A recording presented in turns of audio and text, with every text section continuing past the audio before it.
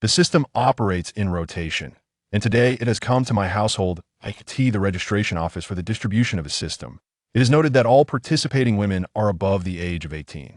Each individual yearns for multiple avenues of choice in their lives. Yet, regrettably, the vast majority find themselves devoid of options. Lig initially believed he too had no choices as he sat at the negotiation table for his layoff.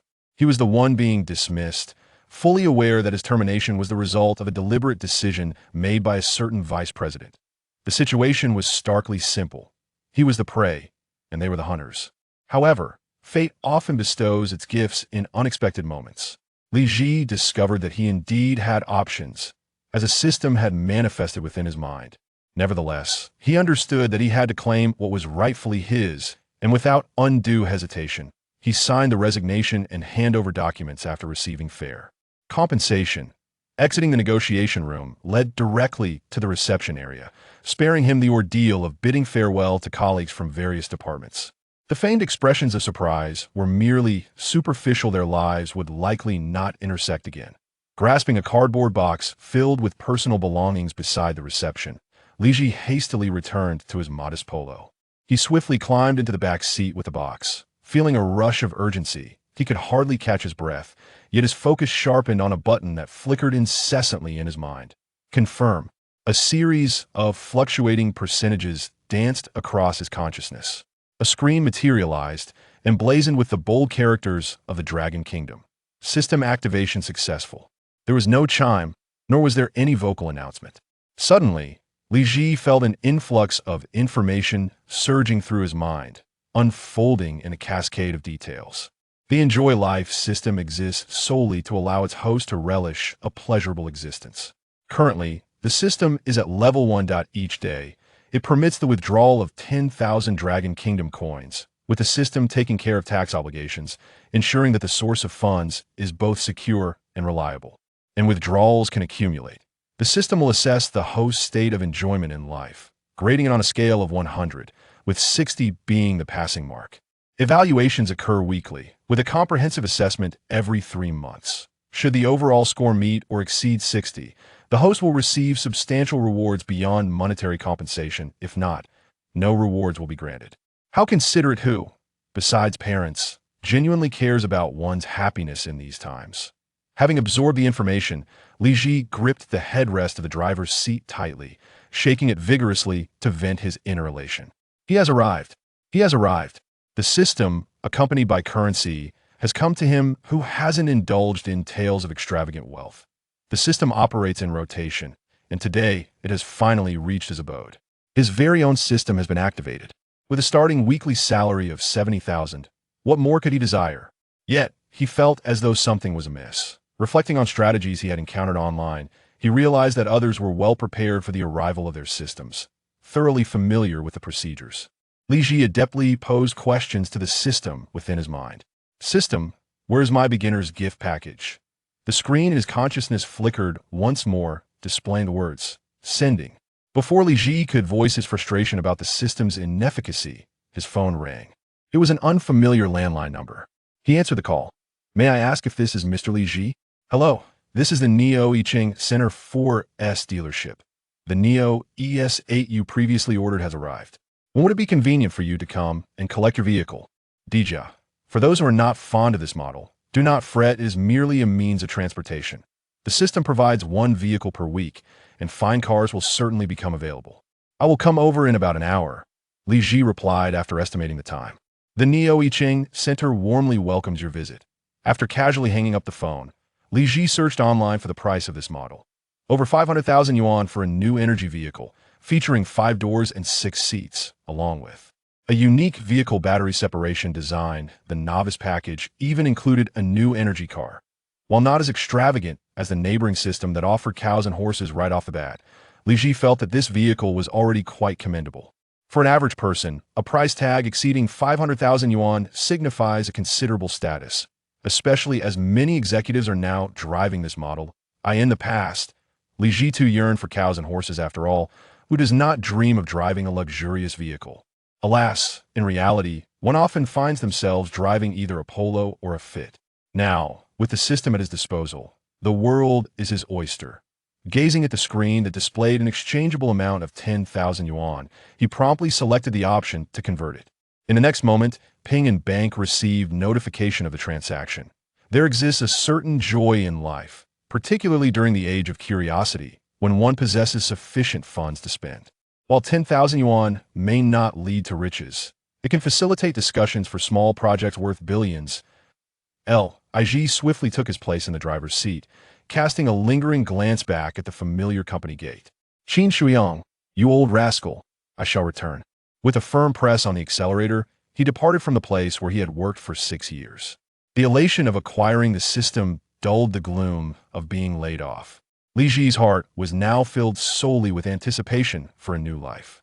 Embracing Neo, he was ready to embrace the future. As he drove, he began to receive a series of congratulatory messages from colleagues, a testament to the camaraderie developed over the years. He found a side road to pull over and took the time to respond to each message. Thank you for the blessings. The mountains are high and the roads are long. May we meet again in the world. An unremarkable little Polo pulled up and parked in front of the Neo Iching Center 4S dealership. Any properly established dealership, having implemented standardized training processes, ensures that all sales personnel maintain a service level above par. Thus, the staff at the 4S store warmly received Li Ji, first guiding him to see his light blue vehicle. Yet, this petite vehicle was far from small in stature, which was precisely what Li Ji preferred. After all, men are drawn to the grand. Feigning calmness, Li Ji surveyed the car from all angles, while the salesperson familiarized him with all the buttons and operations. Two large intelligent screens, a heads-up display, automatic parking, and immersive surround sound with 23 speakers all showcase the intelligence of domestic automobiles. The system even thoughtfully included the optional roof rack, regardless of its utility, as it adds a touch of sophistication. More considerately, the system had already affixed the license plate for Li Ji, although not a particularly auspicious number. Yet, it is undeniably delightful. The entire experience, from signing to capturing photographs, was seamless. Securing my first Quasi luxury vehicle has indeed stirred a sense of exhilaration within me. Li Ji proudly embraced his new identity as a Neo owner, settling comfortably into the well-cushioned driver's seat, now able to promptly summon a chauffeur to take him home. Nearby at the high-end comprehensive department store in Icheng Center, a considerable number of chauffeurs are perpetually on standby. In less than 2 minutes, a driver on a small electric scooter appeared at the entrance of the dealership. Li Ji exited his vehicle, guiding the driver next to the modest Polo. He could distinctly sense the chauffeur's relief. "Brother, you seem rather pleased to see my humble little car," he quipped playfully, buoyed by his good mood. To his surprise, this remark opened floodgates of conversation. "Boss, you have no idea. Recently, many patrons picking up their vehicles here have arrived in Bentleys and Porsches. Just the other day, someone even came in a Cullinan. Goodness, I was quite nervous just being around them." Ig quickly offered a few non-committal responses before returning to the ES8. After all, he was there to work, not to listen to complaints. Was his Polo not worthy of a little anxiety? With the sales staff bidding him farewell, he gently drove out of the dealership, the little Polo closely trailing behind. The acceleration of the electric vehicle was indeed exhilarating. As Li Ji pressed the accelerator, he felt a significant surge of power. Relishing the elevated driving perspective and the technologically advanced cockpit, he let out a long sigh. Li Ji, shall no longer toil like a beast of burden. He decided to test the voice command feature, instructing the intelligent assistant to play music, saving himself the effort of manual operation. Nothing can hinder your yearning for freedom. The surround sound enveloped him, causing every pore to tingle with excitement. The intelligent assistant's capabilities were astonishingly impressive as it began playing the theme song of the Resignation Brigade, an oddly fitting choice. Li Ji joined in, vocally expressing his exuberance alongside the anthem. At the age of 28, time was on his side. Youth was far from over, and he felt he could indulge in another 30 years of adventure. He returned home in a blaze of energy, registering his new vehicle with the security guard at the community entrance, parking the Polo in one of the 2 adjacent spots below. Receiving the keys to the Polo amidst the admiring gaze of the chauffeur, he settled the fare via his phone. That moment, Li Ji recognized himself as the embodiment of success in the eyes of others, possessing both a home and a car. Prior to this, he could indeed claim to have a house and a car. However, The vehicle was merely an 80,000 yuan Polo, and the accommodation was a one-bedroom apartment costing 3,200 yuan a month. He believed that his friend would assist in upgrading everything after all. The Polo had already been elevated to an ES8. Once the chauffeur departed, Li Ji began transferring some documents and familiar items from the Polo to the ES8. He also organized personal belongings he had brought along during his departure from work, discarding the insignificant bits and pieces into a bag, which he then tossed into the trash. Some items held sentimental value, such as the little Polo, which, despite being worth only 40,000 to 50,000 yuan, still had its strengths, particularly in climbing hills. Li Ji seemed to be beyond the need for that sum now. As it represented merely 5 days of his system earnings, he made a decision that contradicted his foundational intentions. 2. The Queen in the co-driver's seat. Li ultimately resolved to sell his car. With 2 vehicles sitting idle, it seemed impractical to keep them, especially considering that the system might soon provide him with an even finer automobile. Until the villa with a spacious garage was finalized, having multiple cars would only clutter his space. Noticing that the day was still young, Li Ji promptly sought out a car dealer on a second-hand vehicle platform to sell his car. The outcome of the sale took him by surprise. The dealer remarked on the excellent condition of his Polo and its complete documentation, offering an impressive price of 40,000. As he watched the taillights of his 4-year-old car vanish from view, he turned to glance at the nearby ES8, which looked quite appealing. He returned to his residence, carrying a box of belongings. Although he was a bachelor, Li Ji had managed to keep his home relatively clean and orderly, with no clothes strewn about or socks lying around. His years in administrative work had naturally instilled in him a preference for a tidy environment. The neighborhood boasted a pleasant atmosphere and was conveniently located near the airport, making it a desirable area in the Shibao district. Li had resided there for 3 years, enduring a rent increase from 2,600 to 3,200 without feeling the need to move. The entire apartment was adorned in soft beige tones, exuding warmth. Upon entering, a small shoe cabinet awaited, with 2 pairs of sneakers neatly placed below. A modest wooden dining table was positioned near the kitchen door, and further inside, a cozy living room comprised of a curved 4-seater sofa, a coffee table, and a large television awaited. Adjacent to this was a substantial bookshelf occupying half a wall, which housed a few books alongside figurines of Robin and Tujino Zomi. Initially indifferent to such collectibles, Li Ji had asked a buyer from his company to procure a few after an encounter at a gathering.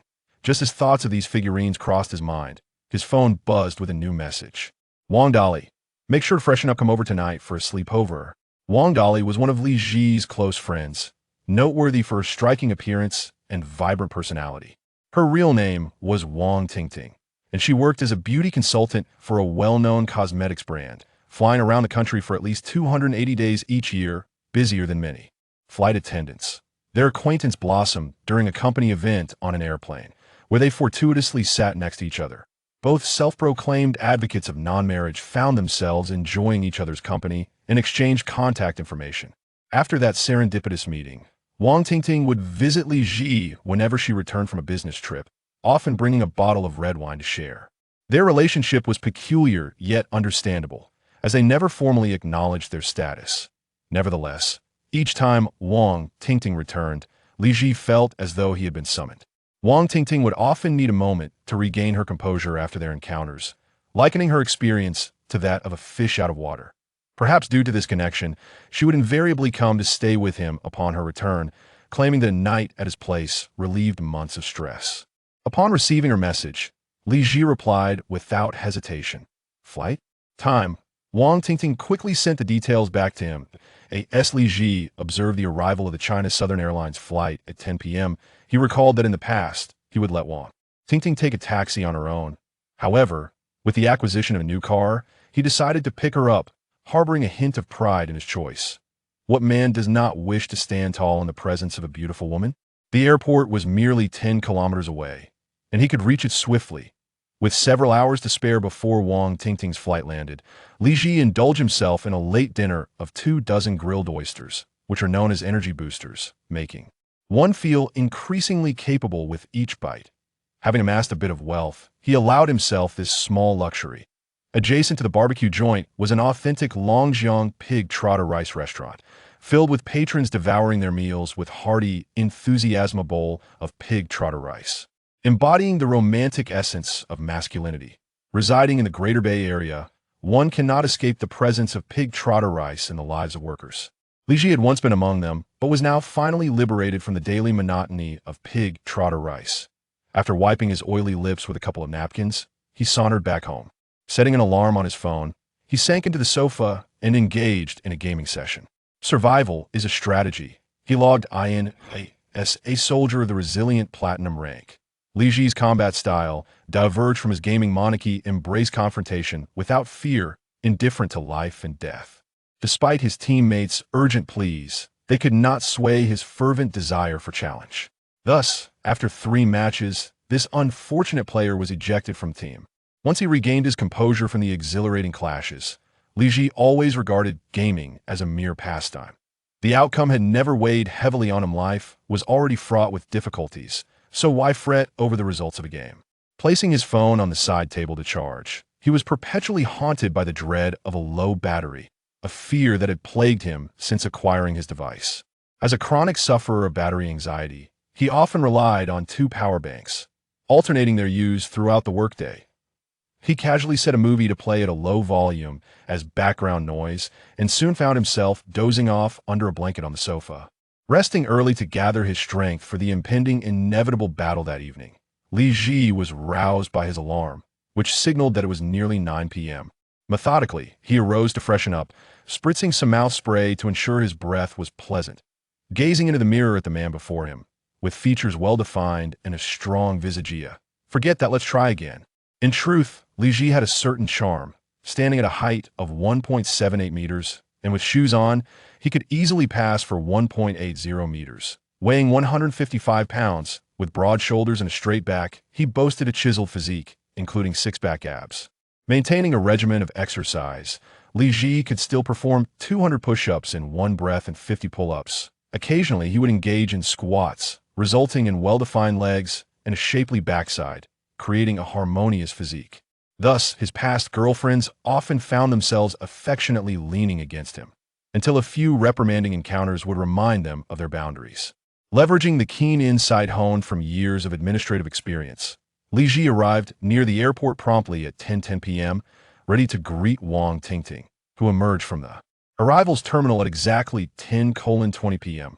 The southern October air remained warm, and while Li Ji was clad in a short-sleeved shirt, Wang Tingting made her entrance wearing a snug white top, fitted black jeans, and 8-centimeter high heels, complemented by a stylish black coat. Wang Tingting gracefully emerged, her alluring figure nearly causing several men to stumble. Li Ji quickly exited his vehicle to embrace her, taking the 2 suitcases and stowing them in the trunk. Ignoring the envious gazes surrounding them, he settled into the driver's seat. "Hey, have you struck it rich? You've even changed your car. This one is quite nice, with footrests. Of course, this car offers the royal treatment for the queen sitting in the passenger seat, and you're the very first to enjoy it." Li Ji failed to notice the flicker in Wang Tingting's eyes upon hearing this, as she playfully tucked a strand of hair behind her ear. "What wind brought you here to pick me up today?" she inquired nonchalantly as she fastened her seatbelt. "What wind?" "Naturally, it's the enchanting breeze that accompanies the arrival of a fairy. Quit it." The two engaged in light-hearted banter. Wang Tingting had just returned from the grasslands, where the October chill had already set in. Only she could withstand such cold with merely a coat and her ample warmth. Casting a glance at the curvaceous figure beside him, Li Ji chose not to drive directly back to the neighborhood, but instead headed to a nearby seafood porridge restaurant. He ordered a pot of fresh shrimp porridge and watched as the delicate woman across from him unabashedly indulged. Beauty made even the simplest acts captivating. "Nothing beats the comfort of clay pot porridge. That mutton and beef has made me gain a bit of weight," he remarked, glancing at her slender waist devoid of excess. "Even if you gain weight, it only enhances certain areas. Are you not fond of it?" Wang Tingting proudly straightened her back, provoking a man at the adjacent table to spray his drink through his nose in surprise. Li Ji looked at her in disbelief. She was indeed a bewitching creature. "Are you done eating? Let's head back once you are. Hey, what's the rush? Boss, please pack this up." Watching Wang Tingting call for takeout with an air of domesticity, Li Ji went to the front desk to settle the bill. He returned to pull her along. Although the current safety conditions were excellent, Li Ji preferred to avoid attracting unwanted attention with such an eye-catching beauty by his side. Winning a fight would be costly, while losing would bring injury and humiliation, neither of which held any value. Amidst their laughter, he led the giggling Wang Tingting to the car. Still laughing? Did you not see the envious eyes from the neighboring tables? Humph, let them see, but not taste that. Lig, exasperated, clasped his hands in mock prayer. Fairy, please spare me from your enchanting troubles. I can barely handle the weight of you, inciting jealousy. Fear not, I can bear the weight of your 100+ pounds, she teased, her delicate fingers grazing his lips as she cast him a flirtatious glance. It was unfathomable for Li Ji to imagine this captivating woman offering earnest guidance to the staff of cosmetic stores and beauty salons. After parking the car downstairs, they dragged the 2 large suitcases into the elevator. As soon as the door opened, Wang Tingting dashed into the living room, flopping onto the sofa like a playful little pig, wriggling until she found a comfortable spot, cradling a plush bear pillow. He hummed, "This place is so comfortable." Ig had left one suitcase in the living room while bringing another into the bedroom. He was well acquainted with the distinction between the 2 suitcases. The blue one contained Wang Tingting's personal toiletries and clothing, while the black one held her store, inspection materials, and samples. After placing the suitcases, Li Ji proceeded to seal the clay pot congee with plastic wrap and stored it in the refrigerator, anticipating that they would need to reheat it in the middle of the night to replenish their energy. As he passed through the living room once more, he instinctively drew the curtains, aware that someone was about to indulge in frivolity. Ah, so comfortable! A white base layer flew towards Li Ji, followed by a large pair of glasses landing atop his head. With an elegant twist reminiscent of a mermaid, Wang Tingting tossed her fitted jeans onto the sofa. The liberated enchantress happily reclined on the couch, humming a tune. After a couple of lines, she playfully beckoned Li Ji with a coy gesture. "Come here, sit beside me." Once Li Ji settled next to her slender waist, Wang Tingting wrapped her arms around his neck and gently pulled him down. "Hold me. Don't say a word, just hold me." Her voice gradually transformed into a soft whisper. In the stillness of the night, illuminated by the soft glow of a lamp, Li Ji gazed down at Wang Tingting, who lay in his embrace like a delicate octopus. A solitary tear lingered at the corner of her eye, and her beautiful face, now in slumber, was devoid of its usual seductive expression, instead radiating a serene beauty. It seemed that the allure she exhibited during the day was merely a fade, a mask that kept others at bay. After more than a year together, Li Ji remained uncertain about what place this woman held in her heart. On days when he had to work, she would sleep until midday after he left, meticulously tidying the room before vanishing without a trace of her presence. Conversely, on weekends, she would insist on staying in bed with him until the afternoon, later dragging him to the grocery store to prepare a meal together. It was somewhat astonishing that such a seemingly delicate woman, who appeared untouched by the rigors of daily life, could create dishes that were utterly delightful. Each time Li Ji devoured the meal she prepared, an expression of pure happiness would illuminate her face, only to be quickly replaced by a more somber demeanor. Occasionally, Wang Tingting would melancholically inform Li Ji that should he find a definitive partner, she would gracefully withdraw from his life. Yet, Li Ji could distinctly sense the complex emotions within her, an inner conflict of yearning and resistance. Remarkably, he felt the same. Neither had they ever pried into each other's pasts or inquired about their financial circumstances. They simply existed together in a relationship that was pure, balancing on the edge of friendship and unfulfilled romance, engaging openly and honestly with one another. After a long absence from slumber, awakening to the midday sun, Li Ji opened his eyes to meet the gaze of large, glistening eyes. "What time is it?" he wondered, not wishing to check. "Does it make you uneasy to look at me like this?" she teased. "Go ahead and revel in it. I have no desire to gaze at anyone else." A delicate, ivory hand rose from Li Ji's chest, gently tracing his brow. "Are you hungry? Perhaps we should warm the clay pot congee first."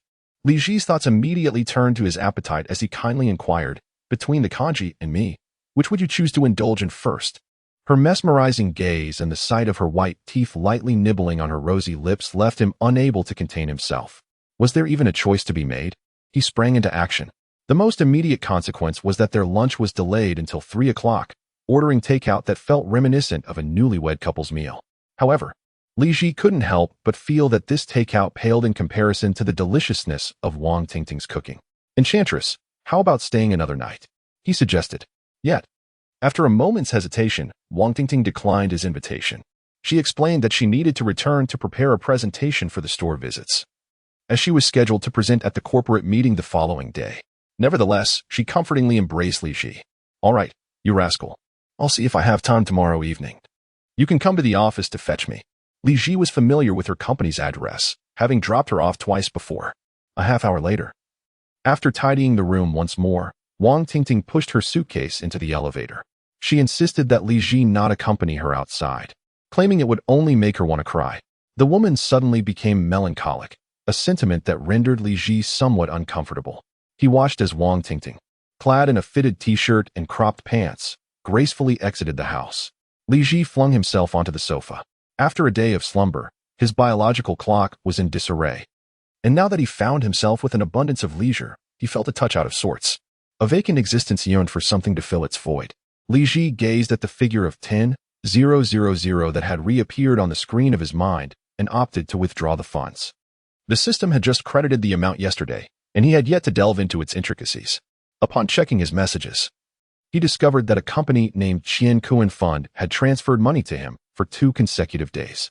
A brief search revealed that this fund was a highly esteemed private equity firm, having perused numerous tales of wealthy individuals. Li Ji understood that this must be the system's proxy. As long as he embraced joy, it was conceivable that, at some point, he would become the proprietor of this fund. He was uncertain whether the system's scoring was calculated on a natural week or a full 7 days. To achieve a commendable score that week, Li Ji concluded that to cultivate happiness, he must engage in delightful activities, avoiding any endeavors that did not inspire him. For instance, if he did not wish to sleep, he should not force himself into slumber but rather rise and revel in life. A bar, a dance club. Perhaps a lively night of dancing? With a fresh 20,000 in hand, indulging in a few drinks seemed feasible. Though the thought of celebrating immediately after a night with Wang Tingting gave him pause. The wisdom of restraint. Thus, Li Ji resolved to visit a shopping mall. Not for any particular reason, but because it was still working hours, and those he knew were occupied with their jobs.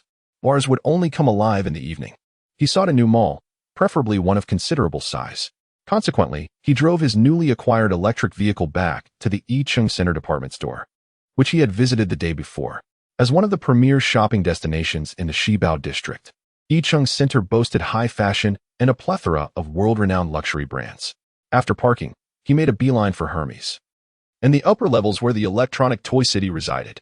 With the recent influx of 20,000, he figured he might as well purchase a wallet at Hermes. Yet, within the toy city, one could procure an entire afternoon of joy for merely 500, far less than the extravagant prices elsewhere. Checking the time, he noted it was nearly 5 p.m., meaning the merriment could extend into the evening. Armed with a basket brimming with gaming tokens, Li Ji set forth to enjoy himself within the toy city. Observing many engrossed in their games, he realized that gaming indeed allowed one to lose track of time and forget their troubles. At that moment, he fancied himself a gaming aficionado. As an avid shooter, his affection for shooting games was undeniable. While others hesitated to engage with mobile games, here, on the grand shooting arcade machines, none could impede Li Ji's bold advance. However, the incessant clinking of tokens being fed into the machines was interrupted by a light-hearted complaint from a nearby player. "Hey, old man, you're terrible. You dare to leave before defeating the enemies? What? Criticism for playing in the arcade?" Li Ji firmly held the trigger, turning to ascertain the identity of this unexpected visitor. Before him stood a pair of luminous, round eyes, a youthful, tender visage, and a sleek, glossy high ponytail, clad in a fitted white t-shirt and blue school trousers. A sliver of her fair midriff peeked out between her top and waistband. Gao Yaki, a schoolgirl, yet standing at nearly the same height as Li Ji. She was no mere child, but a young lady. A glance at his phone revealed it was 5:20. She had escaped before the school day ended, a delinquent indeed. Oh dear, skipping class. How dare she mock my shooting skills?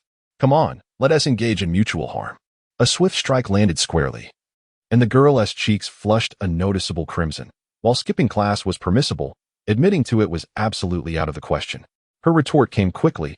"Old man, meddling in affairs that don't concern you only highlights your lack of skill. Look, you've been eliminated again."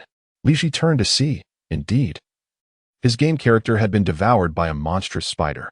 A prompt appeared on the screen, asking if he wished to continue. After a moment's deliberation, he tossed in a few coins and invited her to take the adjacent gun position. If you're so skilled, why don't you lead? All right, prepare to witness my prowess. The girl grasped the gun, her finger poised on the start button, a triumphant expression adorning her face. Little did she know, converting foes into allies was a tactic honed through Li Ji's extensive years in administration. With more coins inserted, they played several rounds, eager to see the countenance of this young girl post-victory. After a few more rounds, as the girl exuberantly guided Li Ji through the game, she triumphantly struck the machine. Old man, did you see that? Now that's what I call skill. Li Ji remained silent, glancing at the coin slot, which had noticeably diminished in height. The girl followed his gaze, her cheeks flushing once more. It's mainly because you're so incompetent. I've been taken down several times because of you. Right? Right, Li Ji offered no defense, his tone dripping with insincerity. Well, I'm off then. Goodbye, old man. The girl pouted, flicking her hair as she prepared to leave, yet stealing glances at Li Ji's expression. Since you helped me clear the game, I'll treat you to some gaming fun as a token of gratitude. Li Ji spoke leisurely. He could easily discern the girl's playful intentions. It was no wonder that back in school, when one displayed such behavior, the teachers were well aware of their intentions. This was merely the result of experience and familiarity. As Li Ji spoke, the girl joyfully bounced back. Really? Thank you. Old man, what game do you want to play? I'll take you, and I promise not to find you bothersome. In that moment, Li Ji felt a surge of malicious intent. Was poor gameplay a crime? I can be a pay-to-win warrior. He raised his finger, surveying the arcade, finally landing on the shooting machine beside him. I wish to engage in this game. Surely, dear sir, you possess an innate talent for marksmanship, clinging to shooting games with fervor. All right, I concede. I shall fulfill my promise and insert a coin. The girl appeared somewhat exasperated. Were it not for the desire to snag a few game tokens, would it require such effort? She felt burdened by responsibilities beyond her years. The shooting machine featured a zombie shooting version, albeit slightly softened and rendered cute. Yet the chilling growls of the zombies emanating from the game speakers caused her to furrow her brow slightly. Li Ji, catching sight of her expression from the corner of his eye, momentarily lost focus. Hey, uncle, quickly fire, shoot the upper left corner. They're all coming at us. The girl shouted anxiously, reaching out to tap Li Ji, her delicate hands surprisingly forceful, causing a resounding slap against his arm. As Li Ji promptly fired, that little hand swiftly retreated, continuing to direct his shots with fervor. Under Li Ji's expert marksmanship, coins cascaded into the machine. After another grueling battle, the girl finally celebrated another level cleared with Li Ji. Uncle, can we forego the shooting games? It's exhausting. I never knew gaming could be so strenuous, she expressed, her face reflecting a sense of despair. All right, let us abandon the shooting games and indulge in something lighter. I shall treat you to ice cream. Thank you, uncle. My name is Gao Yaki. Observing the girl's beaming smile, Li Ji felt a sense of joy. She truly lived up to her name, tall and graceful. I suppose an ice cream is the key to unlocking your smile, isn't it? What flavor would you like? Vanilla, please. Thank you, uncle. Her large, sparkling eyes twinkled as Li Ji took a moment to appreciate her beauty, youthful and radiant. Select a game you fancy and enjoy, Li Ji said with a smile, placing the coin basket before Gao Yaki. Uncle, are you not concerned I might abscond with the funds? Clutching a basket brimming with game tokens, Gao Yaki beamed like a blossoming flower. Dare you flee, and I shall ensure you regret it, Li Ji replied, captivated by her charming visage. He noticed her ears flushed crimson as she rolled her eyes playfully but remained rooted in her spot, clearly enchanted by the prospect of ice cream. Li Ji quickly turned to leave, feeling slightly flustered after having just eaten. He proceeded to purchase 2 large cups of vanilla ice cream, for he himself had an affinity for the flavor. Upon returning to the arcade, he found Gao Yaki engrossed in a fishing machine, the seemingly slender girl exhibiting surprising strength as she rocked the machine back and forth.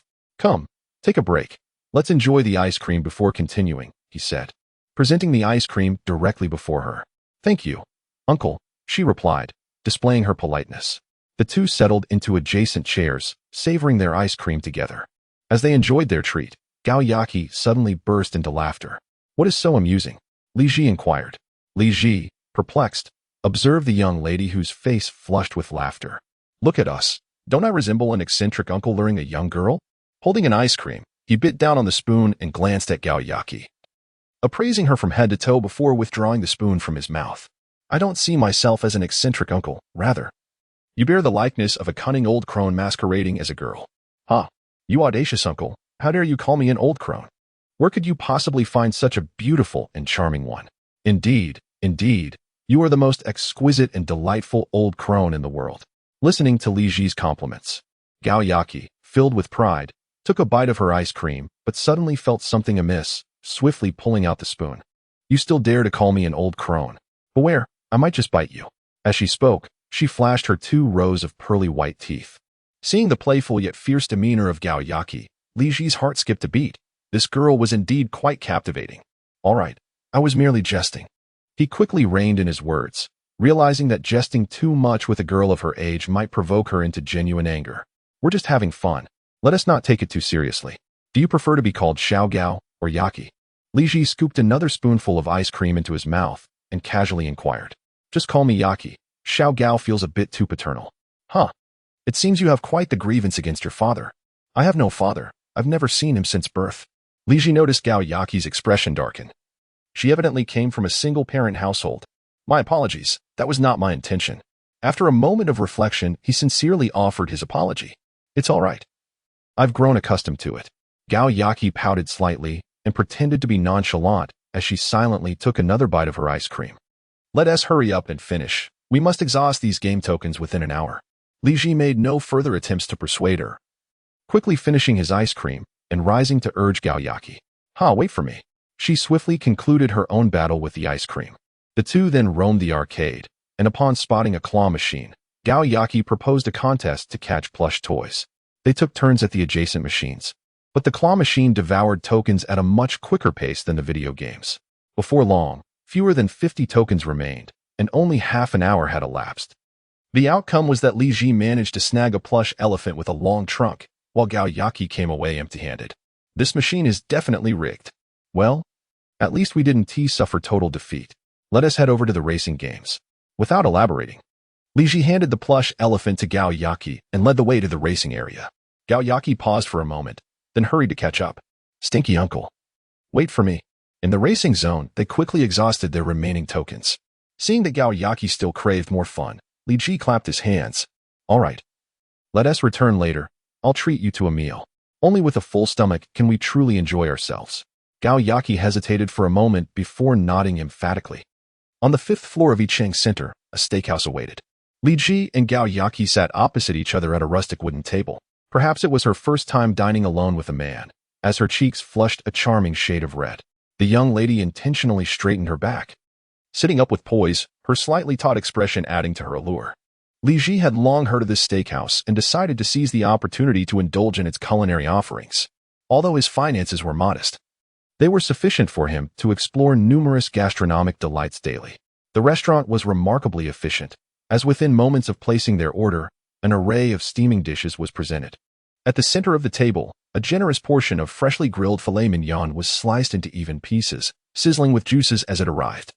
Flanking it were 2 rows of golden brown mushrooms, luxuriating in the savory drippings. A large platter of seafood pasta emitted a delightful steam, while a portion of appetizing French creamy shrimp was neatly arranged on another plate. To cater to the young lady's palate, Li Ji also ordered a seasonal fruit salad with yogurt. As he had driven, and considering Gaoyaki was still studying, he opted for a pitcher of rich corn juice, pouring each of them a generous glass. As they gazed at the delectable spread before them, Gaoyaki swallowed nervously. Just as Li Ji was about to encourage her to dig in, she retrieved her phone from her pocket. Uncle, would you mind if my phone dined first? She asked. It's a good habit. I'll take a couple of pictures too. Li Ji chuckled. This ritual of dining out was now commonplace. Food first, phone second. He took out his MT50 and snapped several pictures of the table, casually capturing one of Gaoyaki as well. Realizing Li Ji was photographing her, Gaoyaki instinctively raised a hand to shield her face, retreating behind the table. Li Ji recognized his actions might have been a tad forward, yet he remained silent, displaying the pictures he had just taken in front of her. Candid shots are the most natural. Look at this effect. It's stunning. On the screen, Gaoyaki held her phone aloft, earnestly seeking the perfect angle for her steak, her focused expression illuminated by the surrounding lights, rendering her enchanting. Wow, uncle, your photography skills are quite impressive. Could you send them to me? Gao Yaqi exclaimed, pleasantly surprised by his talent. Thus, Li Ji added her on WeChat. Use this tactic with caution. Don't blame me if you get into trouble. Gao Yaqi's WeChat name was Silly Be Careful, and her avatar depicted a cartoon girl, perfectly suiting her youthful style. As she sent the friend request, she adorably exclaimed, Uncle, so your name is Li Ji. It certainly sounds quite rational. Due to his administrative profession, Li Ji had chosen to use his real name for WeChat, lending it a more professional air. The profile picture is an AI-generated image that bears a resemblance to Li Ji. With a cheerful smile, Li Ji inquired of Gao Yaqi, now that you know my name, why still call me uncle? Call me Li Gu instead. All right, uncle. At that moment, Gao Yaqi felt a sense of superiority, gleefully wriggling in her chair and humming a few tunes. Glancing at his phone, Li Ji noticed that Gao Yaqi had accepted his friend request, prompting him to send over the candid photos he had taken along with the images of the steak. Just as Gao Yaqi saved the pictures, she promptly shared the steak photo on her social circle, albeit carefully shielding a few individuals from view. Isn't this supposed to be private? Li Ji observed her actions. Realizing how adept modern girls are with technology, their online maneuvers are impressively smooth. After posting, Gao Yaqi set her phone down, her large eyes sparkling as she looked at Li Ji. Uncle, may we eat now? I had already invited you to dinner, yet you insisted that your phone eat first. Li Ji raised his corn juice, clinking it with hers. To our acquaintance. With a face full of excitement, Gao Yaqi toasted with Li Ji, as if this gesture symbolized her growth. In the steakhouse, all sorts of utensils were available, knives, forks, and chopsticks. After all, one must adhere to local customs when dining. The choice of cutlery is left to the diner. Li Ji casually picked up a pair of chopsticks, the tool he had used for decades. Why compromise on comfort? Meanwhile, Gao Yaqi, with a curious expression, grasped the knife and fork, asking Li Ji if she was holding them correctly. Li Ji corrected her to the proper left fork. Right knife position. Having attended various business events in his administrative role, he was well versed in the fundamentals of Western dining etiquette. After an afternoon of gaming, both felt a pang of hunger. Sipping on their corn juice, they plunged into their meal. Despite her petite stature, Gao Yaqi was a carnivore at heart.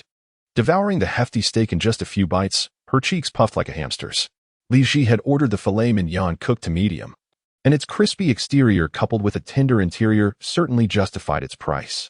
The creamy shrimp balls contained several large shrimp, boasting a delightful texture. Noticing Gao Yaqi's fondness for them, Li Ji reserved the remaining shrimp balls for her. They first finished the steak, then turned their attention to the seafood pasta. Gao Yaqi seemed less enthusiastic about the pasta, thus most of it was consumed by Li Ji. As Gao Yaqi popped the last creamy shrimp ball into her mouth, their meal was essentially concluded. After taking a sip of corn juice, she cradled her little belly and sighed contentedly, I'm so full. With her hunger satiated, Gao Yaqi finally lowered her guard around Li Ji. Gradually, he learned the reason behind her skipping class that day. Gao Yaqi, in her senior year, was raised in a single-parent household. Due to her mother's high expectations, she often found herself under considerable pressure from her mother's occasional admonitions.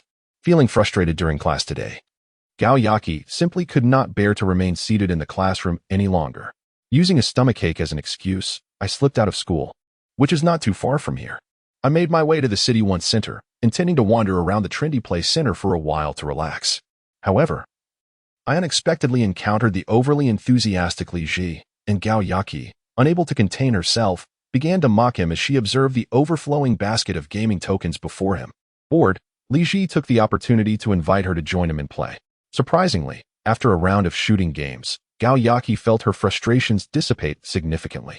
Added to that, Li Ji treated her to a sumptuous steak dinner, rejuvenating her spirit as a vivacious young woman. Li Ji also confided in Gao Yaqi about his recent job loss, receiving comforting words from her in return.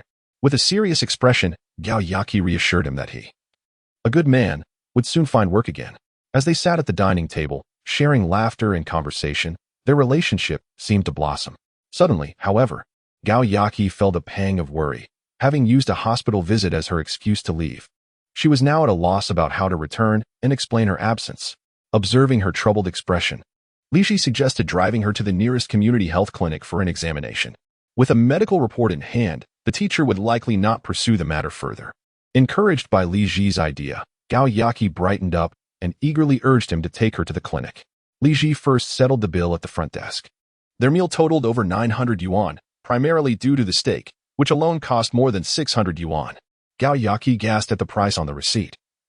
Having never spent that much on a single meal before, Li Shi, who was willing to treat her to such an extravagant dinner, temporarily earned her regard as a good person, especially since he also offered to assist her in obtaining a medical report to placate her teacher.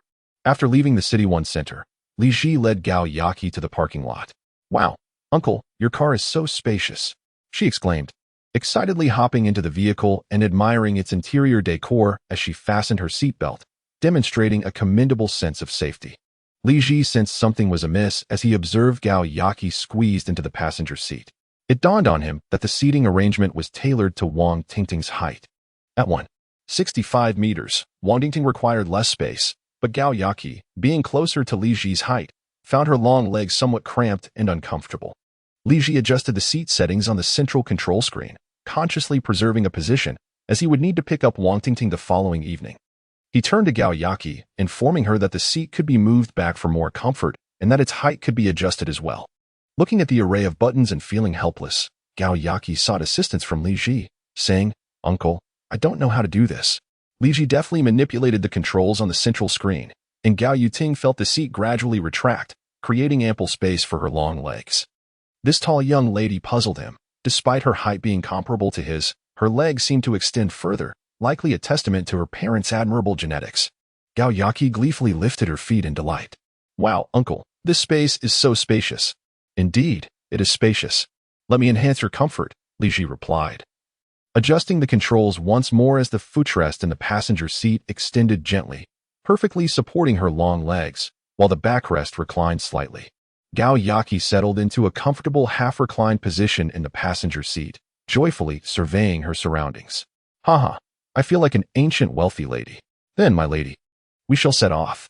"Stinky uncle, who wants to be your lady?" The long-legged girl, half reclined in the passenger seat, flashed a bright smile, baring her pearly white teeth, and waved her fist playfully, presenting a spirited demeanor. Their playful banter continued until they arrived at the community health center. Li Ji parked by the roadside and cautioned Gao Yaqi, "Once inside, just say you are my sister. Do you have your ID with you? What are you up to?" "Uncle?" Gao Yaqi asked, her expression wary. "What are you thinking, you little brat?" "I'm merely here to register you," Li Ji chuckled, amused by her high level of vigilance. "My phone is linked to the health insurance card," Gao Yaqi said, shaking her phone. "Then why are you dawdling?" "Get out of the car," Li Ji said, unbuckling his seatbelt and glancing in the rearview mirror, preparing to exit. "Uncle, wait for me." Gao Yaqi quickly unfastened her seatbelt and sat up. "Call me brother." "Brother, wait for me." The girl finally relented and addressed him as brother. Upon entering the health center, they registered, queued, and completed the consultation seamlessly. The doctor was familiar with scenarios where an older brother accompanied his younger sister for a checkup. After a simple blood test, Li Ji settled the payment via scan. The doctor concluded that she had mild anemia, advising her to rest and increase her iron intake. Without prescribing any medication, they were soon on their way. "Dear, you need to consume more iron-rich foods," Gao Yaqi remarked, perhaps still reveling in their sibling act. As soon as they returned to the car, she playfully chided Li Ji. "Stop. Now that we have the consultation report, are we heading home or to school?" "Hey, uncle, you're being unfair. Before we ate, you promised to take me to play games afterward. Now that we've had a meal, you've changed your tune. No wonder they say a man's words are deceptive." She feigned a look of grievance, feeling betrayed. "Well, you should be aware that it's already 8:30. I know your night study ends at 9:30. And given your demeanor, it seems you're a day student. Are you not planning to go home?" "Uncle, can we play for another hour?" Gao Yaqi shed her haughty demeanor from the arcade and, with a soft, endearing tone, tugged at Li Ji's sleeve. The cool touch of her fingertips occasionally brushed against his arm, causing goosebumps to rise along his skin. All right. No more shaking, just 1 hour. When the time is up, I'll take you home. A girl who knows how to be coy gets her sweets." Li Ji shook his head. And after seeing off this playful girl, it was just the right time for the bar to start bustling. The two returned to the bustling gaming hall in the city center. Li Ji requested another 500 game tokens, a hefty pile laid before them. "Go ahead. Play whichever you fancy." "Okay, uncle, come play with me." Gao Yaqi effortlessly lifted a basket of tokens, showcasing a surprising strength that belied her youthful appearance. Under her guidance, Li Ji approached the fishing machine. Gao Yaqi placed the tokens down and patted the adjacent machine. "Uncle, let us go fishing." It seemed she had a particular fondness for the fishing machine, enthusiastically tossing in the tokens and urging Li Ji to start playing. Before long, with their vigorous shaking, the entire machine began to tremble. Gao Yaki's continuous excited shrieks caused Li Ji to pause momentarily. Hey, Yaki, calm down. Uncle, don't hold back. The fishing machine is meant to be played like this for maximum fun. After her exuberant declaration, her high ponytail nearly unraveled, cascading down her shoulders. Yet her radiant smile remained undiminished as she beckoned Li Ji to join her in the raucous excitement. Though Li Ji found it difficult to match her level of exuberance, watching her unrestrained joy transported him back to his own school days. Back then, he lacked the financial means and did not have such a vibrant and graceful girl by his side. He recalled how his classmates exuberantly celebrated their youth, reveling in carefree joy every day, while he felt constrained by the absence of a supportive family, perhaps in compensation for those lost moments. The system descended upon him when he was still able to indulge in life's pleasures, earning 10,000 daily, though not as extravagant as other systems boasting trillions. Li Ji felt immensely satisfied. A monthly income of 300,000 surpassed that of the vast majority, with normal expenses and leisure activities. As long as he avoided exorbitant indulgences, financial concerns were scarcely a thought. Moreover, the periodic evaluations held the promise of undisclosed rewards. As he vigorously worked the joystick, Li Ji found himself lost in thought. Suddenly, he realized that such vigorous shaking of the joystick was indeed a wonderful stress reliever, a source of relaxation. Gao Yaki continued to toss tokens into the machine, her spirited shouts and jumps drawing the attention of many, standing beside her with a basket overflowing with tokens. It was evident that neither of them was lacking in resources, so no one approached them seeking contact information. Uncle, she exclaimed joyfully. Gao Yaki remained determined to encourage Li Ji to mimic her enthusiasm. Initially feeling a bit shy, Li Ji found himself swept up in her infectious energy and, upon encountering a big catch, tried letting out a few shouts himself, surprisingly finding it quite exhilarating. Thus, the air around the fishing machine was filled with the sounds of a man and a woman shouting and the rhythmic tapping of buttons. After a brief moment of shouting, Li Ji, still eager for more, glanced at his phone and noted it was 9:20. Hello, Yaki, we have 10 minutes left. Let us each take a machine and see who can grab a doll first. Time flies so quickly, Gao Yaki lamented, her expression revealing her dissatisfaction with the limited playtime. Her disheveled hair gave no hint of the beauty she had been moments before. With a swift motion, she tore off the precariously dangling hair tie, irritably raking her fingers through her hair, which now resembled a bird's nest. Just as Li Ji was preparing to tease her, she deftly secured the hair tie around her wrist and, with a few swift motions, smoothed her hair back into place before fastening it into a neat high ponytail. The transformation revealed a vibrant young woman, evoking a flutter in Li Ji's heart. Such is the vitality of youth. Hey, old man. You handle the game coins while I choose the machine, she commanded, her temper flaring briefly before dissipating. The seemingly hefty girl, bouncing with energy, led the way. You can try this one, and I'll go for that one. Gao Yaki assigned Li Ji to a machine brimming with long-eared rabbits, while she opted for one filled with plush bears. For those unskilled at claw machines, they are merciless in devouring game coins. In just 15 minutes, a substantial handful of coins had vanished entirely. The results: Gao Yaki, 0, Li Ji, 1. It was a scene reminiscent of their earlier dinner. Stealing a glance at the long-eared rabbit in Li Ji's possession, Gao Yaki awkwardly scratched her head. I'm never playing claw machines again. I clearly lack the talent. Just then, her phone vibrated, and she quickly retrieved it, her slender fingers tapping rapidly on the screen as she seemingly replied to a message, a hint of a smile gracing her lips. After sending her message, she leaned closer to Li Ji, playfully tugging at the hem of his t-shirt. Could you give me a ride near the school? A sweet fragrance wafted toward Li Ji, and from his vantage point, he caught a glimpse of her delicate ears and fair neck. As she swayed, her high ponytail danced in his line of sight, and he couldn't help but admire its glossy sheen and abundance. If you know the way, just remind me at the corner where we need to turn, Li Ji replied, not refusing her request. He could sense that she had developed quite a fondness for him, evidenced by her willingness to engage in such familiar gestures. If only the system had provided a gauge for affection levels, he could have discerned Gao Yaki's true feelings toward him. However, Li Ji believed that such a device was unnecessary. Relying solely on a measuring instrument to gauge social interactions would reflect a lack of confidence. Moreover, engaging with others based on one's judgment was a valuable life experience. With thoughtful consideration and increased interactions, one could naturally develop an accurate sense of judgment over time. He handed the long-eared rabbit to Gao Yaki, watching as she bounced ahead, full of life. The tall and slender figure attracted the gaze of many, leading to envious glances directed at Li Ji. Li Ji had grown accustomed to such admiration and jealousy, believing that being envied was a natural consequence of possessing what others lacked. As the two settled into the car, Gao Yaki once again reveled in her royal treatment as the passenger. This time, she requested Li Ji to adjust the seat back to an upright position. Choosing a comfortable posture against the seat, she attended the 3rd Middle School of Shibao District, which was considered one of the better schools in the area. The distance to the Central City Mall was merely a few minutes' drive, which explained her quick escape to the location right after classes. Upon catching sight of the school gate from afar, Gao Yaki instructed Li Ji to turn into a nearby side street and park by the roadside. She took a few photos of the scenery and sent them out. After sharing the photographs, she turned to Li Ji with an appealing gaze. "Uncle, a friend of mine will be joining us soon. Could you give us a ride?" "You're treating me like a free chauffeur," Li Ji replied, amused. "Uncle, I know you're the best," Gao Yaki said, playfully clinging to his arm, displaying an increasing familiarity. Li Ji tilted his head, not refusing her request, understanding that both had their own motives. As he parked, he noticed several students already returning home in small groups. Many opted for bicycles, but the occasional expletive revealed the restless angst typical of their age. Children raised in the digital age were often well aware of various matters due to the wealth of information available to them. Not long after stopping, a knock on the window interrupted the moment. Without waiting for Li Ji to turn, Gao Yaki urged him, "Uncle, open the door, my friend has arrived." Li Ji pressed the unlock button, and a girl swiftly hopped into the back seat. "Ah, I ran all the way," she gasped, clearly having hurried to join them.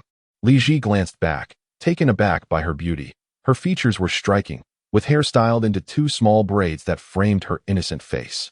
What truly captivated him was her petite stature, complemented by a well-nourished appearance. "Hello, uncle. I'm Zhao Yinhua," she introduced herself, her voice sweet and endearing, suggesting a well-mannered disposition. "Hello, I'm Li Ji," he responded with a warm smile. Yinhua is a name of great significance. Her family certainly knows how to choose names, he mused. After the introductions, Zhao Yinhua leaned over the back of Gao Yaki's seat, and they began chattering animatedly. Li Ji assessed the traffic conditions and set the car in motion. The two girls primarily exchanged amusing anecdotes from their class, including events from the evening study session. Zhao Yinhua even presented Gao Yaki with a test paper, mentioning it was assigned for submission the following day. This prompted Gao Yaki to tilt her head back in dismay before turning to Li Ji, seeking his assistance. "The gentleman suggested we indulge in some delightful cuisine to soothe my wounded heart." Li Ji perceived that this gesture was intentionally aimed at Zhao Yinhua, to exhibit the closeness of their relationship. In their private moments, he had never witnessed her embrace her arm. Through the rearview mirror, he noticed a fleeting glimmer of envy in Zhao Yinhua's eyes. "It is quite late, and you both need to return home soon. How about this? I shall treat you to a couple of tubs of ice cream at the newly opened Snow World," he proposed. Li Ji recalled a shop on the first basement level of East City Center that specialized in an array of ice creams, which seemed to be thriving in business. After a bit of a detour, they headed back to East City Center, the largest mall in the vicinity, further bustling due to several subway lines passing beneath it.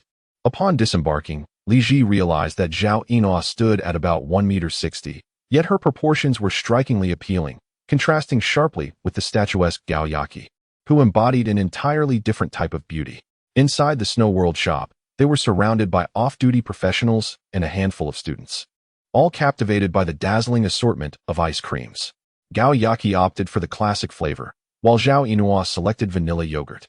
As for Li Ji, having just savored a substantial ice cream before dinner, he felt no inclination to indulge further. While Li Ji stood at the counter waiting for the ice cream, he sensed Zhao Yinhua and Gao Yaki engaged in whispered conversation, frequently glancing his way. Youthful exuberance radiated from them.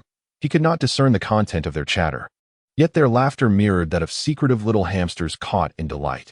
When Li Ji returned, cradling 2 tubs of ice cream larger than their faces, the 2 young women quickly ceased their discussion. However, their suppressed smiles betrayed the mirth they struggled to contain. "What were you 2 discussing? You seem so joyous," he casually inquired. With eyes gleaming at the sight of the colossal ice cream tubs, Zhao Yinhua promptly sold out her friend. "Uncle, Chi-Chi said you snatched meat from her plate." "Huh, Li Ji was taken aback by this revelation. It appeared that the substantial steak from dinner had not fully satiated Gao Yaki's appetite. If you're still hungry next time, feel free to order more, he advised, settling beside Gao Yaki, with Zhao Yinhua across from him. Observing the two girls joyfully wielding their ice cream spoons, Li Ji truly felt the beauty of youth. After a while, Gao Yaki suddenly noticed that Li Ji had not purchased ice cream for himself. "Uncle, why didn't you get any for yourself?" "Because I've been financially depleted by you," Li Ji teased. "What?" Gao Yaki's cheeks visibly flushed with color, a testament to her innocence and gullibility. "Just kidding. I simply didn't wish to consume so much ice cream," he clarified. "If you both enjoy it, I can frequently bring you here," he generously promised, reflecting that each tub of ice cream cost around 70 to 80, and he could easily afford to treat them regularly. The blushing Gao Yaki pondered for a moment before extending her spoon to scoop a generous portion of ice cream. The uncle opened his mouth. Li Ji was momentarily taken aback, questioning whether this was for real. Was she attempting to show off in front of her friend, or what? The pace felt rather swift. Despite her thoughts, Li Ji did not hesitate to open her mouth. A hefty chunk of ice cream was placed into her mouth, the spoon grazing her lips. The flavor was delightful. Li Ji hinted at something, while Gao Yaki, with a touch of pride, dug into a scoop of ice cream for herself. Across from them, Zhao Yinhua hid her small face behind the ice cream bucket, her big eyes sparkling, lost in her own thoughts. With Gao Yaki making advances, Li Ji felt compelled to maintain her composure in front of her friend and asked the pair, "Are you two going to have extra classes this weekend?" "Haha, uncle. Supplementary classes are not allowed now." The two girls laughed heartily. "How about this? If you can come out this weekend, I'll take you to the amusement park." "Really?"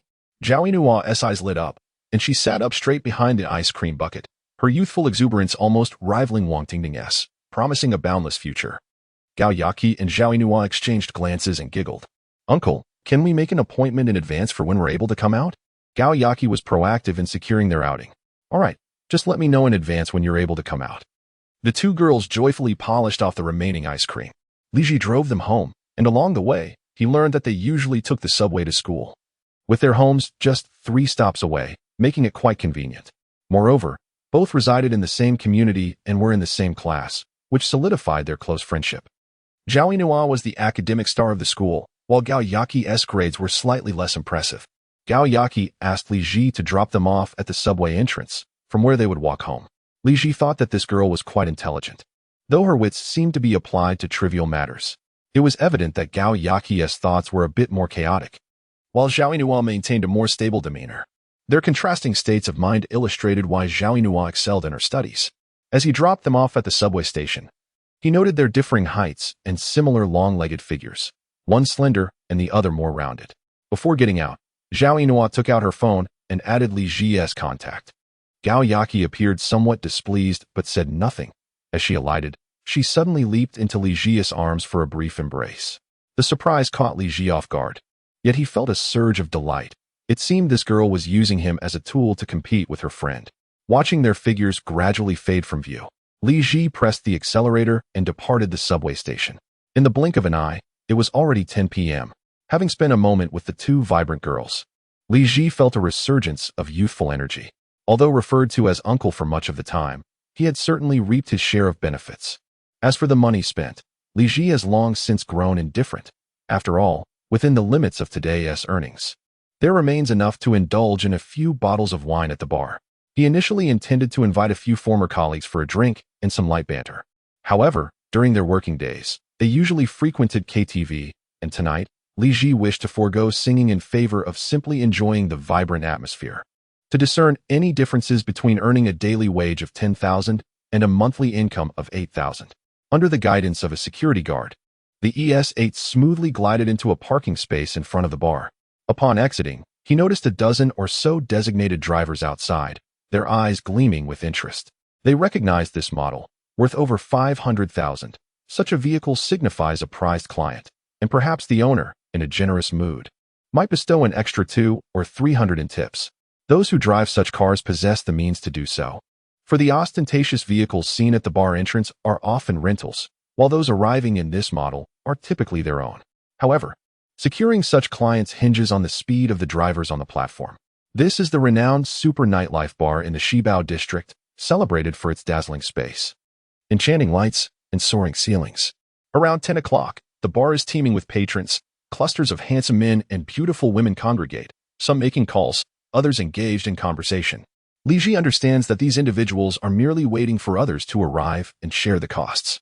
He occasionally participates in such gatherings, albeit not at this particular establishment, where a contribution of 200 or 300 allows a dozen people to crowd into a booth, sharing several packages of drinks.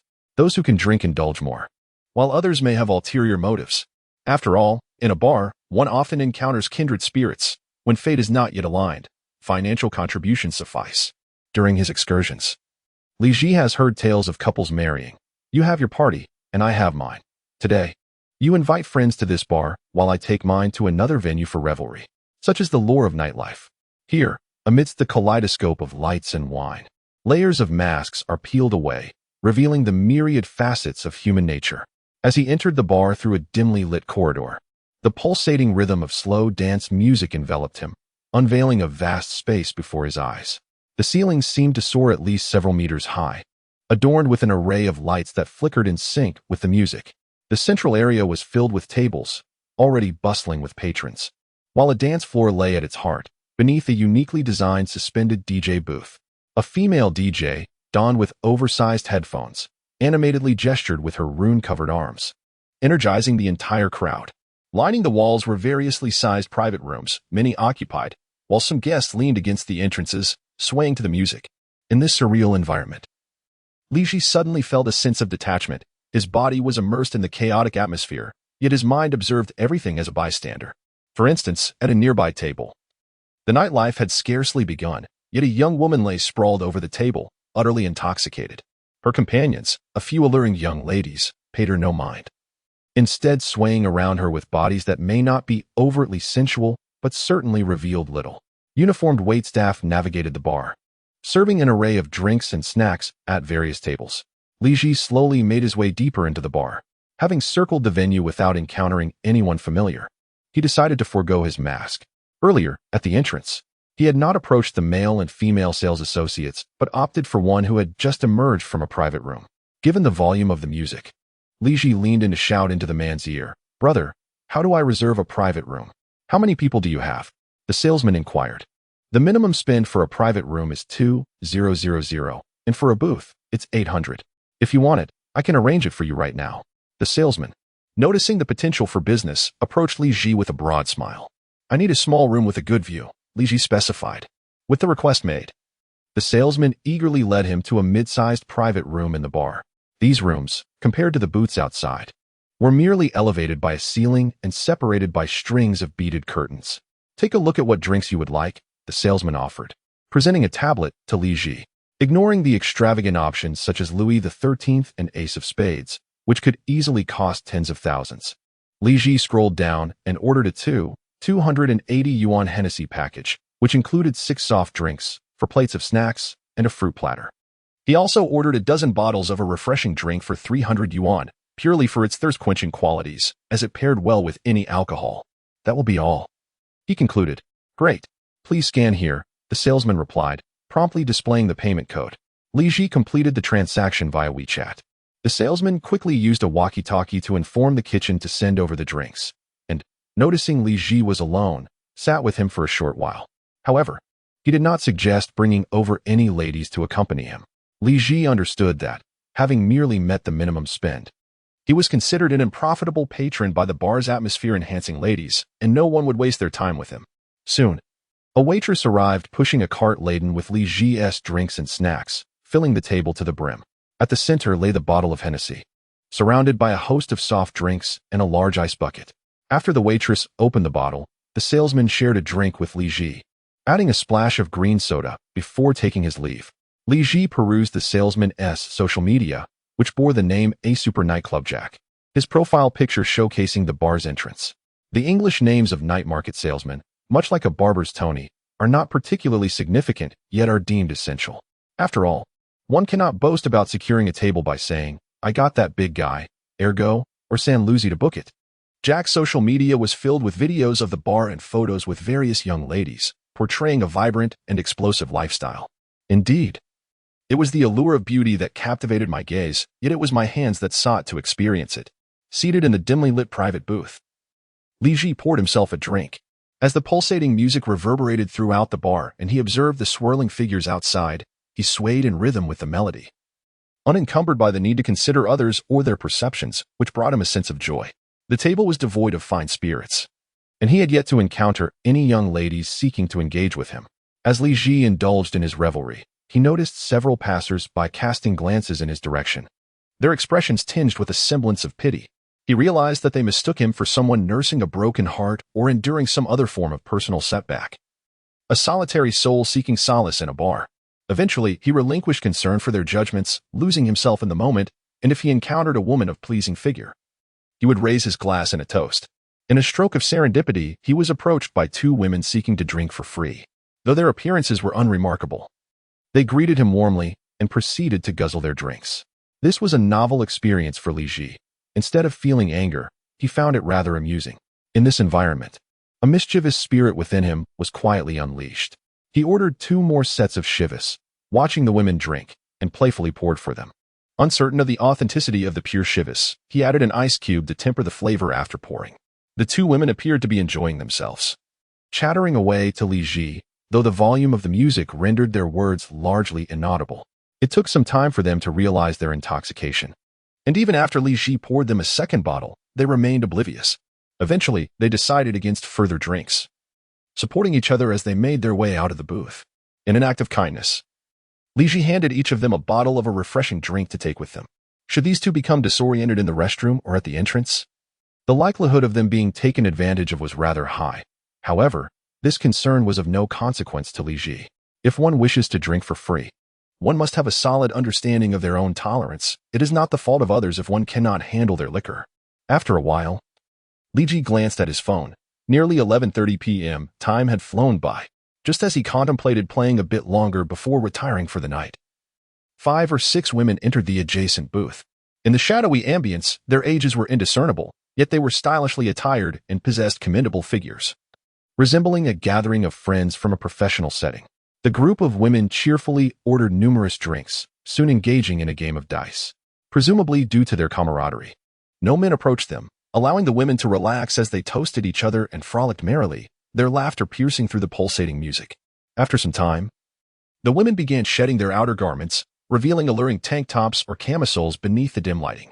Seated in the neighboring booth, Li Ji felt akin to a spectator before a screen, silently observing another world and its cast of characters performing their own drama. As a beam of spotlight swept across the adjacent private room, the rosy faces illuminated, and Li Ji suddenly recognized a somewhat familiar visage. Indeed, the term somewhat familiar was appropriate, for he had encountered this woman just a couple of days prior at the company's annual meeting, where she had been introduced as the 3rd wife of the company's vice president, Qin Shuaiyang, who was reportedly 2 decades her senior. At the annual gathering, she had been seen gracefully accompanying Qin Shuaiyang, toasting with colleagues. Li Ji had perceived her as quite demure at that event, yet here she was, reveling unabashedly in the adjoining room. After shedding her outer garment, she revealed only a delicate camisole beneath, and in the dim light, she appeared quite alluring. Li Ji's heart raced, a surge of thoughts spiraling wildly within him. He was acutely aware of the reasons behind his recent termination. Due to his role in administration, he had managed to glean insights into the company's affairs through various channels. The reason was straightforward. Qin Shuaiyang coveted his position as the administrative supervisor and sought to promote a receptionist he had been courting into that role. The company's structure simply could not accommodate 2 administrative supervisors simultaneously. Thus, Li Ji was unceremoniously ousted, an outcome not unusual during industry downturns. However, being dismissed for such trivial matters left him feeling profoundly disheartened.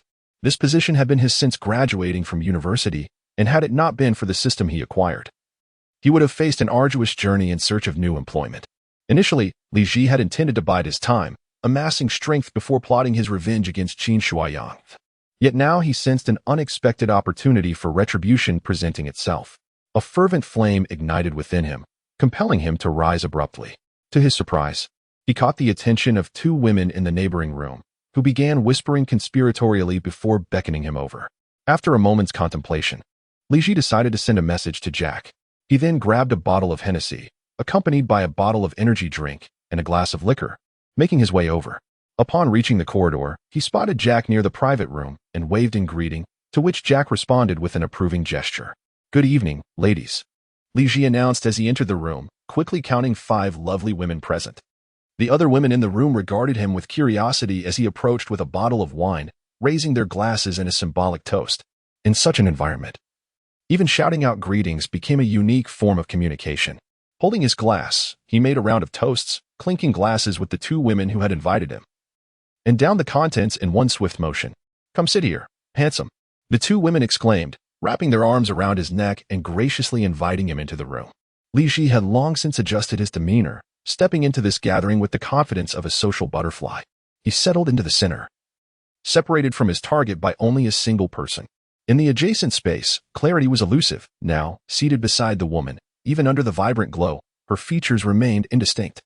Yet the outline of her visage was discernible. She seemed relatively appealing, likely of a similar age to Li Ji, adorned with makeup that was neither overly ostentatious nor excessive.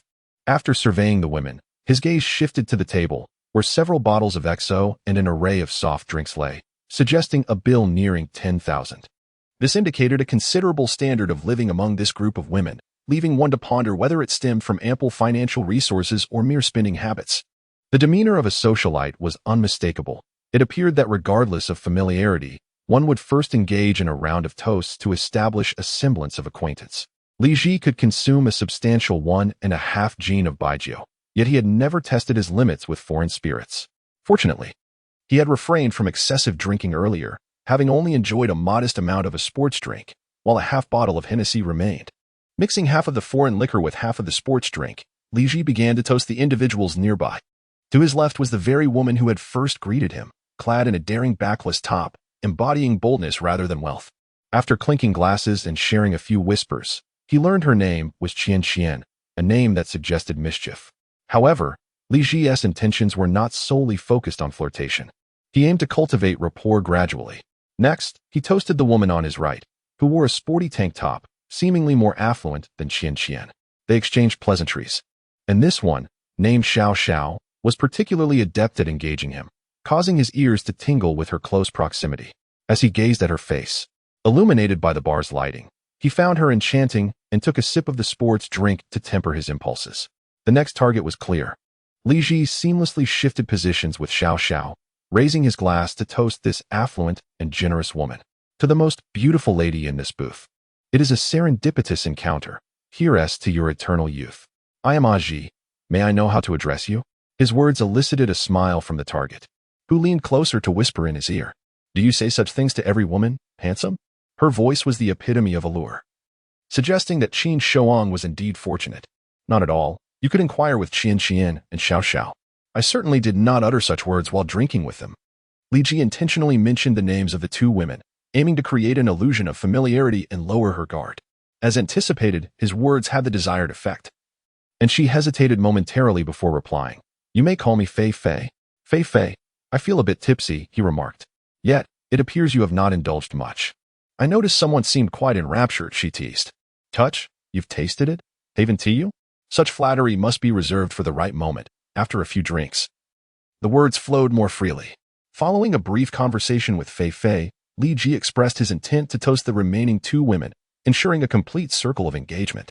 Naturally, he exchanged positions with Fei Fei, who graciously made way for him on the sofa.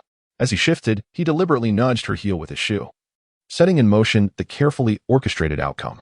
As Fei Fei rose to shift her position, she inadvertently found herself seated squarely in Li Ji's lap due to her shoe being obstructed.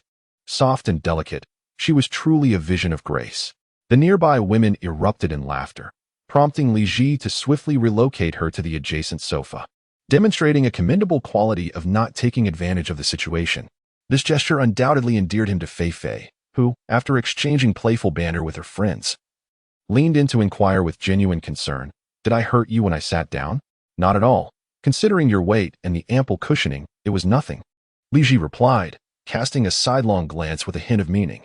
"Oh, please," Fei Fei retorted, playfully tapping his shoulder with a gentle but firm hand. Li Ji raised his glass, signaling that he would seek her out for a drink later, then proceeded to clink glasses with the remaining 2 women. Learning their names were Lulu and Cici. The peculiar choice of names among this group was rather amusing, yet they shared a certain charm. After Li Ji mingled with everyone, he leaned back against the sofa in the private room. Just then, Jack arrived with impeccable timing. This fellow had a keen sense of the moment. Li Ji opted for 3 bottles of Martell Knowledge, each a 3L bottle priced at $58.99, which included 6 soft drinks per bottle, sufficient for the night's revelry.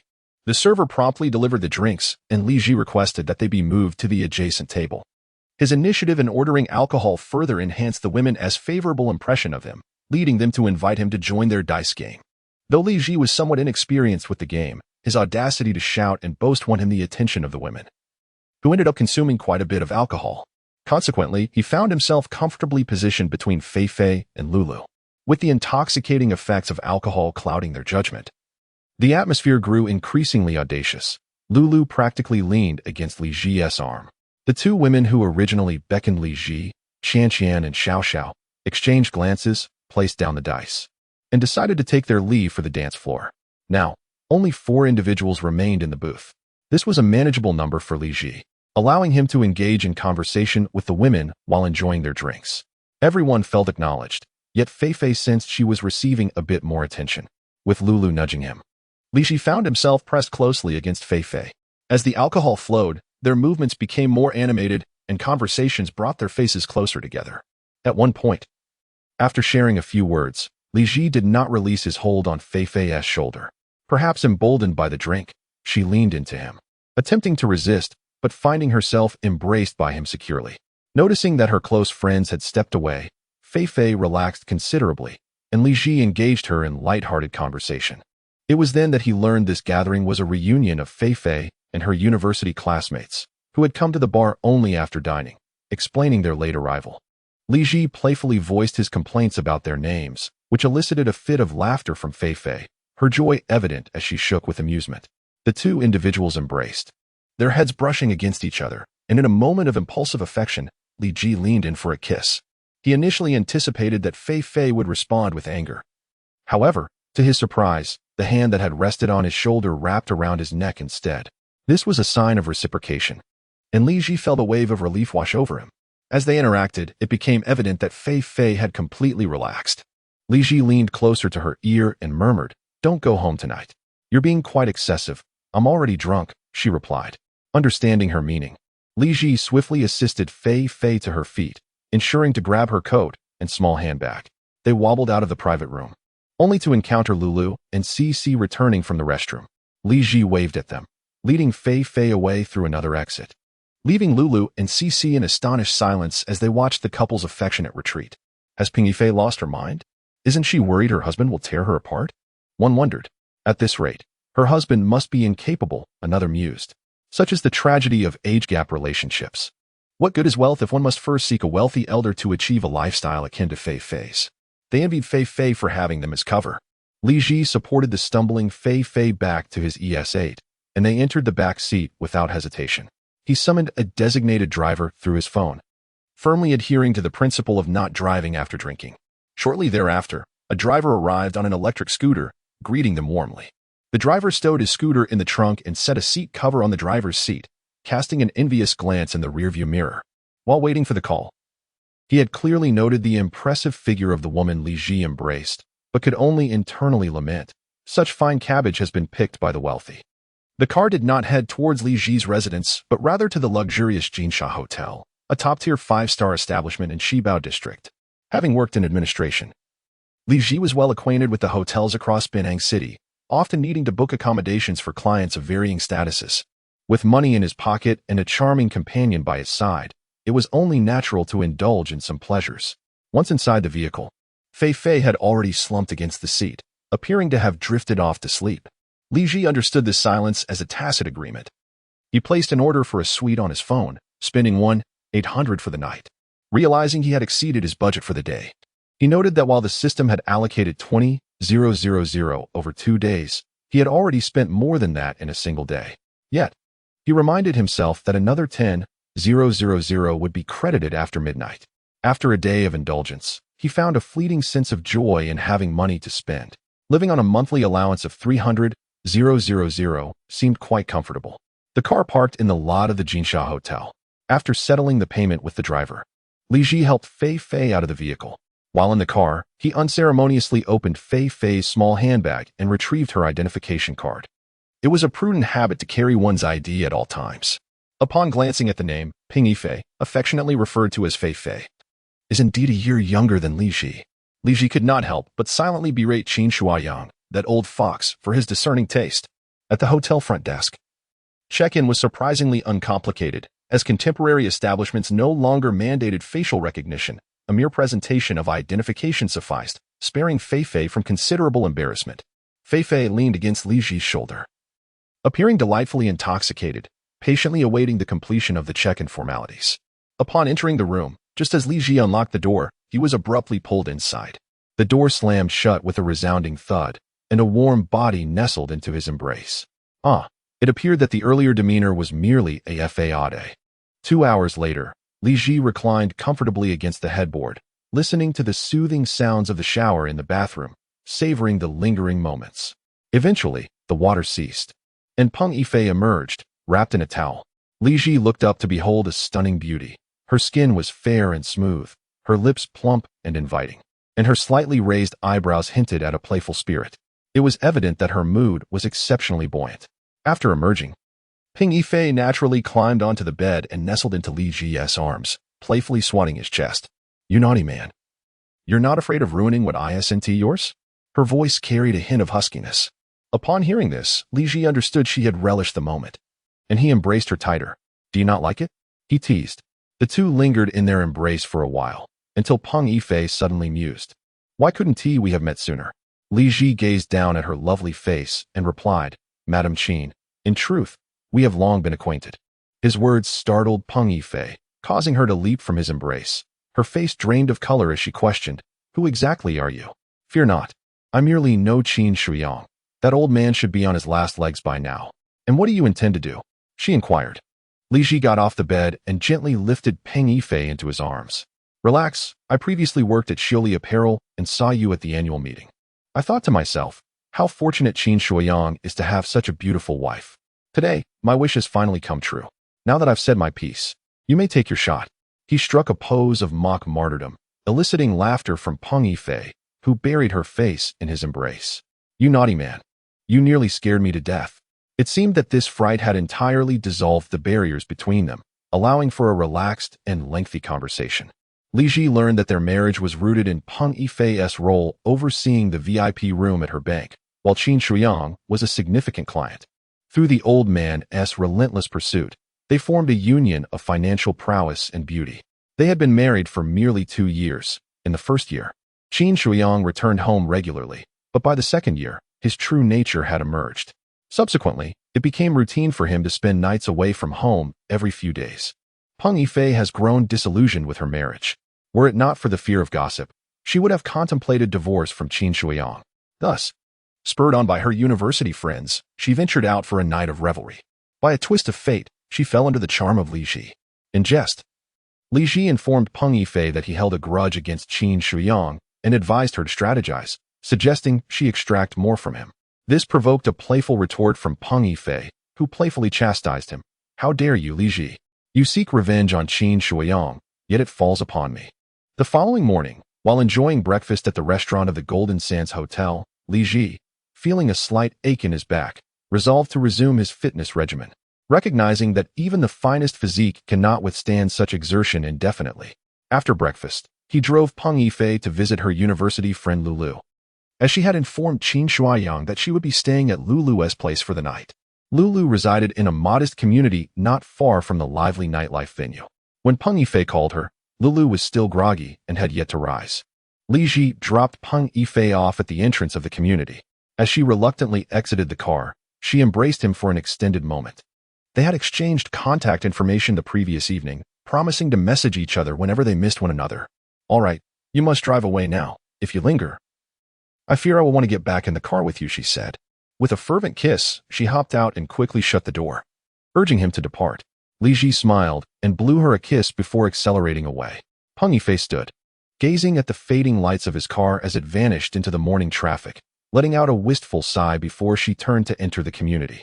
Lulu, still half asleep, opened the door, and her eyes brightened upon seeing the beaming Peng Yifei. "Oh, dearie Fei, did you have a splendid time last night?" How did it feel? Feeling languid.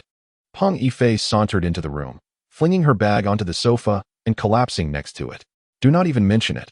I feel utterly drained, she replied. Now, tell me everything. I want the details, Lulu exclaimed, throwing herself onto the sofa and embracing Peng Yifei eagerly. I want to hear too, chimed in CC. Rushing from another room, Li Ji drove contentedly along the road. The traffic slightly congested due to the morning rush, yet it did not dampen his spirits. His interest in Peng Yifei had initially been carnal, but soon morphed into a desire for retribution. Nevertheless, he had to admit, the experience was truly delightful and satisfying. It seemed he had found a potential long-term companion. After saving for a few more days, he planned to present her with a small gift. Speaking of gifts, a name flashed in his mind. He intended to pick up Wang Tingting from work in Nakati district later that afternoon and realized he had yet to offer her a present despite their long acquaintance. Their meetings had been infrequent, primarily occurring at night, with their interactions revolving around dining and leisure. Previously, Li Ji had lacked the financial means to bestow anything of value. But now, with the resources at hand, he felt it was time to make amends. Observing the congested traffic ahead, Li Ji decided to take a detour. Steering his vehicle onto a less crowded side road, he parked by the curb and retrieved his phone, opening the banking app for a quick glance. Balance, 82,713.26. This amount represented the savings he had accumulated over several years of work, complemented by severance pay. Reflecting on his finances, he recalled that he had yet to withdraw his earnings for the day, which he promptly did, raising his balance to over 90,000. After last night's expenditures, Li Ji felt that, despite the anticipation each tomorrow held, his financial situation seemed somewhat constrained for someone with a system at his disposal. The systems his neighbors possessed. Never mind. Having a system is certainly better than having none, especially as it promised a monthly income of 300,000 and an annual income exceeding 3 million. Moreover, the system could be upgraded, ensuring that his earnings would only increase in the future. More importantly, the mysterious rewards from weekly, monthly, and quarterly evaluations filled his life with hope. Thus, Li Ji resolved to live within his means, although he considered it acceptable to buy a gift for Wang Tingting. After all, everyone understands that sentiment. In Lingang City, when one thinks of purchasing luxury goods, the first place that comes to mind is the Elephant City, the city's most upscale shopping mall, where all top luxury brands have their stores. However, it was still early in the morning, and the mall had yet to open its doors. Li Ji also needed to catch up on some sleep. As he had hardly rested the night before due to his eagerness for revenge, he returned home smoothly, collapsing into his bed, which still carried the lingering scent of Wang Tingting, and quickly drifted off to sleep. When he awoke again, it was already 3 p.m., feeling rejuvenated. Though his stomach grumbled from hunger, he first took a shower and changed into a neat set of casual clothes. He drove outside the community to hurriedly enjoy a bowl of fresh shrimp wontons. Time was tight. He needed to buy something at Elephant City before heading to Wang Tingting's company building in Zhongtian district. Fortunately, it was still early enough on Friday that he avoided the post-work traffic that would have congested the roads. Navigating through speed limits, he arrived at Elephant City. Li Ji was not well versed in luxury brands, only familiar with names like LV, Gucci, Chanel, and Hermes. Weighing his options, he opted for Chanel, believing it to be more feminine. Upon entering the Chanel store, a staff member greeted him with enthusiasm. Welcome to the Chanel Elephant City store. What can I assist you with today? We have new arrivals in shoes, clothing, and bags. As Li Ji stepped into the shop, he immediately expressed his interest. Could you please introduce me to a few women's bags around 30,000? Although his pockets were not particularly deep, he felt comfortable making a purchase at that price point. The staff member initially underestimated him based on his ordinary attire, as many casual visitors frequent luxury stores. However, Li Ji's direct expression of intent indicated that he was a serious buyer. The pleasantly surprised staff member promptly invited him to sit down, offering him bottled water before presenting a selection of bags. They showcased various styles, including the Wanderer bag, the Long Box, and the WOC Prosperity bag, each with unique characteristics. Though Li Ji struggled to comprehend the differences, he focused on envisioning the bags in relation to Wang Tingting's persona. Finally, he pointed to a black leather bag adorned with a golden chain. How much is this bag? The gentleman possesses an exquisite taste. This is our store's immensely popular WOC Black and Gold Prosperity bag, priced at $29,800, which perfectly aligns with your desires. The salesperson's standard sales pitch barely registered with Li Ji, Yet the price of $29,800 was unmistakably clear. He no longer hesitated, pointing decisively at the black and gold prosperity bag, prompting the attendant to process the payment. Such straightforward customers are a favorite among staff, who happily led Li Ji to the checkout. In an instant, $29,800 was swiftly transacted, and in addition to a brand new black and gold prosperity bag, the attendant presented an exquisite gift box, claiming it contained a luxurious set of 19 Chanel gifts, including a golden silk makeup pouch, a pure cotton storage bag, and a customized makeup mirror, among other delights. Carrying 2 oversized Chanel shopping bags, Li Ji attracted a few curious glances as he strolled through Elephant City. The emotional value that luxury goods confer upon shoppers is never stingy. Regardless of the item's size, they are always presented in extravagant shopping bags, ensuring that one leaves with ample prestige. Typically, men shop with a singular focus. After driving for over an hour, Li Ji spent merely 10 minutes shopping. Following this, he still needed to drive nearly another hour to the Zhongtian district to pick up Wang Tingting after her workday. However, before that, he intended to reserve a dinner venue, allowing him to proceed directly after collecting her, especially since traffic in Zhongtian district could be quite congested. Noticing it was already 4:30 p.m., he sent a message to Wang Tingting, informing her that he was on his way. Shortly thereafter, her response arrived, a cheerful gif and a kiss emoji. Li Ji replied with an OK sticker and sped towards Zhongtian district. As the central area of Lingang City, Zhongtian often experiences heavy traffic during rush hour, particularly on Fridays, where urgent matters could lead one to tears from the delays. At the beautiful and charming cosmetics company where Wang Tingting worked, the approach of the end of the workday saw employees losing focus. Various small groups formed among staff, buzzing with messages.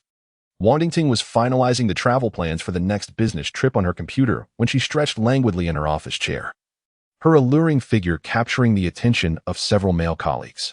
The discussions in the groups intensified. Wow, Christine's figure is so striking. Despite having a girlfriend, the allure of a woman like Wang Tingting was undeniable. Who could be fortunate enough to marry such a woman? Aren't any of you brave enough to try your luck? Come on, don't lead us astray. One cannot afford to maintain a woman of this caliber. You mere mortals should be aware of your limitations. The goddess is Christine, and she is out of your league. In the male colleagues chat group, the atmosphere was lively, while the female colleagues group was equally animated. Ladies, do you have any recommendations for fun places to explore this weekend? Let's hike Tongdong Mountain and catch the sunrise. How about visiting Misha Coast to enjoy the sea? A new cool KTV is opened at the shopping park. Since we finally have a weekend off, let us go sing together. Well, I have heard that the sound system at this KTV is exceptionally good. It is said that they also provide a generous selection of beverages. Let us sign up. Everyone is welcome to bring their family members. Wang Tingting, you usually have limited time at the office. Let us gather together. I apologize, but I have dinner plans with friends tonight. Wang Tingting, it's all right. We will all be dining separately, and the karaoke begins at 9 and lasts until midnight. So there is ample time. Very well, I shall join you all at 9 o'clock. Everyone, let us reserve a private room tonight. If you have family, please bring them along. Those going should sign up now. The cost is 150 each, with adjustments made for any excess or shortfall. While driving, Li Ji received a message and, taking advantage of a red light, glanced at it. Hey, our female colleagues from the company are organizing a karaoke night. You can be my +1. We'll head over after dinner. No problem, I'm almost there, but there is a bit of traffic. I'll find somewhere to park to avoid blocking the road. I'll message you when I arrive. Wang Tingting put down her phone, a faint smile gracing her lips. She felt that Li Ji had undergone a significant transformation since his return. Not only had he acquired a new car, but he also seemed noticeably more confident and cheerful. What remained unchanged was his thoughtfulness and attention to detail. In essence, Wang Tingting found in Li Ji what she had long desired. However, she dared not hope for the longevity of such a relationship. Due to familial circumstances, she had grown profoundly disillusioned with love and marriage from a young age. As she matured, Wang Tingting developed a unique ability to discern a man's true intentions with ease. She wished to avoid the painful narratives of the previous generation. Yet, seeing the world so clearly also brought its own kind of suffering. Fortunately, her post-university career primarily involved interactions with women, allowing her to sidestep many troubles. Her increasingly outstanding appearance inevitably attracted the attention of numerous men. A chance encounter on a flight introduced her to Li Ji. She could only sense that he was not wealthy, yet beneath his cheerful demeanor lay a disposition strikingly similar to her own. Indeed, During their conversations, Li Ji confided that due to the traumas of his upbringing, he harbored a profound fear of marriage. Thus, he adhered to a philosophy of being a lifelong bachelor, believing that such a relationship would be more genuine. He also revealed that this inclination had led to several breakups with girlfriends. Initially, Wang Tingting had no particular thoughts. She merely found their exchanges remarkably easy and candid. However, as their online conversations deepened, she increasingly perceived Li Ji as a commendable individual. Eventually, during a return from a business trip, a moment of impulsive loneliness drove her to visit Li Ji's residence for a drink. Then everything unfolded naturally.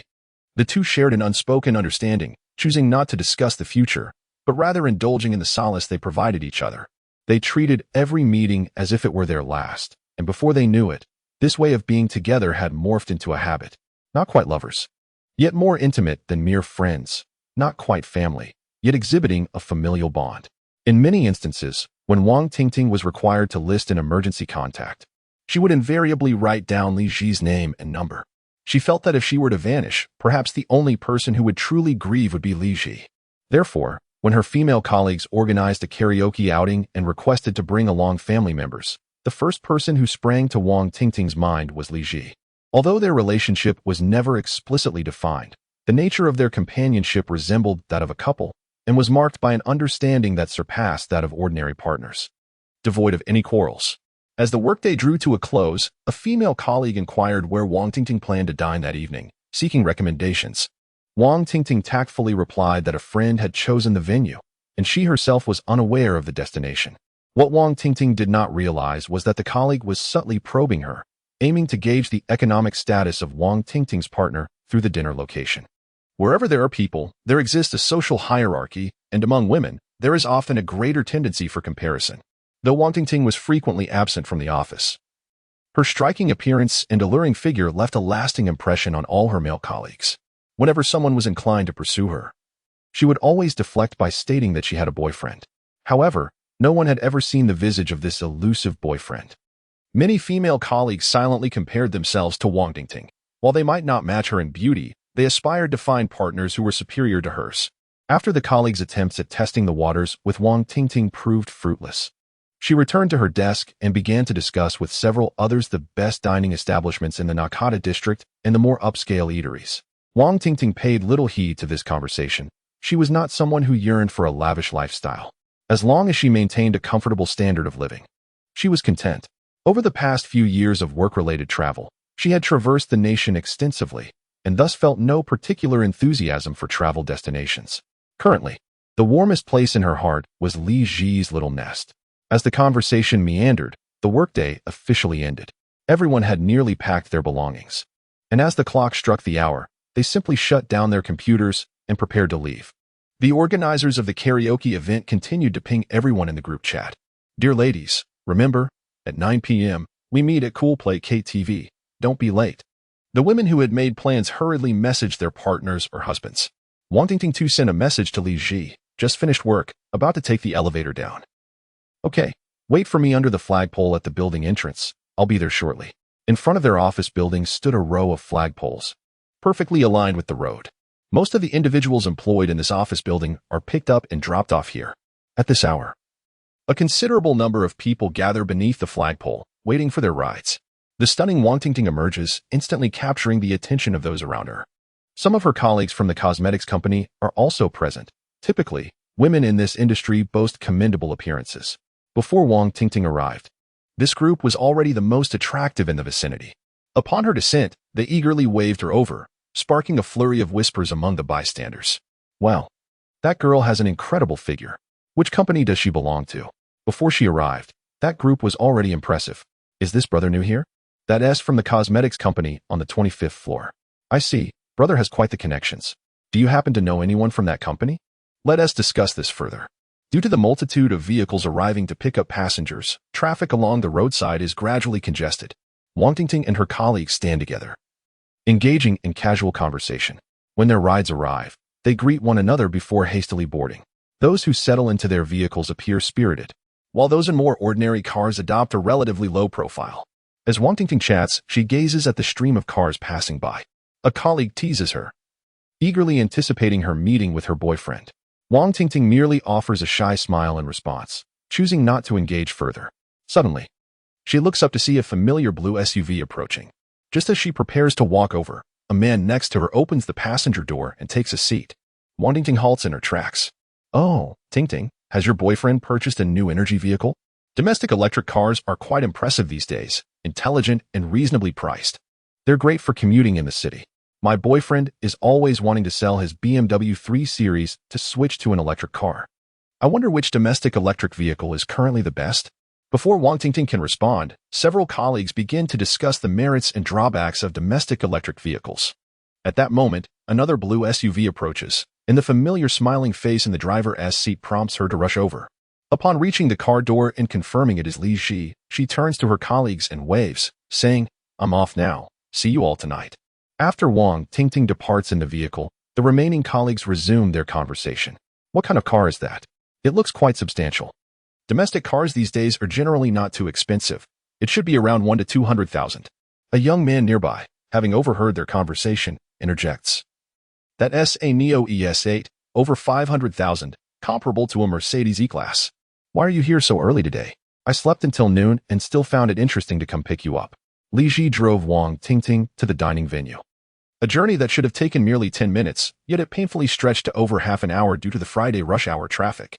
As he slowly maneuvered the car into a parking spot, he halted Wang Tingting, who was about to exit.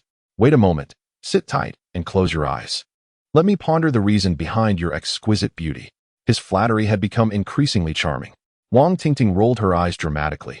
Yet the corners of her mouth curved into a smile as she complied with his request, gently closing her eyes. "You're not unfamiliar with this." Li Ji replied with a mischievous grin, retrieving 2 large gift bags from the back seat. "These are for you." Wang Tingting was taken aback by the 2 sizable bags in her hands and opened her eyes to discover they were from Chanel. "What? Are you not going to keep it for yourself?" she questioned incredulously. "Oh, I recently came into a bit of unexpected wealth. There's no one to share it with." And it gnawed at me. "I thought I'd buy you a bag to share my joy. No wonder you even changed your car." "Since you've mentioned it, I shall graciously accept it. I truly adore it." Wang Tingting openly expressed her delight. She promptly transferred the contents of her previous small handbag into the luxurious new one before slinging it over her shoulder and asking Li Ji, "Is it beautiful?" "Indeed, it is beautiful. If a fairy were not beautiful, then there would be no beautiful people in this world." "Oh, please," she retorted with a smirk, lightly tapping his shoulder before opening the other large bag. "Oh, what is this?" "It's a gift with the purchase of the bag. They say there are 19 items. See which ones you can use." "Wow, these gifts are rather exquisite.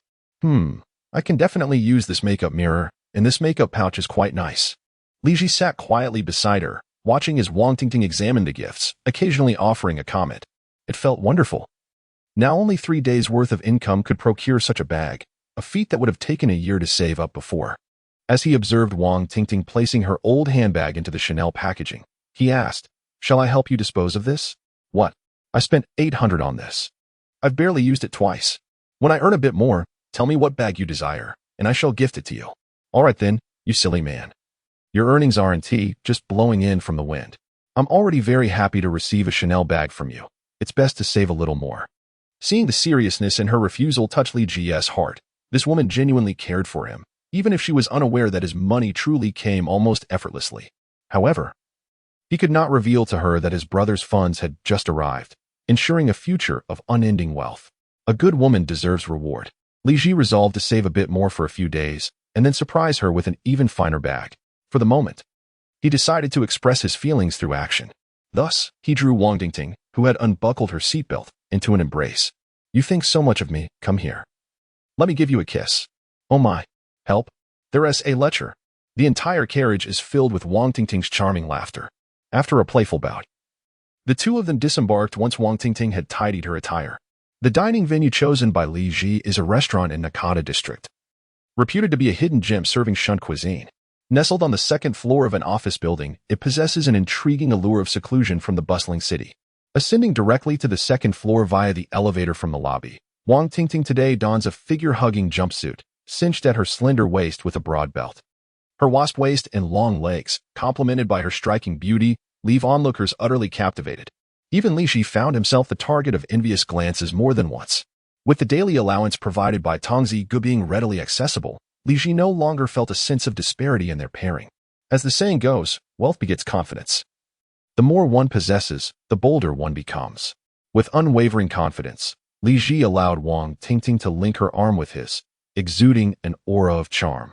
Upon exiting the elevator and turning left, they arrived at a door adorned with a touch of antiquity. At the entrance, they provided the receptionist with the reservation phone number. Upon notifying via intercom, a server emerged to escort them inside the restaurant. The establishment boasts a new dragon-themed decor, exuding elegance and grandeur. With a spacious and bright main hall, Li Ji, having made a slightly late reservation, found only a table in the main area. However, fortune smiled upon them as they secured a window-side seat. From this vantage point, they could gaze upon the bustling street outside. The ambience here is delightful. How did you discover such a splendid place? Wang Tingting inquired. Haha, with a little effort, one can always find such treasures. Since you have a couple of days off, let us explore more exquisite dining spots together, Li Ji suggested. You seem to have embraced this newfound freedom, having transitioned from poverty to affluence. I must indulge in the experience of a lavish lifestyle, he retorted. Looking at the amiable Li Ji before her, Wang Tingting suddenly found his words quite reasonable. Then I shall bask in your glow. As the menu had already been pre-ordered by Li Ji, it wasn't long before 8 exquisite dishes were served. These included boneless fish puree with sea cucumber soup, lemongrass fried shrimp, goose liver with quail egg and sturgeon caviar, black truffle abalone sauce with handmade fish noodles, Malaysian prawn balls with crispy milk, stewed two-headed abalone with iron stick yam, golden brick tofu with chives, and sweet fresh yam with morel mushrooms. The dessert consisted of shun double-skin milk paired with wormwood pancakes. Each dish was a feast for the senses, boasting vibrant colors, enticing aromas, and delectable flavors. Li Ji and Wang Tingting relished the meal, thoroughly enjoying themselves. Although the portions were modest, they sufficed for the two. Wang Tingting, with a petite appetite, intended to stop after a few prawn balls. However, Li Ji insisted she try a bit of each dish, particularly the stewed abalone, the highlight of the meal. He informed her that abalone is known for its beauty-enhancing properties, and the protein in two-headed abalone is more easily absorbed. Iron stick yam is beneficial for energy and immune support. Such nourishing fare is undeniably appealing to women who, regardless of their beauty, are always drawn to anything that helps maintain their allure. Consequently, Wang Tingting reluctantly consumed half an abalone and a small bowl of iron stick yam. After finishing their meal, even the delicate double-skin milk seemed too much to bear, and I merely scooped a taste before setting it aside. In contrast, Li Ji devoured the dishes on the table with remarkable speed. Noticing that Wang Tingting's double-skin milk remained largely untouched, he promptly took it and consumed it with gusto, prompting Wang Tingting to stifle her laughter behind her hand from across the table. What are you laughing at? Have you never seen a man eat? Li Ji inquired with a feigned irritation, content as he set down his chopsticks. Noticing Wang Tingting's suppressed laughter. I'm laughing at you looking like a pig. She giggled, her mirth causing her to sway back and forth. Li Ji shrugged it off. After all, he had already been likened to livestock, so what did it matter? He waved over the waiter to settle the bill. The meal had cost over 4,000, with the bulk of the expense attributed to the double-headed abalone, a dish whose ingredients alone were nearly 3,000.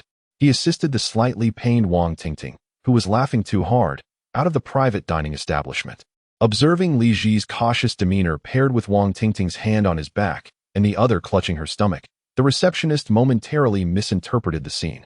Thinking Wang Tingting might be pregnant, and hurriedly approached to assist them while discreetly cautioning Li Ji, "Sir, your wife is pregnant. Please avoid causing her any undue stress." This remark caused Wang Tingting's face to flush crimson. Li Ji, however, remained composed, calmly expressing his gratitude for the reminder. Once they were back in the car, Wang Tingting playfully lunged at Li Ji, exclaiming, "I made you pregnant." But Li Ji swiftly embraced her, gently reclining the seat with his left hand. Their playful banter continued until, due to Wang Tingting's vehement protests about being overly full, it finally ceased. "You've changed. You're not quite the same as before," she mused, resting on Li Ji's chest and playfully pecking his cheek. "In what way?" he questioned. "Is it that I'm not as assertive? Or is it simply a matter of time?" "Oh, come on. I'm being serious here," Wang Tingting chided, lightly smacking his shoulder. "As long as you're around. I can't be serious. Let us not digress. I genuinely believe you've gained a lot of confidence." "Is it that apparent?" "Quite so.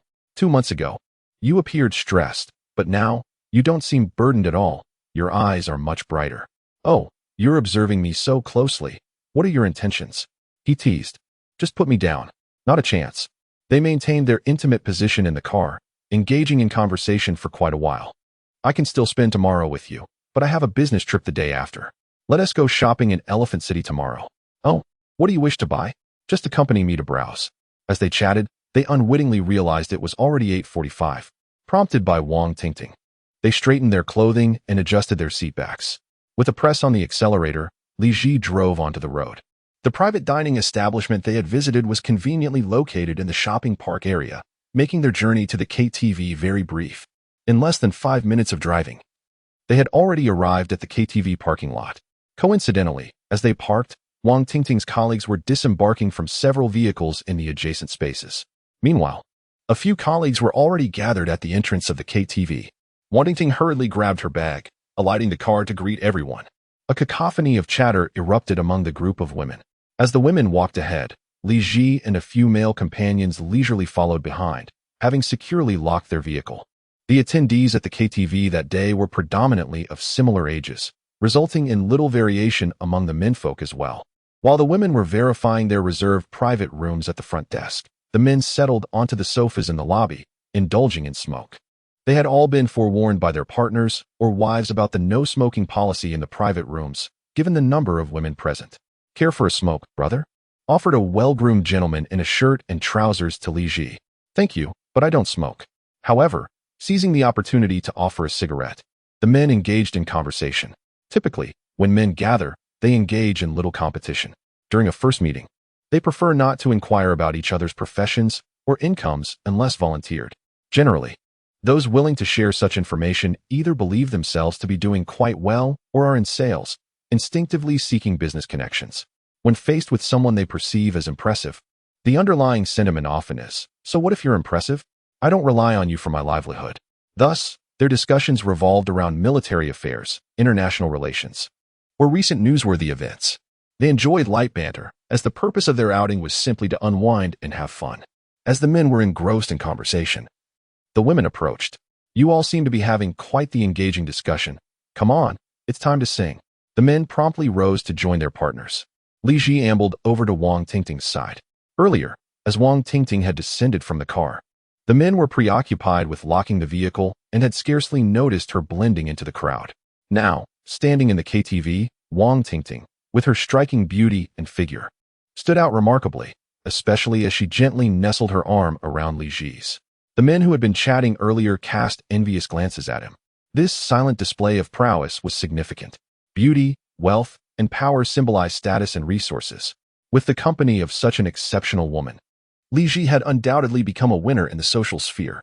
Given that the total number of attendees, including family members, approached 20, they had booked a luxurious private room online using a discount voucher for the group rate of $999, allowing for 4 hours of revelry. The package included 18 beers, 2 fruit platters, 2 servings of snacks for soft drinks, and 2 boxes of tissues, along with unlimited refills of lemonade. With so many participants, their contributions to the collective fund were substantial, prompting the women to order an additional 2 dozen beers. In truth, organizing company outings had typically fallen to Li Ji, who had arranged such events in the past. In general, activities such as karaoke tend to emerge predominantly after national marketing conferences or the conclusion of nationwide training sessions for sales personnel. The company often arranges several private rooms for these individuals to unwind, allowing them to return to work rejuvenated. Consequently, he is quite experienced, as larger gatherings exceeding 15 participants can be rather unenjoyable. The multitude of opinions and approaches can create a disjointed atmosphere, making smaller gatherings of 3 to 5 colleagues more appealing. This particular private room is divided into 2 tiers by a railing. Those who delight in singing occupy the lower level, while those preferring to chat or play games are seated on the upper tier. In front of the screen lies a small dance floor, perfect for lively dancing. Due to his customary work habits, he often finds himself as the last to settle the bill, necessitating a clear mind. Habitually, Li Ji leads Wang Tingting to the back seats, only to be abruptly halted by her insistence to sit up front and sing. It dawns on him that he no longer has to attend to anyone, but can simply enjoy himself. He follows Wang Tingting to the front seats.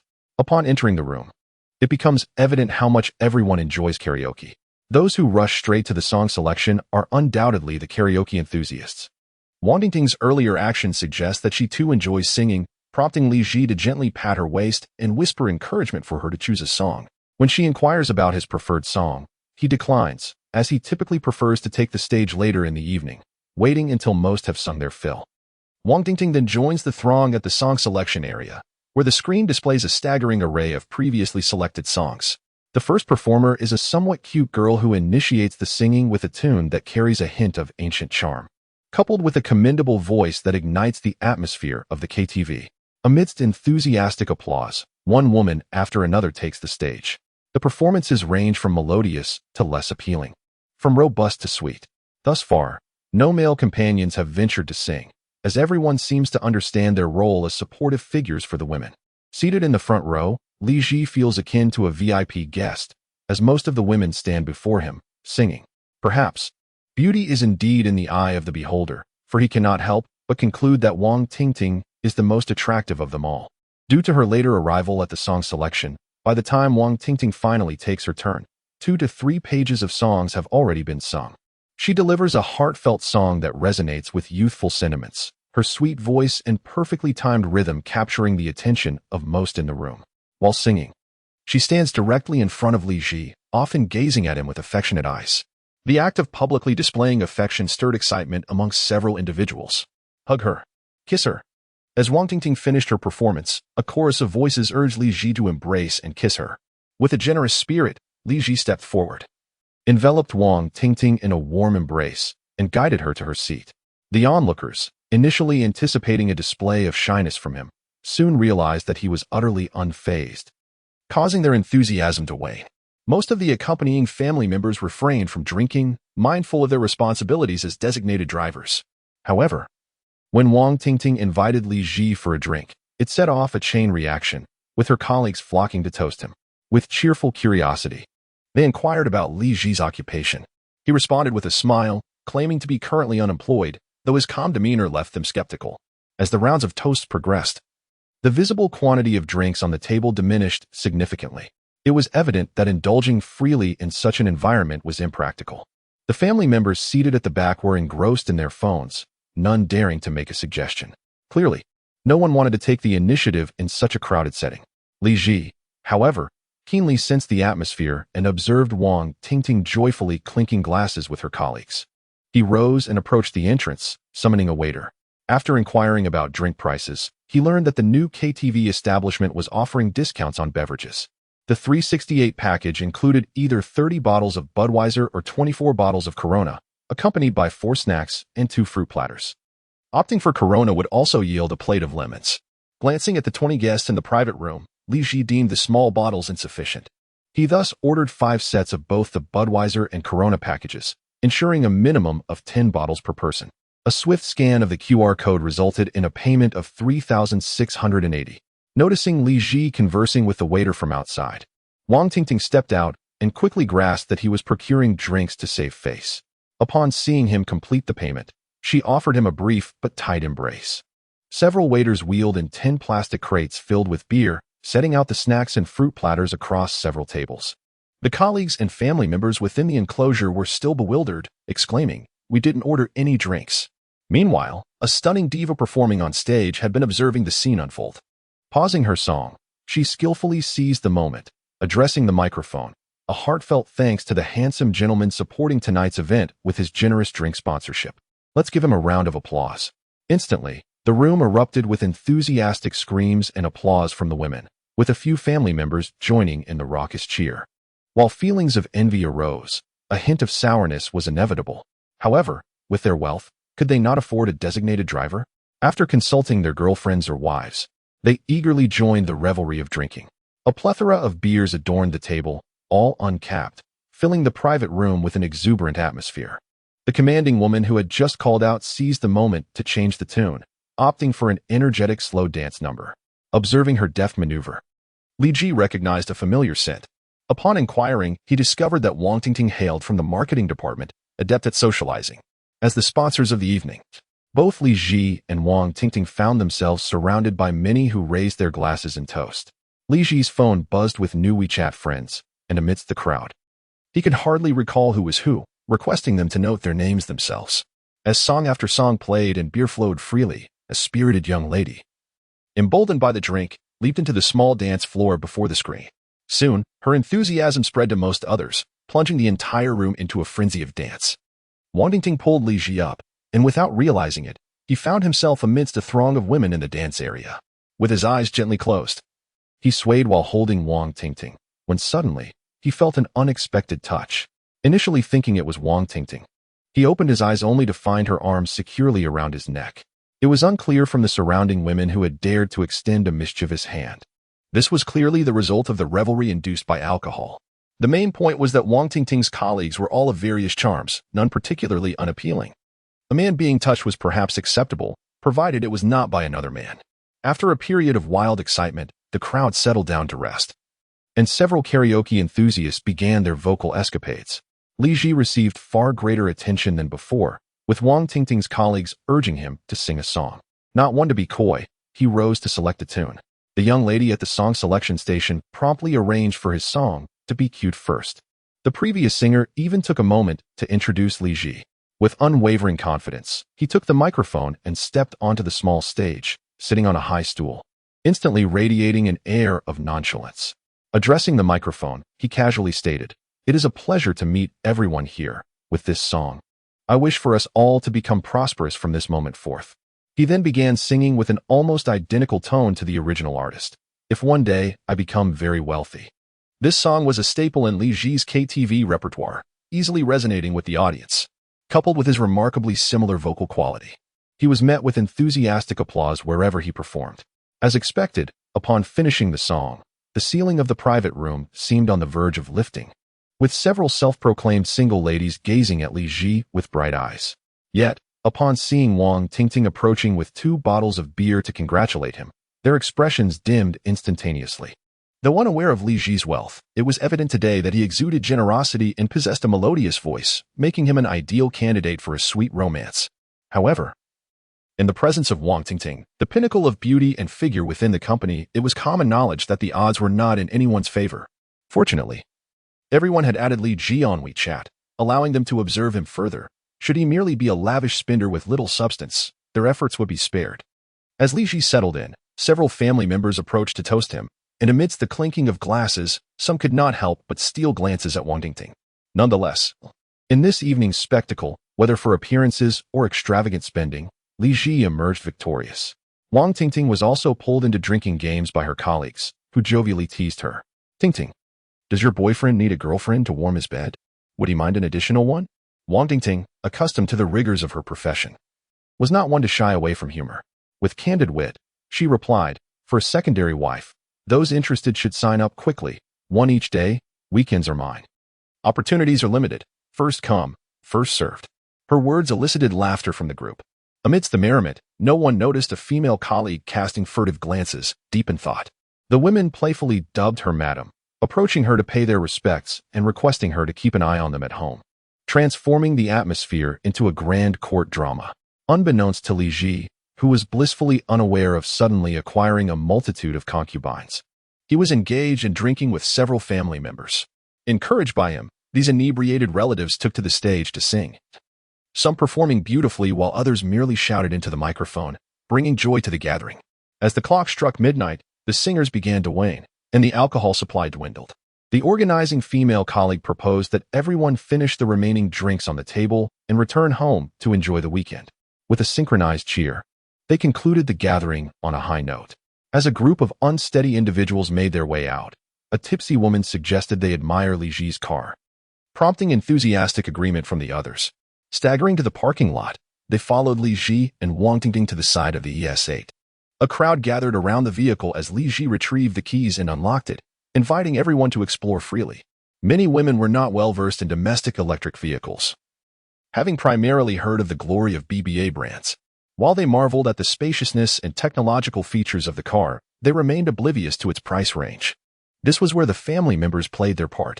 Once Li Ji started the car, a few knowledgeable men gathered around, satisfiedly relaying the price to the group before eagerly experimenting with the driver's seat functions.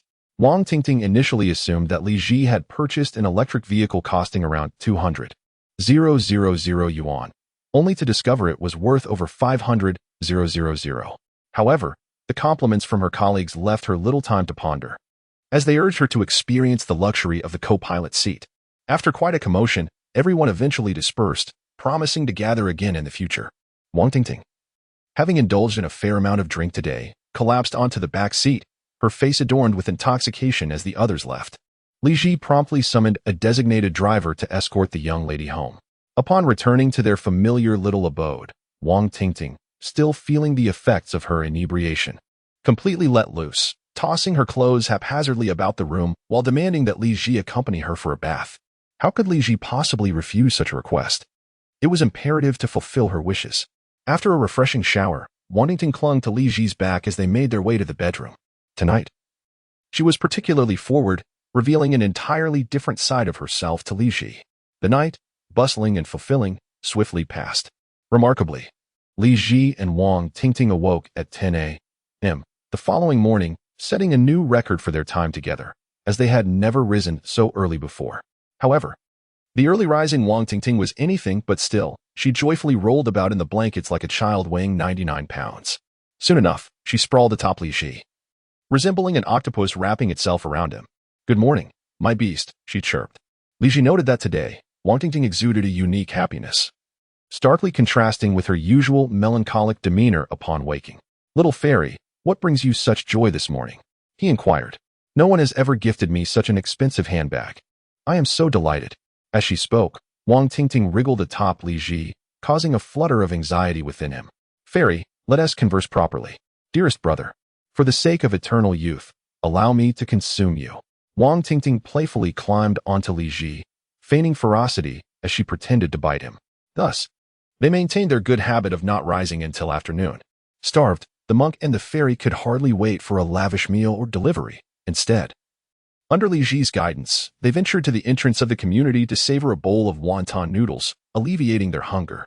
Once satisfied, Wang Tingting changed into a lovely dress and urged Li Ji to set off for Elephant City. Astutely, she had prepared a change of clothes in her bag the previous day.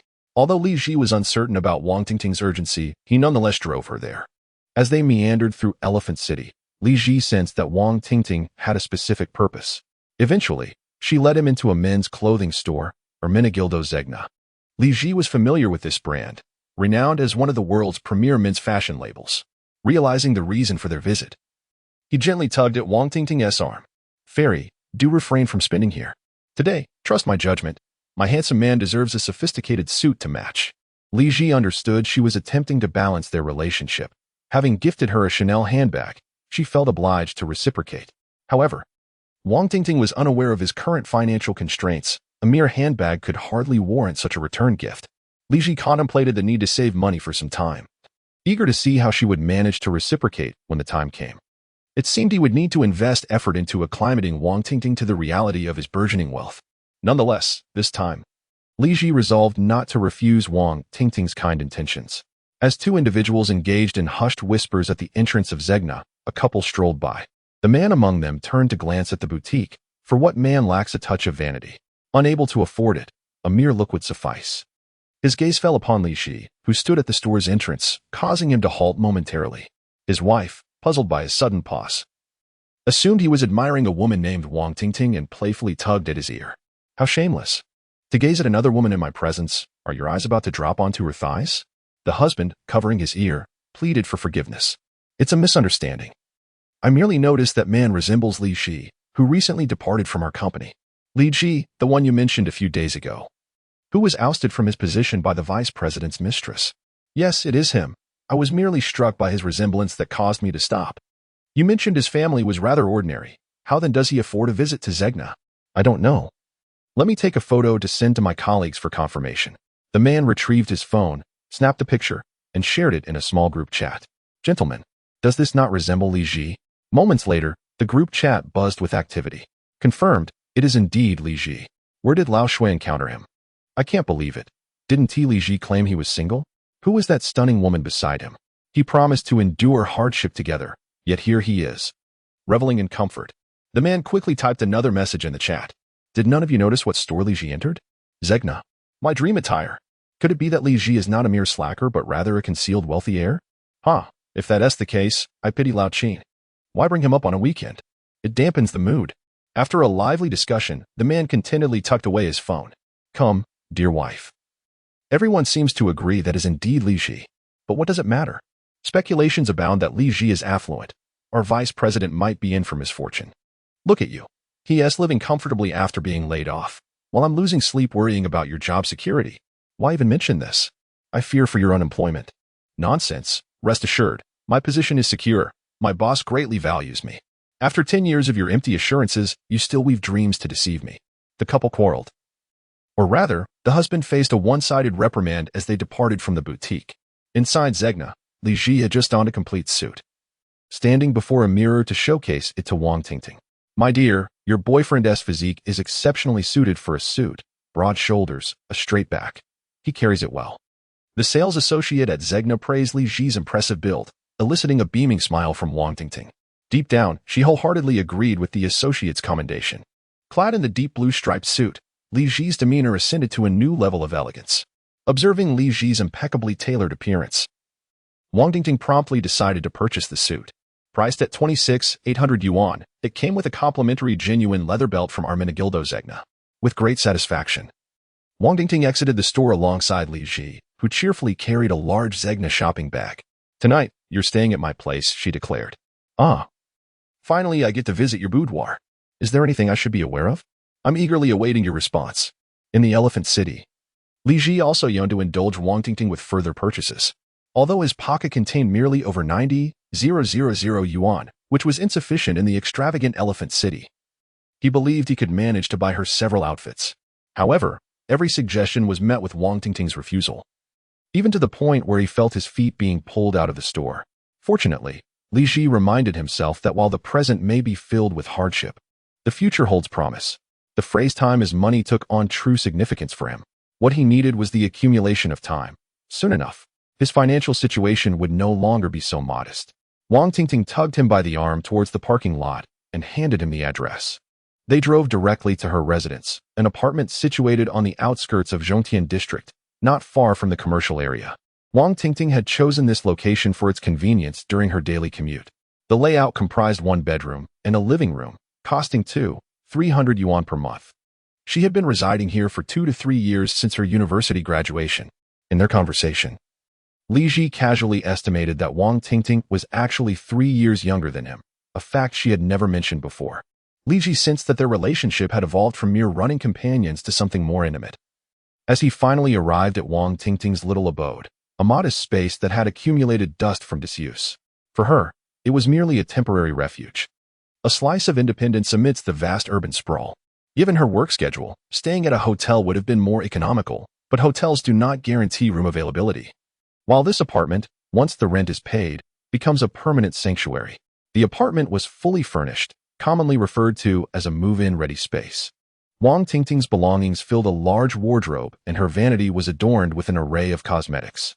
Shortly after closing the door, Li Ji, with a pained expression, addressed Wang Tingting. I know why you've summoned me here. What?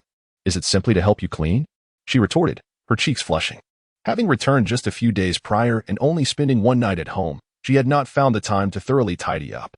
She had merely cleaned the main areas, leaving much untouched, planning to dedicate the following morning before her business trip to a more comprehensive cleaning. Unexpectedly, due to the deepening of their feelings, Li Ji found himself back at home, only to realize that numerous corners had accumulated dust. Although he had made a comment about returning, he promptly retrieved a small bucket and cloth from the bathroom, dampened them, and began to wipe away the dust. Starting from the bedroom. Previously, it was Wang Tingting who took care of the cleaning at Li Ji's residence, but today, he decided to lend her a hand. Aware of the unique nature of Wang Tingting's job, his earlier jest was merely in good humor. Observing Li Ji's swift movements as he diligently wiped away the dust, Wang Tingting quickly grabbed the cloth to clean other areas. The one-bedroom apartment, totaling a mere 40 square meters, was soon immaculate through their collaborative efforts. With Li Ji present, even the high window sills gleamed brightly. Witnessing the transformation of her surroundings, Wang Tingting's mood instantly brightened. As the old Chinese saying goes, where one resides affects one's spirit.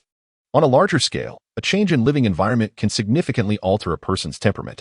On a smaller scale, a clean and tidy space can elevate one's spirits. Seeing Li Ji drenched in sweat, Wang Tingting hurriedly ushered him into the bathroom for a shower. To her surprise, he playfully pulled her into the bathroom with him. "Hey, what are you doing?" Laughter and playful banter filled the air as they frolicked in the bathroom.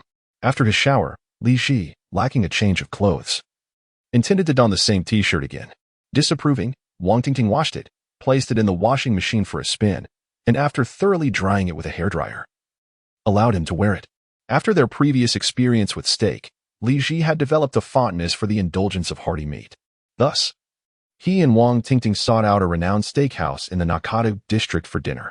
With a daily budget of 10,000 yuan, they could easily indulge without restraint. Consequently, Li Ji ordered 3 M9 grade filet mignons, accompanied by some appetizer bread, oxtail soup, and a generous salad. When the steaks arrived, their substantial size was apparent. "Look, this piece is larger than my face." "Your face isn't large, but it is quite thick," Li Ji retorted casually, stuffing a piece of steak into his mouth. Silencing Wang Tingting's astonishment. "You're quite infuriating. I shall take my revenge." After finally swallowing the piece of steak, Wang Tingting retaliated by shoving a large chunk into Li Ji's mouth. They both enjoyed a hearty meal, with Wang Tingting leaving part of her steak uneaten, which she promptly offered to Li Ji. Upon exiting the steakhouse, Wang Tingting exclaimed that she was too full and needed to take a walk to aid digestion. As the location was not far from the car temple, Li Ji decided against driving, and they strolled to a pedestrian street in the Nakata district. Known for its delectable food and vibrant culture, Li Ji felt that the array of enticing aromas wafting from the food stalls held no allure for them, having just dined so well. Yet, just as this thought crossed his mind, Wang Tingting pointed to a stall selling takoyaki, expressing her desire for some. "Well, I spoke too soon," he mused, knowing he would certainly oblige her request. Li Ji scanned the code and had the boss hand a box to Wang Tingting. Inside were 8 small dumplings. Wang Tingting consumed merely 1, while the remaining 7 were entirely fed to Li Ji. It seemed her intention was merely to savor the taste. After devouring the 7 dumplings, Li Ji found himself feeling rather full. He quickly led Wang Tingting to a nearby leisure chair by the roadside, where they settled down to rest for a while. Before them flowed a continuous stream of people, while Wang Tingting embraced Li Ji's arm, resting her head gently on his shoulder, and together they sat in quiet contemplation. "Why do you think life is so exhausting?" she inquired softly, tightening her grip on his arm. Li Ji was taken aback. Such a profound topic was rather weighty. Yet, he reflected on his feelings both before and after acquiring the system, and replied contemplatively, "Perhaps it is due to a lack of security." Wang Tingting had anticipated a different answer, surprised that he chose to express this sentiment. What drives most ordinary people to toil relentlessly? Is it for promotions, raises, or to find a suitable partner? Who wouldn't desire a comfortable life? Yet, for the majority, the conditions to simply relax are unattainable. Is it that we lack effort? There exists a term, unfulfilled desires, which leads to both mental and physical exhaustion. Li Ji nestled his face in Wang Tingting's hair, inhaling her subtle fragrance, and asked dreamily, "My dear, how much money would it take for you to face life without anxiety?" At this question, Wang Tingting's body stiffened for a moment, contemplating before she responded. "I believe if I had 3 million, I could perhaps relax a bit." Her words felt reminiscent of a scene from a movie, and she teasingly added, "What is this? Do you intend to support me?" As she spoke, she tilted her face to gaze at Li Ji. He lowered his head, affectionately bumping his forehead against hers. "Since we're dreaming, why not make this dream a bit bolder? Then shall I add a little more?" She laughed. "All right. I'll set 3 million as my goal and see when I can achieve it." Li Ji wrapped his arms around Wang Tingting, and they nestled together, watching the ebb and flow of passers-by. Many couples, much like themselves, strolled hand in hand, casting knowing smiles at the intimacy shared between Li Ji and Wang Tingting. They engaged in a game, guessing the professions of those who walked by, interpreting their expressions to discern whether they encountered joy or sorrow. The two leisurely played in the bustling street until past 11 before returning home. Although Wang Tingting appeared joyful, Li Ji knew her heart was heavy, for she would be departing on a business trip the following day.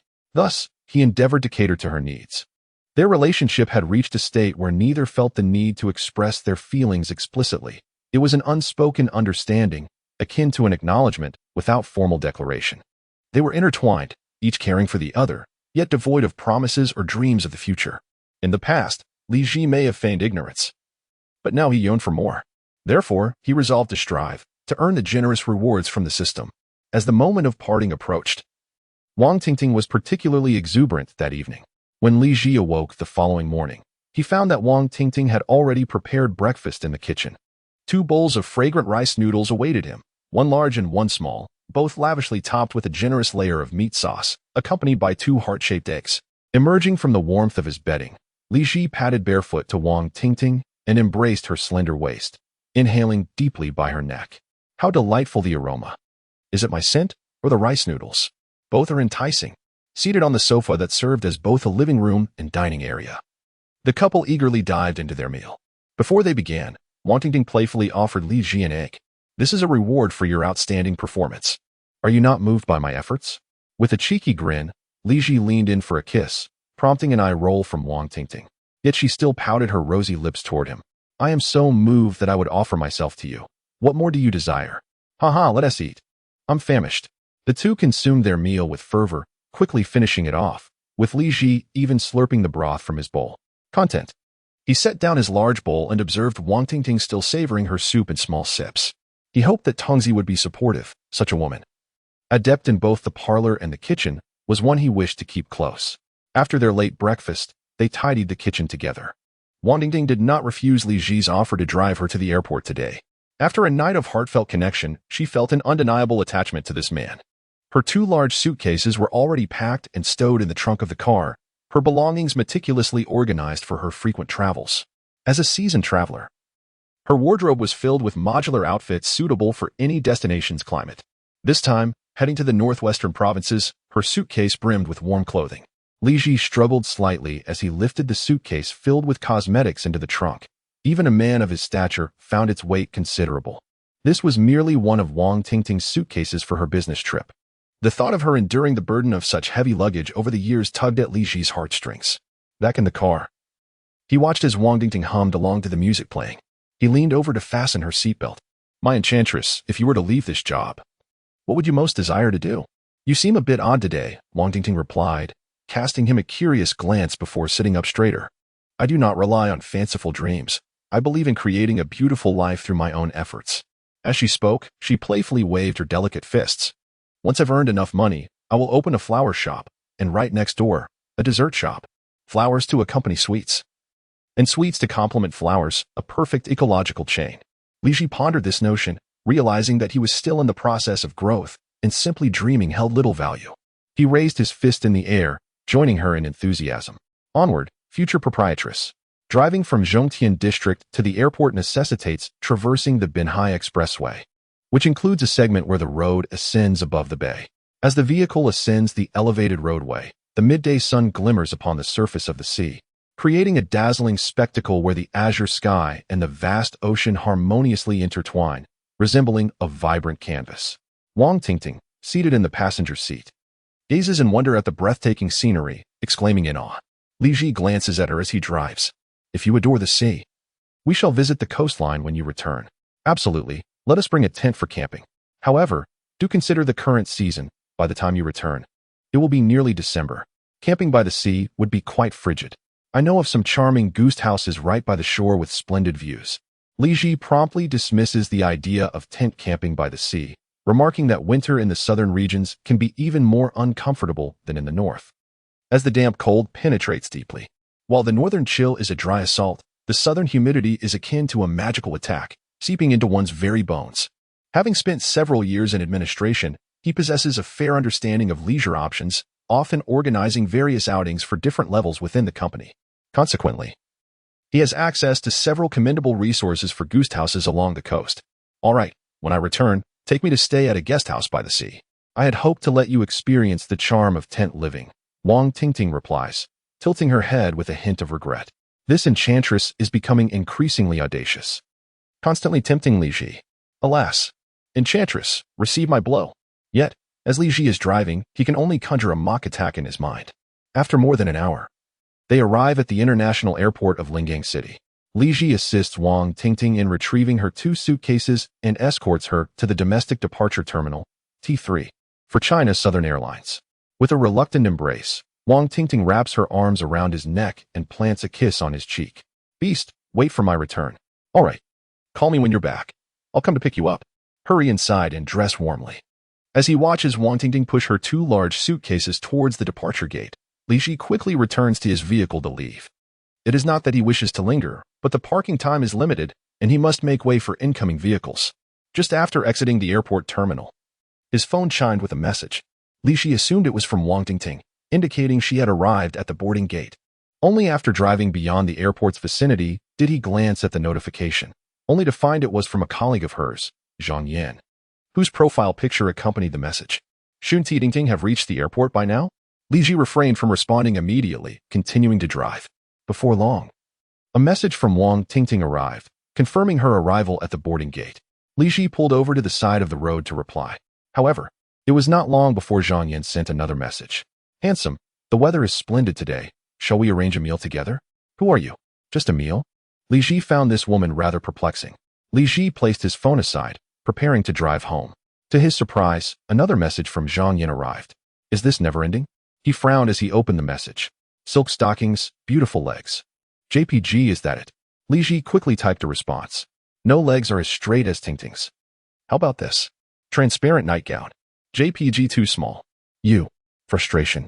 JPG at this moment. Li Ji was increasingly convinced that the sender harbored ulterior motives. However, he did not expect Zhang Yan to be so audacious, initiating such direct communication. After viewing her selfie, a vague memory surfaced in his mind. It seemed she had been present during a dance event. A girl with long black hair, dressed in a JK uniform and white stockings. In a school setting, she would undoubtedly be the kind of girl who appears in others' dreams.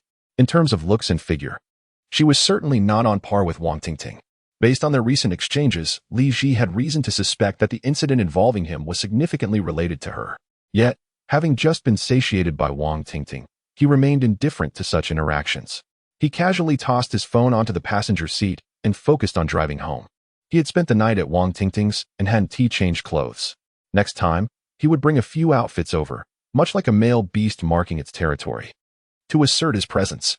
He also intended to collect the 10,000 yuan for the day. The phone on the passenger seat buzzed again. The system was prompt with the deposit notification. Li Ji contemplated saving for a week and then withdrawing a lump sum. Receiving 70,000 yuan at once would feel more substantial than withdrawing 10,000 in increments. Besides, withdrawing 10,000 daily gave him an urge to spend it all. Saving more seemed wiser. He wondered when Tongzi could send him more money, so he wouldn't have to calculate his expenses meticulously. As he drove, the phone buzzed incessantly with several messages. Li Ji assumed it was Zhang Yan, still undeterred. He let the phone lie there, ignoring it until he parked in the lot of his apartment complex. Only then did he pick up his phone to review the recent messages. To his surprise, they were from Gao Yaki. Are you there, uncle? Cute. JPG. Where are you? Looking around. JPG. Uncle, Anua and I are free this afternoon. Could you take us out to play? Off frustration.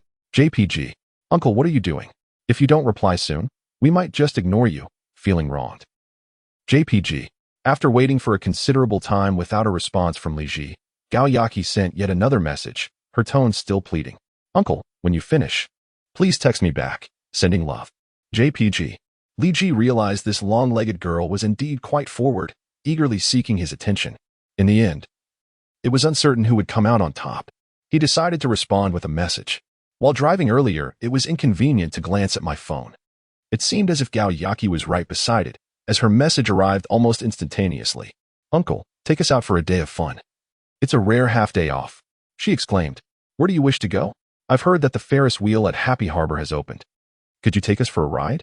From Gao Yaki's response, it was evident that this was a well-orchestrated plan.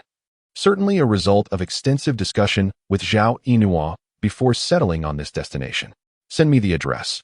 Where shall I pick you up? At the bus stop by the subway station where you dropped us off last time. We'll gather there. I will arrive in an hour. Please wait for me there. You're fantastic, uncle. After sending the message, Li Ji ascended to change his clothes before setting off once more. Upon checking the battery level while getting into the car, he noted it was not very high, but still sufficient. He decided to wait until he picked up Gao Yaki and Zhao Yinhua before seeking a charging station. This was the aspect of Neo he appreciated most. There was no need to endure hours of charging. It was the perfect opportunity to experience how it felt to change the battery in mere minutes. An hour later, he arrived at the subway station. Under the bus stop sign adjacent to the station, two youthful figures were being discreetly observed by many passersby. Today, the two friends were dressed in matching outfits, pink athletic shorts and fitted white t-shirts, each carrying a small backpack. One possessed impossibly long legs, while the other was strikingly eye-catching. Li Ji glided his car to their side and unlocked the doors. Zhao Yinhua, beaming with delight, climbed into the back seat, greeting Li Ji with, "Good afternoon, uncle." Gao Yaqi followed suit with her long legs gracefully entering the vehicle. Li Ji cast a glance her way. Long and straight. "Uncle, it's been a few days. Have you missed me?" The girl, evidently mimicking someone, had adopted an awkward blend of charm and boldness. Li Ji intentionally responded in a manner contrary to her expectations. "Not really. I've been thinking of Yinhua." Zhao Yinhua, seated in the back, was taken aback by the sudden focus on her, covering her mouth in surprise, her large eyes sparkling. "Oh, uncle, how unfair." Gao Yaqi, momentarily forgetting to fasten her seatbelt, leaped onto Li Ji, wrapping her arms around his neck. "Uncle, do you believe I would bite you?" With a playful grin revealing her small white teeth, she mock-threatened him. Li Ji, captivated by the proximity of her fair arm, playfully nibbled at it. Gao Yaqi's face flushed crimson as she silently released him and returned to the front passenger seat. Fastening her seatbelt, they promptly set off. As a bus approached, Li Ji glanced in the rearview mirror and noticed the bus entering the station, prompting him to urge the two girls to buckle up as he accelerated away. "Have you had lunch yet?" he inquired nonchalantly. Gao Yaqi, seated in the front, remained silent, while Zhao Yinhua in the back responded softly, "We've already had lunch. Allow me to accompany you for some delightful snacks before we take a ride on the Ferris wheel." "Thank you, sir." Let Li Ji enjoy a cheerful conversation with her close friend. Gao Yaqi, feeling a tinge of disappointment, turned her face away and declared, "I want ice cream." "Of course," came Li Ji's straightforward reply, which seemed to uplift Gao Yaqi's spirits. Leaning back in her seat, she began to chat and laugh with Zhao Yinhua behind her. "What brings you out to play today?" Li Ji inquired, glancing at the cheerful young ladies. "We decided to visit the bookstore," Gao Yaqi replied with a proud expression. "Sir, after our outing, could you take us to the bookstore? It would be difficult to return without any books to show for," Zhao Yinhua softly suggested from the back seat. Li Ji checked the map and realized how close they were to the Westbao District bookstore, proposing, "I'll first take you to the bookstore. Then I'll drive to change the battery and return to pick you up at the bookstore entrance. Once you've bought your books, you can leave them in my car, so you won't have to worry about them while having fun." His suggestion received unanimous agreement from the two friends, prompting him to adjust the navigation and head to the bookstore first. After dropping them off, Li Ji navigated to the nearest battery exchange station, covering the short distance of over 10 kilometers in no time. It must be noted that the design of NEO's battery swap is quite commendable. Upon entering the station, one need not exit the vehicle, as the entire process can be managed from the comfort of the car. Within a few minutes, Li Ji was back on the road with a fully charged battery.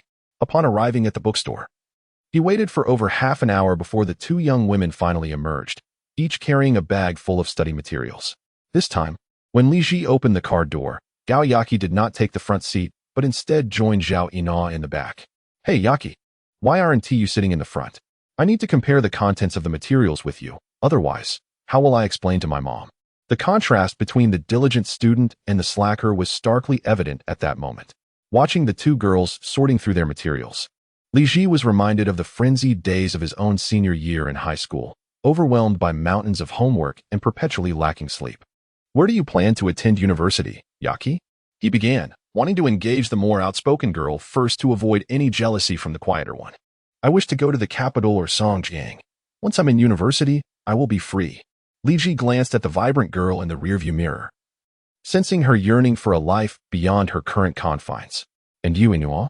"I'll probably study in the city or the neighboring one. My family doesn't allow me to go too far."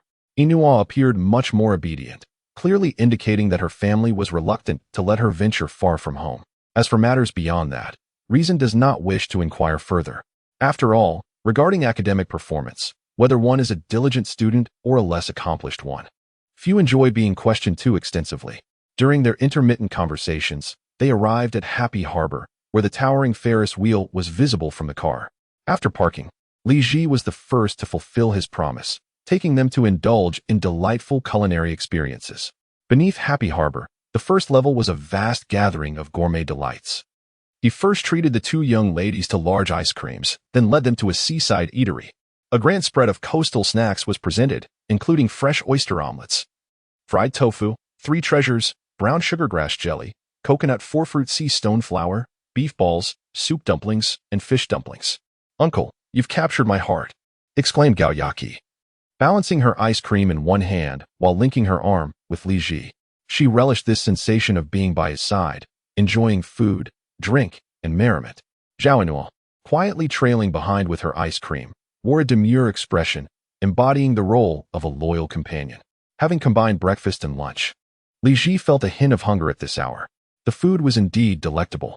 Observing the two young women, possibly still in their growth phase, it was apparent that despite having had lunch, their appetites remained insatiable. Li Ji noted their particular fondness for the oyster omelets and ordered 2 more servings. By the end of their meal, the two beautiful young ladies found themselves reclining in their chairs, utterly stuffed. "Uncle, are you trying to stuff us to death so you can inherit our Kuaishou accounts?" Gao Yaqi lamented, feeling foolish for indulging at Li Ji's encouragement. She had no desire for dinner now. As Li Ji rose to settle the bill, Gao Yaqi noticed her ice cream was nearly melted and hurriedly took a bite. Zhao Yinhuo, with her charming face slightly scrunched up, felt the weight of her usual burdens compounded by her own indulgence. "You brought this upon yourself," she huffed in discontent. Gao Yaqi, one hand cradling her stomach, was determined to scoop up another spoonful of the half-melted ice cream. "Oh dear, Yaqi, can you still manage to eat?" Zhao Yinhuo exclaimed in surprise. As Gao Yaqi's hand trembled, a dollop of ice cream plummeted onto her thigh. Annoyed, she returned her spoon to the cup, blaming Zhao Yinhuo for the mishap. Upon seeing Li Ji return after paying, the tall and elegant young lady pouted playfully. "Uncle, could you help me wipe this off? The ice cream is so cold." Li Ji, both amused and exasperated, watched as she extended her long, fair leg towards him, seeking his assistance. "How did you manage to get ice cream on your leg? Do you truly see me as your father?" he teased. "Daddy." Li Ji was taken aback. "Young lady, what curious knowledge have you acquired that you wield so adeptly?" He retrieved a few tissues, dampened them slightly, and patiently helped Gao Yaqi clean the ice cream from her leg. She remained still, relishing his care, as they observed the affectionate interaction between the two. Zhao Yinhuo's small face flushed with a deep crimson hue. The elegant Yuqi, having secretly acquired knowledge just yesterday, astonishingly put it to use today. After lingering in the shop for over half an hour, the two beautiful maidens finally regained their spirits. Yet, they did not voice anything else at first, only lamenting the 2 completely melted ice creams. Li Ji, without hesitation, dragged one beautiful maiden in each hand out of the shop. If these little gluttons continued indulging, they would surely spend the entire afternoon digesting their treats right there. As they emerged from the food street into the open air, the 2 maidens burst forth like exuberant huskies, breaking free from Li Ji's grasp and racing ahead. They were off to the Ferris wheel. Yuqi, with her long legs, sprinted ahead, arms outstretched, exclaiming in sheer delight, oblivious to the astonished and curious gazes of passers-by. Although Zhao Yinhuo did not extend her arms, her running prowess far surpassed that of Yuqi, crashing forth like a mighty wave upon the shore. After running over 100 meters, they paused, breathless, taking a moment to regain their composure before turning to glance at the leisurely approaching Li Ji. "Hurry up, uncle." Yuqi waved her hand energetically. Seeing that Li Ji remained unhurried, she tugged at Zhao Yinhuo, and together they dashed to his side. Observing Zhao Yinhuo's running form up close, Li Ji could not help but marvel at her innate elegance, a stark contrast to Yuqi's advantages. Perhaps it was their eagerness to board the Ferris wheel that spurred them on. Each girl grasped one of Li Ji's arms, pulling him forward. Their impatience was understandable, as the entrance to the Ferris wheel was teeming with long lines on this Sunday afternoon. Many families and affectionate couples had come to enjoy the attraction. With 2 stunningly beautiful maidens at his side, Li Ji instantly became the center of attention in the crowd. Whether it was the impossibly slender Yuqi or the graceful Zhao Yinhuo, both drew admiring gazes from onlookers. Li Ji, with 2 lovely maidens clinging to his arms, attracted a fair share of envious glances from other men. Gazing at the lengthy queue ahead, Yuqi shook Li Ji's arm, urging, "Uncle, buy the tickets quickly, or we'll be waiting forever." "Haha, by the time you think to buy tickets, the food will have gone cold," Li Ji retorted, having already purchased tickets for the 3 of them while enjoying his snack, totaling over 300 yuan. He led the 2 gorgeous maidens to the back of the line. Li Ji was aware that although there were no VIP tickets available for the Ferris wheel, there were private cabin tickets priced at 4, 500 yuan for a single ride. It wasn't a matter of affording it, but rather a question of necessity in this context, especially since he was still accumulating wealth from his daily wages. His savings had just surpassed 100,000 yuan today. Oh dear, please let my wealth surge soon, he thought as he glanced at the lovely maidens beside him.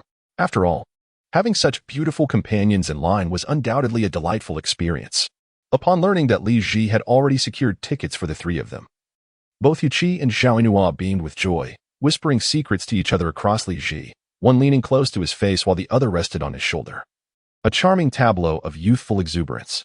The queue was bustling with people, and two individuals were closely pressed against Li Ji, making the 3-hour wait feel surprisingly effortless. After approximately half an hour, the trio found themselves in the midst of the line. Li Ji suddenly noticed that Gao Yaqi's face had turned slightly flushed, and her body was restlessly shifting. Yaqi, what seems to be troubling you? Li Ji inquired softly, having discerned her discomfort. Uncle, I need to use the restroom. Gao Yaqi replied in a hushed tone, her cheeks tinged with embarrassment. Earlier at the food court, amidst their indulgence, they had rushed straight to the queue upon emerging from the underground mall, neglecting to address their pressing needs. Unfortunately, the Ferris wheel lacked restroom facilities, and the nearest ones were located at the food street they had just departed from. Zhao Yinhua, equally embarrassed, discreetly tugged at Li Ji's shirt. He leaned down, straining to hear her whisper, Uncle, I think I also need to go to the restroom. The gentle breath of the young girl tickled his ear. Observing the two fidgeting maidens before him and noting the considerable queue still ahead, he leaned forward slightly. The two girls understood he had something to say, and they each leaned in closer. There's still a long line ahead, he quickly murmured. I suggest we take a moment to relieve ourselves and then return to rejoin the queue. Zhao Yinhua appeared puzzled. But we're going to the restroom. Why mention releasing memory? Gao Yaqi, however, immediately grasped the concept, chuckling. Haha, uncle, your phrasing is quite amusing. Seeing that neither girl objected, Li Ji took one by each hand and swiftly maneuvered through the crowd. Let us make haste and return promptly, he urged, creating a path with his body as they quickly exited the throng of waiting patrons. The restrooms were merely 100 meters ahead. They each hastened to resolve their pressing matters. Upon emerging, Gao Yaqi wore a significantly relieved expression, followed closely by a giggling Zhao Yinhua. What has got you laughing, Yinhua? Did you encounter something amusing? Li Ji asked Gao Yaqi, bewildered. She finally comprehended the euphemism of releasing memory. Gao Yaqi beamed with a radiant smile. Both girls found the notion of referring to using the restroom as releasing memory quite entertaining. This was merely a phrase Li Ji had picked up from team-building activities while listening to tour guides. Some even referred to using the restroom as singing, and doing so in the mountains was termed singing mountain songs. For students sheltered within their ivory towers, everything in the outside world was exceptionally intriguing. Uncle, hurry up. Let us move quickly, Gao Yaqi urged, each girl grasping one of his arms as they sprinted back toward the queue. After more than an hour of prolonged waiting, it finally became their turn. Presenting the QR code for their tickets, the three stood at the entrance to the Ferris wheel cabin. This time, it seemed that Lady Luck smiled upon them. A single gondola can accommodate a maximum of 25 individuals, with all the preceding passengers whisked away by one gondola. 3 people now occupy the foremost position in the queue. Li Ji, having gathered some insights, is aware that a complete rotation of such a gondola takes half an hour. The optimal vantage point lies on the seaside. Thus, he discreetly confides this to Gao Yaqi and her companions. As the next gondola approaches, Li Ji allows the 2 beautiful young ladies to board first, securing advantageous positions. One long-legged rabbit swiftly hops into the gondola, followed by a petite, bouncy bunny. Li Ji is the third to board, whereupon the 2 young ladies have already claimed the prime spots, gazing at the external scenery with their large, glistening eyes. As the influx of passengers fills the gondola, it becomes a cacophony of conversation, cheers, and the excited screams of children. Leaning closer, Li Ji exclaims to the 2 young ladies, did you know? It is said that if you make a wish when the Ferris wheel reaches its zenith, that wish will be granted. Really? Zhao Yinua's eyes light up with excitement, while Gao Yaqi appears contemplative. However, the gondola continues its slow ascent, not yet at the pinnacle.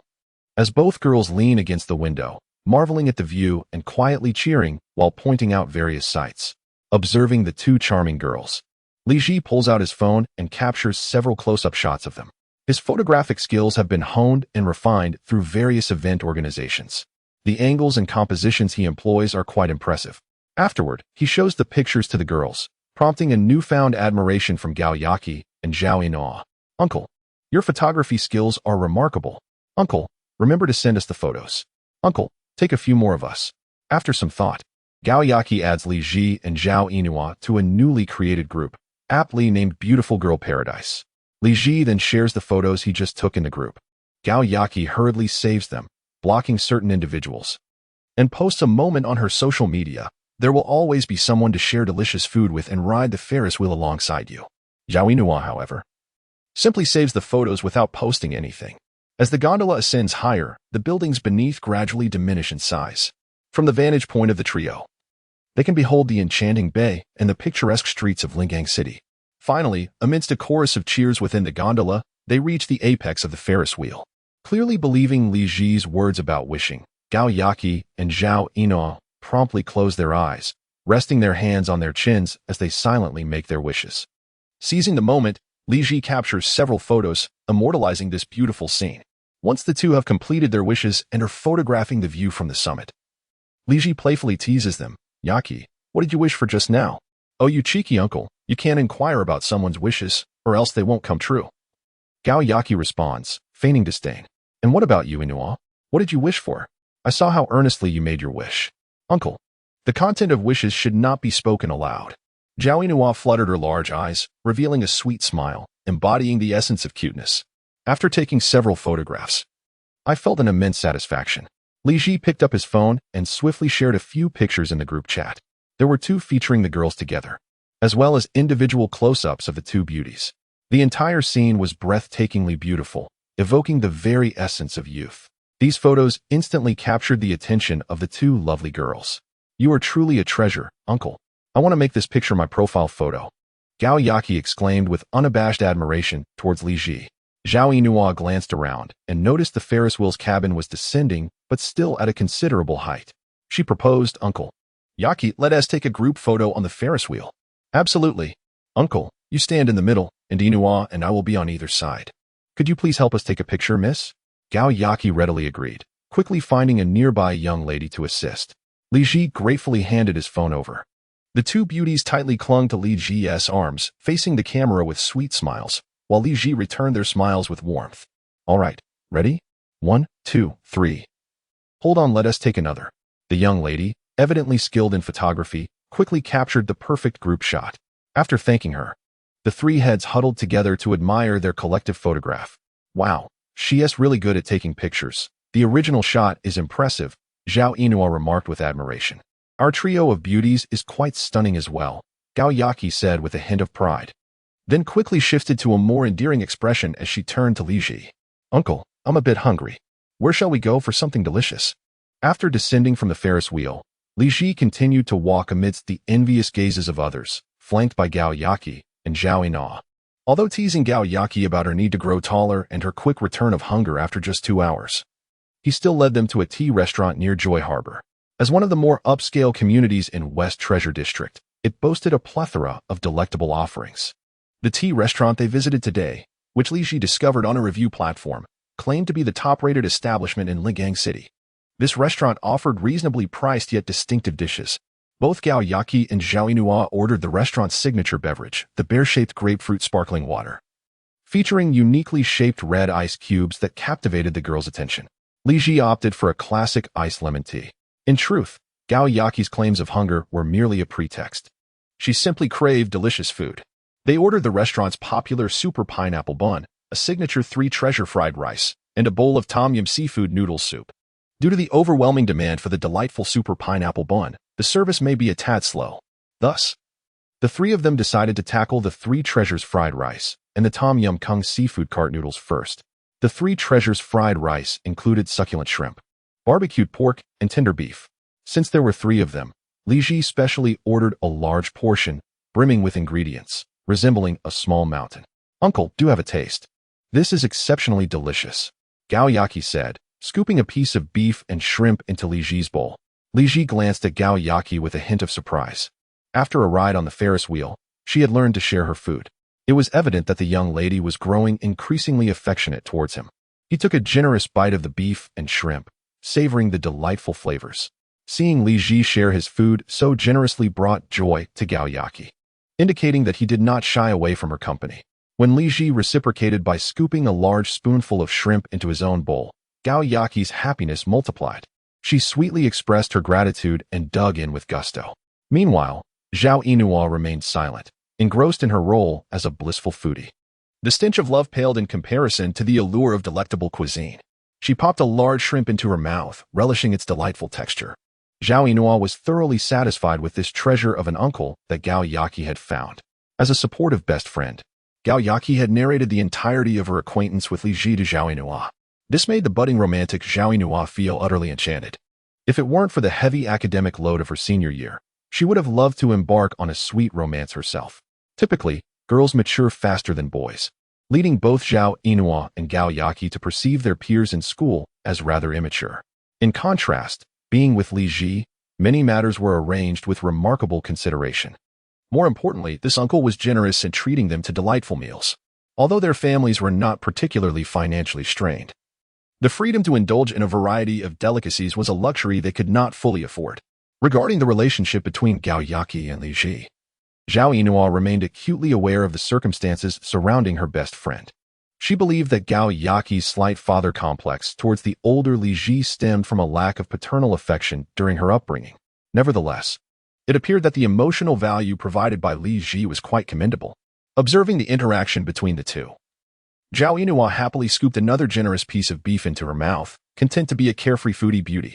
However, she too harbored her own concerns. At 18 years old and standing at merely 161 centimeters, she dreamed of growing a few more centimeters. Casting a glance at her 177-centimeter friend, she wished she could borrow a bit of height. Watching Gao Yaqi sip on Li Ji's iced lemon tea, Zhao Yinhua savored a spoonful of fried rice, delighting in its exquisite flavor. Beside her, Gao Yaqi, cradling the iced tea, took a lovely sip, unfazed by the fact that the stinky uncle had previously used that straw. Gao Yaqi exuded such carefree elegance. As for her actions, Li Ji chose to let it be, caring little for the trivialities, allowing things to unfold naturally. It must be said, the presence of two lovely young ladies significantly brightened the mood. Such youthful vitality is not something just anyone can evoke. As the trio nearly finished sharing the fried rice and cart noodles, the much-anticipated super pineapple bun finally arrived. Upon its presentation, the reason for its name became evident. 2 layers of egg atop a generous piece of meat, a single bun ample enough to satiate one's hunger. Despite their appetites being nearly filled by the fried rice and noodles, Gao Yaqi and Zhao Yinhua realized they could not finish a whole bun. After a brief discussion, the 2 girls decided to split the bun in half, alleviating the burden on each, and one half was neatly packaged away. Li Ji observed the 2 young ladies managing their meal with a certain finesse, a subtle smile creeping onto his lips. Once again, they enjoyed a hearty feast. It seemed that the habit formed during their Ferris wheel ride led Gao Yaqi to confidently link her arm with Li Ji's as they exited the tea restaurant. Zhao Yinhua hesitated for a moment before timidly taking hold of his other arm. This arrangement of one man escorting 2 women made the shopping experience feel far less arduous for Li Ji. The girls, still students, exhibited a modest desire to shop, merely enjoying the outing without any particular intention to purchase. Time slipped by effortlessly. By nearly 7 p.m., Li Ji accompanied them home. After several hours of wandering without acquiring much, he insisted on gifting each of them a pair of Bluetooth earphones.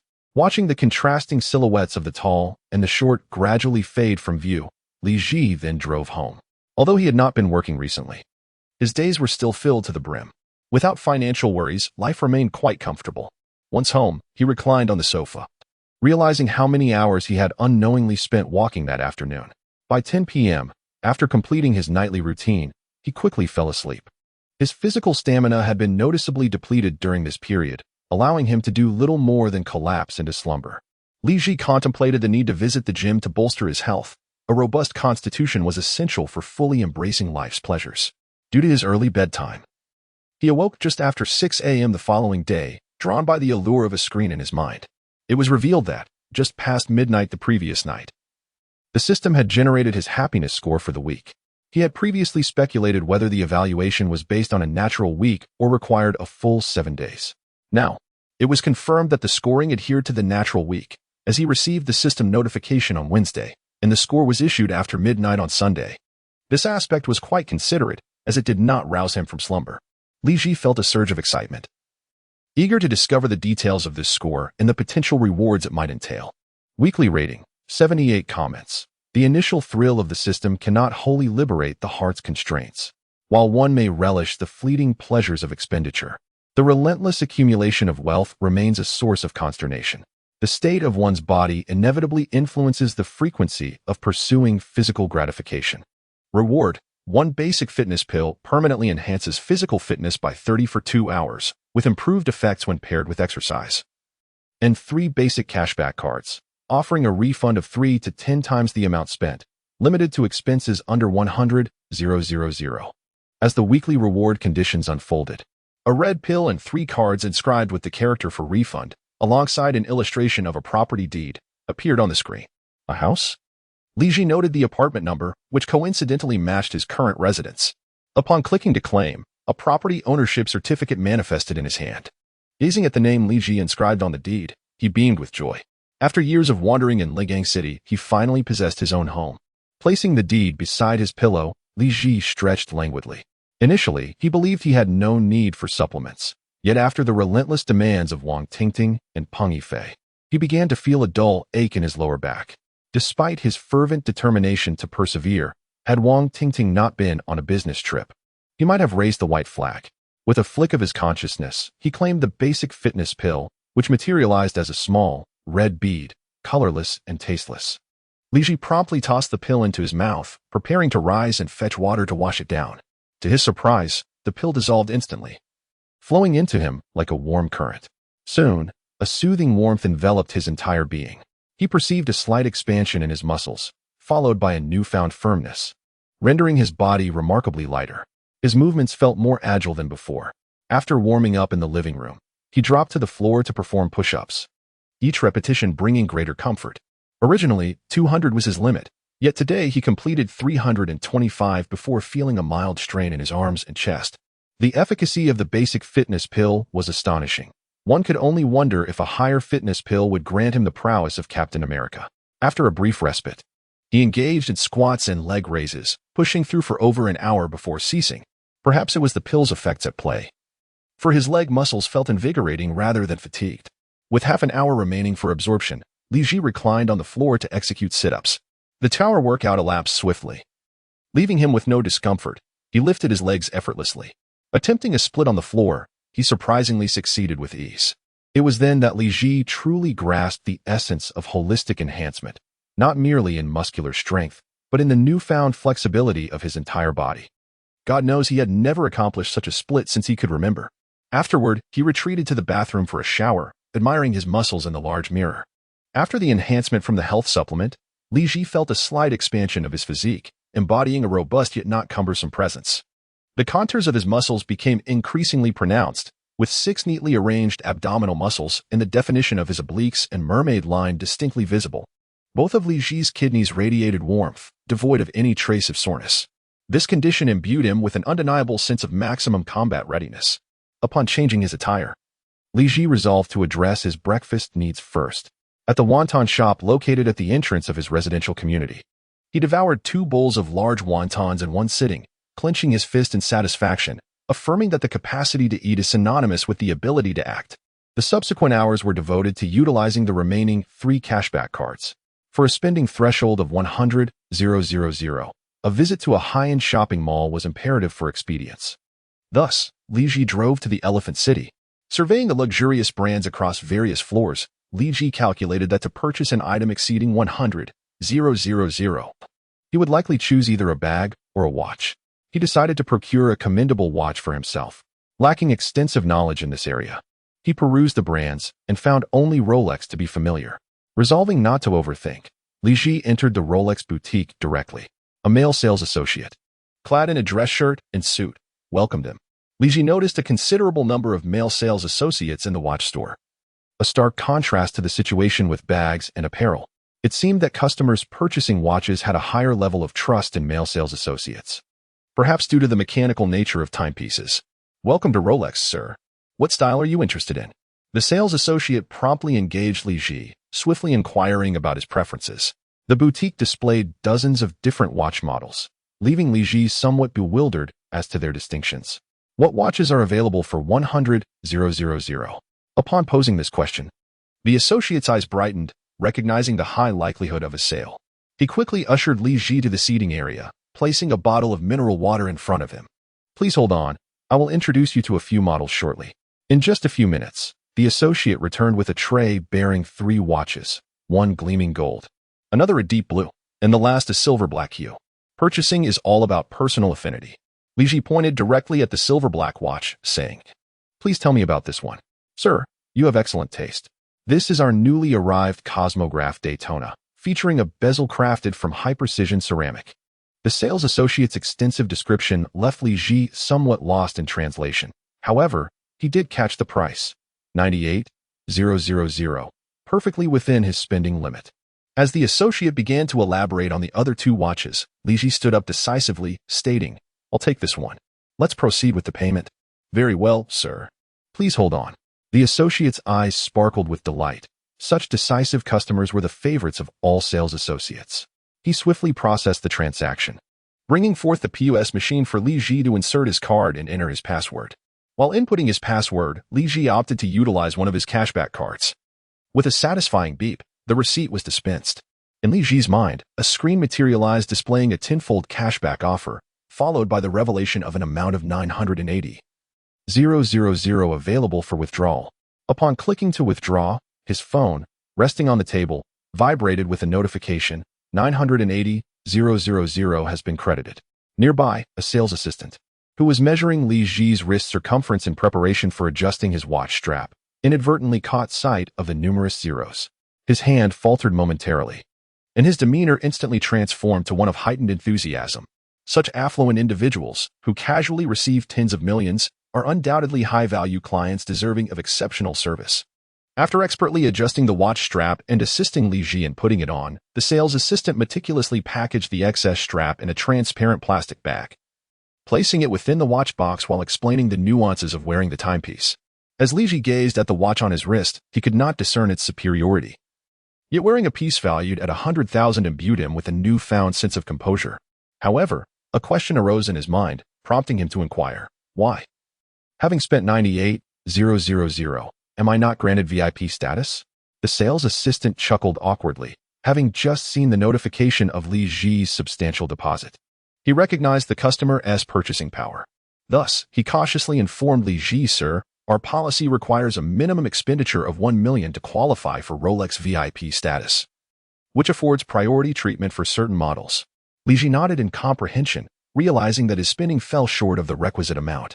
Consequently, he nonchalantly departed the Rolex boutique, leaving the sales assistant in a state of disarray, contemplating the expectations of affluent clientele who are not easily swayed to reach the 1 million mark merely for VIP privileges.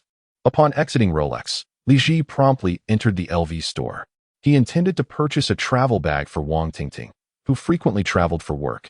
Having heard that LV's travel bags are exceptionally durable, suitable for high-intensity travel, the sales assistant, noticing Li Ji's unassuming attire yet recognizing the Rolex bag he carried, understood that he was a customer with purchasing power and welcomed him warmly.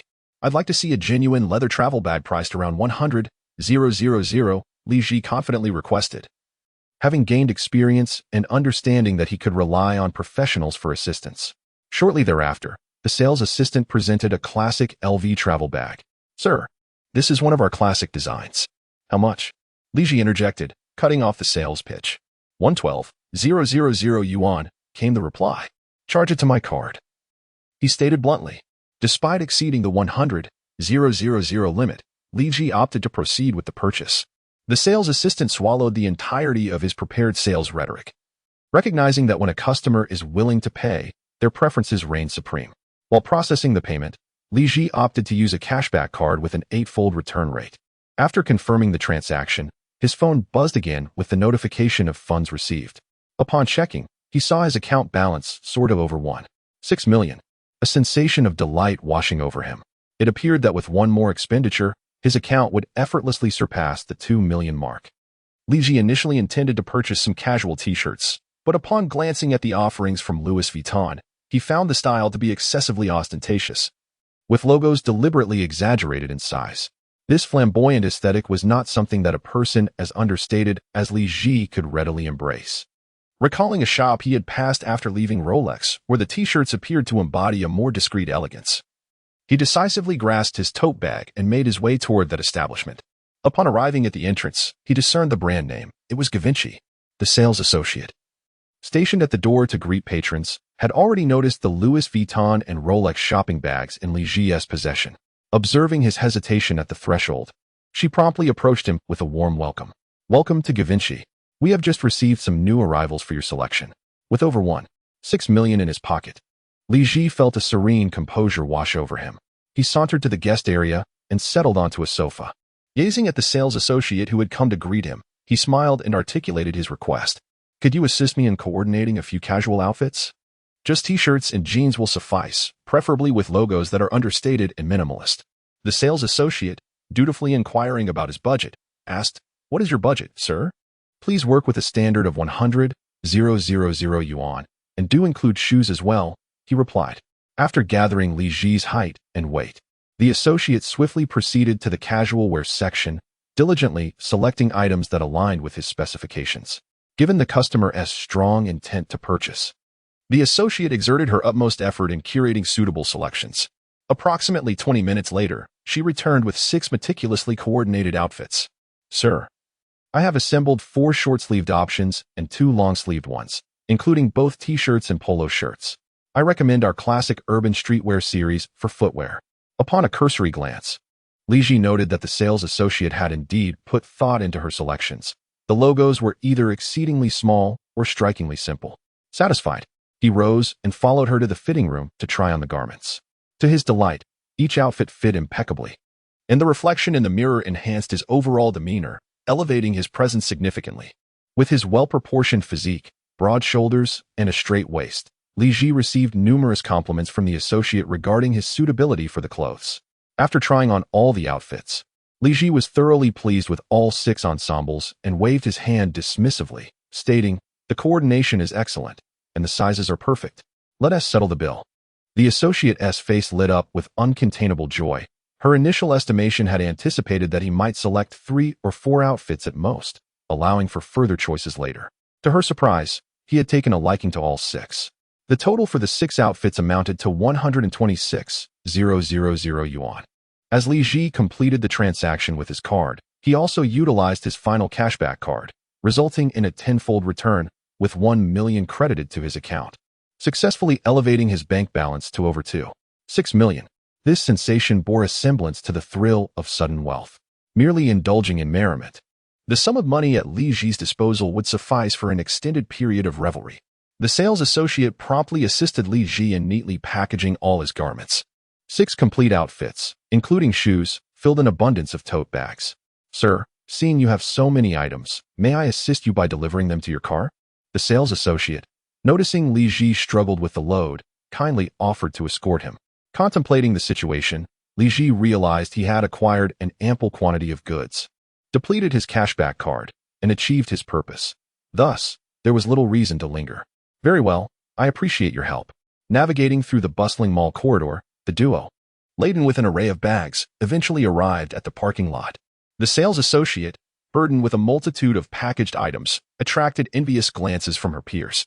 However, such scenes were not uncommon at the Elephant City, prompting everyone to patiently await their share of fortune. After placing all the garments into the trunk, the sales associate thoughtfully informed Li Ji about the care and maintenance of his new apparel before handing over her business card. Upon inspecting the card, Li Ji noted her name, Fan Xiaochun. "Thank you, Miss Fan, for your exceptional service. Your professionalism is commendable. I shall certainly seek your assistance again in the future." Li Ji expressed his gratitude graciously, while Fan Xiaochun reciprocated with appreciation for Li Ji's patronage. The customary charming exchange between affluent customers and sales associates did not unfold this day. As Li Ji settled into the driver's seat, he reflected that perhaps his spending had not yet reached a significant level. Nonetheless, this leisurely shopping experience was precisely what he desired. Had it been intertwined with excessive complications, it would have surely been exhausting. With a gentle press of the accelerator, Li Ji departed Elephant City, arriving with a mere 100,000 yuan and leaving with over 2 million. His life felt remarkably extraordinary. The total duration of his shopping endeavors scarcely exceeded an hour. At this hour, when most were occupied with work, the streets were relatively sparse.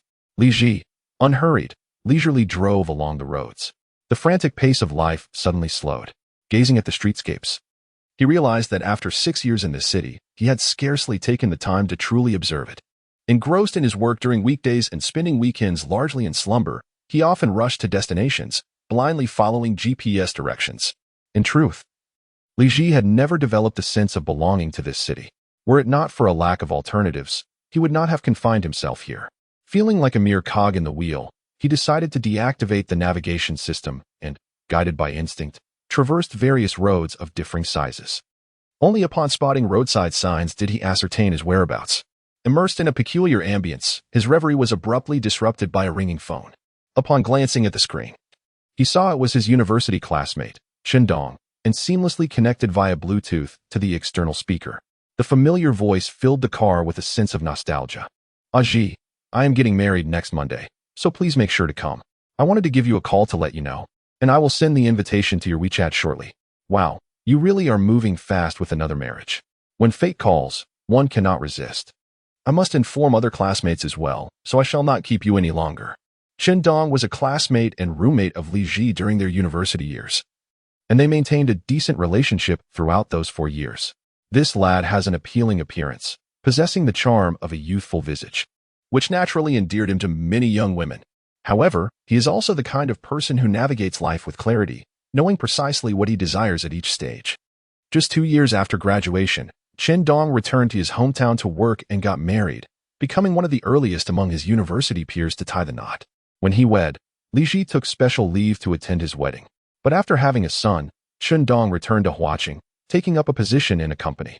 It was later rumored that he had caught the eye of a wealthy heiress, and before long, he returned to his hometown to divorce, leaving his ex-wife and child behind.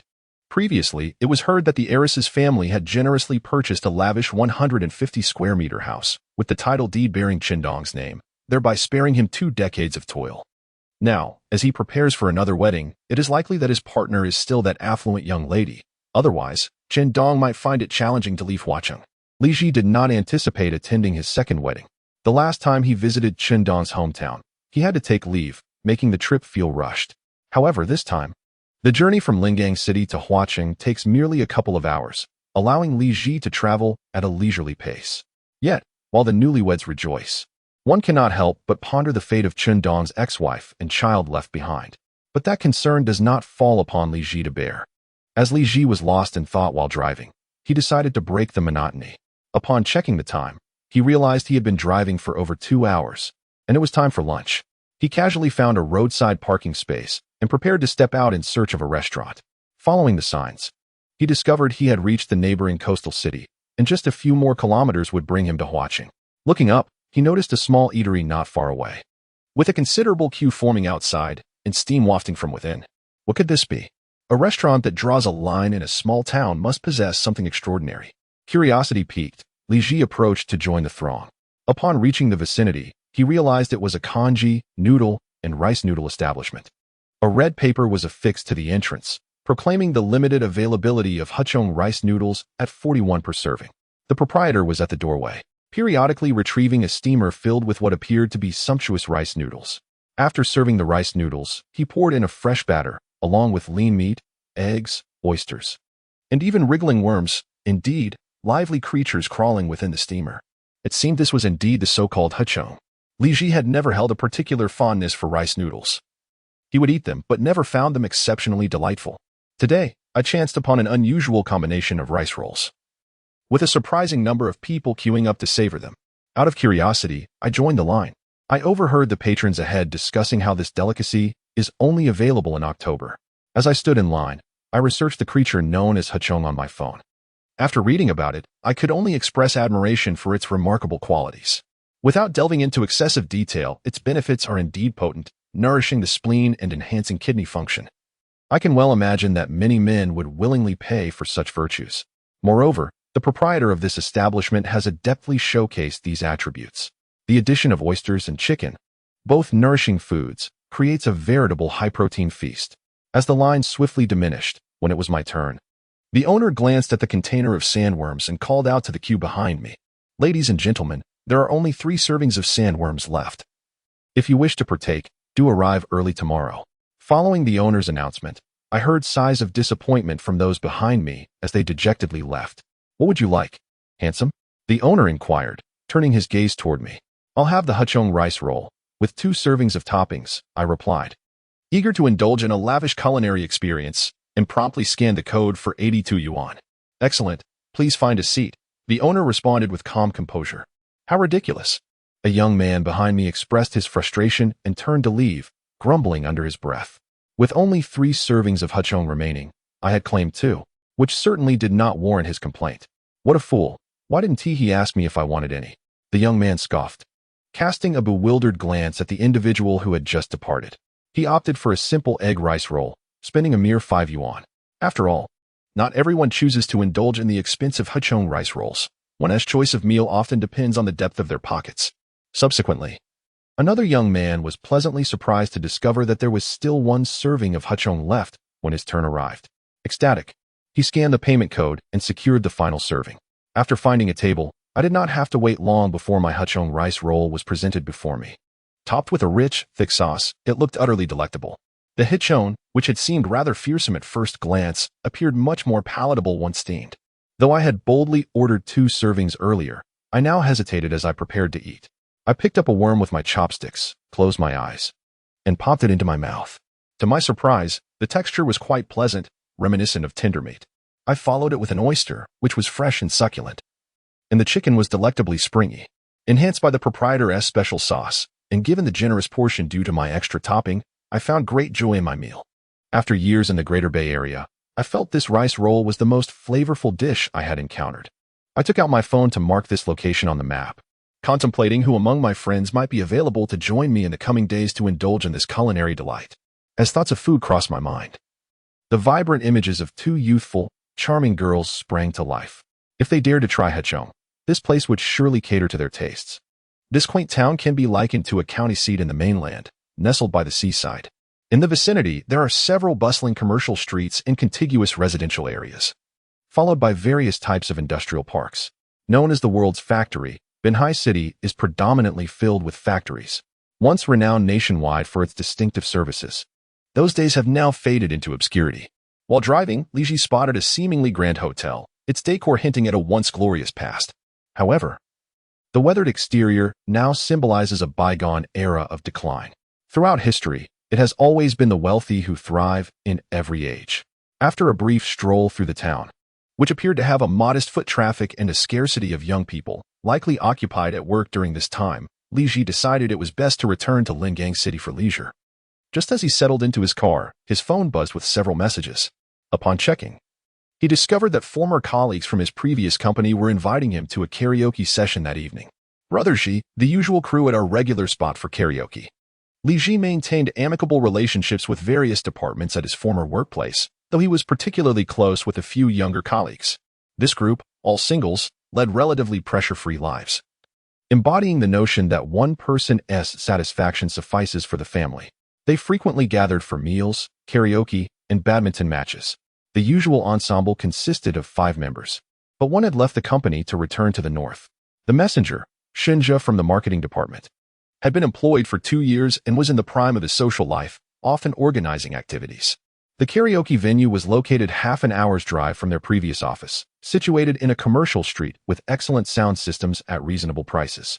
This place offered a complete array of dining and entertainment options, where Li Ji and his colleagues would often convene after work for dinner, followed by karaoke. Reflecting on how long it had been since he last saw them, Li Ji promptly replied, "Tonight, dinner is on me at Yang's Pig Stomach Chicken. Afterward, we'll sing karaoke." "Brother Ji, that's not appropriate. You haven't started working yet. Let's wait until you're back at work," Shinja politely declined, considering Li Ji's recent unemployment. "Haha, forget it. I won't pretend anymore. I'm financially secure," Li Ji replied, feeling a profound sense of joy akin to that of Wang Duiyu. Nevertheless, Shinja, being principled, did not immediately accept the invitation upon hearing Li Ji's offer. "All right, Jia, rest assured, I recently came into a bit of fortune. Treating you all is certainly feasible." Li Ji remained steadfast in his intention to pay. Seeing Li Ji's determination, Shinja relented, acknowledging their good rapport, suggesting they could switch the favor next time. "Okay, Brother Ji will likely arrive around 6:45. Take your time. I'll order the dishes in advance, Li Ji assured them. After ending the call, he pressed the accelerator and sped towards the westbound district of Lingang City. Over an hour later, Li Ji arrived at the restaurant, Yang's Pig Stomach Chicken, where he had reserved a small private room, ordering a variety of dishes for cold and for hot, as well as the largest pig stomach chicken pot. He then headed to Happy Star KTV to book a medium-sized room. In the afternoon, as the KTV opened, he could already see numerous men and women of considerable age entering the private rooms to sing. These were the enthusiastic patrons gearing up for their evening dance sessions. Li Ji selected a spacious private room. As he prepared to leave, he was halted by a voice calling from behind. Li Ji, what brings you here? Turning around, he encountered a woman clad in a form-fitting dress, her hair styled in glamorous waves, smiling brightly at him. Xiaona? Their eyes met, and an inexplicable emotion began to stir between them. Are you doing well? Have you found a girlfriend? Observing the poised woman before him, Li Ji's expression grew somewhat complex. She was one of his former girlfriends, and notably, the only one who had ended their relationship due to his familial issues. Li Ji, your parents have both started their own families. You are merely an extra. It's unlikely you will receive their support. We should part ways. Her words echoed in his mind, undeniably stark in their realism. Xiaona was a woman of keen awareness, with a poor family and less than attractive looks at under 179 meters tall. Who would want me? What brings you to this KTV? I took a day off to sing with friends. A smile suddenly broke across Li Ji's face. Has your husband permitted you to come to KTV? Yes, on a business trip. And besides, it's merely during the day. Yes, not that petty. Xiaona awkwardly tucked a strand of hair behind her ear. Ordinarily, her husband was quite strict, and today she had managed to sneak out, only to run into her ex-boyfriend. Oh, enough about me. What is your situation? Have you received a promotion at work? She quickly shifted the topic. Yes, I was promoted, but there was no suitable position available in the company, so I ended up contributing to society. You were laid off? You need to find a job quickly. The cost of living in Lingang City is quite high. Her tone brightened. People inherently enjoy comparisons, especially ex-couples post-breakup. If they see the other struggling, women may feel a sense of relief, thinking, I'm glad I didn't stay with him. Look at his unfortunate state. If I had, I would have faced such hardships. Men, on the other hand, might reflect, who told you not to continue with me? Look at your current predicament. It's too late for regrets. Li Ji felt somewhat speechless, pondering how he was ever attracted to this woman. Perhaps time truly changes a person. Would you like to join us in our private room? We just arrived. No, I have some matters to attend to. I must leave. Allow me to escort you. No need to. This isn't your residence. Despite his protests, Xiaona insisted on accompanying him to the parking lot. Ah, women, Li Ji thought. Knowing she wanted to see what car he drove, he retrieved his car keys and unlocked the vehicle, the ES8 flashing its lights in response. Slowly, he approached and opened the door, settling into the driver's seat. Xiaona walked to the front of the car and glanced at it. What kind of car is this? It looks quite substantial. Just an ordinary domestic electric vehicle. Well then, off you go, drive safely. Li Ji waved goodbye to Xiaona as he drove away. As his car passed by her, Xiaona discreetly captured a photograph of its rear. Watching the taillights of Li Ji's vehicle fade from view, she lingered for a moment before returning to the KTV private room. Inside, 2 men and 3 women were engaged in drinking and singing. Having been absent for an extended period, Xiaona faced a playful penalty of a drink. A bottle of beer was placed on the table, and upon her entrance, the group erupted in cheers, urging her to drink. Not one to shy away. Xiaona seized the bottle and downed half of it. These were her college classmates and close friends, gathering together now that they all worked in Lingang City. After Xiaona's marriage, her husband, who cared for her deeply, discouraged her from frequent outings. Thus, she could only invite her classmates for daytime karaoke sessions during her husband's business trips to relieve stress. After finishing half the bottle, she plopped down beside a female classmate. Xiaona, where have you been? Asked Kuku. You won't believe who I ran into. Xiaona whispered conspiratorially into her friend's ear. Did you bump into your husband? Did he catch you sneaking out? Her friend replied, astonished. Come on, can't you wish me some good fortune? Oh, did you meet a handsome man who stole your heart? Not quite. I ran into Li Ji. Li Ji, your ex-boyfriend? The one with the decent looks, whose parents divorced. Her friend pondered for a moment, recalling her involvement in their breakup. Yes, it was him. I encountered him in the KTV corridor. He mentioned he's just lost his job, yet he appeared completely unfazed. Just unemployed? Should we expect him to weep for your sympathy? Ah, I merely felt a tinge of nostalgia. Years have passed, and he has transformed so much. Breaking up with him back then was indeed the right choice. Otherwise, I would have had to confront the anguish of his unemployment today. Her friend clinked her bottle against Hsiaona's. By the way, Cuckoo, don't you sell new energy vehicles? What brand is this car you photographed? Where did you take it? In the parking lot. It's the car Li Ji was driving. Let me take a look. Wow, it's an ES8. Her friend exclaimed, astonished. What is going on? Is this car expensive? It costs over 500,000, equivalent to a Mercedes E-Class or a BMW X5. Hsiana and her friend fell into a contemplative silence. Initially relieved that she had not continued a relationship with Li Ji, given his current unemployment. They now reflected on the vehicle he drove, which seemed to render his job loss a mere jest.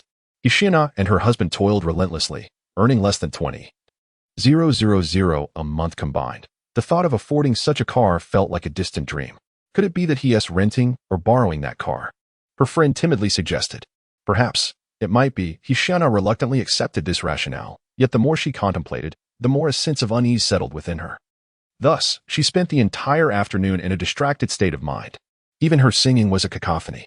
Her classmates noticed her unusual demeanor, but were oblivious to the underlying cause. At that moment, Li Ji was engrossed in her phone, perusing an invitation message. Detective Kaidabiao. Are you free tonight? Stocking legs JPG. It was from Peng Yifei. Judging by the photo she sent, it seemed she intended to engage Li Ji in a profound conversation that evening. We have a karaoke gathering with former colleagues tonight. Would you like to join? Mischievous smile JPG. Oh dear, they must all know me. Little hammer JPG. I'll come find you after it's over. Forget it, by the time you finish. I'll already be asleep. Come on, join us. Punching and kicking JPG. After a whimsical exchange with Peng Yifei, Li Ji glanced at the time and decided it was still early. She drove her car to a picturesque bay in the West Treasure District, near the airport, which had been transformed into a stunning coastal greenway. Adjacent was a seaside subway line, acclaimed as one of the most beautiful metro views. Li Ji parked beside the greenway, gazing at the ocean reflecting the azure sky, her mind swirling with thoughts. She had been unemployed for nearly a week and had possessed the system for almost as long. Initially, she believed her days would consist solely of eating and sleeping. While she had indeed lived this way for a few days, it seemed to lack a sense of anticipation. Upon reviewing her weekly score from the system, she felt quite content, yet the system awarded her a mere 78 points, suggesting a lack of genuine joy. When one finds themselves idle, it is essential to seek out activities that bring happiness. Li Ji contemplated that her ultimate desire had been to amass wealth and live an easy life. With the system's generous endowment of several million and a daily allowance of 10,000, she had ample means to relax. Yet, Li Ji found herself feeling a tinge of boredom. Perhaps the affluent lifestyle was something she had yet to learn how to navigate. From this moment onward, she resolved to learn how to spend money and indulge herself. However, there lingered a matter in Li Ji's mind, the old grudge against Qin Shuaiyang. Although she had avenged herself through Peng Yifei, Qin Shuaiyang remained unscathed.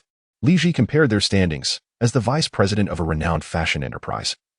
Qin Shuaiyang's net worth exceeded 30 million, while Li Ji's was under 3 million. After years in his position, Qin Shuaiyang had cultivated extensive connections, both legitimate and otherwise, far surpassing Li Ji's. Her only advantage lay in having a powerful ally in the system, which promised a future of greater strength than Qin Shuaiyang. However, that required time. Li Ji yearned to deal with Qin Shuaiyang within the bounds of legality. This brought to mind a recently passed bill by the Longhua Federal Parliament, permitting citizens to hire private detectives under legal circumstances, dubbed the Springtime for Private Detectives Act by the public. Consequently, advertisements for private detective agencies could now be openly broadcast on television. Naturally, the private security sector flourished alongside this development. However, for the vast majority of ordinary individuals, there was no tangible change, as they remained distant from the realm of engaging with such professionals. However, Li Ji now finds himself with a modest sum of money and is aware of certain vulnerabilities within Qin Shuaiyang's company. This situation presents an opportunity. With this thought in mind, Li Ji promptly searched online for reputable private detective agencies in Ligang City. After some investigation, he settled on a detective agency named Eagle Eye, located in the Shibao district. What particularly attracted Li Ji to this agency was its proprietor, a former police officer adept at obtaining useful evidence through entirely legal means. Without hesitation, he dialed the number provided. Upon learning of a potential client, the detective inquired about Li Ji's location and assured him that he would arrive within 20 minutes. True to his word, A sleek black Passat appeared before Li Ji exactly 20 minutes later. The door swung open, revealing a middle-aged man in his 40s, whose stature was comparable to Li Ji's, though his frame was more robust. As he moved, a glint of coldness occasionally flickered in his eyes. "Hello, are you Mr. Li? I am Kai DeBiao from Eagle Eye Detective Agency." Upon exiting the vehicle, Kai DeBiao approached Li Ji with purposeful strides, extending his sturdy wrist for a handshake. "Good day, Mr. Kai," Li Ji replied courteously. "Let us discuss matters in the car," Kai DeBiao suggested, casting a cautious glance around before inviting Li Ji into his vehicle. "All right. Let's move to my car instead," Li Ji proposed, opting for his ES8. Upon hearing this arrangement, Kai DeBiao smiled slightly. "Very well, let's proceed to your vehicle." Once settled inside Li Ji's car, he conveyed his desired outcome and the specifics regarding Qin Shuyang to Kai DeBiao. This task may prove somewhat challenging, yet it is not insurmountable. The fee is 200,000, and I can have it resolved within 2 weeks. Kai DeBiao deliberated before stating his price. "That is acceptable," Li Ji responded, unfazed by the quotation, even finding it quite reasonable given his initial expectation of 500,000. They swiftly agreed on the details, and Kai DeBiao retrieved 2 copies of a contract from his bag for Li Ji to sign. After a cursory review of the standard terms, Li Ji signed without hesitation. Kai DeBiao followed suit and retained 1 copy for his records. Li Ji paid a deposit of 50,000, with the remainder to be settled upon completion of the task. Watching Kai DeBiao drive away, Li Ji felt a wave of relief wash over him. The discord with Qin Shuyang seemed trivial, vengeance could be sought, and if not immediately, he would bide his time to amass strength for a future reckoning. Such a life would surely align with the happiness that Tongzi brother had envisioned. Tonight, he resolved to collect more interest from Peng Yifei, while also reminding her to prepare for the impending downfall of Qin Shuyang. After lingering at the bay for a moment, Li Ji checked the time and decided to drive directly to Yangji Pig Stomach Chicken, knowing that it was nearly time for Shinja and the others to finish work. The dishes were already ordered. He merely awaited their arrival. A few drinks could accompany the meal. After all, the others were younger than he by 3 or 4 years and rarely indulged in strong liquor. A case of Budweiser was arranged for leisurely sipping, with plans to enjoy more at KTV, ensuring a splendid evening ahead. The waiter brought the beer to the private room first, while Li Ji sat and scrolled through short videos. He had little interest in other content. His preference lay in the alluring videos that showcased the essence of beauty. Thus, upon encountering a particularly seductive figure, Li Ji would apply an additional layer of filtration in his mind, effectively stripping away the veneer of superficiality. As he watched, he also listened to the commentator's critiques. "This is a bit exaggerated. Oh, the lines are all crooked. Poor rating. This one has long legs. Proportion adjusted. Looks normal now. Wow, this one is captivating. Removing the filter reveals the original proportions. Oh dear, that's unbearable." As he continued scrolling, he stumbled upon several videos of cosplayers. Among them was a creator he had followed for quite some time, known as Lu Banshui. Li Ji understood that these cosplayers relied heavily on makeup to achieve their character portrayals. However, with the aid of filters, the effects were undeniably impressive. Notable characters from domestic animations such as Medusa, Fire Spirit, and Saint Kair were all represented in Lu Banshui's repertoire. With her extraordinary long legs, Lu Banshui had managed to embody the essence of these characters quite effectively. The only slight imperfection was that her portrayal of a thunderous character lacked the necessary impact, which could be attributed purely to talent, an unavoidable limitation. As Li Ji continued to scroll through videos, time swiftly passed. When the door to the private room opened, 5 individuals entered in succession. Li Ji had asked Shinju to invite 2 colleagues with whom he had a decent rapport, as there was 1 girl remaining in the group. Thus, he specifically called for 2 girls to join her. Upon entering, everyone greeted warmly. "Hello, Brother Ji. Come. Have a seat. Make yourselves comfortable. Aja, what are you dawdling for? Sit down." Li Ji stood to welcome them. Shinja, a spirited young man with grayish hair, was the last to enter. At Li Ji's invitation, he naturally took a seat beside him. Another male, Ao Guanglu, an assistant designer from the design department, was impeccably dressed in a crisp shirt and vest, resembling a KTV server more than a designer. The other 3 were all vibrant young women. Xiao Ling from the marketing department, Yin Mao Mao, a spatial designer, and Huang Xiaoli at the front desk. Upon noticing that everyone had arrived, Li Ji went to the entrance to summon the waiter for the dishes. After returning and sitting down, Huang Xiaoli, once Li Ji's subordinate, was the first to speak. "Brother Ji, It's been several days since we last met. How have you been, Xiaoli? Are you settling in? Seeing Li Ji still exuding warmth, Huang Xiaoli managed a bittersweet smile. Brother Ji, do you know what kind of person Liao Yuting is? The administrative department has been nearly driven to madness by her antics lately. Isn't Old Wei overseeing her? Shinja chuckled from the side. With someone surnamed Qin around, how can Old Wei possibly manage her? The others burst into laughter, as they were all aware of the underlying circumstances. Liao Yuting was the young mistress brought in by Qin Shuayang to replace Li Ji. Bolstered by Qin Shuayang's backing, she hardly regarded the human resources manager. Now promoted to the position of administrative supervisor, she is exceedingly pleased with herself. When faced with tasks she finds unappealing, she often remarks, "This requires General Qin's approval." She is a master of tea artistry. Huang Xiaoli, half-jokingly, posed a request to Li Ji. Which company are you currently with? Perhaps you could take me along. Huang Xiaoli was initially recruited by Li Ji during her interview, and they have always collaborated effectively at work. Li Ji could only respond, "I am still an unemployed wanderer. But if an opportunity arises, I will certainly invite you." After a few casual exchanges, as the waiter began to serve the dishes, Li Ji encouraged everyone to dig in. The establishment, renowned for its pig stomach chicken, naturally excels in that dish. Li Ji insisted that everyone take a bowl of the succulent chicken and tender pig stomach. The chicken was juicy, the pig stomach soft, and the broth rich with meaty essence, prompting unanimous praise from all. Once the soup was finished, Li Ji opened a few beers, without pressuring anyone to drink. Those who wished could simply take a bottle, since they were all familiar with one another. There was no pretense, and each person quickly began to drink. After Li Ji initiated a toast, the others followed suit and began to express themselves freely. After a few rounds, the conversation flowed, especially since Li Ji was treating. They discussed the recent changes within the company.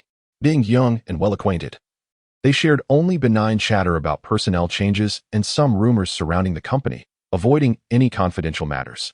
After clinking glasses with Li Ji, Liao Guangla informed him, "Brother Ji, it seems that Xiao Fan has returned from abroad. The chairman is likely to hand over the reins to him." "Oh, Xiao Fan is back. That means old Qin's days are numbered," Li Ji remarked, holding his glass, a knowing smile playing on his lips as he surveyed the group. The chairman, Fan Kuan-yu, the largest shareholder of the company, is already 60 years old. His son, Fan Sikai, only 27, has spent the past few years studying abroad and, after graduating, was assigned to learn the ropes from the ground up at a company. He should be well prepared to return and take over his father's position.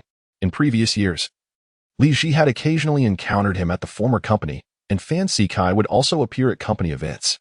However, Li Ji was privy to a rather concealed fact. Fan Sikai harbored a strong aversion towards Qin Shuayang. This animosity stemmed from Fan Sikai's first company event, where, unbeknownst to most, including the vice president Qin Shuyang, he was mistaken for an ordinary employee and publicly berated by a drunken Qin Shuyang. Since that moment, Fan Sikai has viewed Qin Shuayang with contempt. Despite Qin Shuayang's numerous attempts at appeasement, Fan Sikai's impression and attitude towards him remained unchanged. Now that Fan Sikai is poised to return to the company and seize power, it is clear that Qin Shuyang is in for a tumultuous time. Given this backdrop, as Qin Shuyang stands on the precipice of calamity, it is only natural for Li Ji to prepare to take advantage of the situation. It appears that tonight, he must seek out Peng Yifei early. The fire at the city gate often brings disaster to the fish in the moat. With Qin Shuayang's imminent downfall, Peng Yifei will undoubtedly suffer as well. An ephemeral night of revelry led Li Ji to realize that aside from her initial materialistic choice to marry Qin Shuayang, Peng Yifei possessed few other faults. He felt inclined to lend a helping hand. The gathering was intimate, and Li Ji found himself at ease. Those present were not shy, drinking heartily and sharing gossip with gusto, creating a delightful atmosphere. Observing that everyone had nearly finished their meals, Li Ji stood up to organize a karaoke session. Shinja, with a flushed face from the drinks, rose and waved his hand. "Since we enjoyed dinner thanks to Brother Ji, we'll take charge of the karaoke." Li Ji affectionately draped his arm over Shinja's shoulder. "Aja, don't be modest. I've already reserved a private room. Rest assured, Brother Ji has recently come into a bit of fortune, so treating everyone to food and song is a breeze." As the KTV was conveniently located diagonally across from the chicken soup restaurant, Li Ji didn't even need to move the car, leading everyone directly to the private room. Once there, Li Ji ordered 2 dozen Budweiser beers and a dozen soft drinks. "Come on, gentlemen, grab a beer. Ladies, feel free to choose your drink." The moment Xiao Ling entered the room, she headed straight for the song selection booth, being the sole female in Li Ji's four-person WeChat group. Yin Mao Mao and Huang Xiaoli were invited along to keep her company. This young woman was exceptionally spirited and quite the drinker.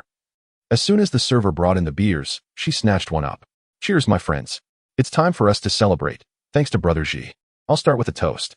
With that, she tilted her head back and downed a bottle in one go. Her exuberance inspired everyone, regardless of gender, to take a hearty swig of beer, and Li Ji along with Shunjia joined in, each finishing a bottle.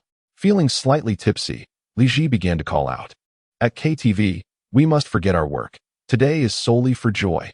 The room erupted with boisterous laughter and cheers. Each person took turns selecting their favorite songs. Those waiting to sing lounged on the sofas playing dice. Currently performing was Lao Guokla, who, despite his slick appearance, was known in the WeChat group for his rather unremarkable personality. He was belting out the irresistibly catchy song Itch, showcasing impressive vocal skills and flamboyant moves that raised suspicions of prior training in Thailand. Amidst the laughter at his antics, everyone eagerly reported the numbers on their dice cups.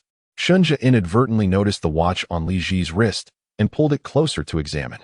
"Brother Ji, what brand is this watch? It looks rather exquisite. Try it on." Li Ji generously removed the watch and handed it to Shunjia. The contemporary youth, never one to feign ignorance, promptly donned the watch and snapped a photo with his phone, knowing well how to search for products based on images. The result elicited an excited outburst from Shunjia. "Brother Ji, this watch costs a staggering 100,000.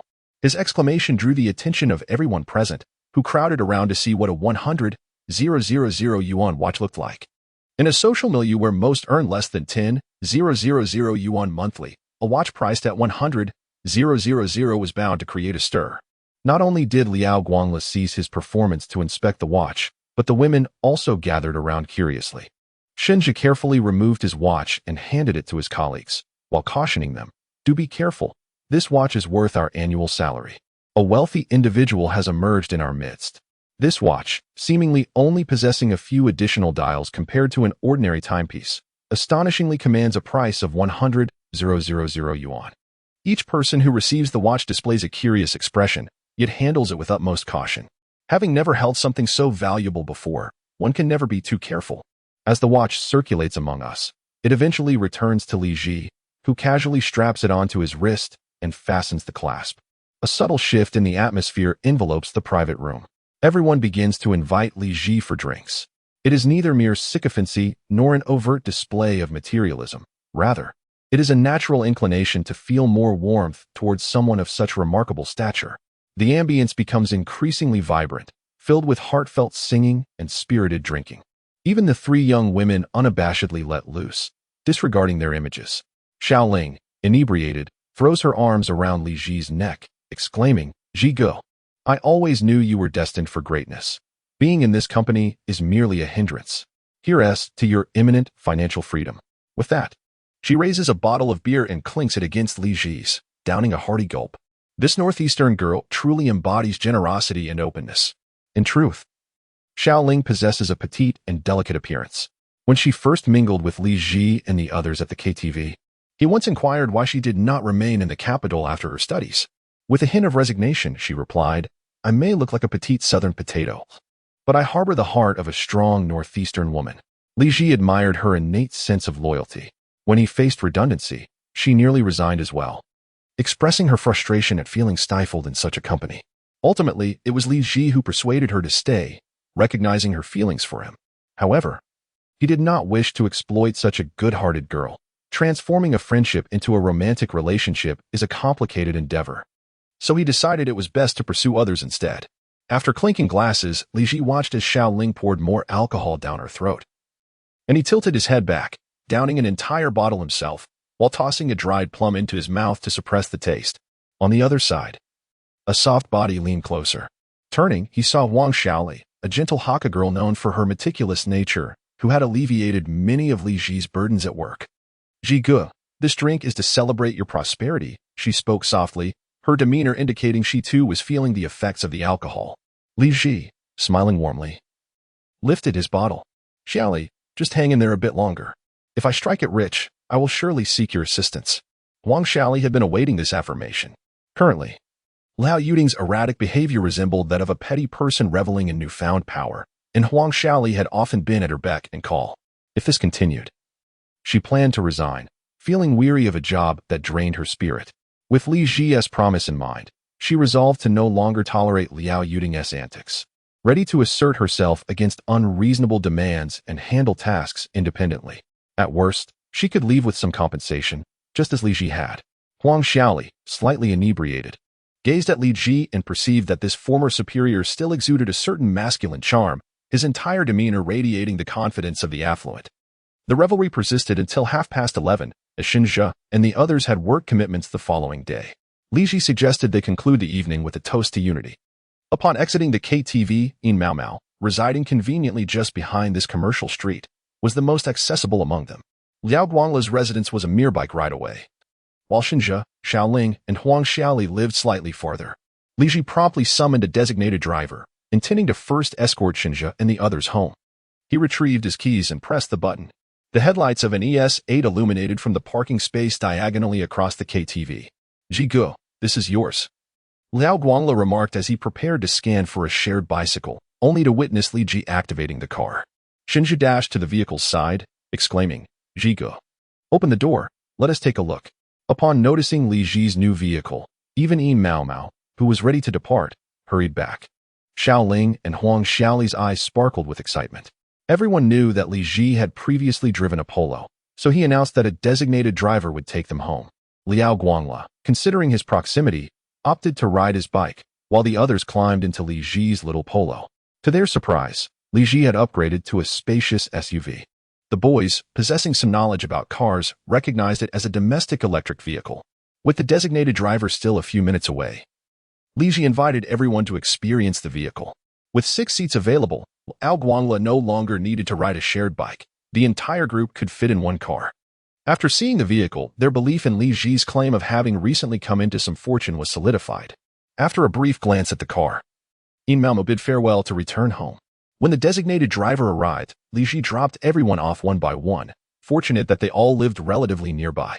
After delivering the last, Xinzhe, he checked the time, it was already 12:30. The designated driver returned the car to the community. Once the driver departed, Li Ji did not head straight upstairs. Recalling Ping Yifei's invitation, he attempted to send her a message. "Are you asleep?" "I am." "Oh, so late, and still awake?" "Waiting for someone. The big bad wolf, Little Red Riding Hood, is waiting." Li Ji promptly booked a suite at the Jinda Hotel and sent her the location and room number. He then arranged for another designated driver to take him to the hotel. Just as Li Ji settled into the room, the doorbell rang within minutes. Upon opening the door, he found Ping Yifei standing there, clad in a form-fitting black dress and a beige coat, smiling. As soon as he opened the door, she covered her nose. "Oh, you've been drinking. It smells awful." "Oh, don't rush." But she was swiftly pulled into the room by Li Ji. 2 hours later. "Did you consume explosives today?" "Nevertheless, I truly enjoy it." Ping Yifei lay there, unwilling to lift a finger. She realized that Li Ji's stamina was astonishingly robust today. After taking a shower, Li Ji emerged feeling utterly invigorated. This 30% enhancement in his physique has allowed him to savor the advantages of unparalleled physical prowess. He now perceives that his stamina and overall physical attributes are on par with those of elite athletes. He dries his hair with a towel before tossing it onto the chair. Is old Sheen still spending nights away from home? It seems he can manage to stay at home for just 1 day a week, which is a reminder that he has a home. Feifei, you truly need to plan ahead. It appears that old Sheen is on a path to misfortune. If you can secure a larger share, do so. One misstep leads to another. I was indeed blind to marry him despite the numerous obstacles. Ping Yifei clenched her teeth in frustration. Li Ji tugged at the bath towel and settled on the edge of the bed. Ping Yifei leaned in closer. What should I do? The household finances are entirely in his hands. I hardly have access to any money. Filing for divorce due to the other party's negligence. I can help you gather some evidence to ensure you receive a fair settlement. Li Ji embraced Ping Yifei, choosing not to disclose the plan to hire a detective just yet, until Kai de Biao has secured concrete evidence. It would be prudent to refrain from making too much noise about it. Once the evidence is obtained, he will assist Ping Yifei in liberating herself from Qin Shuaiyang and, ideally, extracting a sum from him as well, thereby providing some resolution for Peng Yifei. As for which evidence would be advantageous for her, Kai de Biao is the expert. After everything is gathered, his counsel will be invaluable. After all, in this realm, Kai Debiao possesses a professionalism that surpasses Li Ji's current understanding and resources. However, given the stakes, it is certain that Kai Debiao's expert advice will be thorough and precise. On the second day of work, Peng Yifei took a leave of absence. After an entire night, even an Iron Man would be exhausted. As noon approached, she struggled to rise from her slumber. If she continued to sleep, she would face dire consequences. Her breakfast, which she took over an hour to consume, left her feeling utterly sated. By lunchtime, Peng Yifei insisted on dining at the hotel restaurant. She feared that if she remained in her room, she might never emerge. She was perplexed by how Li Ji possessed such boundless energy and vigor.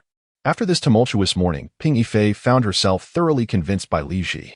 Despite taking a day off, she refused to stay cooped up in the hotel for the entire afternoon. Li Ji decided to take her to the Elephant City in Donghu District. Both to help her relax, she had begun to feel a sense of trepidation towards him, and to brighten her spirits by gifting her a handbag, given their long acquaintance. Peng Yifei had been married to Qin Shuaiyang for 2 years. While she had acquired numerous luxury items, most of them were purchased in the first year of their marriage. Nowadays, aside from the regular monthly allowance of 20,000 yuan, her expenditures on clothing and accessories had significantly dwindled. The novelty of such purchases faded, rendering them seemingly worthless. Knowing that Li Ji intended to buy her a handbag, Peng Yifei felt genuinely touched as she clung to his arm. It was not merely about the bag. It was the realization that no one had shown her such consideration in quite some time. They chose not to visit the Elephant City in Jiangnan District, as Peng Yifei had previously bought quite a lot there, and many of the shop attendants recognized her. The Elephant City in Donghu District was the earliest luxury shopping mall in Lingang City, located on the eastern side, while the one in Jiangnan District was to the west. The journey from Shibao District to Donghu District took over an hour. As Li Ji parked the car in the underground garage of Elephant City and turned off the engine, Peng Yifei prepared to exit the vehicle. However, upon turning her head, she shrank back in fright, curling up beneath the passenger seat. Just as Li Ji was about to inquire about her sudden alarm, he noticed a Mercedes-Benz S-Class gliding past them, coming to a stop in a diagonal parking space. He recognized the license plate all too well. It belonged to Qin Shuaiyang. Goodness, that's old Qin's car. Li Ji felt no fear, for through the rear window, he could see 2 individuals seated inside. Without a doubt, a long-haired woman occupied the passenger seat. Peng Yifei quietly reclined the front seat and crawled into the back. Amused, Li Ji playfully slapped her. She stifled a scream, forcing it down her throat. Once she managed to scramble into the back seat, she shot Li Ji several exasperated glances. "You just enjoy bullying me, don't you? Hurry and get in the back." At her insistence, Li Ji squeezed into the rear seat as well. They both concealed themselves behind the seats, keenly observing the movements of Qin Shuaiyang's car. Sure enough, it wasn't too long before the passenger seat reclined. Moments later, the car began to sway. Li Ji quickly grabbed his phone to capture the scene. Such prime material was too good to miss. However, the Mercedes-Benz swayed for less than 5 minutes before coming to a halt. Old Qin's combat prowess was rather lackluster. Li Ji teasingly glanced at Peng Yifei, only to see her face flush with anger. After waiting for another 10 minutes, the 2 individuals in the vehicle finally gathered their belongings and exited. Through the lens of Li Ji's phone, it was evident that those alighting were Qin Shuaiyang and Liao Yuding. Adjusting his camera to display the time, Li Ji noted that it was precisely 5 minutes past 3 p.m. during working hours, and yet these 2 had chosen to wander about the mall. Once they disembarked, Liao Yuding affectionately wrapped her arm around Qin Shuaiyang's, and they strolled towards the mall's elevator, laughing and chatting. "This shameless fellow. I shall never allow him to touch me again," thought Peng Yifei, her teeth clenched in frustration as she sat beside Li Ji. "No worries, I captured that entire segment. These will serve as your evidence in court," Li Ji announced. Just then, he noticed the disguised Kai Debiao, sporting a long-tongued cap, casually trailing behind Qin Shuaiyang. It seemed this fellow indeed had a reliable knack for getting things done. With Qin Shuaiyang and Liao Yuding heading to the mall and Kai Debiao following closely, Li Ji and Peng Yifei could no longer proceed. Frustrated and with nowhere to vent her anger, Peng Yifei pushed Li Ji down onto the back seat. An hour later, the still swaying ES8 was spotted by the returning Qin Shuaiyang and Liao Yuding.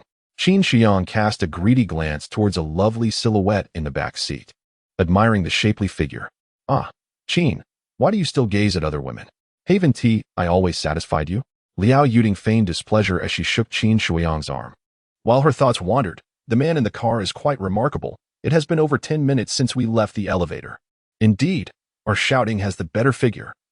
Qin Shiyang replied dismissively to Liao Yuding, yet he stole another lingering look at the attractive silhouette with a slender waist, secretly contemplating who this fortunate man might be. Under Liao Yuding's urging, Qin Shiyang drove away from the underground garage. The ES8 came to a stop half an hour later. A slightly disoriented Peng Yifei was escorted into the elevator by Li Ji. After regaining her composure, she accompanied Li Ji as they wandered around the mall for a while. Li Ji purchased a saddlebag worth over 40,000 for Peng Yifei at Dior, followed by 2 outfits from Prada, casually spending more than 100,000. Such treatment made Peng Yifei look at Li Ji with sparkling eyes. She didn't concern herself with the amount he spent, but rather appreciated his willingness to indulge her. Of course, Peng Yifei reciprocated with a IWC watch worth over 60,000. This give-and-take dynamic made her more receptive to the relationship. The two, resembling a couple, strolled through the Elephant City for an entire afternoon, and Li Ji's company significantly uplifted Peng Yifei's spirits. In light of Li Ji's previous insights and the observations he made this afternoon, he has resolved to consult a lawyer tomorrow regarding pertinent matters and to prepare evidence in accordance with the lawyer's counsel. The pair continued their leisurely stroll until dusk, eventually dining at a private restaurant near the Elephant City. Indulging in exquisite culinary delights has become an integral part of Li Ji's experience of life, a means for him to compensate for the voids of the past. However, during this period, he has come to profoundly understand a saying cherished by many locals: do not fear spending on food and drink, as long as you do not venture into entrepreneurship. The family's wealth can last for generations. Indeed, one can indulge in gastronomic pleasures without excessive expenditure, provided one refrains from seeking out the world's most extravagant offerings. For the average person, the cost of delightful cuisine is surprisingly modest. A meal costing several thousand yuan can yield a remarkable dining experience. Considering Li Ji's daily allowance, a meal priced at 3,000 yuan comfortably fits within his budget. They ordered the restaurant's signature dishes: imperial abalone rice, royal stir-fried delicacies, black truffle beef braised in abalone sauce, black truffle mushroom soup, and steamed king crab legs. Rich in protein and nutrition, this feast was perfectly suited for 2 individuals whose appetites had been whetted by their shopping excursion. After thoroughly enjoying their meal, both felt rejuvenated. Coincidentally, neither Li Ji nor Peng Yifei wished to return home, and after a brief discussion, they decided to seek out a bar for some drinks. Preferring a more subdued atmosphere, they opted for a music bar where they could relax with a drink and enjoy the melodies. 32. The enchanting figures in the bar as one of the earliest central districts of Lingang City. Donghu District boasts a plethora of entertainment options, including numerous bar streets. Li Ji deliberately searched online for a well-known music bar, aptly named Whispering Forest. The online reviews praised the bar's band for their commendable performances and the quality of their beverages, but it was the unique ambience that truly captivated patrons. The establishment is designed to resemble a quaint cabin nestled within a primordial forest, exuding a distinct charm. Not far from Elephant City, the music bar is adjacent to a large flower market, and a mere 2-minute drive brings one to its doorstep. The bar itself occupies a 2-story building, adorned with distinctive decor. Upon entering through the rustic wooden entrance, Li Ji and Peng Yifei found the interior to be just as described online. The entire space is constructed from raw timber, with plush seating areas separated by lush tropical foliage. Above the seating, wooden ceilings create an ambience of intimacy. Li Ji and Peng Yifei settled into a cozy booth on the 2nd floor, enjoying the tranquil atmosphere while having a vantage point to observe the performances on stage. A server approached to inquire about their drink preferences. Li Ji handed the menu to Peng Yifei, aware that her mood was less than cheerful, although their circumstances were mutual. The sequence of events had differed for them. "I'd like a cocktail," Peng Yifei pouted, resolving to indulge herself to the point of inebriation that evening. One of each cocktail on the menu. While she perused the selections, Li Ji made the decision on her behalf. "Very well. Please hold on for a moment while I arrange for the bar to prepare your order," the server replied politely after scanning Li Ji's payment QR code. Bars often welcomed patrons like them, as the profit margins on cocktails were among the highest. This couple's extensive order would surely contribute significantly to the bar's revenue. The server, smiling, made her way to the bar. "Ah Ben, we have a big order tonight. Prepare one of each cocktail on the menu." "Understood." The handsome bartender behind the counter wasted no time, swiftly assembling various tools to begin crafting the cocktails as per the order. Before long, An array of vibrantly colored cocktails was presented before Li Ji and Peng Yifei. Cheers. Peng Yifei raised her glass and downed the cocktail in one go, with Li Ji following suit. At that moment, she couldn't quite articulate feelings of profound sadness. Rather, she felt a sense of frustration, as her once-cherished youth seemed destined to end in a marriage that had become burdensome. In a moment of folly, she had accepted the alluring marriage proposal from Qin Shuiyang, which, compared to ordinary circumstances, was tempting. During their first year of marriage, she had been filled with various hopes for the future. Yet, as Qin Shuiyang's true nature emerged, all her aspirations began to fade gradually. Now, the prospect of discussing future plans seemed unnecessary. Jigu, do you think I was too hasty in agreeing to marry him? Every choice made at a particular moment may indeed be the best decision possible. Li Ji refrained from mocking or deriding others. For the vast majority of ordinary individuals, the age gap pales in comparison when faced with the affluent, whose annual income reaches several million. Especially after he himself acquired a fortune, he discovered that the world appeared vastly different through his newfound lens. This wealth instilled in him a sense of confidence. Thus, he regarded Peng Yifei's choices from years past as entirely normal. Brother Ji, has there ever been a girl over the years who made you yearn for marriage? I am an advocate of remaining single. In response to Peng Yifei's subtle probing into his views on marriage, Li Ji promptly dispelled her fanciful notions. Maintaining their current relationship was acceptable, but marriage was not to be entertained. Did you suffer from heartbreak in the past? Peng Yifei pondered what kind of woman could have caused such emotional turmoil for Li Ji. My parents divorced when I was in middle school, and since then, I have distanced myself from the institution of marriage. Upon hearing Li Ji's reason, Peng Yifei gloomily downed another cocktail. Before long, she would find herself branded as a divorced woman, while the man before her, whose allure captivated her, was hardly a suitable partner. Yet, the thought of parting ways with Li Ji filled her with reluctance. Let us just continue as we are for now. After all, Li Ji is unlikely to marry. In a short span of time, the table before them was laden with 20 to 30 cocktails. Peng Yifei consumed one drink after another. After several rounds, Li Ji ceased to partake, recognizing her intent to intoxicate herself. The band was performing a poignant love ballad, and with each sip, the atmosphere grew more intimate. The bar was now occupied by a dozen or so patrons, some alone and others gathered in groups of 5 or 6. As the singers took the stage, the bar erupted in enthusiastic applause. Peng Yifei felt the effects of the alcohol take hold. I want to sing a song. She shed her coat and, swaying slightly, made her way downstairs. Li Ji felt compelled to accompany her. To stray from her side might expose her to unwanted advances. Reaching the stage, Peng Yifei exchanged a few words with the musicians regarding her chosen song. Li Ji, accustomed to carrying a few thousand yuan in cash due to his previous work, handed an 800 yuan note to one of the musicians. Brothers, lend a hand. The musicians, enticed by the prospect of easy money and captivated by Peng Yifei's stunning beauty, readily agreed. Thus, she ascended the stage.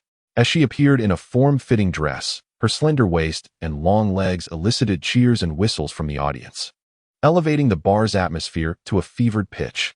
Seeming to embrace the moment, Peng Yifei, slightly inebriated, shouted into the microphone, "This song is dedicated to my dearest man." With those words, the energy in the bar surged even higher. It was, after all, a gathering place for those yearning for emotional connection. As the stunning beauty boldly expressed her affections, the audience erupted in enthusiastic cheers. Peng Yifei signaled to the musicians, and with a melodious wave of instrumental sound, she began to sing in rhythm. I wholeheartedly believed in the Buddha, yet became enchanted by you. Her languid and enchanting voice, coupled with her graceful movements before the microphone, conveyed an intoxicating allure that captivated many patrons. Particularly, as she sang, her eyes tenderly gazed at Li Ji and the audience. Then I willingly succumb to your charm. Accompanying the lyrics, she extended her hand in a teasing gesture, igniting a sense of yearning among many. Envious glances were cast upon Li Ji, as if he were a man who had saved the world in a past life. As the melancholic yet tender song concluded, the cheers from the bar nearly lifted the ceiling. Calls for another song echoed incessantly. Ignoring the pleas of the crowd, Peng Yifei gracefully descended the stage, linking her arm with Li Ji's, and ascended the stairs to continue their revelry. She left behind a silhouette that sparked the imagination of those in the bar. That evening, Peng Yifei found herself unable to return home, consuming over half of the cocktails by herself. As the night wore on, her words became a mere mumble. Li Ji, on the other hand, managed to remain somewhat composed, though the potency of several spirits in the cocktails left him slightly tipsy.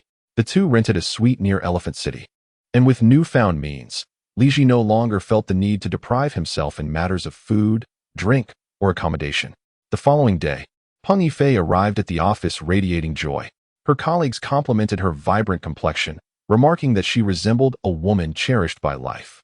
Some admired her exquisite Dior handbag, while others praised her husband for his kindness towards her. Many were envious of her brand-new Prada ensemble, as they were well aware of her husband's lucrative profession. The superficial relationships among them appeared to be harmonious, for in a materialistic society, wealth often dictates one's status. However, upon entering the VIP room, she was summoned to the office of the department head, Zhao Song. "Come, Yifei, have a seat," Zhao warmly invited her. "How is your husband, Mr. Qin, faring these days?" "Oh, quite well. Thank you for your concern, Director."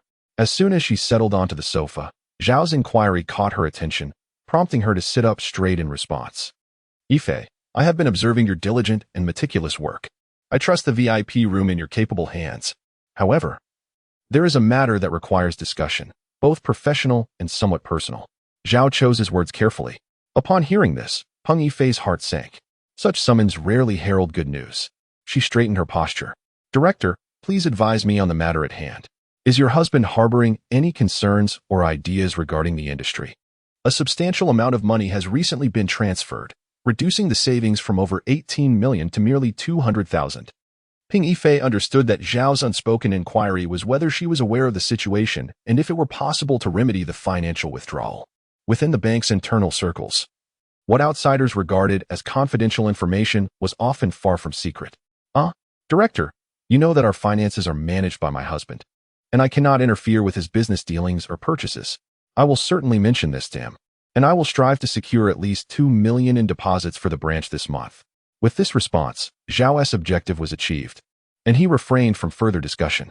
Peng Yifei exhaled in relief, bidding farewell to Zhao as she exited his office. Returning to her desk in the VIP room, she sighed deeply. Traditionally, VIP officers were not tasked with securing deposits. Yet, due to the less-than-ideal circumstances of recent years, certain responsibilities had been delegated to the VIP room. Nevertheless, clientele visiting the VIP room typically possessed considerable wealth. Over the years, Peng Yifei had cultivated relationships with affluent clients. She sent greetings to several loyal customers, shared the latest banking news, and subtly mentioned the deposit situation. Given the recent interest rate cuts, high-yield deposit packages had become elusive. However, within the bank, some undisclosed deposit products still existed. Within her authority, she could still allocate a few opportunities for her clients. Within a mere 10 minutes, these loyal clients responded with fervor. Judging by the tone of their replies, the 2 million deposit appeared to be secure. Naturally, Peng Yifei expressed her gratitude to each of them, as this was a mutually beneficial arrangement. Once these matters were concluded, she found herself sitting in a daze, acutely aware of the intricate machinations surrounding Qin Shuaiyang. To her astonishment, he had managed to withdraw all the deposits from this bank simply because she was employed there. The remaining sum of over 2 million was not due to Qin Shuaiyang's apprehensions, but rather because this card was linked to Peng Yifei's mobile number. This was a measure Qin Shuaiyang had taken to assuage her concerns. Should this money be accessed, Peng Yifei would be notified, and he feared her potential outbursts upon returning home. In the underground parking lot of Donghu Elephant City, she had already witnessed the dealings between Qin Shuaiyang and his subordinate. It was time for Peng Yifei to seriously contemplate her own future. She sent a message to a lawyer she had previously known to inquire about relevant matters. Subsequently, she began to organize the reports and data pertaining to the VIP room. Her tenure in the VIP room had spanned several years, and her success was not solely attributed to her beauty or Qin Shuaiyang's support. Rather, it stemmed from her meticulous work. Achieving 3 years of error-free performance was no small feat. Meanwhile, on the other side, Li Ji, after parting ways with Peng Yifei, felt the benefits of his enhanced physical fitness. Despite his relentless toil day and night, he experienced no trace of fatigue. Observing those around him, some engaged in work, others attending school, he found himself idly unoccupied. As he drove along the road, an old song played on the radio. "The world outside is splendid, the world outside." Inspired, Li Ji resolved to embark on an impromptu journey, ensuring the destination was not too distant, as he needed to attend Qin Dong's wedding the following Monday. His mind traversed the neighboring provinces, ultimately settling on the choice of the Mountain Wolf province. The allure of the unknown, both in place and in potential encounters, stirred his excitement. Having spent several years in his previous company handling administrative tasks and organizing events primarily within the Greater Bay Area, his only venture outside the province had fortuitously led him to meet Wang Tingting on a flight. Li Ji, upon reflection, acknowledged his affinity for both wealth and romance. With the southern sun shining brightly, he decided to embrace the spontaneity of a journey. His destination, the city of Gue in Mountain Wolf Province, renowned for its breathtaking landscapes and endless romantic possibilities. After parking his car in the community, he returned home to hastily pack some clothing. Coincidentally, he had recently purchased several sets of casual attire from Givenchy, perfectly suited for this occasion. Eschewing a suitcase, he simply slung a backpack over his shoulder and set off. Li Ji opted not to drive for this trip, believing that venturing far in an electric vehicle would be somewhat inconvenient. He mused that if his friend Tongzi were to provide him with a decent gasoline car, or if he could afford to buy one himself, he would entertain the idea of driving towards the vast world ahead. At the entrance of his community, he hailed a taxi, heading straight for Lingang North Station, from where most high-speed trains in Lingang City departed. Upon arriving home and unpacking his belongings, Li Ji had already secured a high-speed train ticket. The journey from Lingang North to Guebei was set to depart at 11:46, promising to reach Guizhou in under 3 hours, coinciding perfectly with the afternoon. Driving from Shibao District to Lingang North Station would take approximately an hour. After swiping his card to enter the station and passing through security, he found himself in the bustling waiting hall, teeming with people. Observing the ebb and flow of the crowd, Li Ji felt an uplifting sense of joy. Humans, indeed, are social creatures. The sensation of solitude amidst a throng is distinctly different. Surrounded by numerous strangers, Li Ji experienced a thrilling anticipation. The innate human desire to connect with unfamiliar DNA stirred within him, hinting that a delightful encounter on the train could be a splendid beginning. In simpler terms, Li Ji was feeling a rush of excitement. He located the entrance to his train and scanned the waiting crowd. However, he did not spot a captivating young woman. Some girls initially appeared attractive, but upon closer inspection, they did not maintain that allure. Those with graceful silhouettes and elegant necks were not necessarily as enchanting in full view. Consequently, Li Ji prudently settled into a vacant seat, patiently waiting for boarding to commence. He even found a curious phenomenon. Some individuals, whom he endeavored to glimpse, remained elusive as long as he remained stationary, their faces obscured from view. Just as he was engrossed in this amusing observation, a waft of enticing fragrance swept past him. On the high-speed train, Li Ji was drawn by an enticing aroma and turned his gaze, first noticing a pair of delicate high-heeled shoes. As his eyes traveled upward, he beheld long, straight, elegantly proportioned legs encased in sheer stockings and a pert derriere. The figure was accentuated by a form-fitting black dress that highlighted a slender waist, and her lustrous black hair was neatly fashioned into a bun. Her physique was remarkable, and from behind, she easily warranted a perfect score of 10. The enchanting woman was maneuvering her suitcase in search of a seat. Li Ji awaited the moment she would turn to face him with eager anticipation. However, when she spotted an empty row of seats behind Li Ji and proceeded towards them, his heart sank as she turned around. The vibrant hues of his imagination dimmed, and all fanciful thoughts vanished. While the young woman may not have possessed the breathtaking allure of a flower, she certainly did not qualify as conventionally attractive. It seemed that fate could be particularly unkind at times. This girl, despite her top-tier attributes, was tragically lacking in facial appeal. Reeling from this disappointment, Li Ji straightened his posture in his seat, realizing that serendipitous encounters during travel might not be as reliable as he had hoped. He resolved to bide his time until the train departed. Reflecting on the journey ahead, he noted that it would soon be past 3 in the afternoon upon arrival at his destination. In a burst of spontaneity, he had set off without purchasing any food for the trip. Now, feeling only mildly hungry, he was disinclined to dine at the train station. He chided himself for becoming increasingly finicky. Suddenly, he remembered that the train app allowed for meal orders on high-speed trains. As fate would have it, they would soon reach Beihai City, just a short while after departing from Lingang City, precisely around noon, an opportune time for lunch. Perusing the app, Li Ji was not inclined to order an extravagant feast. He merely sought a light snack to tide him over, intending to save the true culinary delights for when he arrived at his destination. Beihai City was known for its delectable street food, and after much deliberation, he ultimately settled on a serving of roasted goose rice noodles. He chose this dish not out of whimsy, but because he had previously enjoyed a similar dish of rice noodles with shrimp and found it delightful. He reasoned that this alternative, suitable for travel, would likely not disappoint. Dining on the train was notably more expensive. A portion of roasted goose rice noodles that would typically cost around 20 to 30 yuan outside would set him back over 60 on the train. Nevertheless, he considered the experience worthwhile, and for Li Ji, this modest expenditure was easily manageable. Swiftly placing his order on his phone, he looked forward to the arrival of his meal at the next stop. After an interminable wait, the sign indicating the boarding entrance finally illuminated. Li Ji, with a small bag slung over his shoulder, joined the queue. He had purchased a first-class ticket for carriage 02, seat 05C. Typically, he preferred an aisle seat, as window seats, while offering scenic views, proved less convenient for entry and exit. Thus, he usually reserved the window seat for others. Navigating through the bustling crowd, he quickly located his carriage at the front of the train.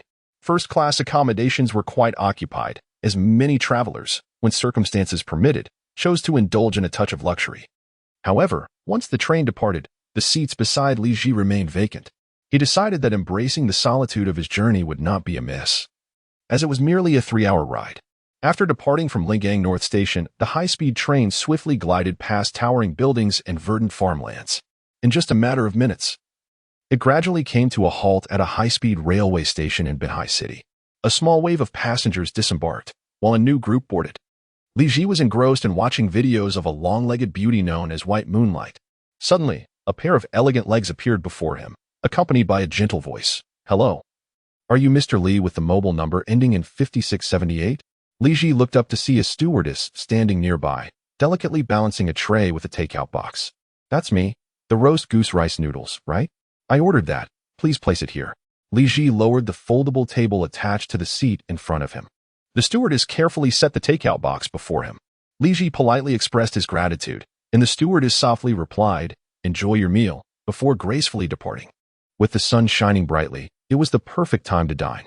Li Ji wasted no time in opening the takeout box. The packaging, priced at over 60 yuan, was quite exquisite. Upon opening it, he found a generous portion, with the food neatly arranged in separate compartments, one for the noodles, one for the broth. And though the goose meat was modest, it was sufficient for a delightful treat. Accompanying it were 2 small containers of condiments, one for sauce and one for chili paste. Skillfully, he poured the broth over the noodles and mixed in the sauce. He took a dollop of chili paste from its container and placed it atop the noodles. With a swift motion of his chopsticks, he slurped a mouthful of noodles. The rich broth, combined with the piquant kick of the chili, burst forth on his palate, delivering a pleasing flavor. He also savored a piece of crispy roast goose, which was equally delectable. For a meal of this quality, Li Ji felt that the price of over 60 yuan was well worth it. It certainly lived up to its high-speed train status. He immersed himself in the deliciousness of the noodles, finishing off the meal, and after disposing of the trash, the train arrived at Huaqing South Station. This stop saw even more passengers boarding and alighting. Li Ji adjusted his seat backward, preparing to recline and rest for a while. Suddenly, 2 figures clad in form-fitting jeans appeared before him, their youthful voices echoing. "Is this the right place?" "Yes, 05D, 06C. "Oh dear, we're just 1 seat apart." Just as Li Ji was about to close his eyes, he heard 2 bright voices asking him, "Handsome, could you please switch seats with us? My seat is just behind." Upon opening his eyes, he noticed one girl with a single ponytail and another with twin ponytails. Both were rather attractive, not breathtakingly beautiful, but certainly stood out in the crowd.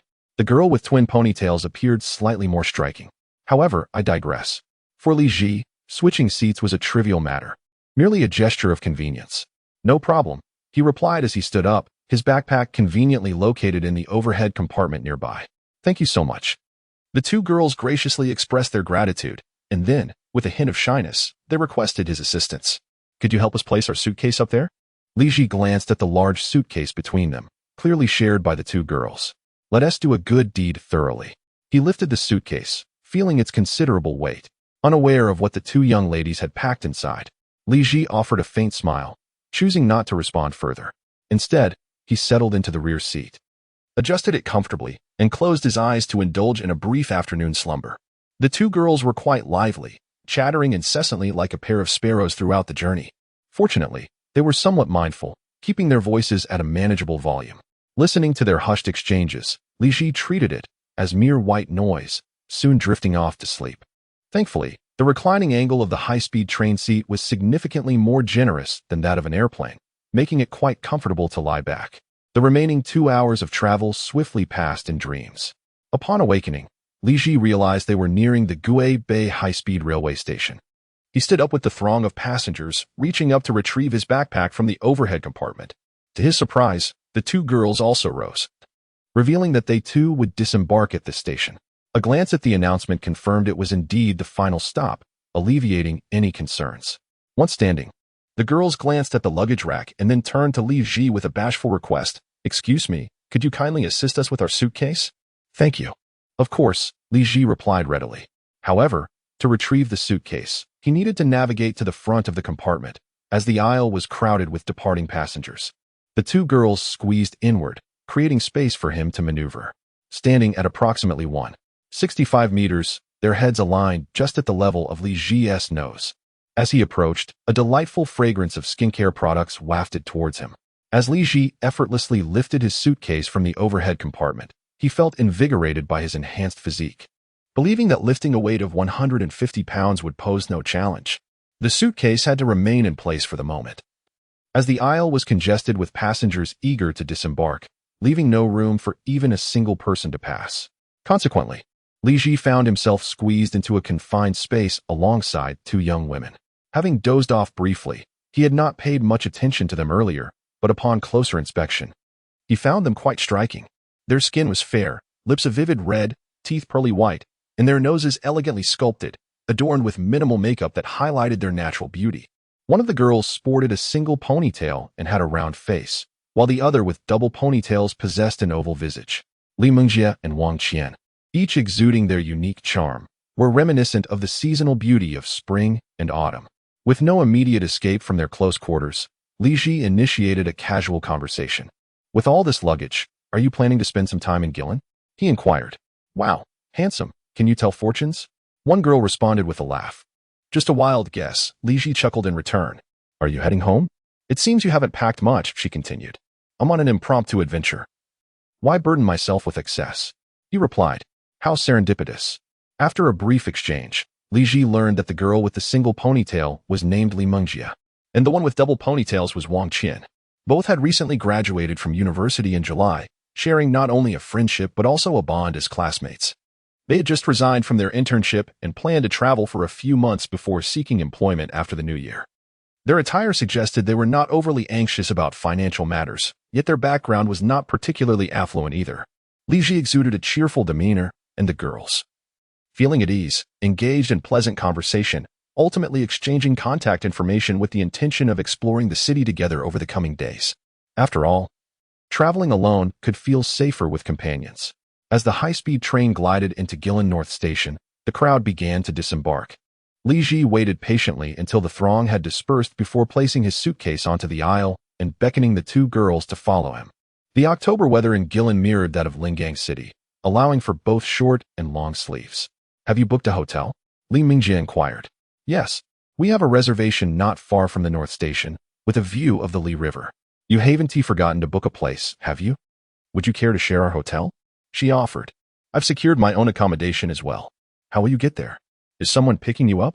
"We'll just order a rideshare at the entrance," they replied as they walked and chatted. Suddenly, Li Ji's phone rang. "Hello? Yes, I've just arrived at the exit. Please hold on a moment." He politely confirmed the pickup location with the hotel's driver before ending the call. A firm believer in the principle of equality among all individuals, Li Ji did not allow his financial status to create a sense of superiority. He understood that with greater privilege came the responsibility to treat others with respect. "My ride is already waiting at the entrance. Would you like to join me? I can ask the driver to make a detour." He extended an invitation with a warm smile. Li Mengjie and Wang Qian exchanged glances, pondering what kind of hotel provided such a complimentary pickup service. A flicker of excitement ignited within her, yet her composure compelled her to maintain a semblance of politeness. This seemed rather inconvenient, a bit of a bother. However, given the rare fortune of crossing paths for a delightful outing, it was settled that he would assist with their luggage. Li Ji, perceiving the hesitation of the 2 girls, took decisive action without extending an invitation to share accommodations.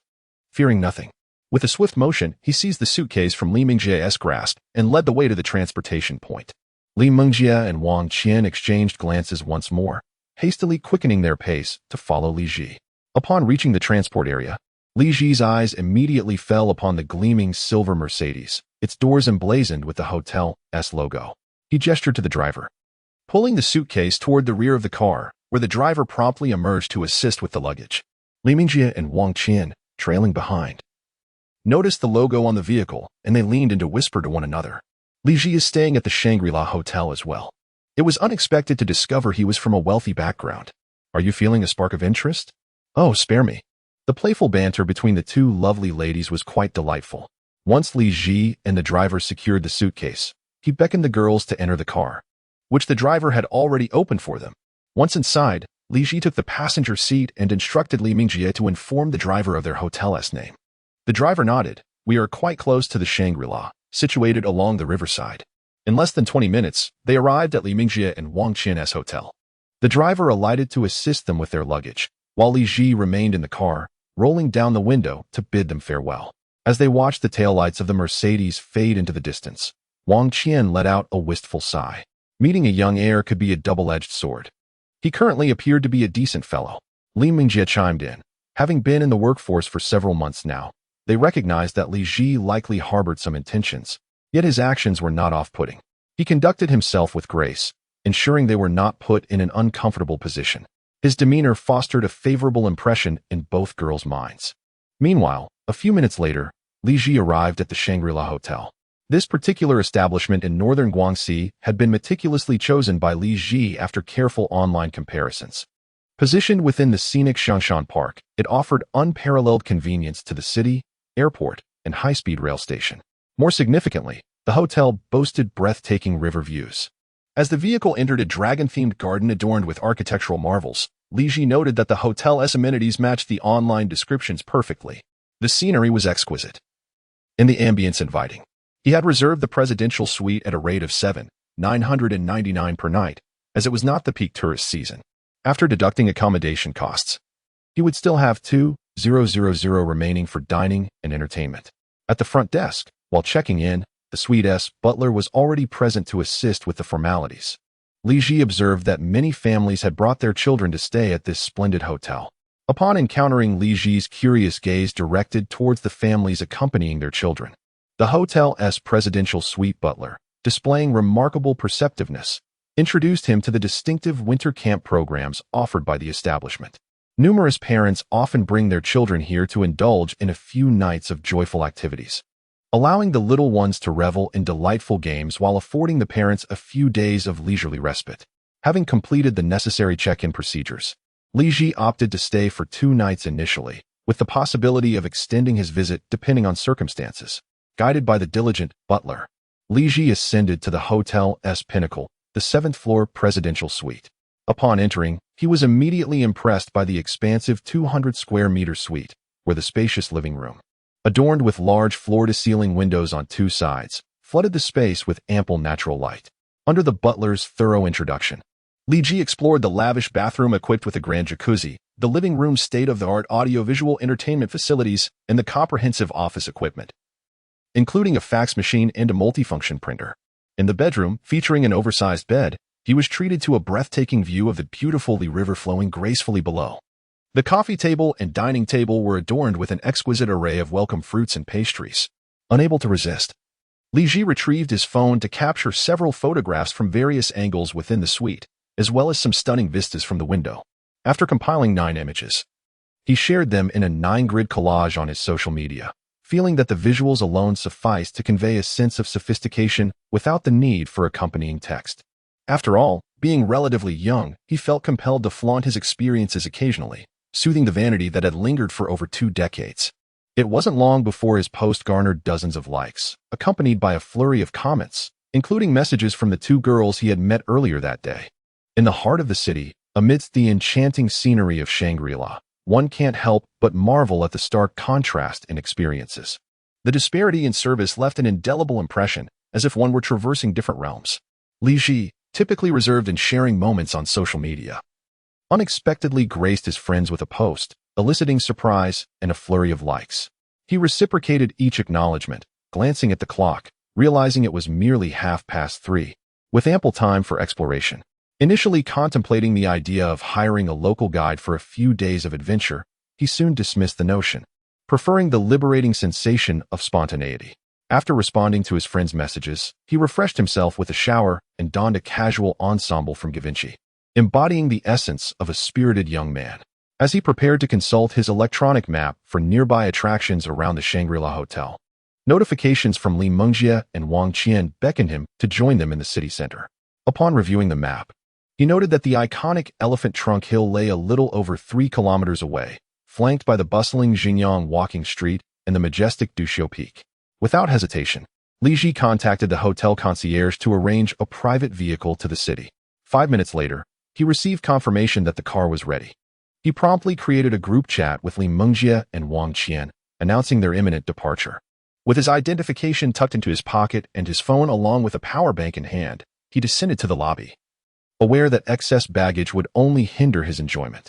At the entrance, the driver, recognizing him, swiftly opened the rear door of the Mercedes. This driver was not the same one who had picked him up from the train station, indicating the hotel's transportation services were indeed in high demand. Li Ji shook his head, stating, "I'll be picking up 2 friends along the way. I'll sit in the front." The driver quickly complied, opening the passenger door for him. Once inside, after securing his seatbelt and confirming the destination, they smoothly set off. As they approached the hotel entrance, he spotted Li Mengjie and Wang Qian waiting expectantly. Both had evidently taken the time to enhance their appearance, donning matching floral dresses complemented by long-sleeved outer garments and glossy tights, paired with chic white sneakers for comfort. They presented a delightful image of youthful vibrance. Truly a sight to behold. As the vehicle drew near, the two eagerly rushed forward, opening the rear door and slipping inside without waiting for the driver. Li Ji turned to observe them enter, realizing he had underestimated their allure during their previous encounter on the train. Their stylishness was now unmistakable. Li Mengjie likely boasted a C cup, while Wang Qian undoubtedly reached an impressive E cup, a stark reminder of the adage not to judge a book by its cover. "Li Ji, you're so fast," Li Mengjie exclaimed as she settled into her seat, eager to engage in conversation. "You must say it this way. I could accuse you of defamation. Men are most fearful of being labeled as hasty," Li Ji proclaimed with a serious demeanor, indulging in whimsical banter. "Oh, you truly are something else," Li Mengjie remarked, shyly tapping the back of Li Ji's seat. Meanwhile, Wang Qian, beside them, was stifling her laughter, her body shaking with mirth. The driver cautioned everyone to secure their seats as the vehicle gently navigated onto the road. In merely 10 minutes, they arrived beside Elephant Trunk Hill, a distance of 3 kilometers. "Boss, stepping out here offers the finest view of Elephant Trunk Hill," the driver informed, pulling over and signaling for Li Ji to disembark. Li Ji, accompanied by the 2 young women, alighted with a buoyant gait. The journey by car had been swift, and they could now leisurely explore on foot. After expressing his gratitude to the driver, Li Ji turned and descended the steps alongside Li Mengjie and Wang Qian towards the riverbank. The driver clearly possessed an intimate knowledge of Gillen's terrain, having parked remarkably close to the prime viewing spot. As the afternoon sun cast its warm glow, a gentle breeze danced about, yet the coolness of the Li River tempered the heat. The riverside was bustling with visitors capturing memories. Upon sighting the familiar silhouette of Elephant Trunk Hill, both Li Mengjie and Wang Qian erupted in delighted exclamations. Li Ji sensed a hint of affectation in their excitement. Where had the authenticity of their earlier demeanor vanished? They positioned themselves at the back of the throng, patiently awaiting their turn for photographs. Fortunately, the crowd exhibited a commendable sense of decorum, avoiding any disputes over position. After approximately 10 minutes, an opportunity arose, and Li Ji promptly guided Li Mengjie and Wang Qian into the vacant spot, snapping individual and group photos with his phone. The 2 ladies took a few selfies before inviting Li Ji to assume their place, where they proceeded to capture several images of him. Wang Qian then sweetly requested a young man nearby to assist in taking their picture. She and Li Mengjie hurriedly flanked Li Ji, striking playful poses for the camera. The closeness between them was palpable, and feeling somewhat constrained, Li Ji withdrew his hands only to embrace them on either side. He could distinctly sense their bodies stiffen momentarily before relaxing, as they smiled charmingly at the lens. After several shots, Wang Qian graciously thanked the young man, who modestly declined the praise but shot a jealous glance at Li Ji. Being youthful and unencumbered, he couldn't help but envy Li Ji's fortunate position of being flanked by two lovely women. However, Li Ji remained indifferent, for he too had once been in a similar situation at the tender age of 18, when he was merely an underling. The trio lingered by the Li River for a short while, savoring the breeze. Since the onset of their photo session, Li Mingjie and Wang Qian had instinctively walked on either side of Li Ji. "Let us find a rice noodle shop to eat. We'll treat you to noodles as a token of our gratitude for saving us the fare," Li Mingjie suggested. "Certainly. After our meal, we can explore a bit more. And in the evening, I'll treat you both to drinks at a bar. Do you prefer a club or a quieter lounge?" Upon receiving the invitation from Li Mingjie and her companions to share a meal, Li Ji readily acquiesced. To visit Gue City, or more precisely, to arrive in Shanling province without indulging in the local rice noodles would be a missed opportunity indeed. Moreover, the rice noodles in Gue City possess a unique character of their own. As the three conversed briefly, Li Ji learned that they had not eaten lunch, relying solely on 2 small bread rolls consumed in the car to sustain them until now. Crossing the zebra crossing, the trio made their way toward Jingyang Street, a renowned thoroughfare in Gue City worth exploring. Upon entering the street, they were greeted by numerous noodle shops lining the roadside, given the proximity to the scenic riverside area. The establishments were bustling with patrons, clearly those who had missed the traditional meal hours. Venturing a bit further into the street, they heard that the most favored noodle shops among locals were the ones that truly excelled in flavor. Li Mingjie suggested they avoid the riverside eateries, expressing her desire for a more authentic taste of local noodles. Li Ji found her suggestion quite sensible, and with a majority of 2-1, Wang Qian had no choice but to follow suit. After all, the three were clad in comfortable walking shoes, so an extra few steps posed no inconvenience. After approximately 10 minutes of walking in the direction of Jingyang Street, they passed by an old residential community.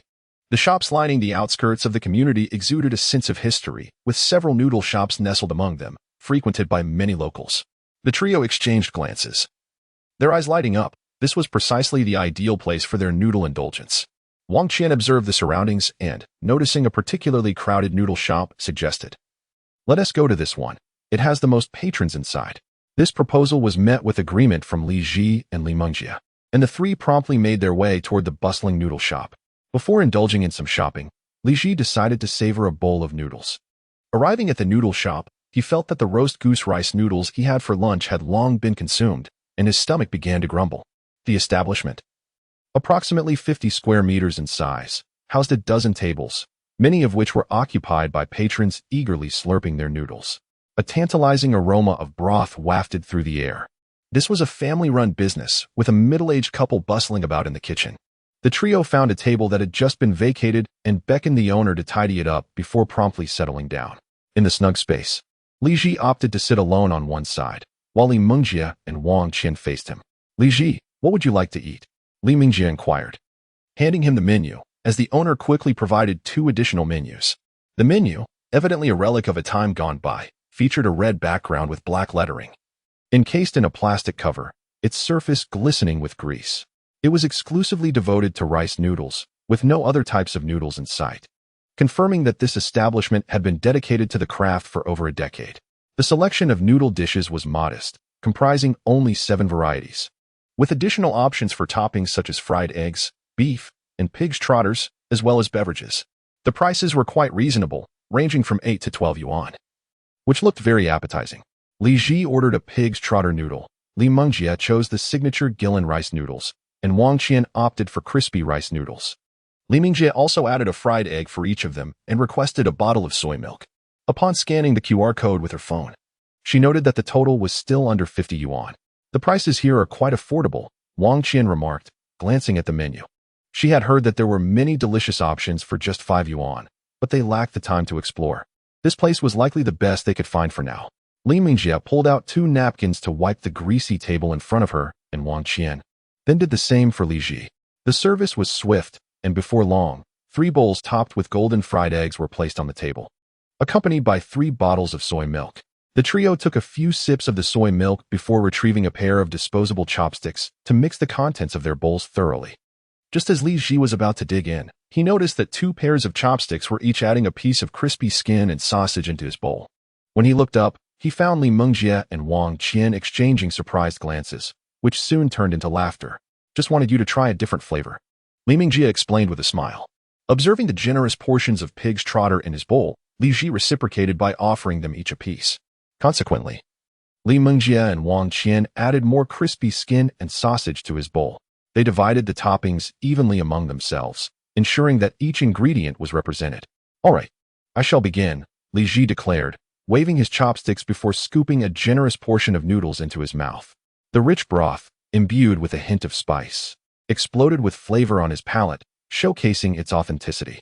With a hearty appetite, he devoured the noodles and meat with gusto. Each ingredient was well seasoned and paired excellently with the rice noodles. Although the pig's trotter was slightly tough, it was delightfully flavorful.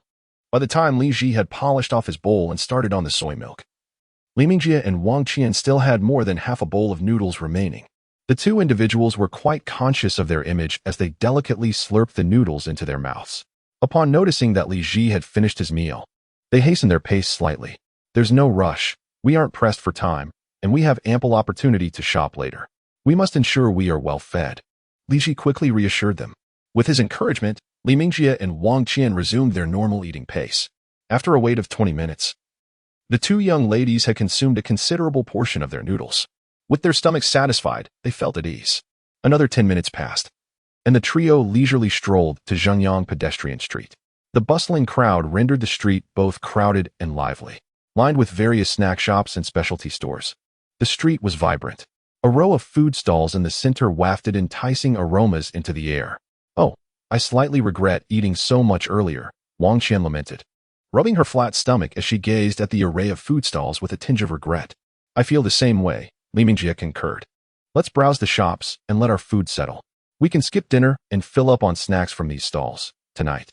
All expenses will be covered by young Masterly," Li Ji declared with grandeur, eliciting delighted laughter from the two girls. Generally, pedestrian streets across Longwa share a similar charm. Aside from the local specialties and geographical distinctions, they appear quite alike. Some handmade crafts even bear a unified national identity, like Mighty Wu, with food, drinks, and entertainment concentrated in these few streets.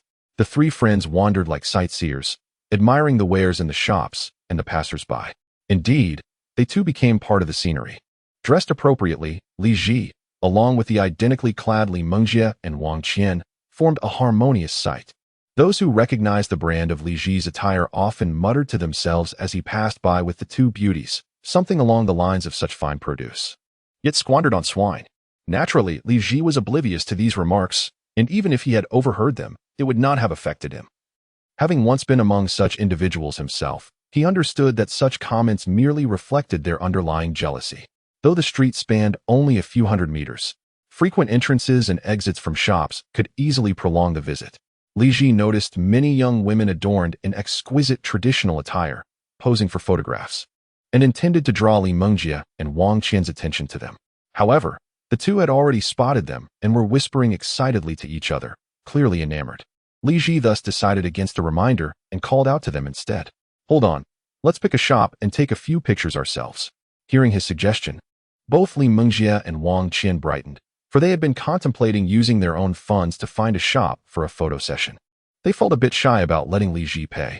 Li Ji had initially intended to enter a bustling photography studio to inquire about prices, but was stopped by Li Mengjie. "Li Ji, let's first check the online reviews of these shops. Some may be filled with fake testimonials." The two girls' attentiveness brought Li Ji back to his senses. Originally, Li Ji was also someone who meticulously compared options, making it difficult for him to be deceived. However, ever since his brother Tongzi bestowed upon him a substantial income, he has become less cautious with his expenditures, adopting a more relaxed attitude, believing that good enough suffices. Yet, such complacency renders one vulnerable to being taken advantage of. The amount of money spent is inconsequential. What truly gnaws at one's conscience is the feeling of being made a fool. Li Ji, however, is amenable to advice and often heeds counsel. The trio stood on the street, peering at the evaluations and recommendations on their phones. After comprehensive deliberation, they unanimously decided on a photography studio named Flower Field Girl. Numerous bloggers, after visiting this street, had attested to the studio's reliability, claiming that its pricing was consistent and fair, never overcharging. Most importantly, the quality of the photographs was exceptional. Following the navigational instructions sourced online, they discovered that the studio was not located directly on Jingyang Street, but rather in a nearby alley. It took them over 10 minutes to finally locate the establishment. An elegant sign adorned the entrance, boldly displaying the name Flower Field Girl, with the words Photography Studio in the lower right corner. As Li Ji pushed the door open, he was taken aback. The modest space of less than 100 square meters was brimming with vibrant young women, all evidently there for a photo shoot. The walls were adorned with an array of ethnic garments, with many patrons eagerly selecting their preferred outfits. Li Ji turned to Li Mingjie and Wang Qian with a resigned expression. With so many people in line, are we really going to take photos here? As they faced the bustling shop filled with eager customers, Li Mingjie and Wang Qian hesitated. The trio decided to exit the establishment. Li Ji, let us depart swiftly. I can hardly breathe in there, Wang Qian exclaimed, stepping into the alley to take deep breaths. Beside her, Li Ji grinned mischievously and quipped, it's quite a sight. One might consider venturing back inside. Wang Qian shot him a glance, exclaiming, what a rogue. Most young women tend to shy away from overly serious men, finding them dull. However, once a relationship deepens, a playful banter can be overlooked. After all, the ability to stir a man's emotions signifies one's own allure. Women generally gravitate towards affluent and entertaining companions. If wealth is lacking, charm and good looks will suffice. In the absence of these traits, unique talents become essential. Fortunately for Li Ji, he possessed all these qualities, allowing him to tease Wang Qian, which made her feel rather pleased. Li Mingjie, standing nearby, muttered a few words of discontent regarding Li Ji's roguish behavior, yet she remained close to him, unwilling to part ways. Li Ji led the two young women back to Zhengyang Street. When one path proves unfruitful, it is wise to seek another. This expansive pedestrian street was home to more than just the photography studio owned by the Huatian girls. The trio huddled together and searched diligently. Selecting 3 alternative studios to consider, determined that at least one would be suitable. As it turned out, their preparations paid off. They wandered through all 3 studios, finally finding one with a price of $299, which included 2 sets of ethnic attire, 5 retouched photographs, and 30 raw images. Without hesitation, Li Ji paid for all 3. Oh dear, Li Ji, why did you cover our expenses? We were going to reimburse you, exclaimed Li Mingjie, realizing too late that he had already settled the bill. Both she and Wang Qian promptly transferred their share to him via a payment app. It's just a small amount. I insisted on treating you tonight, Li Ji replied nonchalantly, waving off their concerns, as the sum was not of great significance to him. In the changing room, the 3 of them donned various traditional ethnic costumes. However, the outfits chosen by Li Mingjie and Wang Qian were rather revealing, exposing half of their backs and shoulders, causing them to walk with a slight trepidation. Li Ji, being the first to change, felt a twinge of shyness upon seeing the 2 beautiful women emerge, and he promptly utilized his charm to alleviate their bashfulness. Boss, we are ready to begin. The studio's owner, who also served as the photographer, accompanied by 2 assistants bearing an array of lights, followed Li Ji and the girls onto the street. Following the owner's guidance, the trio posed for photographs at various locations. They later gathered for a few group shots, their handsome and attractive combination drawing the attention of onlookers. Once the photo session concluded, Li Mingjie and Wang Qian dashed back to the studio to change outfits. Why are you running so fast? The photographer inquired. Oh, don't mention it. I'm utterly embarrassed, they replied, still flustered. I must say, your swift running truly benefits the onlookers. It's quite amusing, really. As you raced past, not a glance was cast in my direction, and I scarcely caught a glimpse. Li Ji routinely teased 2 lovely ladies, Wang Qian and Li Mingjie, who reminisced about their running state, their faces instantly flushing crimson. The boss, accompanied by his assistant, trailed behind. The charming young men and women ran with such speed, leaving me behind. How could I enjoy the film? Joking aside, the boss adeptly inserted the memory card into the camera and projected the images onto the large LCD screen in the shop. Once magnified, the beauty of Wang Qian and Li Mingjie was further accentuated. Their faces resembled blooming peaches, their skin as smooth as fine cream. The boss's photography skills were indeed commendable, evoking a sense of nostalgia akin to a fleeting glance where one might spot a figure amidst the dim lights. Every smile and frown of Li Mingjie and Wang Qian was exquisitely captured. Li Ji's photos were also quite delightful, as he appeared relaxed and in good spirits. Set against the backdrop of vintage street scenes, the trio's pictures turned out splendidly. After several rounds of reviewing, both Li Mingjie and Wang Qian hesitated to delete many of their photos. Li Ji decisively declared he would take them all. When the boss tallied the costs, The total for the three of them amounted to over 6,000 yuan. Without hesitation, Li Ji scanned the payment, leaving the boss grinning from ear to ear. After finalizing a few photos for retouching, the boss produced 3 USB drives, copying all the images for Li Ji. He also requested Li Ji's email to send a copy, promising to edit the photos overnight so they could view the finished pieces by the following morning. If they remained in Gue City, he would even provide them with a few printed and laminated photographs. Here, one for each of you. Be sure to keep it safe, he said. Li Ji distributed a drive to both Li Mengjie and Wang Qian before turning to the boss. If you have time tomorrow, come by. If not, I'll send you the address for shipping. The boss readily agreed, recognizing that this charming young man was not short on funds. The trio's spending equated to what many others would consume. However, when the boss attempted to recommend additional travel photography packages, Li Ji politely declined. The previous expenditure was driven by a genuine feeling. A repeat would lose its charm. As the three emerged from the photography studio, the clock struck 9 p.m. Yet the streets of Zhenyang remained bustling with pedestrians and tourists. Li Ji, we'll need a little time to repay you for those photos, Li Mengjie and Wang Qian said, cautiously trailing behind him. Most of the photos featured them, with Li Ji appearing only in a few. Having spent several thousand yuan, they felt a tinge of embarrassment. It could only be said that their inherent kindness shone through, their tea skills not quite refined. One might feel a bit uneasy about spending money on oneself. Otherwise, they could have simply expressed their admiration. Jigu, you're truly amazing. We adore these photos. We're so touched. But instead, they began to strategize on how to repay Li Ji. If you keep this up, how will we enjoy the next few days of merriment?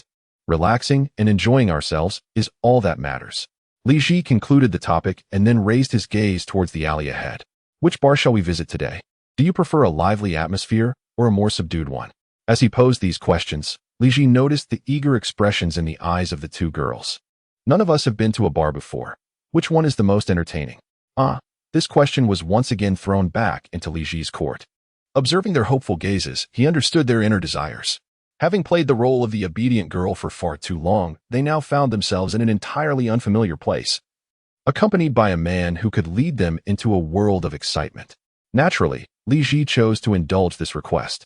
He conducted an online search for the most vibrant bars in Guilin. A list of bar names quickly appeared. The nightlife in tourist cities tends to be rich and varied. One bar's introduction caught his attention, claiming to be a long-standing establishment in Guilin. It was often referred to as YYDS by patrons, a popular spot frequented by many influencers. The bar was named Super U, located just a few kilometers from Zhenyang Street, easily accessible across the river. It was said that long lines formed on weekends. Li Ji felt it was quite similar to the bar in Shibao district, both being exceptionally vibrant. With the expectant gazes of Li Mengjie and Wang Qian upon him, Li Ji grinned and declared, "Tonight, I shall take you both out for an exhilarating evening." In the vibrant ambience of the bar, with the gleaming eyes of Li Mengjie and Wang Qian, Li Ji took one by the hand and hailed a taxi at the entrance of Zhenyang Pedestrian Street. Although a hint of unease lingered in the air, the two soon became enraptured by Li Ji's vivid depiction of the lively atmosphere.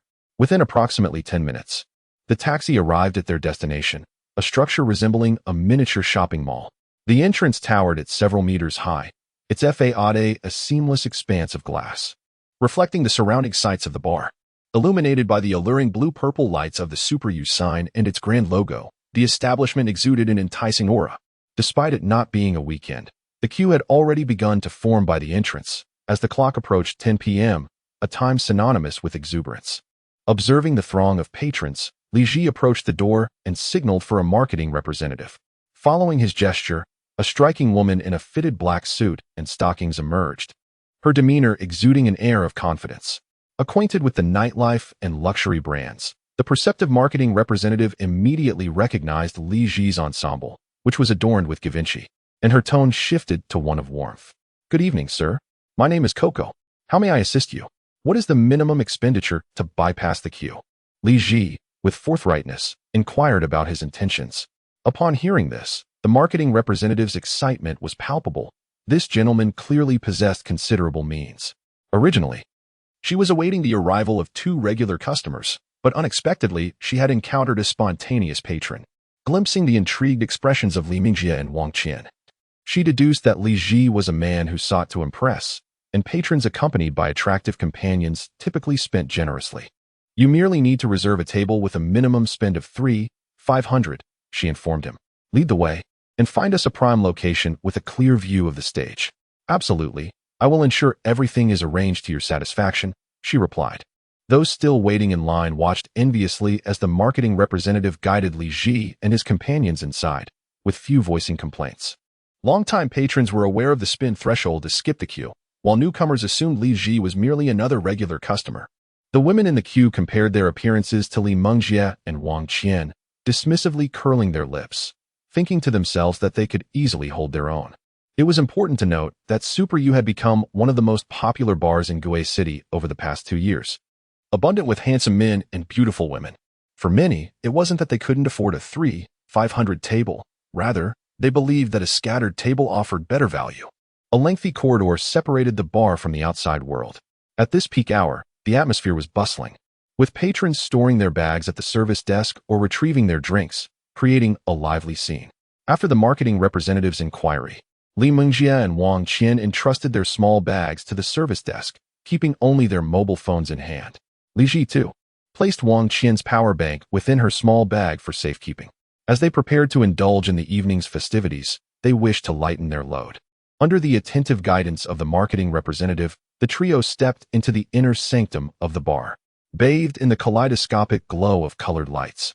Their eyes were immediately drawn to the unmistakable DJ booth, the centerpiece of the vibrant establishment, a magnificent structure resembling a mechanical spider, bathed in ambient lighting. Exudes an undeniable aura of futuristic technology. Upon entering, the marketing representative enthusiastically introduced the bar, boasting an impressive height of 12 meters and a spacious area of 3,000 square meters free of columns. This expansive party venue created an exhilarating atmosphere. Li Ji observed the expressions of surprise and delight on the faces of Li Mengjie and Wang Qian, who were already swaying gently to the pulsating dance music. This scene undoubtedly mirrored their dreams and aspirations. Coco guided the trio to a booth directly facing the DJ platform, elevated slightly above the surrounding area for optimal viewing of the performance. In front of the booth lay a sizable dance floor, lowered by 3 or 4 steps, ensuring that those dancing would not disturb the patrons seated at the booth, who could gaze down upon the crowd below and the neighboring booths. Li Ji glanced around, noticing that the bar was quickly filling up, with many groups being led by the marketing staff to various booths. "Brother, are you satisfied with this spot?" Coco inquired with an expectant look. With a casual wave of his hand, Li Ji replied, "This will do." He settled into the center of the booth, flanked by Li Mengjie and Wang Qian on either side. Coco also took a seat beside Li Mengjie, handing over a tablet for the drink order. "Brother, take a look at the drink options. I recommend the Martel Knowledge package for 688, which includes a 1.5L bottle of Martel Knowledge and 30 beers." While Coco hoped for a generous order, she maintained an air of consideration in her suggestion. The package conveniently surpassed the minimum consumption requirement. However, to her surprise, Li Ji took the tablet, browsed through a few pages, and promptly returned it to Coco after placing an order. Coco initially assumed he had selected from her recommendation and was prepared to recite the standard script. "All right, brother, the total is 36. Oh, thank you for your support. Additionally, I will send you 30 beers and a few sets of snacks." Coco's smile radiated with joy. She had unexpectedly encountered a big spender today. The tablet displayed a luxurious order of 12 bottles of the Ace of Spades champagne for 888. Such an extravagant patron would typically require numerous booths to encounter, yet here she was fortunate enough to have him. Li Ji activated the payment code, allowing Coco to scan it with the PS machine. Meanwhile, Li Mengjie and Wang Qian, initially curious about why Li Ji hadn't asked for their drink preferences, quickly dismissed their thoughts upon seeing the successful payment notification of 5/8 on Li Ji's phone. Whatever he ordered, they would surely enjoy. It was evident that he hailed from a wealthy background, truly a rich second-generation heir. The two young women, new to social gatherings, found themselves dazzled by this display of affluence. After Li Ji completed the payment, Coco hurriedly instructed the kitchen to prepare the drinks and snacks. She remained at the booth, initially intending to wait for familiar customers who had yet to arrive, prioritizing the arrangement for her esteemed guest before attending to her other duties. "If it is convenient for you, might I kindly request to add you to my contacts? When the renowned DJs arrive at the bar, I would like to inform you in advance." Li Ji clicked on the QR code for Coco to scan, and subsequently, her friend request was approved from the background. At that moment, a pulsating track suddenly filled the DJ booth, and in rhythm with the music, a line of elegantly dressed ladies, flaunting their long legs, emerged from backstage, each holding a luminous black Ace champagne display. They were followed by several waitstaff, pushing carts adorned with sparking pyrotechnics. A chorus of exclamations erupted from the booths. Wow! Many patrons raised their phones to capture the moment on video. It was evident to all that a wealthy patron had arrived, prompting everyone to rise and search for the VIP's table. As per custom, the ladies made a complete circuit of the venue before arriving at Li Ji's booth. The tall women placed the champagne down, and the attentive waitstaff swiftly arranged the drinks and snacks, filling the table to the brim. It soon became clear that the distinguished guest was seated at this very table. A brief glance revealed that the prominent figure was quite young, accompanied by two ladies. After delivering the black ace, the women did not depart immediately. Instead, they synchronized to the increasingly energetic dance music and performed a captivating routine. In a final flourish, they blew kisses towards Li Ji, leaving the surrounding guests envious. Indeed, the joy of the affluent is strikingly simple. Li Ji's companions, Li Mengjie and Wang Qian, could no longer suppress their smiles. Little did they expect that on their very first visit to a bar, they would witness such a spectacle. When the long-legged ladies brought the drinks, they were momentarily startled, instinctively leaning closer to Li Ji and clutching his arm. To onlookers, they appeared to be staking their claim. It took them a moment to realize the envious gazes directed their way from neighboring booths, and their vanity swelled. They seized their phones to record videos of the dancing ladies and the lavish display of black Ace bottles before them. The vibrant array of Ace bottles was indeed stunning. Though they had heard tales of it, they had never had the opportunity to indulge. Today, their wishes were unexpectedly fulfilled. They could not resist posting a few glamorous updates on social media. Li Ji surveyed the scene before him with a sense of satisfaction. He had often heard that the special offerings at bars were a tax on intelligence. Previously, even if he had wished to partake, he could not afford the price. Today, he finally had the chance to experience it firsthand. Having never encountered such an occasion, he, too, was eager to savor the legendary Black Ace and discover its true essence. That said, Super Yu was quite generous, delivering 12 bottles of Black Ace for 888, in both novels and reality that he had encountered. Such a price would typically yield no more than 6 bottles. Were it not for the experience he was now embracing, he might have opted to forego the ceremony and simply have the drinks discreetly brought to him. Yet, having undergone this entire process, he thought to himself, how delightful. Thus, many existing things inherently possess their own rationale for existence. Li Ji has come to understand that one should refrain from speaking prematurely. Instead, it is best to experience first, and then simply inquire whether it is enjoyable. At the moment the ace of spades arrived, Li Mengjie and Wang Qian leaned in, each taking hold of an arm.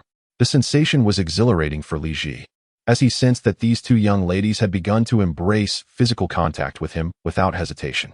Once the tall servers departed, Coco approached Li Ji and inquired, "Brotherly, shall we uncork half of these bottles?" "Absolutely, you're the expert. Proceed as you deem fit," he replied.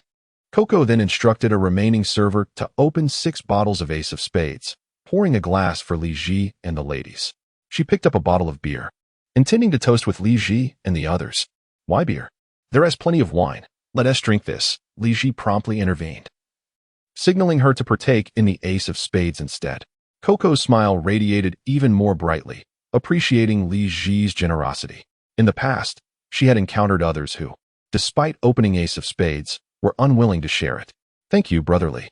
I shall enjoy a few glasses of Ace of Spades thanks to your kindness," she exclaimed, filling her glass and standing to toast Li Ji, uttering some flattering words about prosperity. She bent slightly to clink glasses with him, a gesture that could be considered a personal favor to Li Ji. Li Ji, without any reservations, glanced at Coco, noting that her figure could only be deemed average. Even less impressive than Li Mengjie, let alone Wang Qian, who possessed grand aspirations. He took a modest sip, finding it pleasant, with a subtle fruity aroma, though he did not find it particularly remarkable. Coco, however, tilted her head back and finished her drink. She then filled her glass again to toast the two women beside Li Ji. Having spent years in nightlife, she discerned that these girls retained a certain innocence, an air of naivete that could not be feigned. This revealed Li Ji's refined taste and aesthetic sensibility. Regrettably, the prominent figure had brought a companion. Otherwise, Coco might have arranged a table full of lovely ladies for him. After sharing a drink with the trio, Coco tactfully took her leave. After all, having connected with such a notable figure, she was available should he wish to reach out. Remaining here after the drinks would have been impolite. Indeed, once Coco exited the booth, Li Mingjie and Wang Qian visibly relaxed. "Oh, I was so nervous with so many people just now," Wang Qian remarked, patting her chest, prompting Li Ji to glance at her profile twice. She noticed but feigned ignorance, blushing as she gazed at the tattooed female DJ on stage. Li Mingjie also exhaled deeply, raising her glass and cheerfully proclaiming, "Let us toast to Li Ji for treating us to such exquisite wine." Wang Qian quickly lifted her glass, clinking it with Li Ji's. With no outsiders present, the three felt free to indulge, downing their drinks in unison. The champagne was not overly potent, and both Li Mingjie and Wang Qian found it quite palatable. Given its price, they deemed it rather enjoyable. So, this is the flavor of Ace of Spades. After finishing her drink, Li Mingjie felt a sense of reflection. Indeed, the sensation of drinking heartily differs greatly from that of sipping delicately. Wang Qian, sitting nearby, chimed in.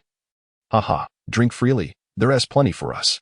The snack sent by Coco included an array of delicacies such as boneless chicken feet, cold fish skin, pig stomach, and sausages, perfect accompaniments for their drinks. Wang Qian stood up, picked a boneless chicken foot, and popped it into her mouth. After a moment's thought, she grabbed another. "Li Ji, try one of these chicken feet. They are particularly appetizing." "All right." Wang Qian was taken aback. She had assumed Li Ji would reach out for it, but instead, he opened his mouth, waiting to be fed. Seeing him there with his mouth agape, Wang Qian had no choice but to stuff the chicken foot into his mouth. Li Ji savored it with delight. Having just finished their drinks, Li Mingjie had already filled their glasses to the brim. After swallowing the chicken foot, Li Ji lifted his glass. "Come on, Li Mingjie, Wang Qian, let us toast to our acquaintance and the joy of this day." Thus, Li Mingjie and Wang Qian raised their glasses with Li Ji once more. The champagne went down smoothly as the trio swayed to the DJ's dance tracks, their eyes drawn to a group of long-legged dancers on stage. Before they knew it, they had consumed 2 bottles of champagne. While the alcohol content of the Ace of Spades was not excessively high, at 12.5, it was considerably stronger than beer. Li Mingjie and Wang Qian felt a slight flush creeping onto their faces, their beautiful features now adorned with a rosy hue, making them all the more enchanting. Feeling somewhat warm, they removed their outer jackets. Savoring the marinated delicacies with champagne was indeed a unique indulgence of the great dragon country. Surprisingly, the refreshing champagne paired delightfully with the robust flavors of the marinated dishes. Li Mingjie stood to fetch some sausages, and upon returning, found Li Ji eagerly awaiting her. She couldn't help but pop a piece into her mouth, while the rest she fed to Li Ji. "Here's to you, Mingjie, for feeding me such delicious treats." Li Ji seized the opportunity to toast her again. Bolstered by the effects of the alcohol, the trio's terms of endearment grew increasingly intimate. Li Mingjie and Wang Qian affectionately referred to Li Ji as Ji Go, while he addressed them as Mingjie and Qian. After 5 bottles of champagne, all reservations had vanished. Li Ji boldly snatched food from their hands, and Wang Qian confidently climbed onto Li Ji's lap to feed him more drink. Witnessing Wang Qian's boldness, Li Mingjie too settled onto Li Ji's thigh, feeding him strips of pig stomach. "Ji Go, let us dance for a while. There are so many people on the dance floor, and I feel a bit intimidated. How about we dance here in the booth? It's spacious enough." By this time, it was already past 11 o'clock, and the bar was at its peak of excitement. With the DJ's encouragement and a throng of long-legged lead dancers, the entire venue erupted with energy. The dance floor was crowded, with most revelers swaying in place at their booths. Not wanting Li Mingjie to venture onto the dance floor where she might be overwhelmed, Li Ji took the initiative to sway with both of them in their booth. 3 individuals swayed to the rhythm of the music, as the bar's lights dimmed momentarily, allowing vibrant beams of color to illuminate the atmosphere. Li Mingjie and Wang Qian, slightly intoxicated, leaned against Li Ji for support. With the DJ's arm adorned in tattoos waving energetically, the crowd joined in a harmonious chorus. And both Li Mingjie and Wang Qian raised their voices, playfully nudging against Li Ji. Despite the rhythmic movements, Li Ji felt a hint of perspiration, burdened by the 2 accessories he wore, which made even his well-conditioned physique feel somewhat fatigued. Amidst the pulsating lights, a tender sentiment began to blossom among the trio. As the DJ transitioned to a more subdued tune, the lighting brightened slightly. From Li Ji's vantage point, he observed a couple beneath the DJ booth, passionately engaged in each other's embrace, with the young woman's skirt hiked up to her waist. It was evident that the environment had ignited a certain thirst for connection. Once the couple emerged from their fervent interlude, the young woman adjusted her skirt and followed her partner out of the dance floor. The three friends returned to their sofa, having released their pent-up energy. The alcohol and hydration had significantly diminished, leaving room for a few more drinks. What a delightful experience. Li Mengjie reclined against the back of the sofa, oblivious to her strap slipping down her arm. Suddenly sitting upright, she raised a glass in toast with Li Ji and downed it in one swift motion. She marveled at how enjoyable the bar was, realizing that the essence of nightlife was simply about embracing joy and returning whenever one felt inclined. Li Ji felt no need to impose any moral guidance. He believed in respecting others' choices and relishing life. He too was reveling in the experience and had discovered the joy of spending money for enjoyment.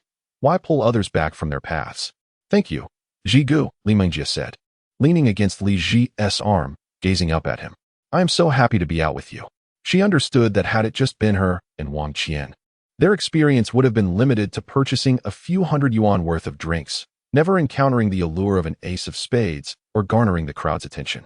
Li Ji looked down at her beautiful face, now flushed with excitement, and could not resist leaning closer.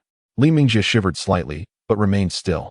Meanwhile, Wang Qian, having sat down for a drink, swayed to the music for a moment. Upon turning, she noticed that Li Ji and Li Mengjie had become quite intertwined. I shouldn't be here. I should be under the car. After some time, the pair separated, with Li Mengjie shyly adjusting her strap while resting her head on Li Ji's shoulder. Jigu, I had such a wonderful time today. It's my first visit to a bar, and the experience has been exceptional. If we enjoy this atmosphere, let us come back tomorrow night. Li Ji filled their glasses again and noticed Wang Qian's cup was also empty, so he poured her another drink as well. Drink up and enjoy. Li Ji clinked glasses with his companion and downed the contents, noticing that all 6 bottles of Ace of Spades had been consumed. It was surprising to see that Li Mengjie and her friend had quite a strong tolerance for alcohol. Rising from his seat, he signaled for the waiter to bring another 6 bottles. After enjoying some dried fish that Li Mengjie had offered, he felt a tug on his arm from Wang Qian. Jigu, I need to use the restroom. There are too many people. Could you accompany me? After drinking so much, he indeed felt a bit bloated. Li Ji turned to Li Mengjie to see if she wanted to join them, but she encouraged them to go ahead. Watching as Wang Qian clung to Li Ji's arm, leaving the table, a complex expression crossed Li Mengjie's face. Wang Qian's decision to call on Li Ji was undoubtedly the right one. The restroom in the bar was indifferent to gender, with several unsteady patrons queuing inside. Upon seeing Wang Qian approach, some men brazenly appraised her. Li Ji wrapped his arm around Wang Qian and shot them a blank stare. The onlookers quickly diverted their gazes, aware of the consequences of brawling in a civilized society, unless one was truly intoxicated and out of control. However, Li Ji was unperturbed by the prospect of medical bills, especially since security was stationed near the restroom door, perhaps due to the nature of their work or some marketing directive. The security staff had memorized Li Ji and the 2 young women accompanying him. Earlier, they had even greeted him with a smile and a nod, saying, Mr. Li, please watch your step. After a brief wait in a secluded stall, a young woman exited, prompting Li Ji to gently push Wang Qian inside. To his surprise, she did not let go and pulled him in with her. Jigu, stay with me. Perhaps spurred by Li Mengjie's earlier boldness, she seemed emboldened. As the door closed, she threw herself into Li Ji's embrace. In this intimate setting, time seemed to dissolve. Half an hour later, a flushed Wang Qian emerged from the stall with Li Ji. They splashed water on their faces at the sink before returning to their seats, where Li Mengjie met them with a gaze laden with unspoken feelings. Just as they settled in, before Li Ji could take his seat, Li Mengjie clung to his arm. Jigu, please accompany me to the restroom. I feel like I might burst. This time, it was Wang Qian who watched them leave. Glancing at the table, she was astonished to find that Li Mengjie had nearly polished off an entire bottle of champagne in that half hour. No wonder she felt so full. She poured herself a glass and downed it in one go. Wang Qian could hardly believe that today she had engaged in the boldest act of her life in over 20 years. As Li Ji accompanied Li Mengjie back to the restroom, he was met with envious glances from the security staff. The lives of the affluent are often simple yet extravagant, changing at a moment's notice. Which stall did you 2 just use? One of them inquired. Oh, we just used this one, Li Ji replied, momentarily caught off guard, his mind slowly processing the implications behind Li Mengjie's words. During this period, the restroom was relatively unoccupied, and one stall was conveniently vacant. Li Ji was swiftly pulled into the stall by Li Mingjie. Brother Ji, we're also using this place. What kind of competition is this? Even going to the restroom requires comparison. Half an hour later, Li Mingjie emerged from the restroom, her cheeks flushed, alongside Li Ji. Everyone had indulged in quite a bit of alcohol that evening, particularly Li Mingjie, who had consumed nearly a whole bottle by herself. Her face and arms aglow with a rosy hue. When Li Ji returned to the booth with Wang Qian, the atmosphere was unexpectedly harmonious. The three of them began playing dice, and Li Mingjie suggested a game of truth or dare. Li Ji felt slightly bewildered by this proposal. Was this game a bit outdated? Given their current state, there seemed to be little left to anticipate. Thus, he promptly dismissed the idea, favoring the straightforwardness of drinking instead. With Li Ji's rejection, the game could not proceed, and Li Mingjie reluctantly agreed to continue drinking. After all, the three of them had relaxed a bit. Although the two young women were somewhat tipsy, they were still able to play. They each took a seat and engaged in a game of guessing the higher number. Li Ji noticed that his stamina had increased. His tolerance for alcohol seemed enhanced. And despite consuming considerable amounts, he felt no adverse effects. After several rounds, it was primarily Li Mingjie and Wang Qian who were drinking, causing the two young ladies to become slightly inebriated. Recognizing the situation, Li Ji understood that they could not continue drinking, so he stood up, preparing to take Li Mingjie and Wang Qian away. Noticing 3 bottles of alcohol still untouched on the table, he decided not to save them and instead spotted a few smaller tables behind the booth. At one table sat 4 young ladies with only a dozen beers before them, so he waved them over. The young ladies approached with expressions of surprise. Ladies, I have 3 bottles of Ace of Spades that remain untouched at my table. They're yours, along with the beer that hasn't been opened. Amidst their delighted expressions of gratitude, Li Ji took one young lady by the arm and left the bar. For Li Ji, since the alcohol was already open, leaving it behind felt wasteful. It was far better to offer someone else a small surprise. One who gives roses will have their hands scented. Of course, Li Ji's hands were not empty. Li Mingjie and Wang Qian were still relatively coherent, but their steps were somewhat unsteady. They still remembered to retrieve their bags from the front desk. It was now just past midnight. Outside the bar, numerous taxis and designated drivers awaited the return of patrons. Li Ji extricated his right hand from Wang Qian's embrace, waved it, and a taxi glided to a halt in front of them. He allowed Li Mingjie to enter first, followed by himself, and then Wang Qian. Driver, to Shangri-La. Li Ji did not consult Li Mingjie and Wang Qian regarding the destination, choosing it directly. After he spoke, neither Li Mingjie nor Wang Qian voiced any objections. The driver cast an envious glance through the rearview mirror at the 2 young women nestled beside Li Ji, feeling as though he had exhausted all words of envy. The bar was not far from Shangri-La, and within 10 minutes, they arrived at the hotel's grand entrance. As Li Mingjie and Wang Qian followed Li Ji into the opulent presidential suite on the top floor, both women were utterly astounded. Though they were merely staying at a hotel, the experience they were about to have was akin to stepping into 2 entirely different worlds. Observing their astonishment, Li Ji graciously began to guide them through the suite. Fortunately, he had retained all the key features the butler had highlighted during the introduction. He showcased the living room, transitioned to the study, then revealed the bathroom, and ultimately led them to the master bedroom, which offered a breathtaking view of the Li River. The trio slumbered until the afternoon, rising at 2 o'clock. With bleary eyes, they completed their morning routines and indulged in some pastries from the suite to quell their hunger. Their immediate task was to check out of the hotel where Li Mingjie and Wang Qian had previously stayed, as they intended to spend the night at the Shangri-La. As was customary, Li Ji had arranged for the hotel's shuttle service. Although the journey took only a few minutes, the 2 women spent over 10 minutes packing their suitcase and changing into a new outfit. Clad in hooded sweatshirts paired with fitted pants, they looked youthful and delightful. After a few more minutes spent returning their luggage to the Shangri-La suite, Wang Qian, playfully clinging to Li Ji's arm, exclaimed, "I am so hungry. I feel like I've lost weight." To which Li Ji chuckled, "Nonsense, it's evident you haven't lost an ounce." He embraced Wang Qian, swiftly dismissing her pretense. "Brother Ji, let us indulge in some local delicacies tonight," she suggested, to which he readily agreed. "That was precisely my intention. Let us hurry and dine, then we can explore afterward." The 3 friends embarked once more on their quest for gastronomic delights.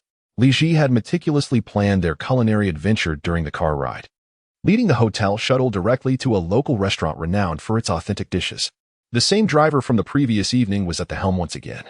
Upon realizing the destination Li Ji had chosen, the driver commended him for his excellent taste, noting that this establishment was a favorite among locals. famed for its genuine Guilin cuisine.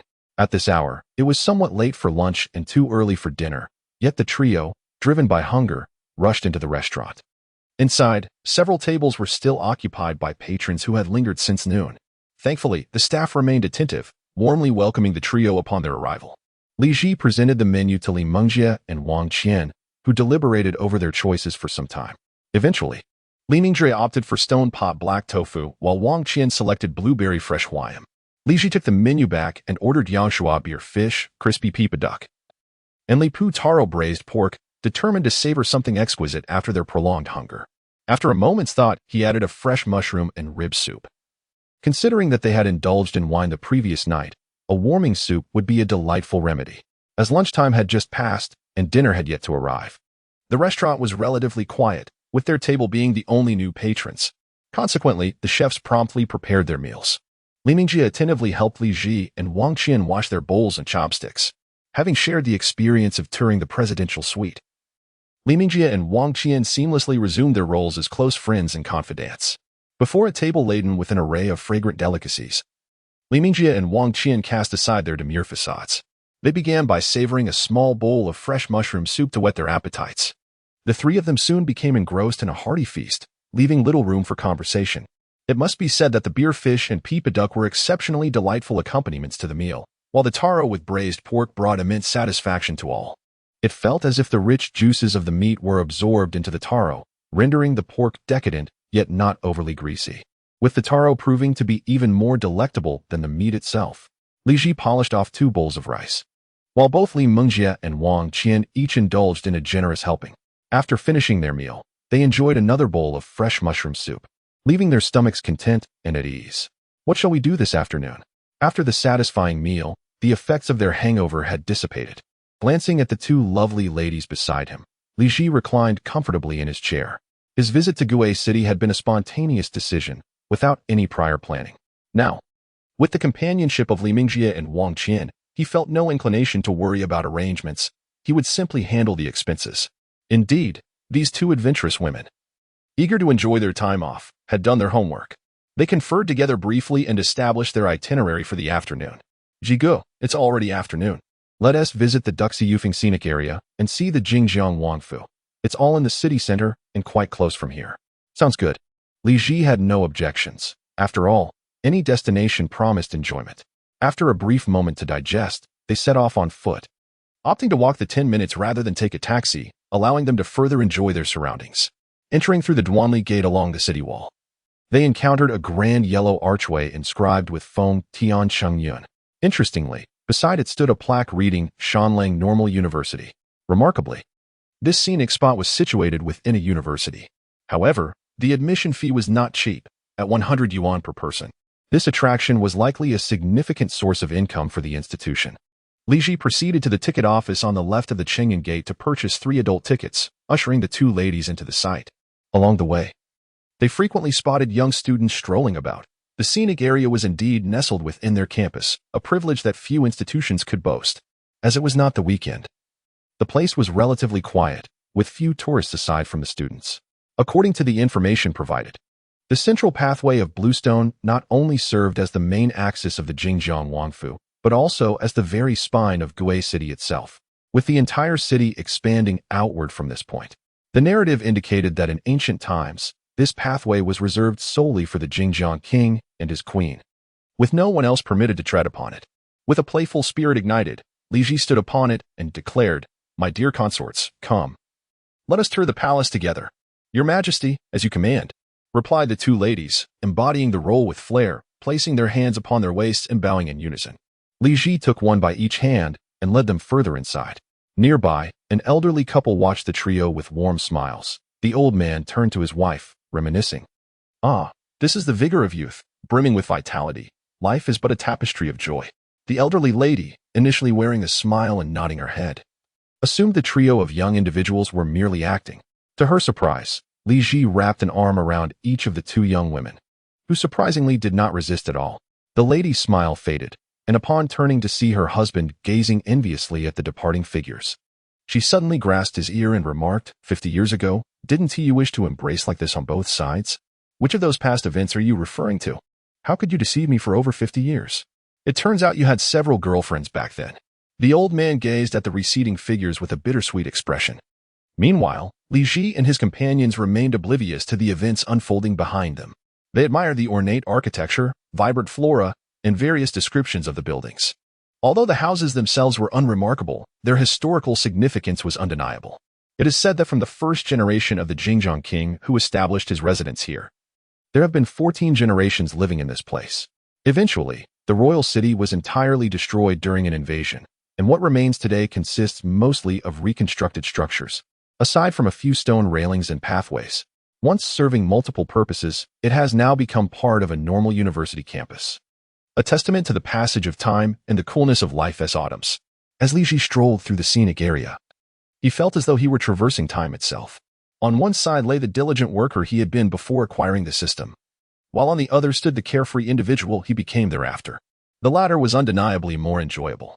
Later, Li Ji led Li Mingjie and Wang Qian to climb the Duxiu Peak, where from the summit, they could almost see half of Gue City. In the days when Gue City lacked towering skyscrapers, the view from this vantage point was undoubtedly unobstructed. Observing the royal city, it appeared that aside from the lengthy reign of the Jingjiang king, the historical narrative was inextricably linked to education. Thus, its current status as part of a teacher training university is a continuation of its cultural lineage. Upon exiting the scenic area, they arrived at Jingyang Pedestrian Street. Just as dinner time approached, though none of the three felt particularly inclined to eat, Li Ji took Li Mingjie and Wang Qian to purchase local delicacies, such as water chestnut cake and stuffed glutinous rice, and they leisurely enjoyed their meal at a street stall. Having exchanged salivation, they felt no hesitation in sharing bites, savoring each flavor together. Passers-by observed this delightful scene with palpable envy. Li Ji relished this blissful state, free from financial worries, enjoying food, drink, and companionship. Such a perfect existence allowed him to remain in this languid bliss indefinitely. In between their shopping, Li Ji and his friends visited the photography studio to collect their developed photos. The owner, noticing Li Ji had returned with two young women, could distinctly sense a shift in their dynamic and discreetly gave him a thumbs up. Li Mingjie and Wang Qian stood in the studio, somewhat dazed. It was the same place, with the same people as the previous day, yet something had undeniably changed. Yesterday at the bar, fueled by the intoxicating effects of alcohol, two individuals ventured into actions they had previously deemed too audacious. Upon awakening, they seemed devoid of any feelings of regret. The man, possessing a chiseled physique, could purchase an extravagant item without a flicker of his eyelids, and his visage bore a hint of charm. He appeared to be a commendable choice for a boyfriend, even if it involved sharing him with others. Certain standards may be forsaken in light of unique circumstances. In appreciation of Li Ji's substantial order from the previous evening, the proprietor generously presented 3 picture frames for him to fill with memories. Li Ji, employing a tote bag from a photography studio, gathered the photos and frames and departed. As they strolled through the streets once more, Li Ji and his companions discovered that Zhang'an Walking Street was connected to the east and west alleys, with the studio where they had taken photos nestled in the west alley. These 2 lanes served as the auxiliary streets to Jingyang Walking Street. After 2 rounds of exploration, the trio indulged in a plethora of local delicacies. Li Ji was particularly enamored with a boneless duck foot, which bore a distinct flavor compared to chicken feet, providing a delightful chewiness and a noticeable abundance of collagen. Li Mingjie and Wang Qian also expressed continual praise for the boneless duck feet. Li Ji inquired with the vendor about the possibility of vacuum packaging, to which the vendor assented, albeit noting that only a scant amount of merchandise remained. Without hesitation, Li Ji requested to have everything packaged. For him, the essence of joy was embodied in the simple pleasures of life. Thus, in addition to the vendor's offering of boneless duck feet, he ordered an additional 3,000 yuan worth of goods, promising to return the following day for collection. Encountering such a significant customer, the vendor's eyes sparkled with delight. After providing a 500 yuan deposit, they agreed that the remaining balance would be settled upon delivery. The vendor eagerly scurried to a nearby shop to borrow equipment for the vacuum packaging. "Brother Ji, will you really consume all those duck feet?" Li Mingjie and Wang Qian gazed at him with curiosity, perplexed by his seemingly extravagant purchase. "Alone, I could not possibly finish them, but shared among us, they would be devoured swiftly. For tomorrow's 3,000 yuan order, each of you shall contribute 1,000 yuan. We will then determine the shipping destination, and after collecting the goods, We can directly send them via cold chain logistics to your friends and family, Li Ji patiently elucidated. Such a simple gesture profoundly touched Li Mingjie and Wang Qian. They felt as though this man suddenly radiated an aura of warmth and thoughtfulness, prompting them to instinctively conceal his arm. However, Wang Qian concealed it more thoroughly, while Li Mingjie's efforts were less complete.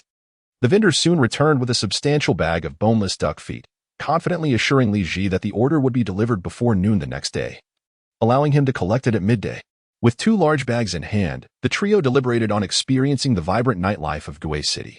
Yesterday, I spent an entire evening immersed in the vibrant atmosphere of the local bar. Inspired by this lively experience, Li Ji resolved to introduce his companions to the ambience of a quiet lounge. They sought a tavern with live music, a place to savor melodies, listen to the tales of others, and absorb the narratives of different lives. This, too, was a form of a refined lifestyle.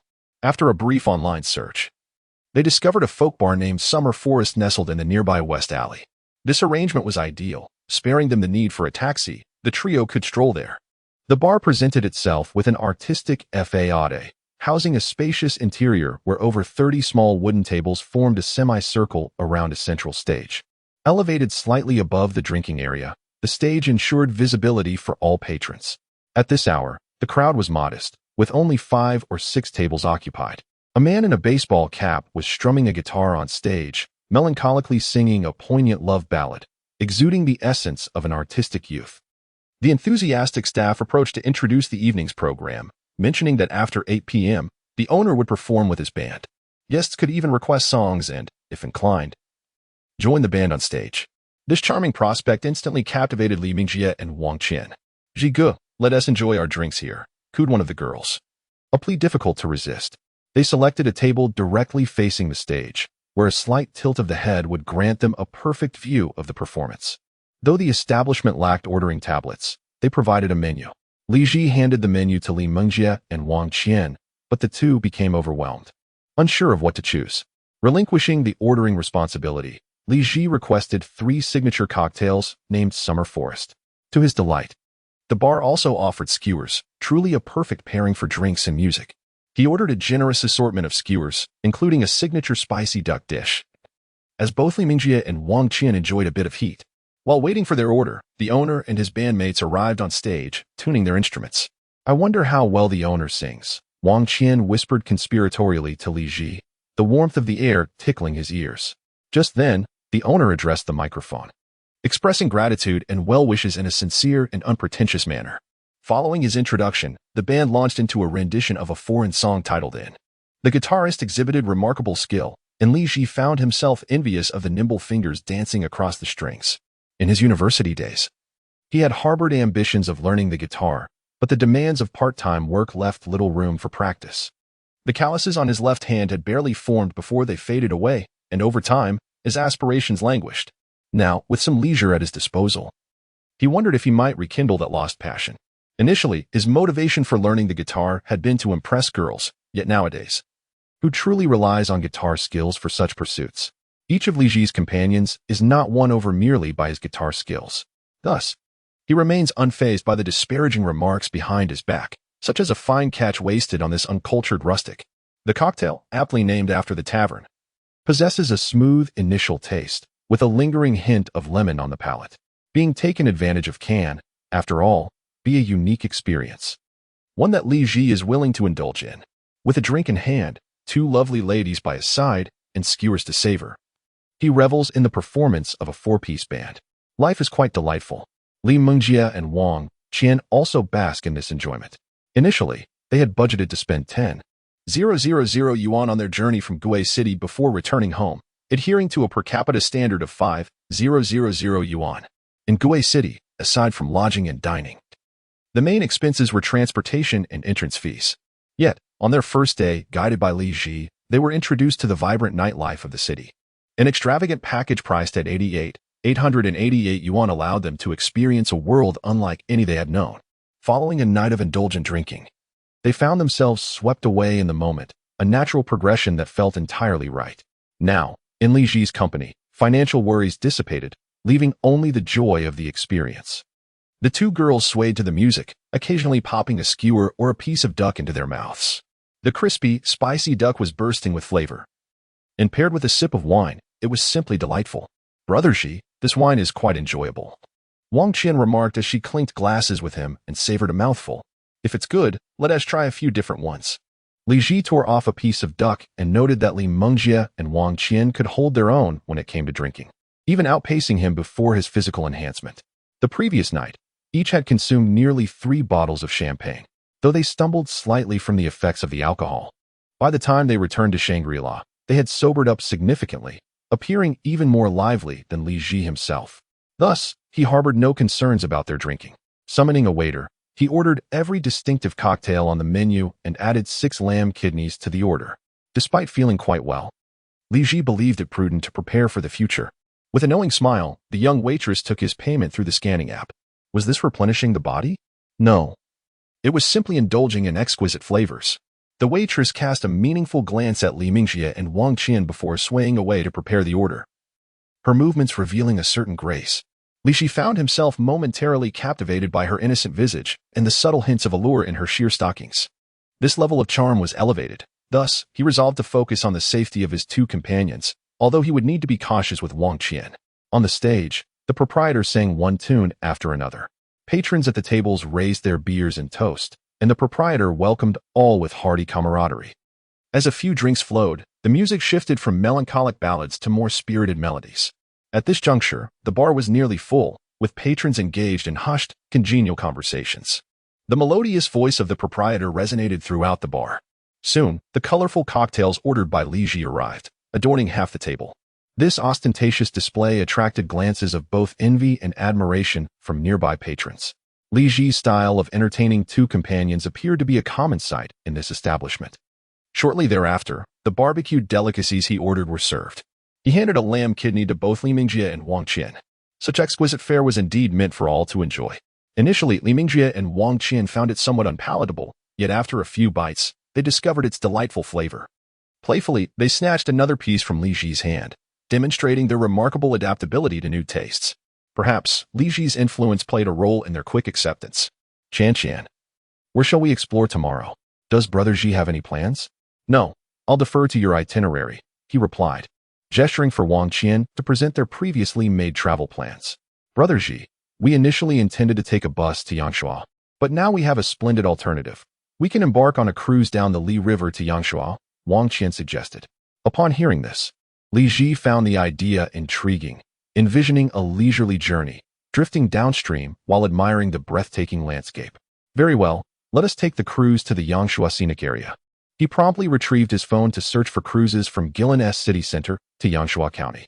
He discovered 2 types of vessels, a 3-star cruise and a 4-star cruise, priced at over 200 and 300 respectively, with both offering upper and lower cabins.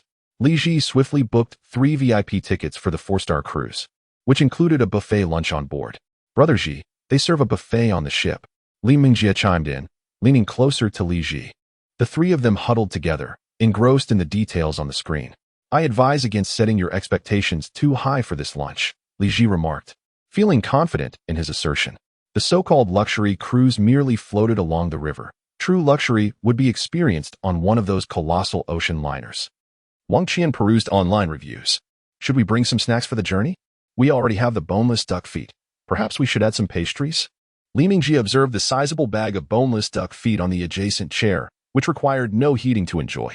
Oh dear, Brother Xi, the cruise departs at 10 a.m. We want to have time to retrieve our duck feet.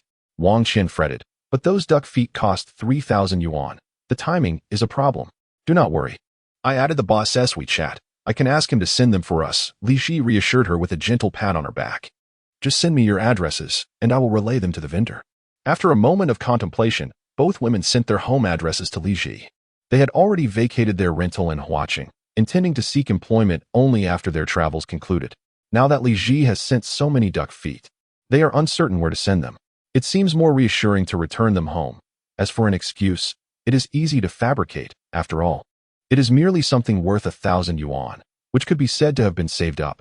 Soon, the addresses from Li Mengjie and her companions arrived, one from a province abundant in water and another from a mountainous region. As for Li Ji himself, he opted to send his to the property management of his community for collection later. He then messaged the duck feet stall owner. instructing him to prepare everything for dispatch the following day and to call a courier service to send the items. Li Ji promised to transfer the delivery fee on the spot. The stall owner assured him there would be no issues. Li Ji also sent a message to the housekeeper of his suite, requesting her to prepare some food for their journey to enjoy at noon. As they broke through psychological constraints, the three of them spent several hours in a summer forest listening to music, consuming nearly 20 cocktails. They had not come solely for the drinking. Rather, they aimed to immerse themselves in the ambience. The band led by the owner took turns performing, each member presenting a few songs, and time passed swiftly. When it came time for the audience to sing, the owner announced that anyone who could garner the applause of the majority would receive a complimentary barrel of draft beer. Li Ji and his companions found themselves in an excellent position, initially expecting the two young ladies to bravely step up and showcase their vocal talents like Ping Yifei. To their surprise, they were both shy, playfully nudging each other, hesitating to take the stage. Since no one dared to go up, Li Ji had no desire to step forward either, well aware of his own singing capabilities. Lacking extraordinary talent, he felt that attempting to perform in such a setting could easily lead to embarrassment. Thus, he chose to remain seated, listening to the music, as learning to appreciate it is also a facet of life. The trio sat below, savoring the melodies of those bold enough to take the stage, whether they were valiant warriors or socially anxious individuals. Regrettably, those who dared to perform were not always skilled. Some might have simply been intoxicated. The vocal renditions of certain individuals prompted thoughts that perhaps they too could take the stage. Their contributions to the collective confidence of the audience were indelible. As for why everyone stayed, sometimes witnessing others' missteps can be a source of amusement. These individuals were solely there to entertain, a commendable spirit. We should find a karaoke venue someday. Watching a bald gentleman on stage wailing dramatically, accompanied by a disinterested band, Li Ji pulled Li Mengjie and Wang Qian close, whispering in their ears, "Jigu, you aren't thinking of doing something outrageous to us at KTV, are you?" Li Mengjie replied mischievously, her words rushing forth like a green train honking its horn. Li Ji gazed at her in shock. "Mengjie, are you toxic? Why do I find every word you say so delightful?" "Ha ha ha." Jigu is intrigued. "Meng Meng, what you say, you must help Jigu realize, all right?" Wang Qian buried her head in Li Ji's embrace, laughing uncontrollably. At that moment, the bald gentleman finally finished his performance, bowing to the audience with a look of lingering enjoyment. "Thank you for your applause." Hiccup, his friends quickly assisted him off the stage to continue drinking. The bar owner, suppressing his discomfort, took the stage to utter a few polite remarks to the recent performer. It truly puts him in a predicament, having to endure this tune echoing across the Pacific several times a day. Next to take the stage is a young lady who may not possess striking beauty, yet exudes a gentle grace. She is clad in a fitted long-sleeve top paired with a flowing skirt, cinched at the waist with a fabric belt, reminiscent of the charming neighbor next door. After exchanging a few words with the musicians, she gracefully settles onto a bar stool, adjusting the microphone to her height. Her adept movements suggest that she is indeed a hired performer. Perhaps the previous singer's woeful rendition compelled the owner to summon her to rescue the audience's ears. As the guitar's solo prelude begins, her melodious voice flows forth like a crystalline spring. It seems that when she was created, the heavens bestowed upon her every ounce of talent in her vocal cords. "Ah, how I adore this young lady's singing." Wang Qian clings to Li Ji's arm, swaying with delight. How enchanting. Li Ji also finds it delightful. She is undoubtedly a hidden gem, not possessing the beauty to captivate an empire. Yet her voice could mesmerize all. Li Mengjie, too, holds her cocktail, utterly absorbed, forgetting to place it back on the table. As the young lady concludes her song, the bar erupts in applause, with many fervently calling for an encore. However, she merely smiles and thanks the audience before descending the stage to join her two companions at a nearby table.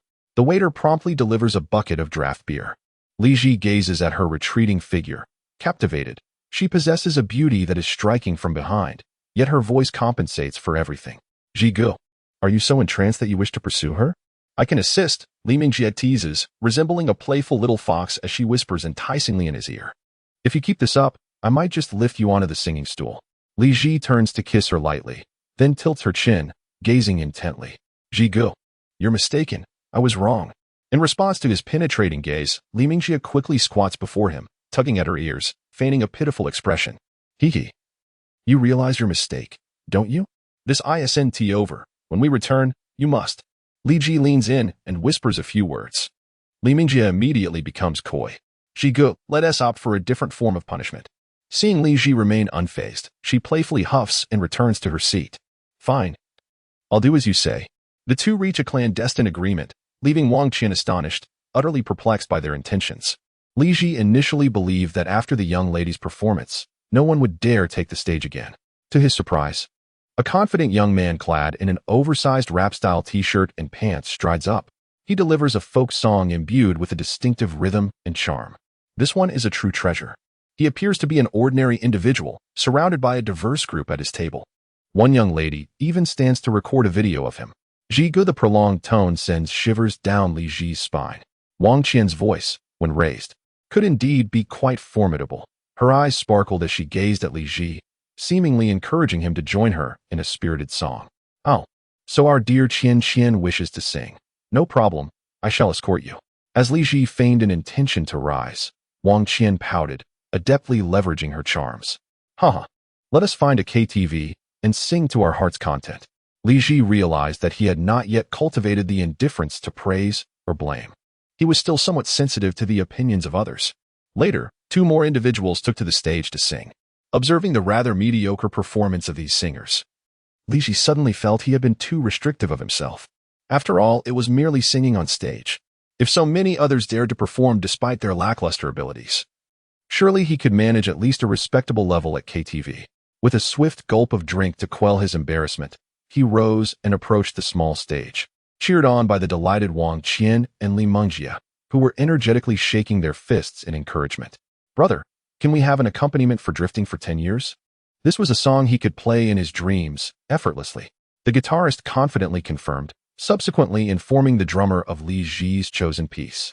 As the crisp beats of the drums resonated, the guitar accompanied, and Li Ji swayed in rhythm, discovering that being on stage was not quite so daunting after all. As the tempo reached its peak, he leaned closer to the microphone and sang the lyrics in colloquial style, quietly departing. Having spent 10 years in Huaqing and Ligang, Li Ji had mastered the vernacular and sang with remarkable flair. This was his first experience singing with live accompaniment, and he found himself deeply immersed in the emotion of the moment. To his astonishment, the climax of the song ignited a rousing chorus among the audience. 10 years adrift in the Greater Bay. Everyone swayed and sang along, transforming the bar into an atmosphere reminiscent of a concert. This unexpected turn of events brought Li Ji immense joy. After finishing the song with everyone, he felt a sense of liberation, as if he had shed some burdens. Jigu, you were fantastic. Upon returning to his seat, Li Mengjie and Wang Qian both leaped into his embrace, drawing whistles and playful shouts from other patrons in the bar. The owner, smiling, personally delivered a bucket of draft beer to him. Young man, your emotions are so rich. Li Ji exchanged friendly banter with the owner, promising to return for another drink. Perhaps it was the resonant quality of the song that struck a chord with many. For soon, patrons flocked to offer him toasts. Unbeknownst to him, Li Ji had indulged a bit too much. Being supported by Li Mengjie and Wang Qian as they made their way back to the Shangri-La Hotel. Upon returning, Li Ji sorrowfully realized that these two young women had played the role of tour guides. Yesterday, he had led Li Mengjie and Wang Qian to explore the grand hall, study, bathroom, and master bedroom of the presidential suite. Today, they had reversed roles, guiding him through their own tour. As a result, they nearly missed the early morning cruise to Yangshuo the following day. Fortunately, the Shangri-La Hotel provided a shuttle service. In a flurry, the three of them completed their morning routines, grabbed their suitcases, and boarded the hotel shuttle, making their way to the departure dock. The attentive suite butler thoughtfully brought along the packed meals for the trio. Thankfully, the cruise terminal was not too far from the Shangri-La. With just 10 minutes to spare before the ship's departure, they finally arrived at the dock. After a swift ticket check and boarding, Li Ji discerned the differences between the 4-star and 3-star cruise ships. Simply put, the 4-star vessel was larger, taller, and more aesthetically pleasing. The seating arrangement within the ship resembled that of a cinema, with rows upon rows of seats. By the time Li Ji and his companions arrived, the seats were nearly filled. Middle-aged and elderly passengers occupied half the space, while the remaining seats were mostly taken by young couples. Fortunately, they encountered Li Mengjie and her group, or Li Ji would have been uncertain who would sit beside him. Li Ji purchased VIP tickets for all three, offering them wider seats and greater comfort. Their luggage consisted solely of Li Mengjie's large suitcase and Li Ji's small backpack. After stowing the suitcase beneath their seats, They finally had the opportunity to enjoy their breakfast. The sweet butler had prepared 2 large boxes of food for them, one for breakfast and another for lunch. All the meals were thoughtfully packed in insulated containers, a gesture that cost Li Ji several hundred yuan. However, at this moment, he deemed it unnecessary to economize on the services he could enjoy. The VIP seats were located on the 2nd floor of the cruise ship, providing a superior view and more spacious surroundings. Just as the 3 opened their breakfast boxes, the cruise gently set sail. The breakfast contained exquisite pastries and fruits, which Li Ji found quite delightful.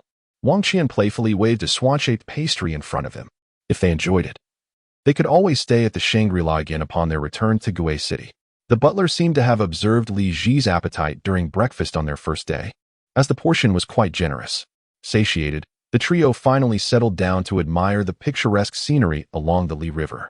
However, their hurried morning left them tense, and as they relaxed, a wave of drowsiness washed over them. Conveniently, they were seated in a 3-person row, with Li Ji in the center and Li Mengjie and Wang Qian flanking him. Each rested their heads on Li Ji's shoulder, and they nestled together, drifting into a slumber for over an hour. Their endearing tableau attracted the envy of many on board.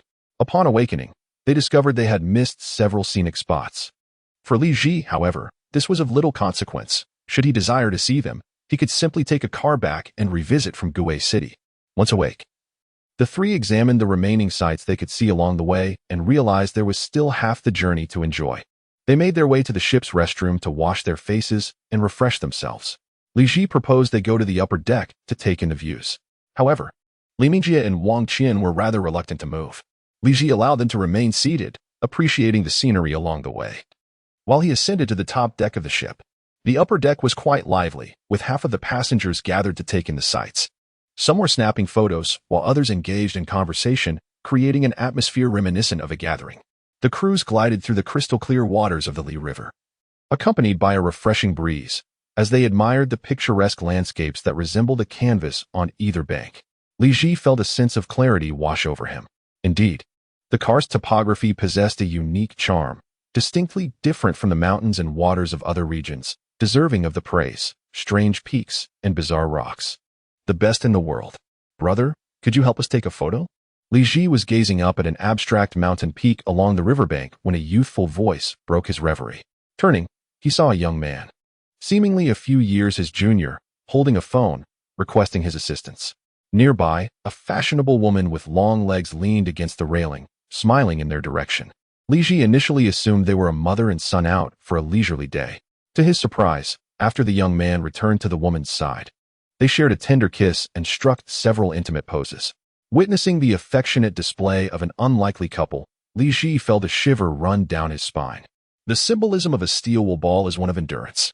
Brother, the responsibility of experiencing the joys of a wealthy lady falls upon you. Be sure to keep it under wraps and do not let the old baby out to play. Despite his discomfort, Li Ji dutifully took several photos for them. When he handed the phone back, the young man and the woman leaned closely together to review the pictures. After flipping through a few, the woman turned to Li Ji with a warm tone. Thank you, young man. The photos are lovely. What are your plans in Yanshua? Would you care to join us for dinner? Thank you, but I am not one to rely on others, Li Ji replied with a smile, tugging at his sleeve. Oh my, such a charming young man. The woman's gaze lingered on Li Ji, taking in his Givenchy attire and the Daytona watch on his wrist. Before abruptly falling silent, Li Ji nodded politely and moved to another spot, though his wealth amounted to only a few million. It was not something a woman of her stature could covet. Finding a vacant spot at the railing, he took several photos with his phone. Li Mengjie and Wang Qian soon arrived, hand in hand. Shigu, we ve come up. We couldn't stay below any longer. The crew mentioned we are approaching the back design of the Long Guobai. We wanted to see it. Then stand here, Li Ji said, offering his place to them. As they joined him, their striking beauty captivated the attention of most on the deck. Observing them beside Li Ji, several women smiled approvingly, exclaiming, "They look like quite the match. Youth truly is a wonderful thing." As they shifted their gaze, they spotted the rotund woman with a diminutive man at the opposite railing. How repulsive to venture out in such a state. The older ladies spat in disdain, feeling an acute sense of imbalance as they glanced at their elderly companions. The cruise ship soon arrived at a particularly scenic spot, deliberately anchoring on the river to afford tourists an opportunity to capture the breathtaking views. Li Ji observed numerous travelers extracting 20 yuan notes to photograph the currency against the picturesque backdrop. Unprepared, he exchanged a knowing glance with Li Mingjie, and they approached an elderly gentleman to procure a banknote. The trio then raised their currency against the splendid scenery, posing for several individual shots. At that moment, Li Ji noticed the small man passing by and called him over to assist in taking a few photographs. As Li Mingjie and Wang Qian affectionately embraced Li Ji's arm for the shots, a flicker of jealousy flashed in the small man's eyes. Why is the disparity in joy among people so pronounced? The 4-hour journey adjacent to the pedestrian street passed swiftly. Li Ji and his companions dozed for over an hour, the passage of time feeling even more rapid. To his surprise, the ship offered not only a buffet but also an la carte menu. The crew mentioned that the dishes featured fresh fish and shrimp from the Li River. Regrettably, the lunch prepared by the Shangri-La Suites butler was also delightful. Taking into account that Li Ji and his friends had only just eaten, their lunch boxes primarily contained sushi and delicacies, complemented by the boneless duck feet purchased the previous evening, making for a uniquely enjoyable meal with a river view. The fresh fish and shrimp from the Li River could only be savored in Yangshuo County. Upon the ship's arrival at the dock, Li Ji hefted the large suitcase of Li Mingjie and the others as they disembarked. It was somewhat disheartening that accessing the dock required climbing a steep series of steps, leaving those burdened with heavy luggage in dismay, struggling to ascend. Li Ji, however, moved up the steps with greater agility than Li Mingjie and Wang Qian, as if the enormous suitcase bore no weight at all. "Jigu, wait for us," Wang Qian called out from behind, burdened by her load and feeling unsteady on the stairs. Having already waited for a while at the top, Li Ji saw Wang Qian and Li Mingjie finally arrive. Panting heavily, "Jigu, you're truly a beast of burden. You climb so fast, even while carrying a suitcase." Wang Qian playfully swatted Li Ji's arm. This endearment momentarily took Li Ji aback. It echoed a familiar term used by Wang Tingting. After scrutinizing Wang Qian for any discrepancies and finding none, he relaxed. "I simply possess good stamina. It brings you joy," he replied with a hint of nonchalance. Wang Qian's face flushed as she glanced around, ensuring no one was watching, before she playfully murmured, "You're just like an ox." Beside the cruise ship dock lay a spacious parking lot, where several sightseeing electric vehicles were parked. The path from the dock to the parking area, roughly 500 meters long and paved with stone slabs, posed a significant challenge for the wheels of their suitcases.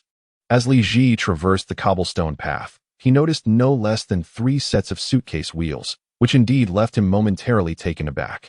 Consequently, he had no choice but to carry his suitcase across this stretch of road. However, with Li Ji setting the precedent, the gentlemen accompanying their girlfriends behind him were similarly burdened, each compelled to lug their heavy bags along this lengthy passage.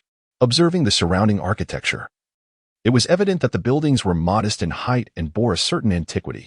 This area could be considered the heart of the county town, which itself resembled a grand scenic area.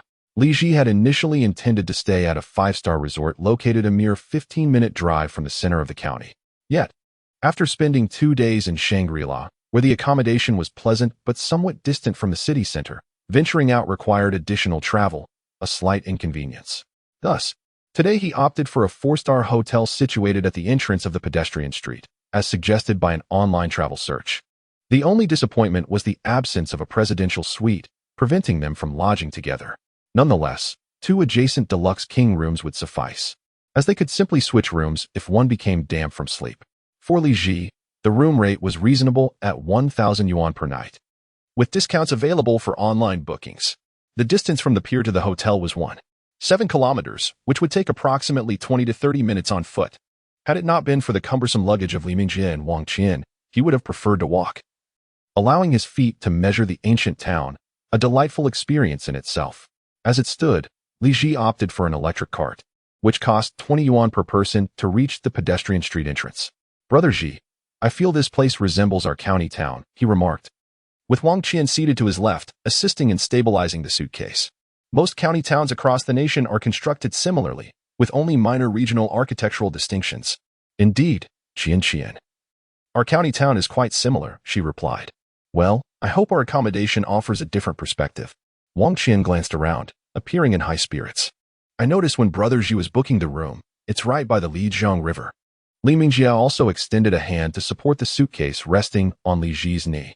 On the sightseeing vehicle, there was no space for luggage, forcing the passengers to balance their bags on their laps.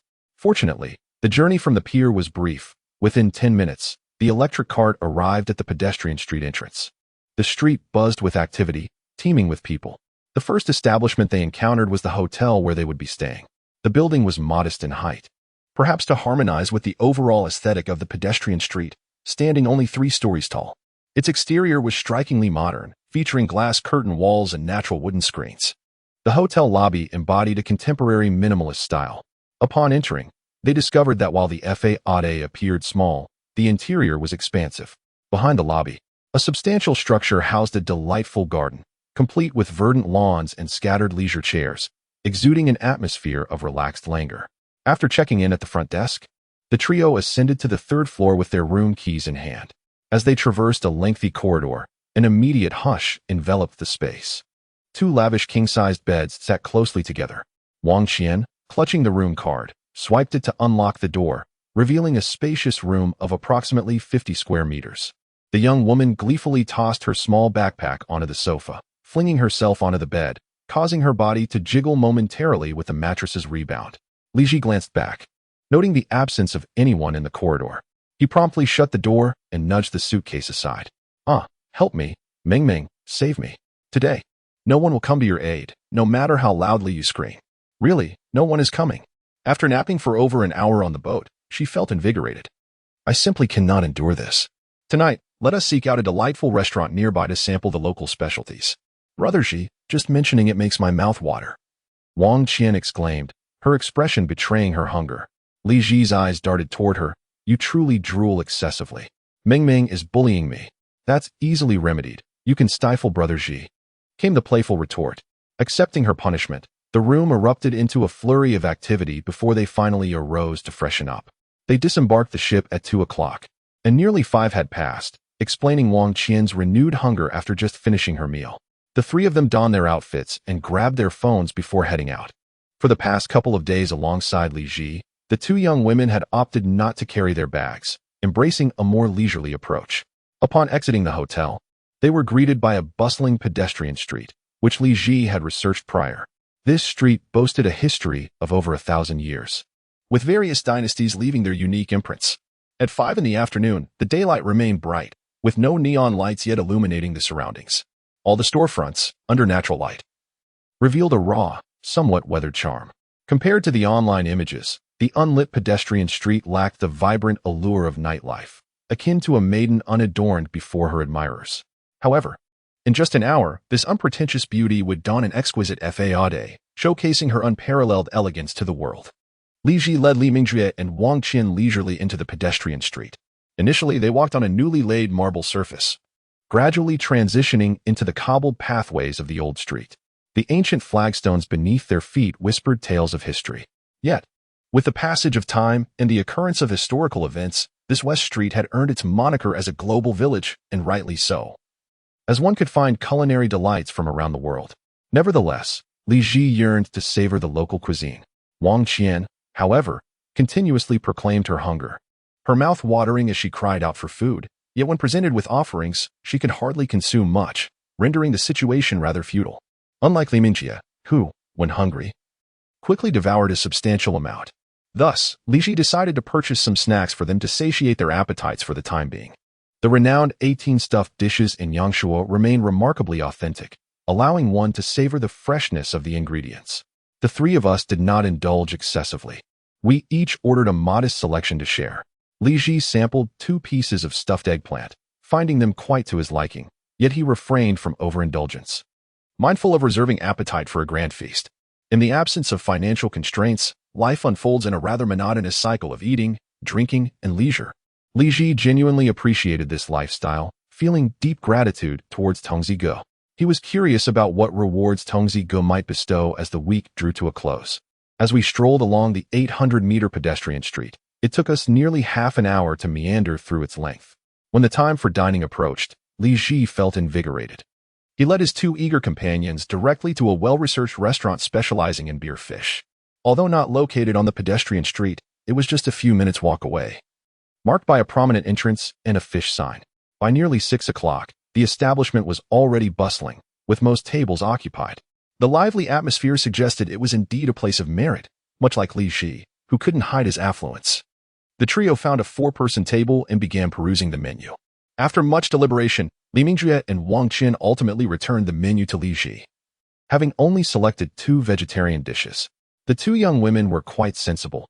They appreciated Li Ji's generosity in treating them, merely indulging in the menu for enjoyment. The final decision on the order rested firmly with Li Ji.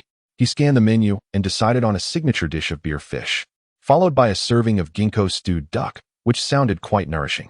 He also ordered stir-fried apple snails, perfect for pairing with drinks or rice. Fresh river shrimp from the Lijiang River, rich in calcium, would be best stir-fried with chives. He had never tried bamboo tube chicken, so he added that as well. 2 portions of bamboo tube rice rounded out the meal.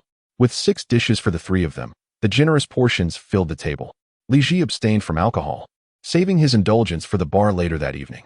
The meal was a delightful affair, with the fish being fresh, the meat tender, and the shrimp and snails flavorful, while the chicken and duck provided nourishment and the rice was fragrant. Wang Qian, as per usual, had a larger appetite than her small frame suggested. After sampling each dish, she found herself unable to eat more. One could only attribute her exaggerated figure to an extraordinary gift. The 2 young women, rubbing their bellies, exited the restaurant with Li Ji. Their table was promptly cleared for the next wave of patrons waiting at the door, a testament to the bustling business. The pedestrian street now shimmered with lights, resembling a city that never sleeps.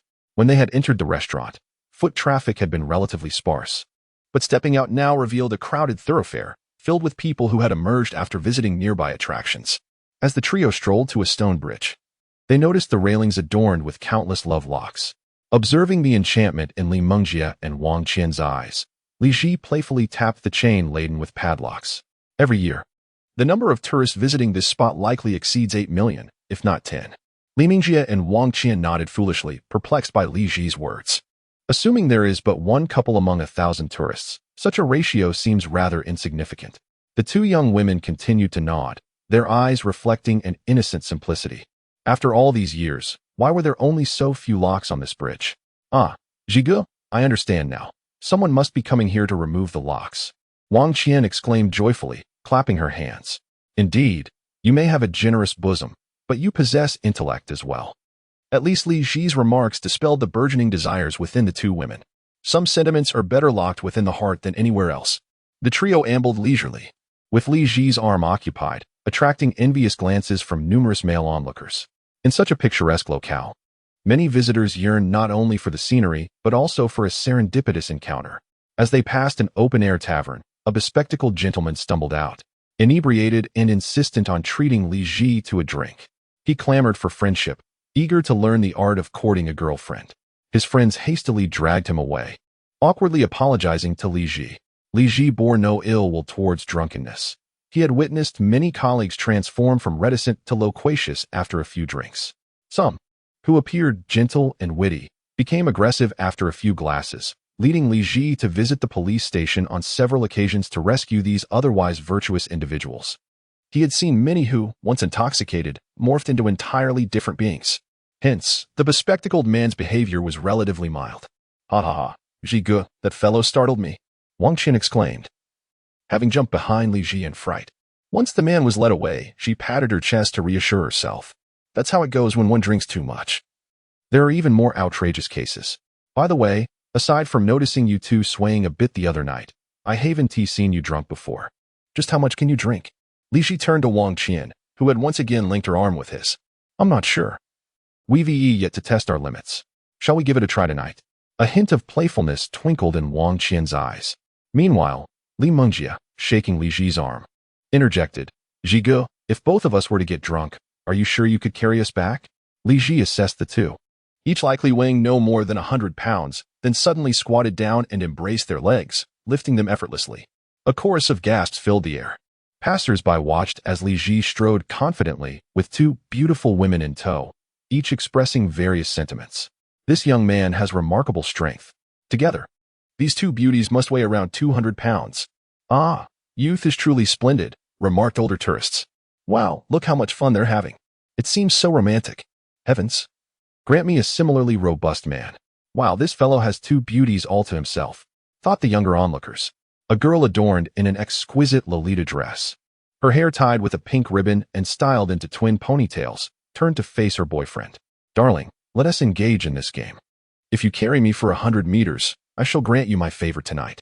Her boyfriend, towering at 6 feet tall and weighing just over 100 pounds, gazed at his girlfriend, who stood at 5 feet 6 and weighed 200 pounds, with a look of concern. "My love, that might be rather unrealistic. Lu Xiangming, you think you're quite capable, don't you? If you can't manage to carry me just a few steps, let us break up immediately." With a thunderous stomp, the hefty girl stormed off toward the street, seething with anger.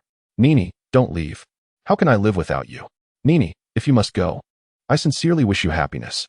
As the formidable figure distanced herself, the slender man spat disdainfully at the roadside, finally free. He then vanished into the bustling crowd. 49. A night at the tavern on the same street, yet a different wife. Li Ji had already carried Li Mingjie and Wang Qian for over 200 meters. "Ji Ge, enough already. We know you're strong. Please set us down." Li Mingjie and Wang Qian clung to Li Ji's shoulders, their cheeks flushed with embarrassment from the stares of onlookers.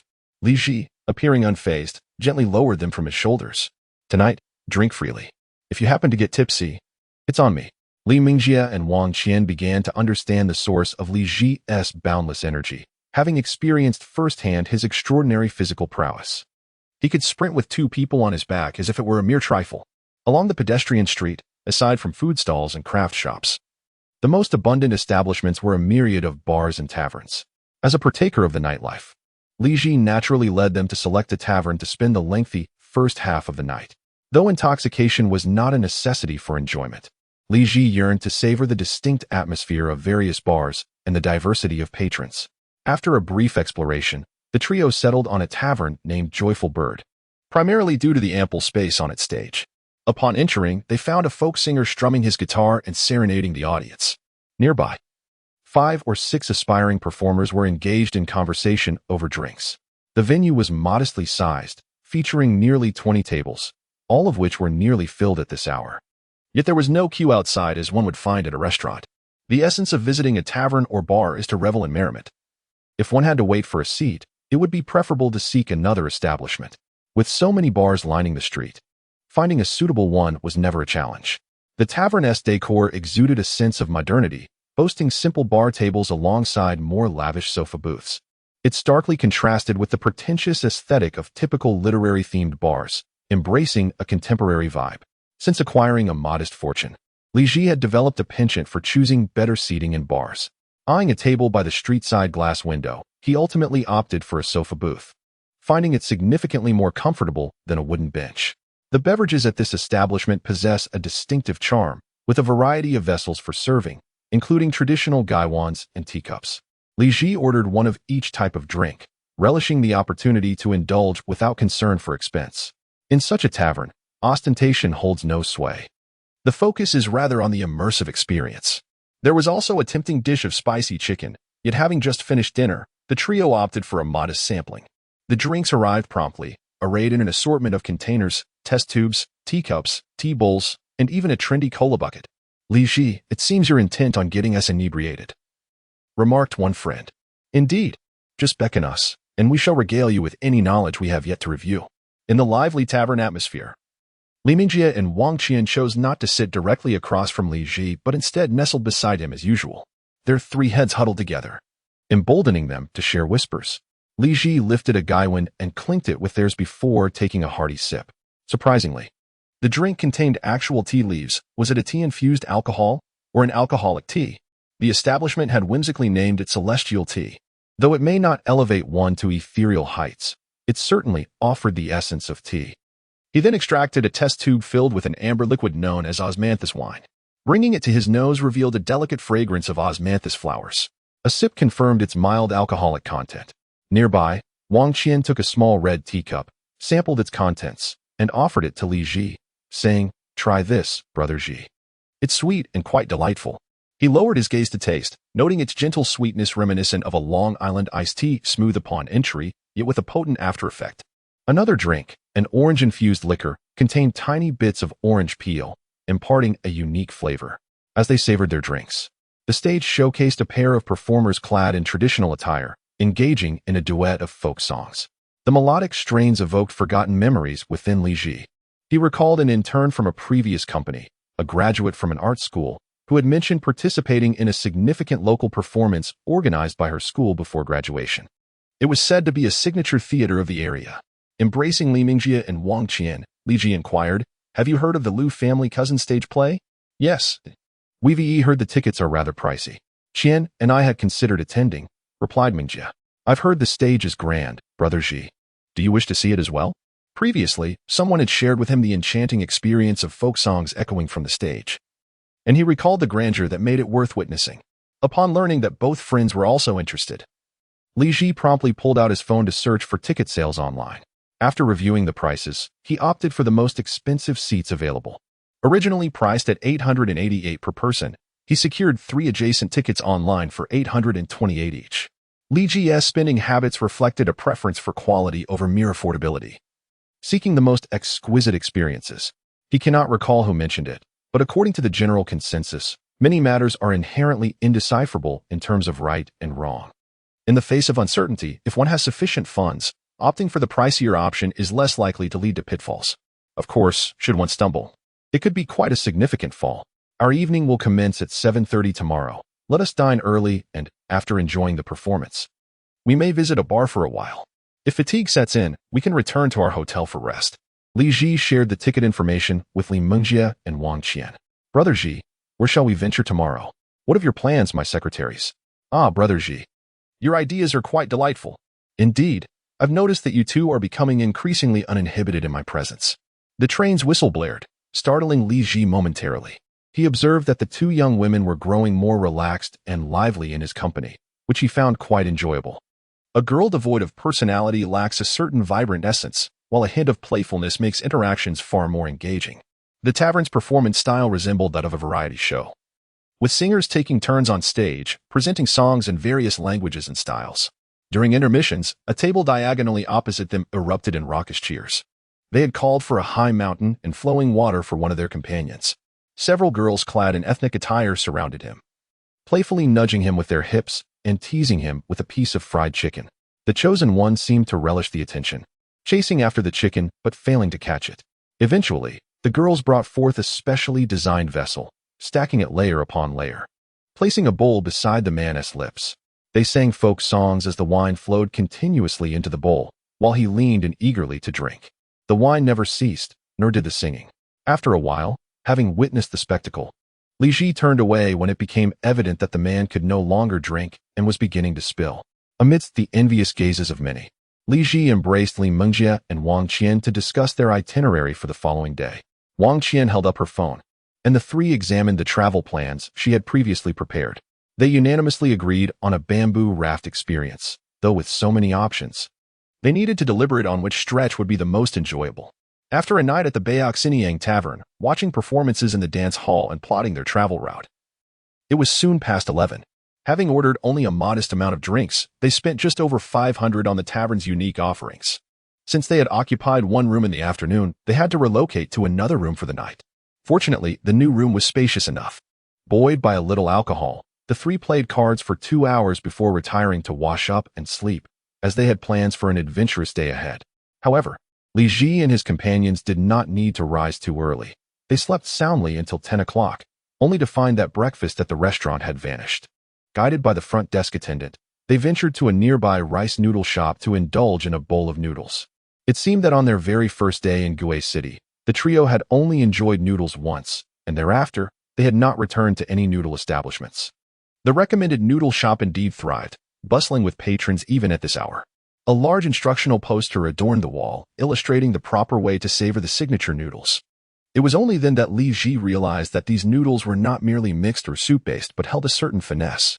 Each person ordered a modest portion of 2 tails of noodles, yet Li Ji, in his zeal, piled on over 100 in toppings, primarily beef and fried eggs. As he sought to replenish his protein after days of toil, there was a type of beef known as niu bie, which appeared quite dark but was surprisingly delectable. After the noodles were cooked, they were served in a heaping bowl, and he proceeded to add condiments, initially enjoying them dry, as he continued to savor the dish. The flavors of the seasonings gradually infused, rendering the noodles somewhat salty. At that moment, he added a couple of ladles of pork bone broth to balance the taste. This hearty meal finally compensated for his previous night's deficit. The trio then hired a vehicle to the bamboo raft drifting dock.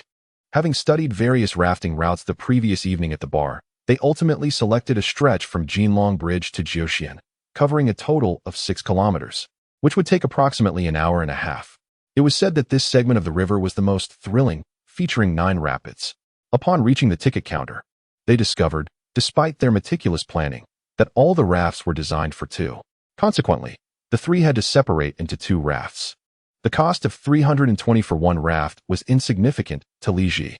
Several others were also present at the dock, including a solitary girl who gazed longingly at Li Ji, seemingly hoping to share a raft with him. Given this fortunate opportunity, Li Ji, of course, opted to ride alone. With 2 rafts accommodating them comfortably, he feared that adding another might leave him sore after days of merriment. Thus, amidst the girl's wistful eyes, he climbed aboard a solitary raft and, with the boatman's call to set off, glided into the river. Though he had previously experienced the beauty of the scenery from a boat, this was his first time taking in the sights from a petite bamboo raft, constructed from several bamboo poles with 2 bamboo chairs affixed atop. They drifted along the crystal-clear Li River. Navigating the rapids was indeed exhilarating. Li Mingjie and Wang Qian on the front raft were startled, squealing in delight. Though these rapids were relatively small, they coincided with the dry season, and the boatman had to disembark to push through certain sections. When the boatman exerted too much force while pushing, Li Ji's raft surged ahead into the river while the boatman remained on the bank, provoking laughter from those on the raft surrounding them, nearly causing them to tumble into the water. Li Ji turned innocently to look at the boatman on the bank, ultimately seizing the bamboo pole himself. "My apologies," he said, as the boatman eventually boarded another raft to catch up, apologizing to Li Ji with a sheepish smile. "No worries. It provides me with the perfect opportunity to experience the sensation of propelling a bamboo raft." Li Ji generously returned the bamboo pole to the boatman. The water was not particularly swift, and Li Ji, maintaining his course, found the maneuvering quite effortless. As for the activity of drifting, it is one that either captivates or bores. There appears to be no middle ground. Li Ji regarded the experience favorably. The river was neither wide nor deep, and falling into the water posed little danger, though such danger can vary from person to person. While wearing life jackets was mandatory, the distinction between those who could swim and those who could not was considerable. Fortunately, Li Ji was proficient in swimming, employing the classic dog paddle technique, ensuring he would not sink if he fell into the water. After an hour and a half, they arrived at the old county dock, where Li Ji, accompanied by Li Mingjie and Wang Qian, disembarked. It was just around midday, an appropriate time for lunch, however. The trio had indulged in a late breakfast and felt no hunger. Li Ji decided to enjoy the area a bit longer before dining. At the entrance to the dock, a throng of motorcycle taxis awaited eager passengers. "Hey there. There are no vehicles returning to Jinlong Bridge. You can only take our motorcycle taxis. I can offer you a discount, 40 yuan per person. If you ride with me, it's only 35 per person, and I can take all 3 of you together." Upon seeing Li Ji with 2 young women, the motorcycle drivers flocked around, vying for their business, all claiming there were no shuttle buses back to the departing dock. Li Ji, smiling, reassured them, "No need for that. We are not heading back to Jinlong Dock," and proceeded to lead Li Mingjie and Wang Qian to a chartered vehicle parked at the dock's exit. In truth, Li Ji had already noticed a ticket booth for a shuttle bus on the opposite side of the dock, charging only 10 yuan per person. Noticing the time was still early, he instructed the charter driver to take them to the Shirley Gallery. They had passed this area while cruising on the river, but viewing it from land offered an entirely different perspective. Entering the Shirley Gallery felt akin to stepping into a vividly painted ink-wash landscape of the Dragon Kingdom. Li Ji rented a covered electric cart and took Li Mingjie and Wang Qian on a leisurely ride around the foot of the mountain. The rustic charm of the mountains and rice paddies was accentuated by the well-maintained exteriors of the local farmhouses, all painted to complement the tourism atmosphere. Many families had brought their children from the bustling city to immerse themselves in the breathtaking scenery and unwind. Along the roadside, children frolicked and laughed freely, reveling in the embrace of nature. Numerous fashionable young women, adorned with oil paper umbrellas, posed for photographs at picturesque spots. Amidst such a delightful scene, how could Li Ji resist the urge to stop and capture a few beautiful moments with Li Mingjie and Wang Qian? The towering mountains, undulating bamboo groves, and quaint farmhouses all served as splendid backdrops for their photographs. The lovely Li Mingjie and Wang Qian, clad in ethereal white dresses, drew many admiring glances as they stood by the roadside. Even a photographer approached, hoping to entice them with a small fee to model for photos at his lodging. Li Ji, maintaining his composure, stepped forward and discreetly gestured toward the photographer, wrapping his arms around Li Mengjie and Wang Qian as they moved on. Noticing the Givenchy logo on Li Ji's clothing and shoes, the photographer ultimately refrained from pursuing them further. Those acquainted with this line of work understand that one should refrain from pursuing women who are accompanied by male partners, particularly when those partners are affluent. It is wise to exercise restraint and avoid any undue advances. At the roadside, Li Ji was preparing to purchase 2 floral wreaths for 10 yuan each, only to have Li Mengjie insistently negotiate the price down to 10 yuan for both. Coincidentally, Li Mengjie and Wang Qian each adorned themselves with a wreath, their white dresses rendering them akin to ethereal flower fairies stepping forth from a painting by the edge of a serene pond. Villagers had constructed several charming swings for tourists to capture picturesque moments. The fee was 10 yuan per person. Li Ji took several photographs of Li Mengjie and Wang Qian. The harmonious blend of verdant mountains, crystal clear waters, swings, and beautiful women formed a romantic tableau. Truly, an outing is far more enjoyable when accompanied by lovely companions. The beauty of both the landscape and the ladies complemented one another splendidly. In a quaint village, Li Ji discovered a unique variety of spicy snacks made from green beans. The 3 who could tolerate spice relished them, though it was unfortunate that they weren't vacuum sealed. Otherwise, Li Ji would have certainly taken a few packs home. The electric scooter continued its leisurely journey along the picturesque road, capturing scenic moments at every turn. After emerging from the 10-mile gallery, it was already past 3 in the afternoon. The extended stay was due to a delightful lunch at a local farmhouse restaurant within one of the villages. While there were no beer fish or beer duck on the menu, the establishment's braised fish and chicken were exceptionally flavorful. Notably, the chicken was freshly slaughtered and stir-fried, resulting in tender meat. The fish was also freshly prepared, emphasizing the importance of quality. Li Ji ordered a dish of fresh river shrimp and small fish, mindful of his zinc and calcium intake over the past few days. Though the prices were slightly elevated, Li Ji deemed them worthwhile. Noticing that Li Mengjie and Wang Qian appeared somewhat fatigued from their adventures, he decided to hire a vehicle to take them back to West Street for an afternoon nap. The car service allowed for leisurely activities. They awoke at 6 in the evening, and Li Ji could confidently attest that their slumber was deeply restorative. The agreed-upon meeting time with the driver was 7 o'clock at the pedestrian street entrance. Observing the time, the trio, still slightly groggy, opted to indulge in some noodles. Li Ji continued with his high-protein meal, while Li Mengjie and Wang Qian preferred a simpler two-tail noodle dish for dinner. "Ji Ge, I find these noodles quite delectable," Wang Qian remarked. "Indeed, not only are they tasty, but they are also visually appealing," Li Ji responded. Wang Qian delicately slurped her noodles, only to realize that Li Ji was observing her intently. Feeling a sudden rush of embarrassment, she shielded her eyes with her hand to prevent him from watching her eat. Li Ji then turned his gaze to Li Mengjie, who, unabashedly, playfully pursed her lips at him, though her mouth was smeared with sauce, detracting from her appearance. "Ji Ge, come here for a kiss, a hug, and lift me high." Upon noticing Li Ji's look of mild distaste, this spirited girl leaned forward, aiming to plant a kiss on his cheek.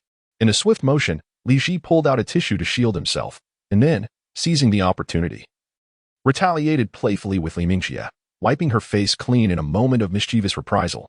In consideration of the numerous onlookers, she was spared further reprimand. After receiving a thorough scolding, Li Mengjie dutifully resumed her meal. Within 20 minutes, the 3 of them had concluded their dinner. For Li Ji, it was not a matter of needing 10 or 8 dishes to sate his appetite, whether indulging in a lavish banquet or savoring street food. The joy of eating was paramount. With half an hour remaining before their rendezvous, the trio strolled hand in hand along the pedestrian street to aid digestion. "Ji Ge, I feel like you've been fattening me up these past few days," Li Mengjie remarked, linking her arm through Li Ji's and resting her head on his shoulder. "Where have I fattened you up?" Li Ji inquired, turning his head to appraise her figure. "There's a little belly starting to show, look." "You can pinch a bit of flesh here," she teased, tugging at her skin through her clothing, though her flat abdomen exhibited no significant change. "It's truly a stretch to claim you have a belly," he retorted. "Not to worry, I adore chubby little piglets," she replied with a playful tone. "Oh dear. Ji Ge, how could you treat me and Ming Ming like little pigs?" chimed in Wang Qian, joining the banter. "Pigs must be fattened up before they can be slaughtered," Li Ji observed, nodding appreciatively at Wang Qian's boldness, noting that she was a few sizes larger than Li Mengjie.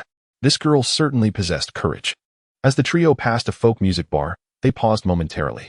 The establishment lacked ostentatious decor, instead featuring a variety of amusing slogans and literary phrases displayed on fabric and other materials at its entrance. A curtain partially obscured the doorway, behind which a singer was performing an emotionally stirring piece. Jigo, how about we come here to listen to some music after tonight's performance? The bars we visited the past few days were rather noisy, Wang Qian suggested, her literary sensibilities drawn to the quaint ambience of the little bar. Certainly. Let us change venues for a different experience, Li Ji replied.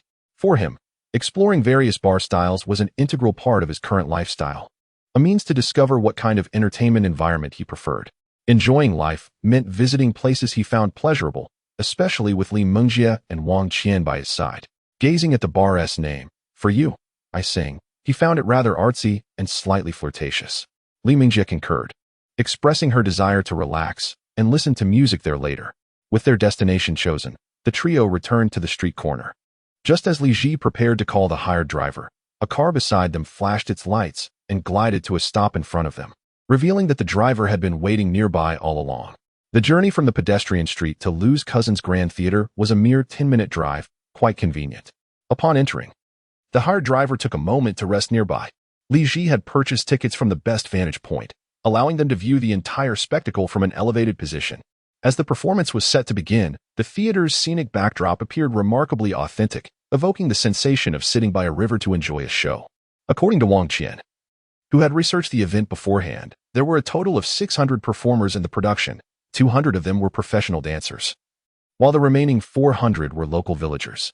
The entire performance was conducted in the common Mandarin of the Dragon Kingdom, interspersed with the languages of various ethnic minorities. The grandeur of the stage was truly remarkable. The large stands were nearly filled to capacity, with many families bringing their children to enjoy the spectacle. The air was thick with a low hum of excitement.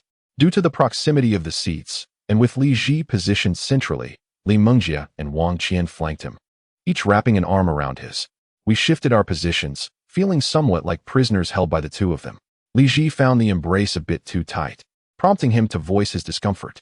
He jokingly remarked that after 2 hours of this performance, his arms might very well be rendered useless. Consequently, they switched positions, with Li Ji now cradling the two women. Li Mengjie and Wang Qian found this arrangement much more comfortable and settled cozily against Li Ji's chest in anticipation of the show's commencement.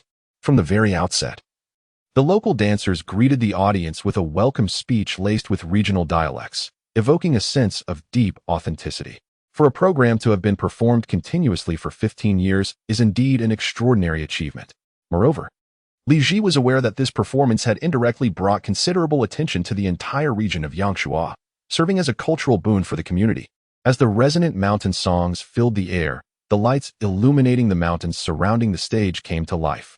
The seamless transition from the small stage to the grander one, coupled with the expansive view, elicited gasps of awe from the audience, leaving Li Ji momentarily spellbound. Glancing over at Li Mengjie and Wang Qian, he noticed they had straightened up in his embrace, captivated by the dazzling light effects on stage. Next, along the banks of the river, torches were ignited, and a chorus of unfamiliar songs wafted through the air. It became clear that a duet of love songs was unfolding, with men and women singing in groups, entirely unamplified. Although the lyrics were indecipherable, the raw, primal energy of the performance was undeniably infectious. Li Ji observed that many around him swayed to the rhythm of the mountain songs, nodding their heads in unison. Li Mengjie and Wang Qian returned to his embrace, softly humming along. The performance unfolded in a series of vignettes, portraying both the tragic beauty of wartime and the daily lives of villagers. One moment that lingered in Li Ji's mind was the appearance of a moonlit boat. A dancer gracefully swayed within it, creating a breathtaking tableau. Another scene featured a young woman washing her hair by the river, her long tresses cascading through the water, illuminated by the lights in a stunning display. After nearly 2 hours of the performance, Li Mengjie succinctly remarked, "Fortunately, we prepared beforehand to grasp the essence of the show." Nonetheless, the performance was undeniably worth witnessing. Li Ji felt that his expenditure was justified, as it offered something unique. Having concluded the show, it was still just past 9 o'clock. The long night ahead would inevitably be filled with visits to bars to fill the void left by the dark. Returning to the pedestrian street in a hired car, Li Ji led Li Mengjie and Wang Qian to a quaint establishment named "For You," singing bar. Upon lifting the curtain, they discovered that the bar was exceedingly small, with the ceiling adorned with a multitude of slogans and well-wishing messages. On one wall, numerous customers are affixed. The establishment boasts a mere 6 tables, 4 square and 2 small rectangular. A diminutive stage, scarcely 5 square meters in size, is crammed with a variety of musical instruments, where a male vocalist strums his guitar and serenades the audience. The earlier patrons, seated at the tables, are generally enjoying beers while listening to the melodies.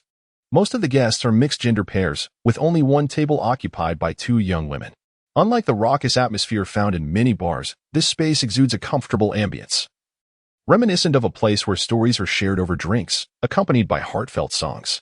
As Li Ji and his companions entered, they found a square table still available. A charming young woman, possibly the proprietress, greeted the trio with a warm smile and ushered them to the table. The bar's menu is straightforward, offering only a local beer named Guiquan beer and a few cocktails, alongside a modest selection of appetizers like cold dishes and desserts. Li Ji noted that the beer selection was limited to 2 sizes, 276 milliliters and 500 milliliters. A dozen of the smaller bottles cost 108 yuan, while 6 of the larger ones are priced at 98 yuan. Compared to other bars, the prices here are quite reasonable. Li Ji ordered a dozen of the 276 milliliters beers, along with spicy chicken feet, cold beef, and bacon rolls, totaling less than 200 yuan. However, for Li Ji, this outing was more about experiencing something new and unwinding than spending money. The proprietress, efficient and attentive, promptly brought over a dozen chilled beers, followed by the 3 appetizers. After she opened a few beers, Li Ji sampled one and found the taste to be quite pleasant. Given the intimate setting, the patrons consciously moderated their volume, engaging in hushed conversations. The male singer possessed a magnetic voice, performing songs that stirred the emotions. When Li Ji and his friends arrived, he was singing a song about resigning from a captaincy. Li Ji leaned over to Wang Qian and whispered, "I happened to listen to this song in the car when I resigned recently." Wang Qian leaned closer to his ear and replied, "Isn't it said that one should visit the Tibetan region after hearing this song? Are you planning to go there? Do you all want to join?" He inquired. "Of course. Who would want to see that place?" She responded, "It might be quite cold this season. Spring would be a better time. We should see how it goes. Perhaps even consider a road trip." Nearby, Li Mingjie also leaned in, curious. "What are you 2 discussing?" "Jigu is thinking of visiting Tibet in the spring." "Wow. Jigu, we've wanted to go there for a long time. If you're going, don't forget to take us along," Li Mingjie said, playfully clinging to Li Ji's arm. "Rest assured, you shall not be forgotten." Li Ji gently caressed the smooth face of Li Mingjie. Both young ladies exuded a natural charm. As they engaged in conversation, the male singer departed the stage, and the proprietress approached him. Exchanging a few hushed words before switching roles, Li Ji exclaimed in astonishment, "What a pair!" Indeed, they were a couple performing in the bar. Husband sings, followed by his wife. The proprietress clearly excelled in socializing, as she opened a bottle of beer and made her rounds, toasting each table. Her actions instantly elevated the atmosphere of the small bar. Amidst the lively ambience, the proprietress began to sing, her voice clear and melodious, distinctly different from her earlier chatter. She serenaded the audience with a love song that harmonized beautifully with the surroundings, creating a delightful experience. During a brief interlude, the proprietor shouted towards the stage, "Wife, I love you."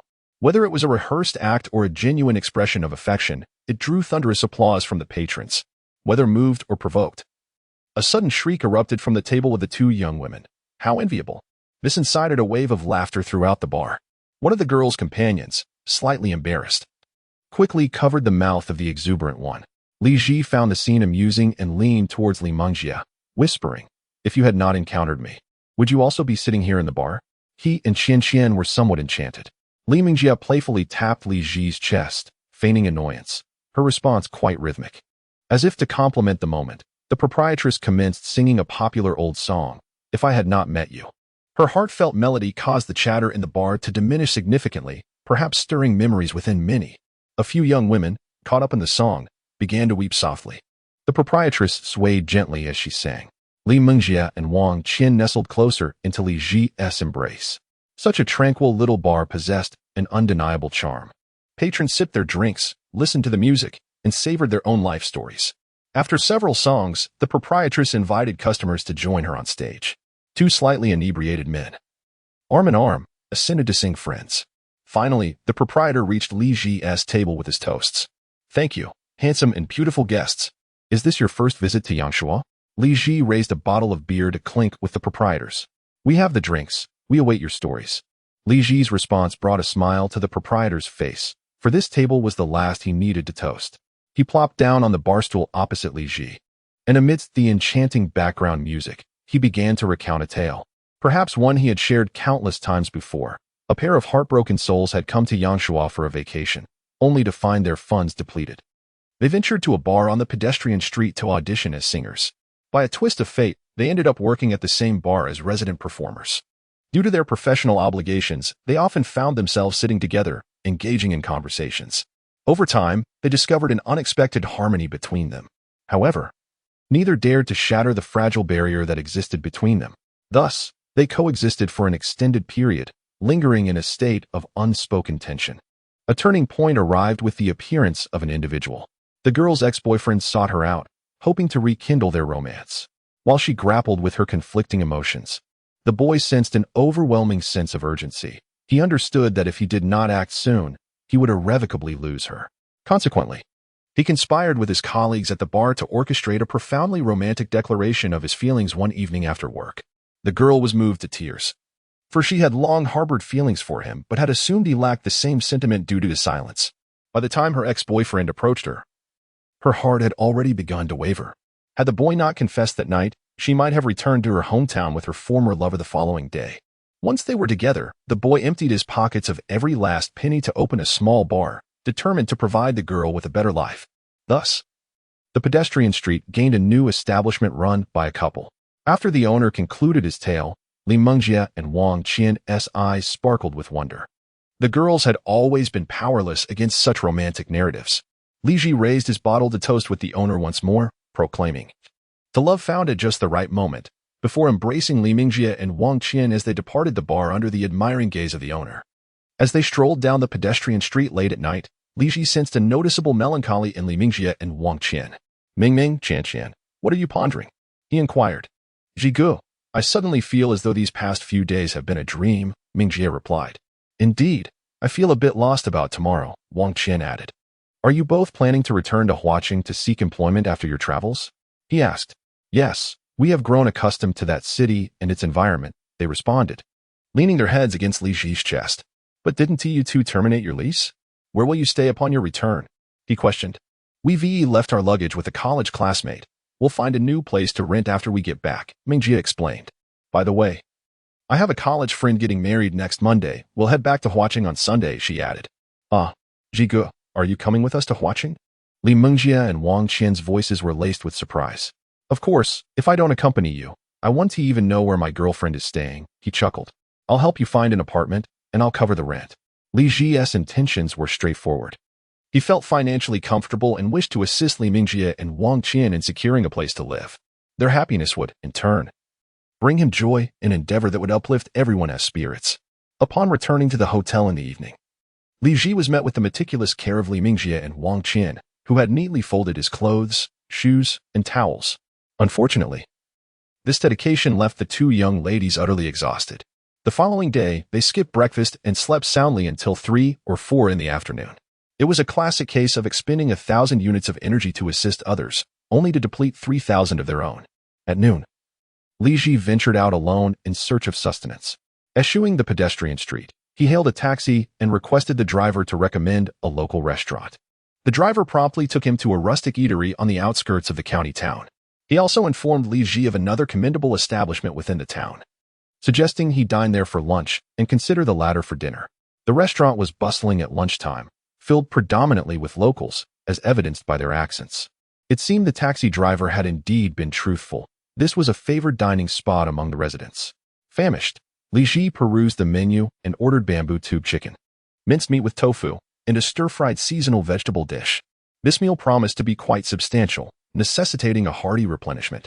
Among these, the minced meat with tofu was a particular favorite of Li Ji, who had a penchant for soy products such as dried tofu and fried tofu. The bamboo tube chicken, served with broth, was reminiscent of the traditional bamboo chicken stew. Given the preparation time, it took nearly half an hour for Li Ji to receive his meal. When the chicken and broth presented in half a bamboo tube finally arrived, it lived up to his anticipation. The broth was crystal clear, delightfully sweet, and infused with a subtle bamboo fragrance. As he savored a bowl of the nourishing liquid, warmth radiated through him. The proprietor explained that the chicken stuffed into the bamboo tube was sourced from free-range farms, tender and not yet mature enough to lay eggs. The meat was succulent and devoid of any dryness. The vegetables were equally fresh. Li Ji finished the chicken and paired the minced meat with tofu with a bowl of rice. He was thoroughly satisfied with the meal, finding the flavors agreeable. After allowing some time for digestion, Li Ji returned to the hotel and nestled into the warm embrace of his blankets for a nap. When he awoke a short while later, Li Mingjie and Wang Qian were just beginning to stir. "Jigu, I feel as if I've been run over by a train." Li Mingjie pouted playfully. "I feel achy all over as well," Wang Qian chimed in from her cocoon. Li Ji understood that their fatigue stemmed from the previous night's labor. Having organized 2 large suitcases of clothing, emerging from his cozy bed, he dressed and encouraged the 2 young ladies, lazy pigs, rise and shine. "Get dressed. I'm taking you out for a meal." The alluring duo finally crawled out of bed, yawning as they prepared for the day. Perhaps they were simply too fatigued. Li Mingjie and Wang Qian hastily put on hoodies and jeans before heading out with Li Ji, though it was slightly early for dinner at around 4 in the afternoon. Li Mingjie and Wang Qian had been hungry for most of the day and were in urgent need of an energy boost. Li Ji led them back to the restaurant where he had dined at noon, confident that the verified establishment would not disappoint. Not only did they order bamboo tube chicken for lunch, but they also requested a clay pot of country-style chicken soup. As the girls felt the need to nourish their bodies, Li Ji additionally ordered stir-fried small river fish, garlic shoots stir-fried with river shrimp, a braised fish, and even a second serving of minced meat tofu. They also ordered a distinctive bamboo tube rice from the restaurant, which was steamed with dried tofu and cured meat. At this time, the restaurant was still relatively empty, so the dishes were prepared promptly. The bamboo tube chicken was served first, and Li Ji divided the chicken broth between the 2 of them. Curious about the stark difference in timing compared to lunchtime, Li Ji inquired with the waiter and learned that they typically prepare several bamboo tubes of chicken in advance. When Li Ji visited at noon, they had just run out, necessitating a rush order. He poured himself a small bowl, and upon tasting, he realized that the slow-cooked broth indeed had a richer flavor. "Wow, Brother Ji, this chicken soup is delightful," Wang Qian exclaimed, her eyes narrowing in satisfaction after finishing a bowl. "It truly is delicious. This is my first time tasting chicken soup cooked in a bamboo tube, and the flavor is undeniably unique," Li Mingjie chimed in. "Don't you feel a warm sensation in your waist?" Li Ji prompted them to savor the aftereffects of the soup. "Brother Shi, the effects of the soup aren't as exaggerated as you claim," Wang Qian retorted, rolling her eyes in unison with Mingjie. "I was merely expressing my heartfelt sentiments." Li Ji mused with a shake of his head. The 2 girls, having enjoyed their bowls of chicken soup, turned their gaze towards the freshly served bamboo tube rice. Even with the lid still on, a rich aroma wafted through the air, an irresistible temptation for the 2 who had been hungry for most of the day. Each ladled half a bowl of rice, and the fragrant bamboo tube rice, enhanced with cured meat and dried tofu, was so flavorful that it required no additional dishes.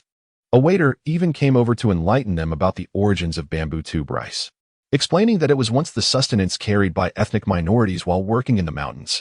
For convenience, they would mix rice and vegetables together for steaming, ensuring a complete and delicious meal. Shortly thereafter, all the stir-fried dishes arrived, with the garlic shoots and river shrimp providing a delightful surprise for Li Ji, their taste being sweet yet not overwhelming. The clay pot chicken soup was the last to arrive, featuring tender chicken pieces with a broth significantly richer than that of the bamboo tube chicken. Although Li Mingjie and Wang Qian had skipped lunch, their appetites were naturally smaller, resulting in Li Ji consuming the majority of the dishes. Having replenished their energy, the trio did not follow their usual routine of heading to a bar for leisure. Instead, they meandered through the streets and alleys of the county town, immersing themselves in the everyday lives and vibrant atmosphere of the local populace. In truth, aside from being a tourist destination, this county town bore little distinction from other counties across China. Ordinary people commuted to work, while children attended school. However, the children here exhibited a sparkle in their eyes that suggested a breadth of experience and knowledge. The 3 continued their exploration until nightfall, at which point they returned to their hotel. Today, instead of indulging in the nightlife at a bar, I made the rare choice to visit a tea house. We lingered until midnight, before 3 of us returned to the hotel to rest. Tomorrow, we plan to explore the attractions for another 2 days. after which they will embark on their journey back to the Flower City. For the next 2 days, we departed from West Street and settled in Xingping Ancient Town. Residing in the finest local guest house, we visited the Silver Rock, admired the terraced fields, and participated in a long table feast of the ethnic minorities. We toured the ancient Dong waterfall and experienced a traditional bonfire evening hosted by the local tribes. Thanks to Li Ji, who arranged for a private vehicle each day, our itinerary was remarkably relaxed and leisurely. We could fully immerse ourselves in the joy of the mountains and waters, completely devoid of the rush of boarding a vehicle to nap, snapping photos, and barely making it to a rest area for a quick bathroom break. In the blink of an eye, the 2 days slipped away. This trip with Brother Xi has been the happiest experience of my life. I share the sentiment. Expressing gratitude for Brother Xi's generous sponsorship, Li Mingjie and Wang Qian, each embracing one of Li Xi's arms, settled into their seats on the high-speed train back to the Flower City. To ensure they could sit together, they opted for a second-class triple seat instead of a first-class one. Next time we go out, we'll invite you both, Li Ji remarked, also appreciating the delightful experience of this journey, especially with the companionship of these two lovely ladies. The high-speed train from Gue City to Flower City takes merely a couple of hours, and by noon, we arrived at the south station of Flower City. Although taking the subway is quite convenient now, Li Ji decided to call for a rideshare, inquiring with Li Mingjie and Wang Qian about the specific address. Upon receiving the address from Li Mingjie, a smile crept onto Li Ji's lips. Brother Xi, why are you smiling like that? She asked. Am I smiling? He replied, turning to Wang Qian at her prompting. Brother Xi, I can attest, you are indeed smiling. Come on, share what is making you smile, they urged. In a moment. You'll see, he responded, not anticipating that Li Mingjie and Wang Qian had both graduated from a school near his alma mater. It wasn't too far apart, after all. The rideshare took approximately an hour to reach our destination, an apartment adjacent to the Flower City University of Technology. Brother Xi, tonight we'll have to settle for a hotel nearby, Wang Qian said, a hint of embarrassment in her voice, as she and Li Mingjie had impulsively terminated their rental agreement upon leaving their jobs, leaving them without accommodation upon their return. Did you both live here before? Li Ji inquired. Yes, we previously rented a single room together. We didn't think much about it while traveling, and left our luggage with a classmate before setting off with our suitcases. So, what brings you back here now? To collect your belongings, or to find a new place? Definitely to collect our luggage, Li Mingjie and Wang Qian replied in unison. Li Ji chuckled softly, realizing how silly they were, which explained their camaraderie. Are you planning to lug your bags while searching for a new place? Besides, if you're not hungry, I certainly am. On the high-speed train, there was no call for meals, they merely indulged in a few snacks. Ultimately, the trio did not return to the Shangri-La in Gue City, thus missing the opportunity to relish the attentive service of a sweet butler. The dim sum they enjoyed was the water chestnut cake purchased in town, which sufficed for a temporary fill, yet for Li Ji, it seemed lacking as a proper meal. My apologies, Brother Xi, I completely forgot about dining. After such a long absence, returning to Flower City feels utterly bewildering. Brother Xi, allow us to treat you to a delightful lunch at a renowned roast meat establishment. Wang Qian exclaimed with unrestrained enthusiasm. It appeared that the allure of that roast meat shop lingered in her mind, prompting her excitement. Wang Qian graciously linked her arm with Li Ji's, while Li Mingjie hesitated momentarily before joining and wrapping her arm around his as well. The return to Flower City seemed to impose a slight constraint on Li Mingjie. Presently, Li Ji pushed a suitcase along the road, flanked by the two young women. The roast meat shop was less than a 10-minute walk from where they disembarked. Nestled within a small alley, the establishment was bustling with patrons at this hour, indicating a thriving business. Upon glancing at the roast meats displayed in the window, the presentation was indeed quite appealing. Li Ji opted for roast goose paired with char siu, additionally ordering a serving of goose kidneys. Both Li Mingjie and Wang Qian chose char siu rice, as the girls typically favored the slightly sweet flavor profile. The trio spent nearly 200 yuan at the roast meat shop, with Wang Qian paying at the front desk first. Nevertheless, the taste justified the price. Are there any reasonably good apartments nearby? If you are willing to stay here, we can search for one. If you prefer a different location, I am quite familiar with the area near Longnan Normal University, Li Ji suggested, prompting Li Mingjie and Wang Qian to realize something. Brother Xi. So you are a graduate of Longnan Normal University. However, even in the past, the three would not have crossed paths, for when Li Ji graduated, Li Mingjie and Wang Qian had yet to commence their university studies. After some deliberation, Li Mengjie and Wang Qian ultimately decided to rent an apartment nearby. After all, having spent over 4 years in this vicinity during their university years, they were well acquainted with the environment and its various aspects. However, they were hesitant to reside in their previous accommodations due to the numerous acquaintances they had, leaving them uncertain as to how to explain Li Ji's identity. Thus, they guided Li Ji to a high-end apartment complex named Shangyun Apartment nearby. Located on the opposite side of Huaqing Technical Normal University, it was closer to Longnan Normal University. The apartment boasted complete furnishings and appliances, with surrounding amenities being quite comprehensive, falling into the category of move-in ready. The trio deliberated for a while and selected a 2-bedroom, 1 living room layout. Situated on the 17th floor, the monthly rent was 3,800 yuan. The 2 bedrooms featured a refreshing light lotus color scheme, while the living room was adorned in an attractive pale yellow, creating a warm and inviting ambience throughout the apartment. The furniture and appliances appeared relatively new, and the rooms were impeccably clean. Gazing through the expansive floor-to-ceiling windows, one can behold a vast street and a portion of Huaqing University of Technology and Education. Upon stepping outside, Li Ji noticed that these windows were crafted from one-way glass. As long as the lights remained off, the interior of the room was obscured from view. The moment Li Mengjie and Wang Qian arrived, they were immediately enamored, their faces alight with delight as they flitted in and out of the room. The apartment, rented under the names of Li Mengjie and Wang Qian with a deposit of 2 months' rent, was fully paid for by Li Ji in a single transaction, equivalent to less than a week's earnings. After discussing some essential details, the apartment manager handed over 2 sets of keys, marking the place as the new home for Li Mengjie and Wang Qian. Watching the two eagerly plan the arrangement of their rooms and contemplating the use of the kitchen brought Li Ji joy. Although the apartment lacked gas connectivity, cooking with an induction stove posed no issues. Suddenly, Li Ji felt a longing to revisit his alma mater, a place he had not set foot in since graduation. 6 years had the power to transform many aspects of life, yet the memories of those times would forever remain unforgotten.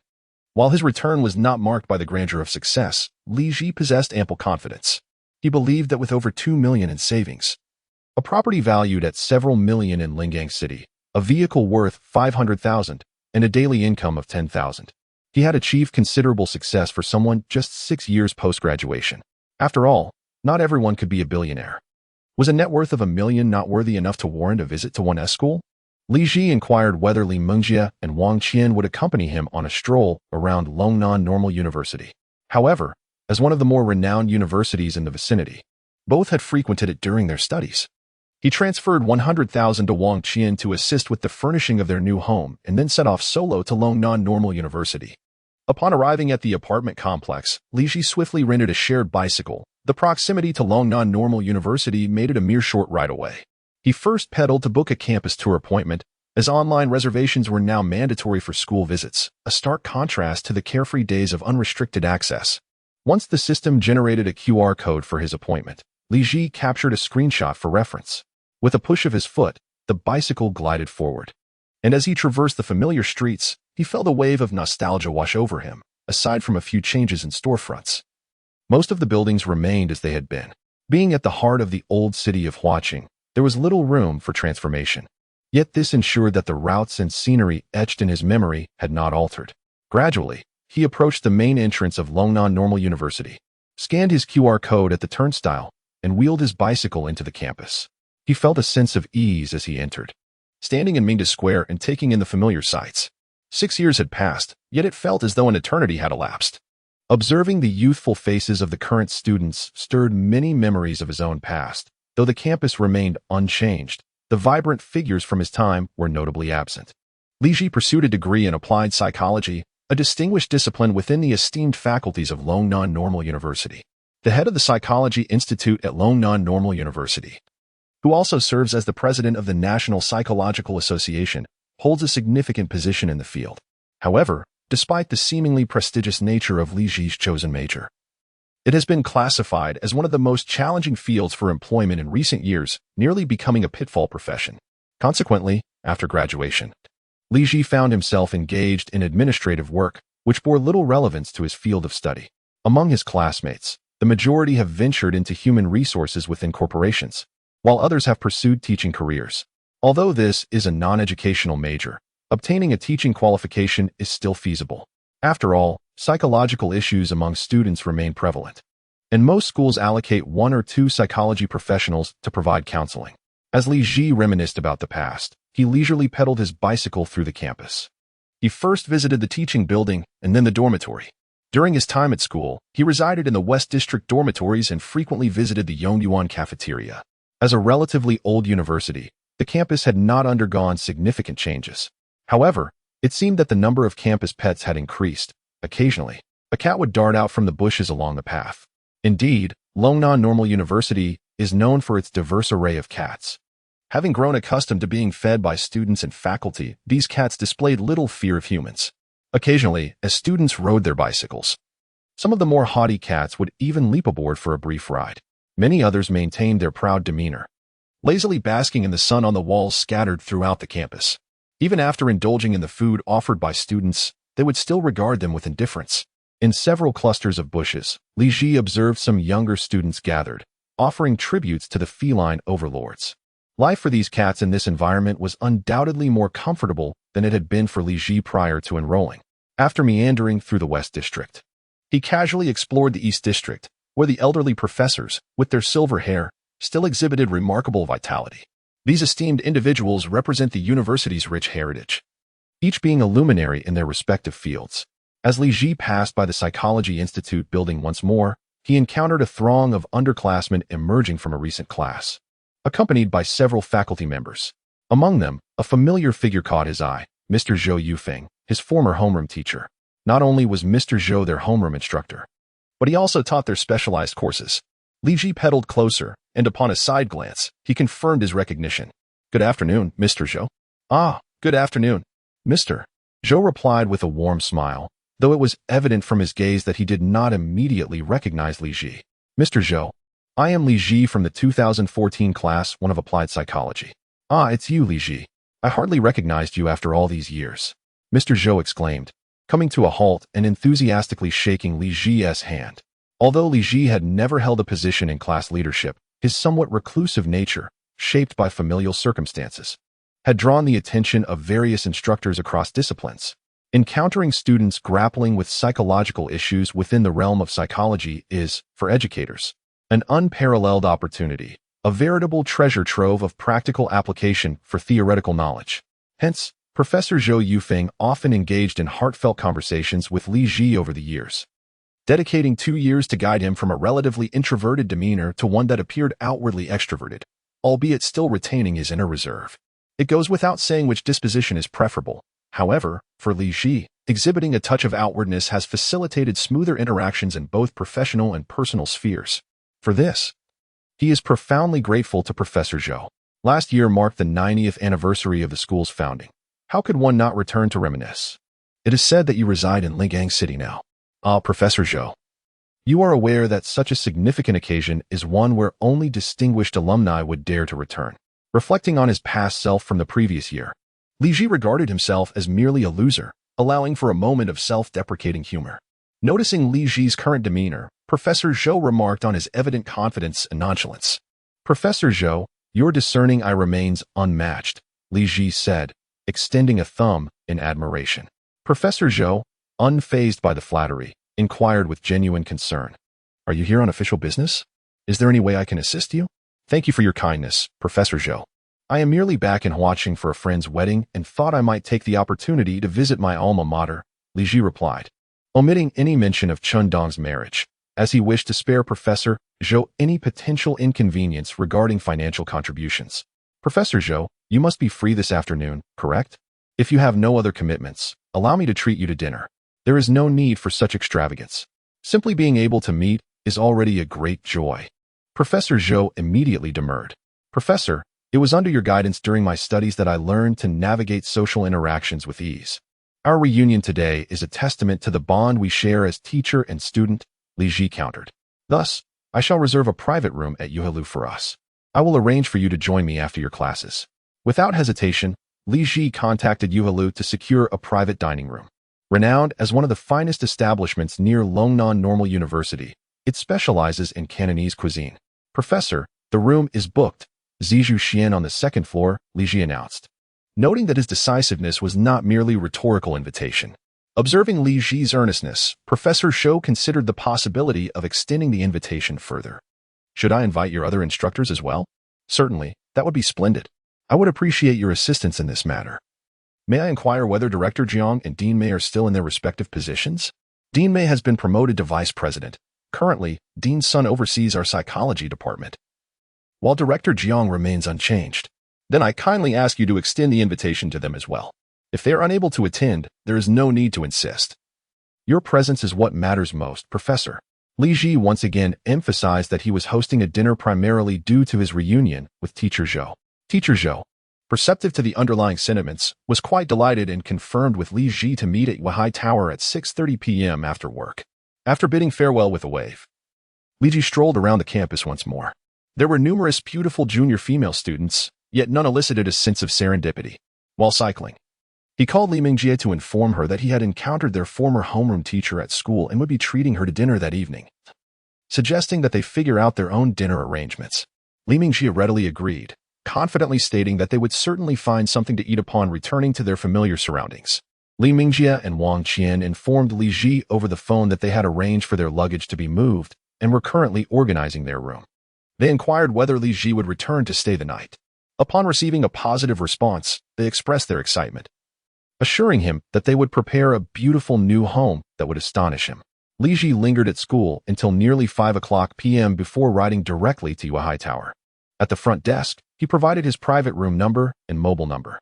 The staff were accustomed to patrons like Li Ji who arrived early to pre-order dishes, as it was customary only for significant gatherings. Consequently, a thick menu was presented to him for selection. After perusing the menu, Li Ji promptly ordered 12 dishes: kung pao fish, squab, Australian lobster, steamed grouper, scallion fried sea cucumber, pan-fried prawns, 5-spice beef, stir-fried yam and black fungus with lily, stir-fried greens with fish cake, garlic snow dragon beef, abalone and shark fin soup, and a seafood vermicelli pot. He decided to start with these, intending to add more if necessary. The finest accompaniment for Cantonese cuisine is fragrant rice wine. However, for Li Ji, this meal also served as a token of gratitude towards his mentor. Thus, he requested the hotel to provide 3 bottles of Fei Tian Mitai, with the wine included. The meal amounted to nearly 20,000 yuan, marking an exceptionally high standard for the banquet, considering that some teachers might not drink. Li Ji also ordered a few bottles of coconut juice. As he placed his order, Li Ji experienced an unusual sensation, realizing that he could host such a lavish dinner himself one day.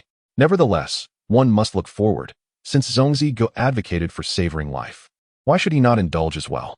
He first ordered a pot of Phoenix Dan Song tea, savoring it leisurely. The kitchen had already begun to prepare the dishes, and Li Ji instructed them to start serving at 6:25 p.m. This way, when Teacher Zhou and the others arrived, the dishes would be nearly ready, perfectly warm for consumption. After spending some time browsing social media and liking a few posts, the time flew by. The dishes began to arrive in succession, and soon, a radiant Teacher Zhou entered the private room accompanied by 4 other teachers. Today, he had made a notable appearance at the college, and the fact that students had specifically arranged a banquet for him at Yuehai Tower imbued him with considerable confidence when inviting several teachers who had previously taught Li Ji. Li Ji promptly rose to greet the guests, all of whom he recognized. The leader of the group, surnamed Jiang, was the head of the psychology department during Li Ji's academic tenure. The other 3 included Teacher Wang and Teacher Chen, both instructors of psychology, and Teacher Luo, who taught advanced mathematics. Welcome, Director Jiang and esteemed professors, Li Ji greeted warmly, shaking hands with each of them. Upon entering, Director Jiang took a moment to appraise Li Ji. The Givenchy t-shirt he wore hinted at his capabilities. His gaze shifted to the 3 bottles of Fei Tian liquor at the center of the table and the 2 sizable lobsters on the plate. Such lavish arrangements were seldom witnessed even in the presence of the dean. Li, on behalf of Dean Sun, I must apologize. He has a significant educational seminar in the Greater Bay Area this evening and cannot attend, Director Jiang said politely. No need for such formality this evening. I merely invited a few esteemed mentors to reminisce, Li Ji replied, encouraging them to take their seats. A minor dispute arose regarding seating arrangements, with Director Jiang insisting that Teacher Zhou occupy the prominent position, while Teacher Zhou likewise urged Director Jiang to assume that honor. Director Jiang, you should take this seat. I wouldn't want to cause Teacher Zhou any indecision for months, Li Ji interjected with a smile. Both parties were astute enough to recognize the host's insistence, leading Director Jiang to relent. The professors chuckled and took their seats, visibly pleased. A generous meal hosted by a former student was a rare treat for educators who enjoyed modest comforts but seldom indulged in lavishness. For them, this gathering was not merely about sustenance but also about camaraderie and respect. Naturally, a higher caliber of cuisine would have delighted them even more. Once everyone was settled, Li Ji instructed the waitstaff to pour a glass of white liquor for each person. Noticing it was 53-degree Fei Tian Mitai, no one declined. I am truly honored to have all of you here tonight. Let us set a tone for the evening. We shall not discuss work or matters of business, but instead focus on nurturing the genuine bond between us as teacher and student. Allow me to raise a toast to your health, he declared as the host, standing with his glass raised. He felt at ease, harboring no ulterior motives. He simply wished to enjoy a meal with Teacher Zhou, spurred by nostalgia. In response to Li Ji's toast, the professors stood to clink glasses, and with a collective cheers, they downed their drinks, lifting the atmosphere significantly. Encouraged by Li Ji's hospitality, the professors eagerly picked up their chopsticks to savor the culinary offerings before them. Li Ji took it upon himself to divide the 2 lobsters into 6 portions, serving each professor a share while ensuring he did not miss out on the feast. As it was his first experience with such delicacies, the evening unfolded with laughter and stories, as they reminisced about their school days. Director Jiang had initially presumed that Li Ji had orchestrated such a lavish banquet with an agenda, perhaps seeking a favor, which explained Teacher Zhou's involvement in inviting him. However, as the bottles of liquor dwindled, it became evident that Li Ji was genuinely engaged in reliving memories without any ulterior motives. Seizing the opportunity to listen, Director Jiang scrutinized Li Ji once more. In the realm of the Psychology Institute, Director Jiang is not merely an administrative figure. After all, where there are people, there exists a complex web of relationships. Thus, his ability to engage in intellectual sparring with numerous psychology professors speaks volumes about his profound expertise. Observing Li Ji as he converses with the faculty, one notes his confidence and optimism. The evening's banquet seems to be a serendipitous occasion. However, considering the extravagant dishes and fine wines on the table, it is apparent that the expenses are unlikely to remain below 20,000.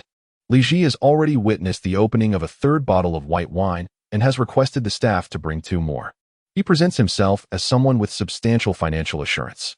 The distinction between a person who can casually produce 20,000 yuan from his pocket and someone who can afford a meal costing that same amount is significant. At that moment, Li Ji embodies the latter in Director Jiang's eyes.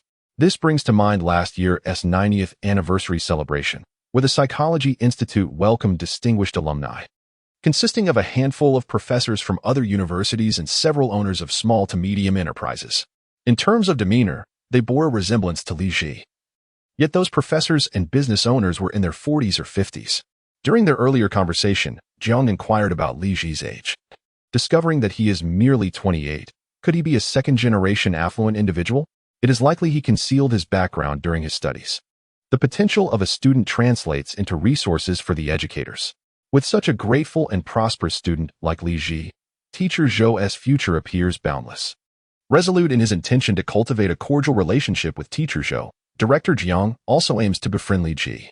Raising his glass, he offered a toast. Come, Li. Today you have treated us, so I shall toast you with this flower borrowed from another. May your business flourish and wealth flow abundantly. Thank you, Director Jiang. I wish you prosperity in your career as well, Li Ji replied. Both men tilted their heads back, downing their shots of white liquor. After this toast, Jiang turned to Teacher Zhou, congratulating him on raising such an exceptional student. The dinner was an exhilarating affair, and seizing the opportunity to visit the restroom, Li Ji took it upon himself to settle the bill at the front desk. The total came to over 21,000, predominantly due to the expensive mitai. Nevertheless, Li Ji spent the money with ease and joy. Upon returning to the private room, he noticed the professors were all flushed, evidently having enjoyed the evening. Observing that their glasses were nearly empty, at the unanimous request of the group, they polished off the remaining drinks to conclude the banquet. During the evening, Li Ji also added green bubbles to the contact list of Director Jiang and several other professors. When making notes, Director Jiang specifically inquired about Li Ji's primary business domain. Li Ji, with a smile, replied that he dabbles in funds, which led Jiang to envision him as a financier. At the entrance of the Weihai building, After seeing the professors into their taxis, Li Ji signaled for a cab to return to the apartment shared with Li Mingjie and the others.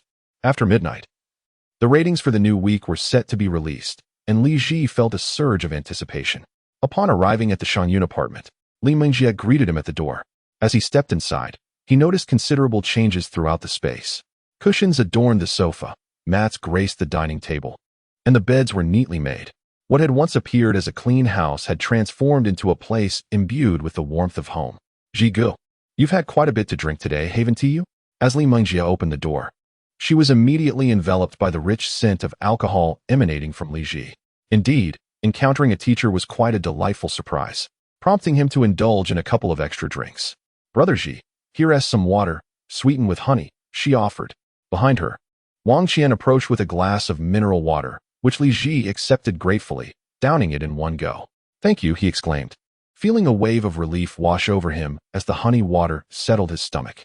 Brother Ji, do sit for a while, Li Mingjie urged, gently pulling him down onto the sofa. Here, let me help you with that, she continued, as Wang Qian presented a fragrant towel, dampened with warm water. Oh, Wang Qian is particularly attentive today, Li Ji remarked, pulling both the towel and the girl into his embrace, which elicited a chorus of laughter.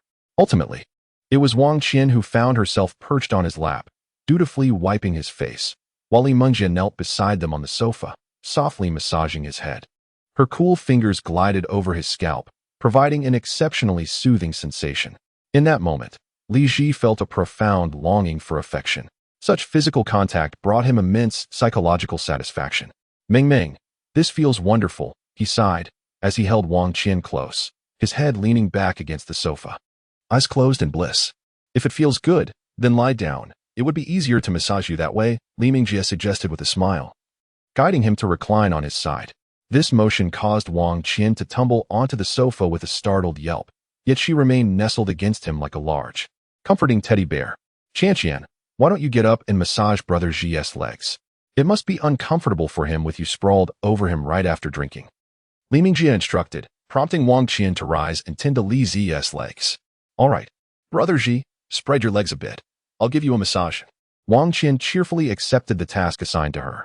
Thus, one attended to his head while the other focused on his legs, making Li Ji feel as if every cell in his body was rejoicing. This, he mused, was the essence of a truly blissful life. After a while, sensing that Mingjie and Qian's hands had grown weary, he suggested they take a break. After all, thoughtfulness should be mutual. Following a heartwarming exchange, Li Ji excused himself to the bathroom for a quick shower, hoping to wash away the lingering scent of alcohol. Clad only in a t-shirt, he settled back onto the sofa, while Li Mingjie and Wang Qian headed to the bathroom together. The three had originally planned to turn on the television to watch a movie, but were disappointed to find that all the appealing films required a VIP subscription.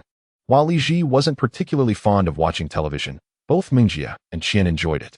With their phones abandoned on the coffee table, he decided to purchase annual memberships for several major streaming platforms, ensuring that both ladies would have easy access to films and shows, regardless of who was home. Amidst the sound of laughter from the bathroom, Li Mingjie and Wang Qian emerged, both adorned in identical nightgowns, wafting in a delightful fragrance. Their bond was evidently strong, as they frequently chose to wear matching outfits. Instinctively, they nestled on either side of Li Ji, enveloping him in warmth and camaraderie. Upon witnessing Li Ji generously bestow video platform memberships upon both individuals, they rewarded him with a sweet kiss each. Subsequently, the trio rummaged through their options and unanimously opted for a comedy film, seeking a moment of joy to sweeten their lives. Initially, Li Ji intended to order some barbecue takeout to enjoy while watching, yet both Li Mingjie and Wang Qian intervened, as they were keen on maintaining their figures and dared not indulge too much in the evening. Nevertheless, the two young ladies each tore open 3 facial masks, applying one each as they settled on the sofa to watch the movie, an experience that was entirely novel for Li Ji. After 2 hours of laughter, the trio felt utterly relaxed. Wang Qian, with the lowest threshold for humor, frequently found herself doubled over in mirth, occasionally rubbing her belly. As the beloved bedtime approached, the 2 rooms were occupied by Li Mingjie and Wang Qian, each claiming one. Li Ji, do you prefer the left side or the right? Or perhaps you'd like to flip between the 2? Li Mingjie cast a flirtatious glance his way. Such trivial matters posed no challenge for Li Ji. He promptly rose and ushered both into one of the bedrooms. "Tonight we shall sleep here, and tomorrow we shall switch," he declared. Each room was furnished with a spacious 1.8-meter king-sized bed, comfortably accommodating all three.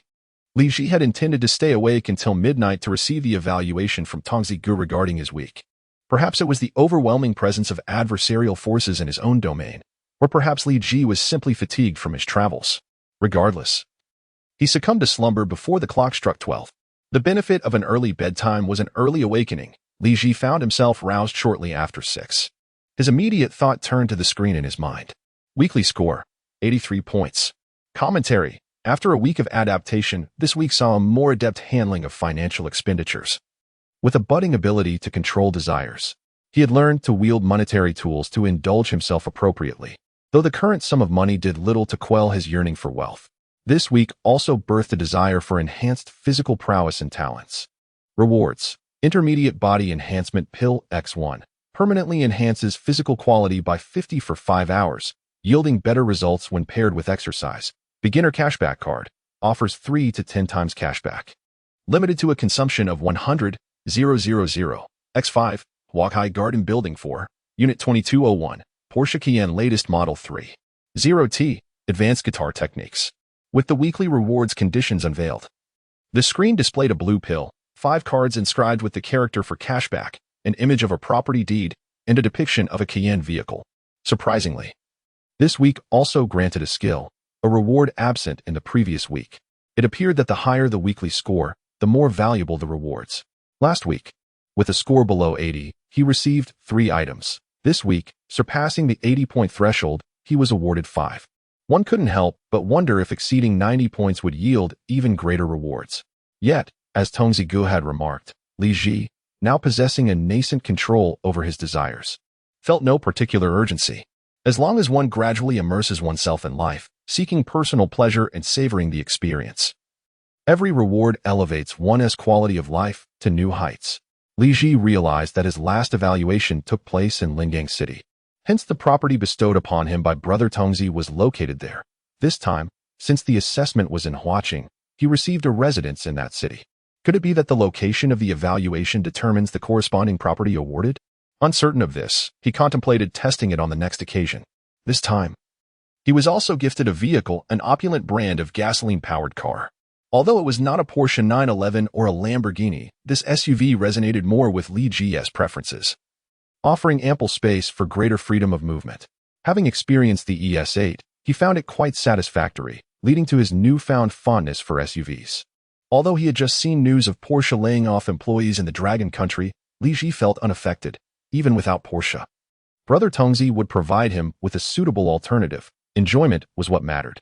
Upon receiving skills for the first time, Li Ji was uncertain of what to expect. Quietly breaking free from his constraints, he entered the adjacent room and clicked to accept the skills on the screen. Expecting some commotion, he was surprised to find only a slight pressure in his mind, as an influx of information seamlessly integrated into his memory. It was then that Li Ji understood the advanced guitar technique represented a significant level of proficiency, sufficient to secure a position as a guitarist in any domestic band. Among ordinary individuals, this level of skill would be regarded as extraordinary. Yet, there was more to come. Li Ji felt a warm current flowing through his hands, and upon raising them, he noticed they had become more elongated, with the tips of his left fingers developing a thick layer of calluses. Brother Tongzi had indeed provided meticulous care. Li Ji recognized that without these calluses, pressing the guitar strings would be excruciating.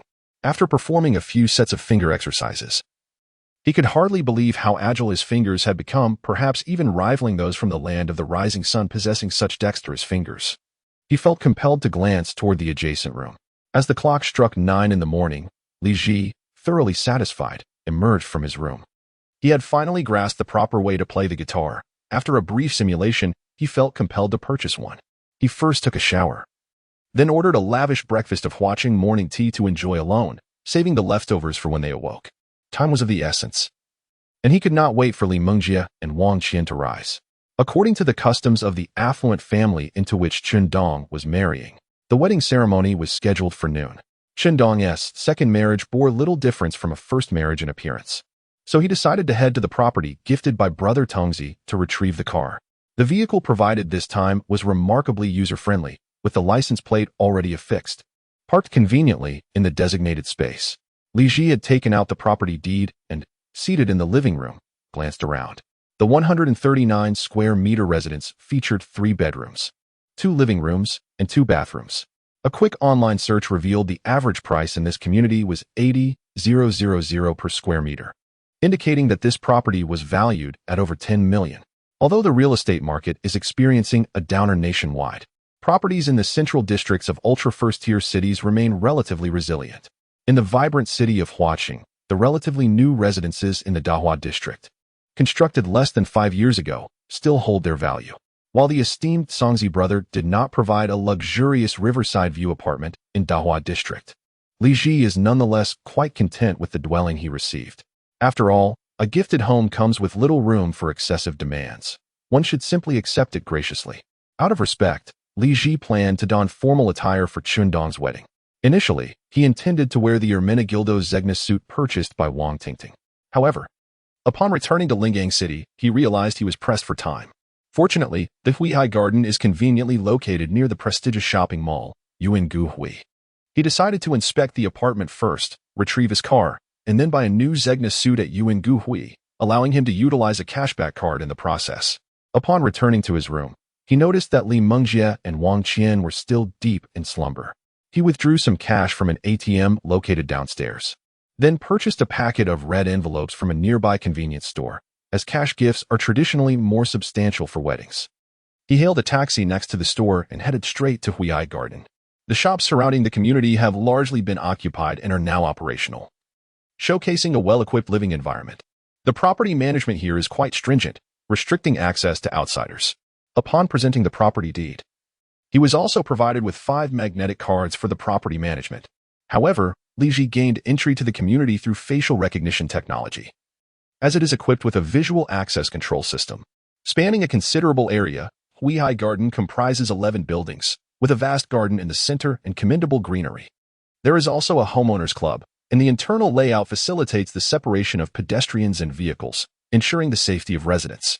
It seems Songzi brother had arranged all the necessary information for Li Ji here, making him feel as though he was returning home. He took the elevator directly to the 22nd floor from the lobby of Building 4. This building features a layout of 3 elevators serving 4 units, with all units being of standard size, which Li Ji had reviewed in the floor plan. The 01 and 02 units are both 139 square meters, while the 03 and 04 units are 92 square meters in size. The architectural design of the building resembles a butterfly. The 01 and 02 units benefit from cross-ventilation. Li Ji's apartment, 2201, is secured with a fingerprint password lock, allowing him to unlock the door simply by placing his finger on the sensor. Pushing open the heavy security door reveals a remarkably square-shaped residence, adorned in a chic black, white, and gray palette. The overall design exudes sophistication and elegance.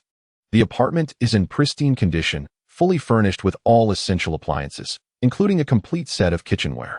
It features 2 expansive enclosed balconies, and from these vantage points, the urban landscape unfolds beautifully before him. What Li Ji cherishes most is the grand balcony in the living room, furnished with a chaise lounge and a tea table, where he can unwind with a cup of tea while admiring the city scenery.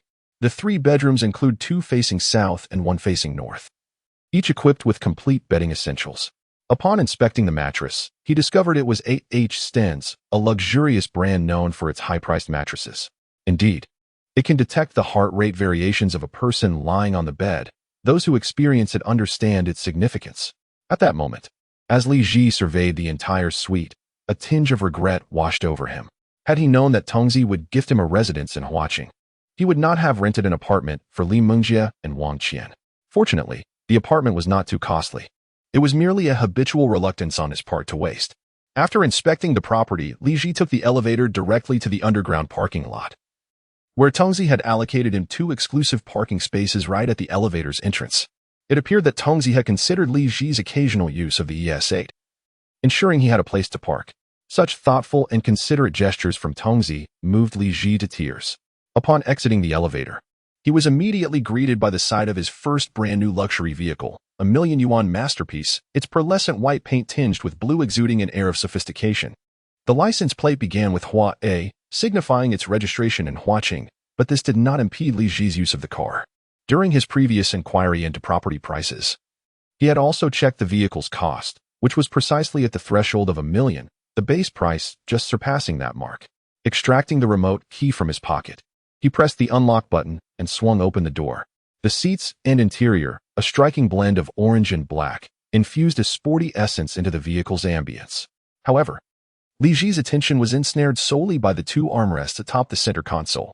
He recalled that someone online had elaborated on their usage, which necessitated reaching from the back seat, a luxury exclusive to the affluent, epitomizing their simple pleasures. All the vehicle's specifications resided within the center console, accompanied by a concise manual that was straightforward enough for even a novice to comprehend. Li Ji perused the manual for a while. The Cayenne boasted numerous technological features, yet, unlike electric vehicles, Porsche had preserved several mechanical buttons, maintaining a sense of industrial heritage. The clock on the central dashboard, while seemingly lacking in function, accentuated the car's elegance and its attractive design. After a brief exploration, Li Ji, an experienced driver, started the ignition and deftly maneuvered the car out of its parking space. Under the illumination of the headlights, the underground garage of Huai Garden revealed a lineup of luxury cars. BBA was commonplace, while Bentleys and Porsches were also prevalent, alongside a few understated Lamborghinis and Ferraris quietly resting in their spaces. Truly, the affluent demographic in the heart of Huacheng was striking. Yet when considering the property prices above $10 million in Huai Garden, such a reality became entirely understandable. From this day forward, aside from a slight reduction in his pocket money, Li Ji officially entered the ranks of millionaires. He remained quite unfazed by this development. Tongzi even remarked on his insatiable thirst for wealth, promptly rewarding him with 5 cashback cards. Collectively, these cards would yield several million. And though they would not elevate him to 10 million, the difference between a few million in disposable income and just over $1 million was profoundly significant. Moreover, Li Ji neither engaged in investments nor stock trading. This money was purely intended for indulgence, food, entertainment, and leisure, ample for his extravagant lifestyle. The reaction of the fuel vehicle's accelerator differed from that of an electric one, yet he adapted swiftly. It was not long before he found himself navigating winding routes. Li Ji parked his car in the underground parking lot of Yuan Guhui, knowing that after shopping, he could exchange his receipt for parking time. Leaving his brand new vehicle in the depths of the building felt safer, and even if he had to pay for parking, it was a manageable expense. Fortuitously, there was a parking space available right by the elevator, so Li Ji parked there and took the lift to the shopping area. He spent 3 cards on a suit, driven by a clear objective. Upon entering the shopping area, he promptly inquired at the information desk about the location of the Zegna store, situated on the first floor. The Zegna shop was conveniently nestled between Dior and Hermes. Interestingly, today he encountered 2 male sales associates within the Zegna store, both young and strikingly handsome, possessing physiques akin to male models. Whether their presence was intended to stimulate the interest of older middle-class customers or to instill confidence in affluent families remains uncertain. It is noteworthy that many luxury brands, including watchmakers, have increasingly employed male sales associates. Perhaps the distinction lies in the presentation and articulation styles, which differ from their female counterparts, as male perspectives often provide a unique angle. Upon seeing Li Ji, who appeared to be of a similar age, the 2 associates warmly welcomed him. He expressed his desire to assemble an ensemble suitable for a wedding he was attending that day, with a focus on understated comfort. The sales associates thoroughly inquired about his preferred clothing size, fabric, color, overall price range, and style. After a comprehensive discussion, and recognizing that Li Ji was financially capable, they unanimously recommended Zegna's most premium fabric, the 12-micron wool. At first glance, the fabric seemed unremarkable. However, its touch revealed an extraordinary softness and lightness. They elaborated that this 12-micron fabric has an annual production of merely 3 kilometers, epitomizing understated luxury. Originally, such fabric is best suited for custom tailoring, as Zegna, a representative of Italian suits, champions the idea that fit is paramount. However, due to his urgency, Li Ji opted for ready-to-wear. For the suit's color, he selected a discreet dark gray. Some items, when merely observed without explanation, reveal their unique qualities only upon closer inspection, much like the understated suit before him. The only indication of its exclusivity was the 12-micron label stitched into the inner lining, easily overlooked by the untrained eye. In addition to the seemingly ordinary fabric, every button was crafted from pure natural horn, maintaining a modest appearance. Yet, Guided by the associates, Li Ji noticed that each button bore a distinct pattern. The handcrafted Milanese buttonhole on the left collar and an accompanying floral embellishment spoke to the romantic sensibilities of the Italian artisans. This tradition, often depicted in films and television, features Italian men adorning their left chest with flowers. Such exquisite fabric comes at a price, with the suit costing a striking $138,000, further underscoring the rarity of this luxurious material. When individuals embark on their shopping endeavors, they often encounter a phenomenon where the initial exposure to a particular product influences their perception of similar items. After experiencing the exquisite comfort of the 12-micron fabric, Li Ji ventured to try on various styles crafted from different materials, yet none could rival the lightness and comfort afforded by the 12-micron option.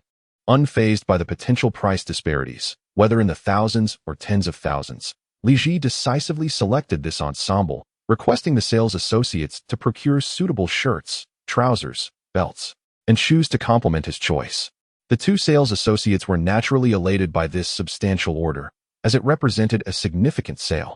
United in their efforts, they diligently curated a selection of shirts and accessories for Li Ji. As a quintessential Italian suit, the Zegna garments are devoid of shoulder padding, a detail that particularly delighted Li Ji. The lightweight fabric draped over him like a jacket, providing unparalleled comfort. Among the myriad shirts presented by the associates, Li Ji opted for the simplest white shirt, featuring a classic Italian pointed collar, exuding an air of sophistication. Upon donning the complete suit, the tailored fit accentuated Li Ji's form, much to the delight of the sales associates, who took pride in their ability to achieve such a perfect fit for their customer, affirming their professionalism. With the total price amounting to $236,000, Li Ji impulsively added a shirt and a jacket, bringing the grand total to $312,000, thus setting a new record for his expenditures. When it came time to settle the bill, he effortlessly activated the cashback card, witnessing 3 cards vanish in an instant, 2 offering a 9-fold rebate and 1 a 10-fold rebate. In a heartbeat, his account swelled by $2.8 million, with 2 cashback cards still available for future purchases. Li Ji chose to wear the suit immediately, instructing the associates to package his previous attire. This shopping experience proved exceedingly pleasant, as the sales associates, being of the same gender, provided professional advice from a male perspective, selecting the most fitting products. Furthermore, there was none of the usual practice of handing over small notes after the transaction. Although the purpose was clear, Li Ji spent nearly an hour in the Zegna store, allowing him to appreciate why women often devote so much time to shopping. As he exited the Zegna store, adorned in his new suit, Li Ji felt an involuntary straightening of his posture. This Italian suit ensemble imparted upon him a certain rakish charm. Noticing the time, which had surpassed 10 o'clock, he resolved to drive to the venue of Chun Dong's wedding, the Shangri-La in Huaqing, to avoid potential traffic congestion. Li Ji recalled Chun Dong mentioning that their residence was situated in the Daju district, and now the wedding banquet was to be held at the 5-star Shangri-La, further underscoring the affluence of Chun Dong's spouse. Regarding her appearance, Li Ji surmised she must be quite attractive, given that Chun Dong himself was known to be partial to good looks. If Chun Dong were to abandon his wife, it could only imply that the allure of the new partner was overwhelmingly compelling, due to the proximity of the Daha district and the Daju district. The two administrative regions are adjacent to one another. After more than half an hour, Li Ji arrived at Shangri-La, parking his car in a lot teeming with luxury vehicles, where his own car appeared rather inconspicuous. Perhaps it was the elevated status and pleasant surroundings that contributed to the ambience. Upon entering the lobby, Li Ji noticed several weddings taking place simultaneously. After scanning through a myriad of wedding direction signs, he finally spotted one that read, "Mr. Chun Dong, Miss Huang Wenyao are united in matrimony." Judging by the photographs, the bride possessed a commendable beauty, and the retouched images suggested a solid foundation of attractiveness. Following the indications on the sign, Li Ji located the grand banquet hall designated for Chun Dong's celebration. From a distance, he observed the lively scene at the entrance, populated primarily by friends and relatives of the bride's family. Chun Dong stood at the doorway, welcoming guests alongside his bride, while the bride's parents appeared to be introducing him to the attendees. Li Ji could discern that Chun Dong was thoroughly elated, his smile wide and unabashed. The bride, adorned in a traditional Chinese wedding gown, displayed an impressive array of gold jewelry, weighing no less than 8 kilograms. Such a circumstance was undoubtedly a level of fortune that Chun Dong could not have achieved even after 30 years of effort. It was no surprise that he had relinquished any resistance. Although the bride was not particularly tall, the 8-centimeter heels she wore only brought her to Chun-Dong's shoulder, which stood at an impressive 183 meters. She possessed an elegant, mature visage, contrasting sharply with Chun-Dong's previous wife, who had an adorable, youthful charm. Li Ji followed a group of guests, waiting for Chun-Dong to finish greeting the preceding guests before approaching. "Dong, congratulations on your marriage. Sister-in-law, congratulations," he exclaimed. "Ah Ji, you finally made it. Let me introduce you to my wife. This is Li Ji, my roommate for 4 years." Upon seeing Li Ji, Chun-Dong shook his hand vigorously, promptly introducing him to his bride. "Li Ji, I often hear Chun-Dong speak of you. Be sure to drink a few more glasses today." The bride communicated with poise and grace, extending her congratulations. Li Ji offered his well wishes as he handed a red envelope to Chun-Dong. "Yang Chuan and the others have arrived. You are all seated at table 26. Please go in and make yourselves comfortable," Chun-Dong cheerfully instructed, passing the envelope to his wife and urging Li Ji to enter the banquet hall. Upon entering the grand hall, Li Ji was astounded by the opulence of the bride's family. The entire venue was adorned like a crystal castle, with several meters-long crystal columns and chandeliers shaped like angels and stars suspended from the ceiling. At the center lay a lengthy runway, designated for the upcoming wedding ceremony, surrounded by an abundance of fresh flowers.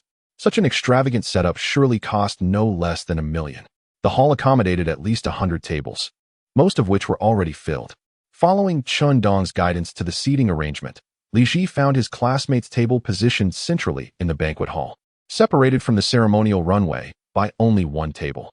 The table was lavishly set with 3 bottles of Mao Tai, 2 bottles of red wine, and an assortment of other beverages, reflecting a high standard of celebration. Seated around the table are 5 men and 2 women, all familiar faces engaged in lively conversation while fiddling with their mobile phones. After all, having studied at the university here, many classmates remain in the area, yet few have had the privilege of being invited by Chun-Dong.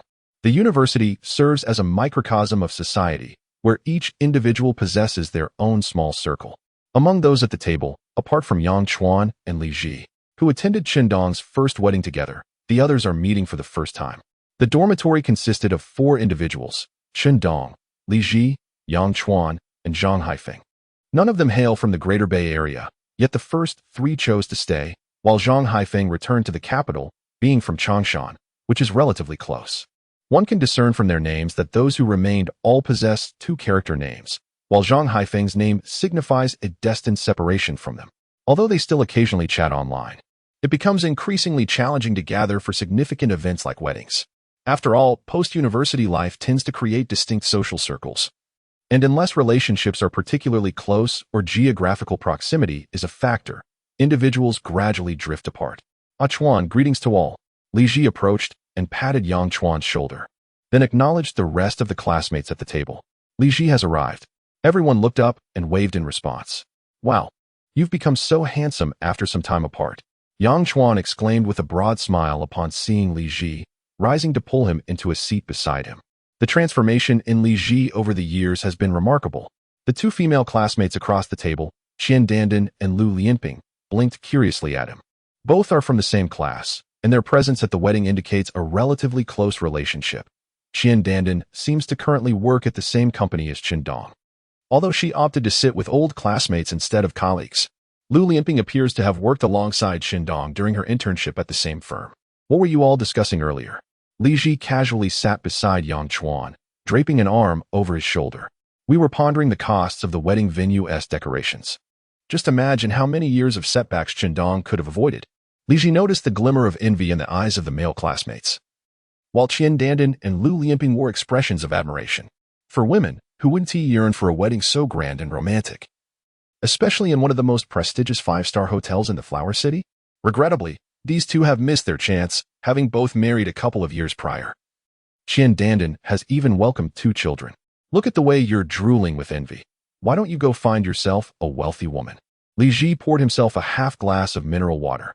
"You know, Li Ji, you might stand a chance. I think those guys are out of luck. But you might actually have some hope," Qian Dandan said, her expression filled with gossip. Li Ji's type differs from Chun-Dong, who embodies the refined, delicate appearance.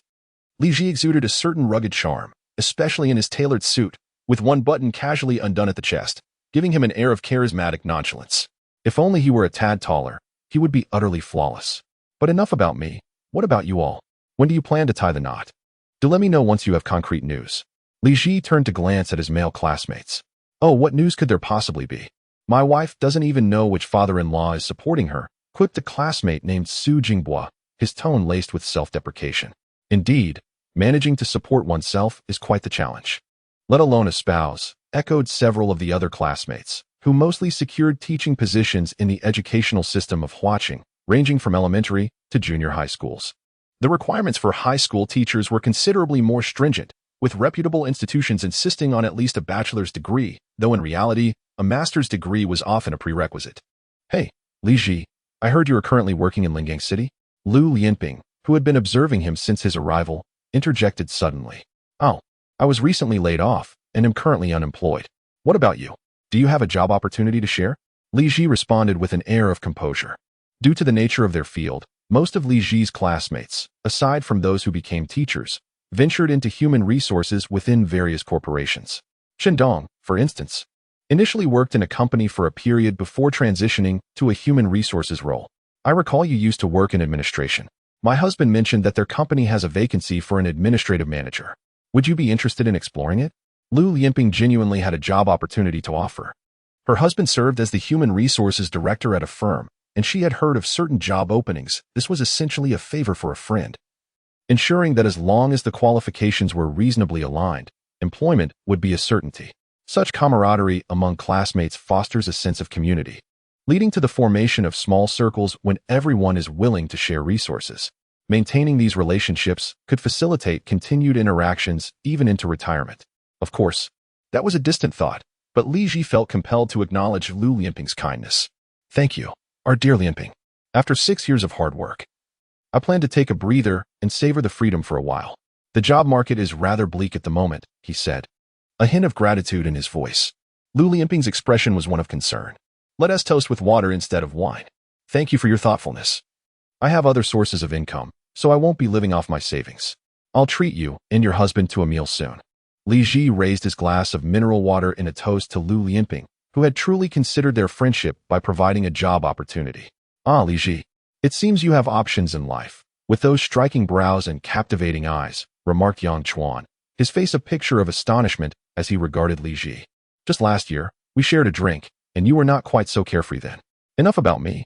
What about you? Have you heard any updates from that female teacher? Li Ji deftly shifted the topic, feeling it unnecessary to delve into details. When the time was right, they would learn everything they needed to know without it being expressly stated.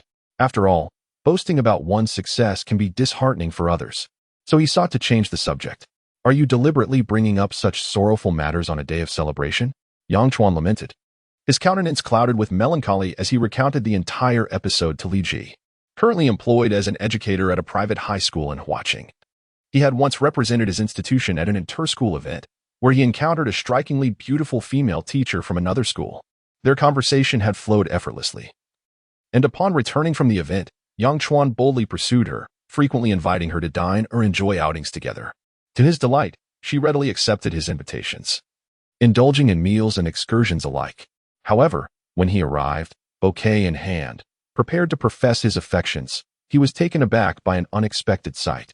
The female teacher emerged, accompanied by a 3-year-old boy. Initially, Yang Chuan assumed the child was merely a relative, so he presented her with the flowers. To his dismay, the little boy tugged at the teacher's clothing and innocently inquired, "Mommy, who is this uncle giving you flowers?" The teacher, with gentle affection, lifted the child and asked, "Would you like this uncle to be your father?" In that moment, Yang Chuan felt a chill run down his spine. What he had believed to be his true love was, in fact, a situation fraught with complexity, as the teacher was a divorced woman with a child. Unlike his dormitory companions, Chen Dong and Li Ji, who had long since entered into relationships, Yang Chuan found himself utterly unprepared to navigate this revelation. He confided in Li Ji, expressing the tragic gravity of the situation as he took the teacher and her child to the steakhouse he had reserved. Along the way, others complimented him on the child's charming appearance, further deepening Yang Chuan's sense of despair. Li Ji, attempting to console him, patted his shoulder and said, "At least she isn't introducing you to an elderly man as her godfather." Curious, Su Jinghua, seated beside Yang Chuan, interjected, "Which school does this teacher come from? Is she truly as beautiful as you say? Perhaps you could introduce her to me." Yang Chuan narrowed his eyes at Su Jinghua, cautioning, "Don't change the subject. I'm merely contemplating my next steps." Observing Yang Chuan's demeanor, Li Ji pondered that there might indeed be potential for something meaningful to blossom. As the fervor displayed by Yang Chuan indicated that the teacher resonated deeply with his aesthetic sensibilities. As the group of old classmates engaged in lighthearted banter, the atmosphere remained amiable, free from the acerbic remarks that sometimes punctuated gatherings.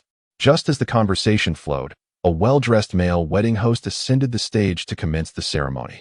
The banquet hall dimmed entirely, and colorful spotlights illuminated the crystal centerpieces, transforming the venue into a whimsical fairy tale castle.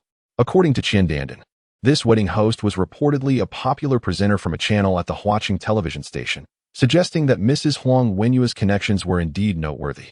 The wedding host began with a heartfelt opening speech, subsequently inviting the bridesmaids to light the candelabra on stage. After the 6 bridesmaids had illuminated the candles, the host delivered another lengthy blessing. "Dear friends and family, please direct your gaze towards the stage, for we are about to witness the union of a couple as they embark on the path to happiness." With fervent words, the host beckoned the newlyweds to make their entrance. Before they appeared, however, a man's voice filled the air with song. "Your eyes glimmer like crystal."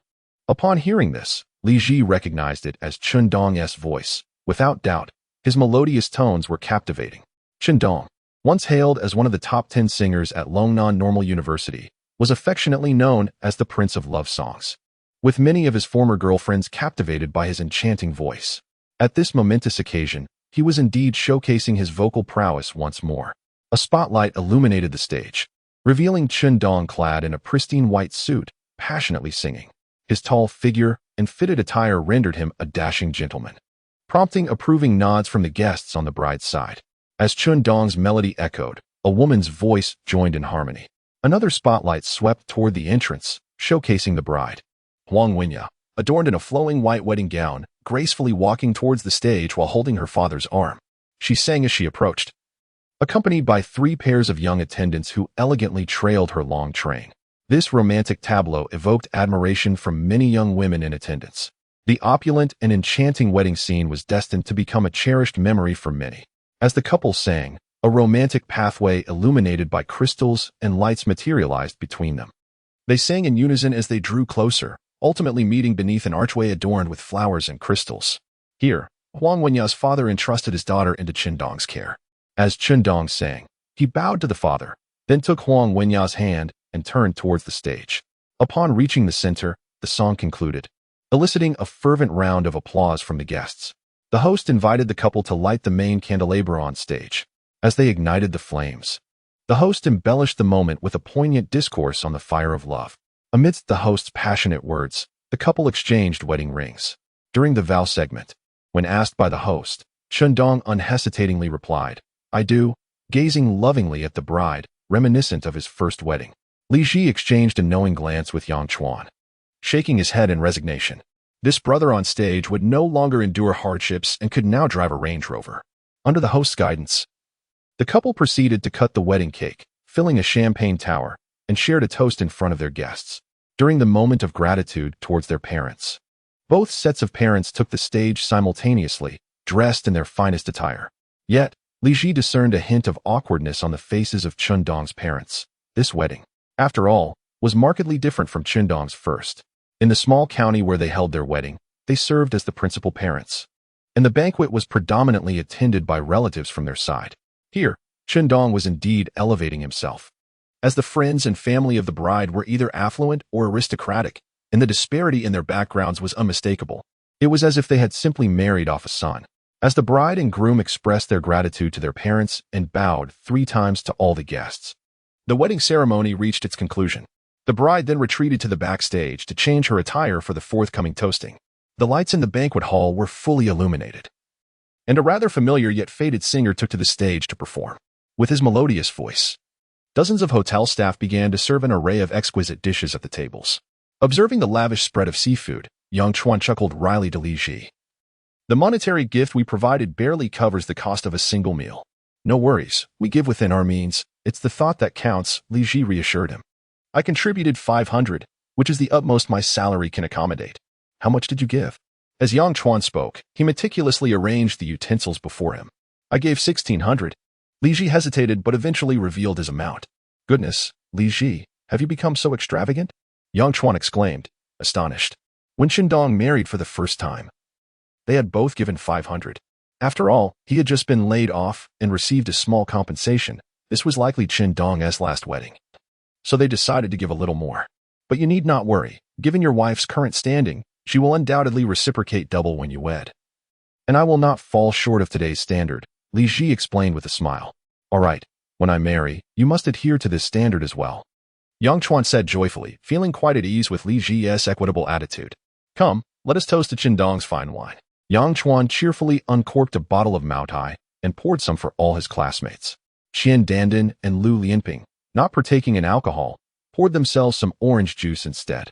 Observing that all the guests had begun to indulge in the feast, Li Ji stood up, raised his glass, and addressed his classmates. Cheers, everyone. It is a pleasure to reunite at Qindong's wedding. May this toast bring you health and fulfillment of your desires. Experiencing such an opulent banquet was a first for Li Ji, as it was for his classmates. However, for him, everything before his eyes felt attainable. For his classmates, it would be quite some time before they could enjoy such a meal again, as the lives of ordinary people often require careful budgeting. Yet, the few single men at the table seemed less burdened by such concerns, holding on to stable jobs and embracing the present with a carefree spirit, unconcerned about potential hunger tomorrow. Qian Dandan and Lu Lianping also raised their glasses and toast to the male classmates. Generally, women tend to mature earlier than men, both physically and emotionally, especially in the context of marriage. Thus, Qian Dandan and Lu Lianping exhibited none of the youthful innocence reminiscent of their school days.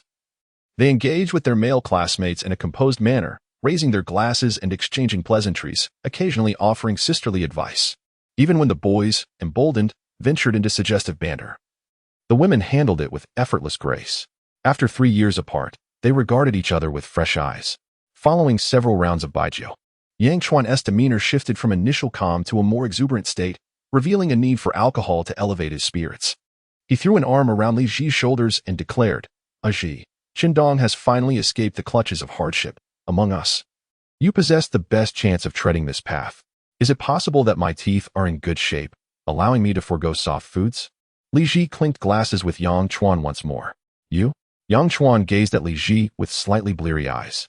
Over the years at university, their familial circumstances were well known to one another. Li Ji's situation involved parents each maintaining separate households, leaving him to navigate life alone, free to roam wherever he pleased. As an ordinary individual, devoid of external advantages, he found it exceedingly difficult to alter his destiny. Even their alma mater, though a modest 211 institution, offered little solace. Having consumed some alcohol, Yang Chuan was reflective. He leaned closer to Li Ji, casting his gaze towards the stage. Look at Qindong's father. During Qindong's first marriage, he was quite a prominent figure in their county, brimming with youthful vigor. Yet here, he has been utterly overshadowed by his wife. Speaking so poetically, are you planning to pursue graduate studies? Li Ji remained reticent, clinking glasses with him again, wishing to temper Yang Chuan's verbosity with the numbing effects of alcohol, thereby preventing any potential verbal missteps. Ji, let me tell you, he continued, when Adong and his wife arrive, remember to offer a few kind words. Haven't you always wanted to visit that international spa? After dinner, I'll take you for a foot massage. That seems rather embarrassing. I'll arrange a full package for you. You call the shots. Having reassured Yang Chuan, Qindong and his new wife approached to offer a toast. Dear old classmates, I apologize for any shortcomings in my hospitality. I hope you all enjoy your food and drink. Qindong wore a face gleaming with satisfaction, having evidently transcended social strata. The term hardship would no longer find a place in his vocabulary. He need only savor the pleasures of life to thrive. Huang Wenya observed Qindong's classmates with a scrutinizing gaze. Their attire and demeanor suggested they were of the common folk, a demographic she seldom interacted with. Perhaps in the future, some might seek his assistance. Qindong should minimize contact with this class, as he might find it difficult to refuse them, and she would step in to manage the situation. The disparity in social standing would soon make these individuals realize that approaching Qindong would yield no significant benefits. Any semblance of self-respect would deter them from seeking him out again. Dong ought to remain comfortably at home, fulfilling his duties as a husband, should he feel restless. She would suggest he start a company for amusement. Thus, at the table for toasting, Huang Wenya merely lifted her glass slightly, touched it to her lips, and then set it down, standing silently beside Dong. After Dong raised a toast to everyone, young Chuan urged him, along with his classmates, to share another drink. Amidst the playful encouragement from his peers, Dong lifted his glass, ready to indulge. Dear classmates, there are still many tables of friends and family waiting to toast. Let us save Dong some dignity, Huang Wenye remarked as she took the glass from his hand and placed it on the tray held by a bridesmaid. With a smile that concealed a palpable pressure, she conveyed a message that everyone at the table could discern, especially given their background in psychology. The atmosphere turned awkward in an instant. Come, classmates. We gather once more in honor of Dong. Let us raise our glasses to celebrate his new beginning. Li Ji declared, shattering the tension. Cheers to the newlyweds, echoed the classmates as they lifted their glasses, masking the discomfort with a collective cheer. Dong, overwhelmed with emotion, embraced Li Ji's shoulder in silence, acknowledging the excessive nature of his wife's actions. Yet, he found himself unable to stand tall. As Dong and his wife moved on to toast at other tables, Chuan placed his glass down with a hint of dissatisfaction. The meal had lost its charm. Several male classmates nodded in agreement, while Dandan and Lu Yinping wore expressions of indignation. Li Ji leisurely tossed a shrimp into his mouth. Classmates, let us look beyond appearances. You envy Dong's Land Rover, yet you overlook the struggles he endures. Our teacher taught us to reconcile with our inner selves first. Now, let us review the 3 methods of emotional regulation, he stated, prompting laughter among his peers. Indeed, even students of psychology are merely human, and without proper regulation, emotions can spiral out of control. Li Ji, you haven't secretly returned to school for further studies, have you? Dandan asked with interest. Dandan, don't look at me that way. You have a husband to be accountable to, he retorted playfully. Oh, go away with your nonsense, she shot back, rolling her eyes. Come, everyone. Let us tackle this splendid seafood feast. Are you dissatisfied with the lobster-esque texture, or do you find the grouper lacking in freshness? As he spoke, Li Ji took a large spoonful of seafood fried rice for himself. He was also displeased with Huang Wenyu's earlier actions, although there was a disparity in social standing. Such behavior was unnecessary. He refused to direct his frustration at Dong, recognizing that Huang Wenyu was merely a symbol of her husband's identity, and he had no desire to engage with her in the future. Living well in his own little world was paramount. Noticing how much Li Ji enjoyed his meal, the classmates eagerly joined in the feast. An essential method of emotional regulation, distraction, was vividly showcased at this moment. As the banquet progressed, some guests began to depart. After a brief discussion, the classmates decided it was time to leave, having nearly finished their meal. Observing that Dong was still occupied with a few main tables and had no time to attend to them, they opted not to disturb him. The group of 8 exited the banquet hall together. Originally, each table was adorned with a plate of unwrapped soft Zhonghua cigarettes. While Yang Chuan and his companions would smoke, they hesitated to take any. Li Ji, however, urged one of them to pocket a pack. Why not take them? Everyone else was doing so, and it would have been quite acceptable. Alongside the cigarettes was a beautifully packaged box of wedding candies, which Li Ji opened to reveal an assortment of imported chocolates. As they exited the banquet hall, Li Ji tucked his pack of soft Zhonghua into Yang Chuan's pocket, for he himself did not smoke and had no use for them. Hey, how did you all arrive? Should we drive you back? Dandan and Lu Yinping rummaged through their bags for the car keys as they walked. 2 male classmates who were headed in the same direction immediately offered to ride with them, while the other 2 opted for the subway. Yang Chuan expressed that he hadn't seen Li Ji in a long time, and the 2 decided to sit together for a while longer. The 8 classmates parted ways in the hotel lobby. Hey, have you noticed that Li Ji seems different now? Dandan remarked. Indeed, I feel the same. He appears so composed. The 2 chatted as they walked. Do you share this sentiment?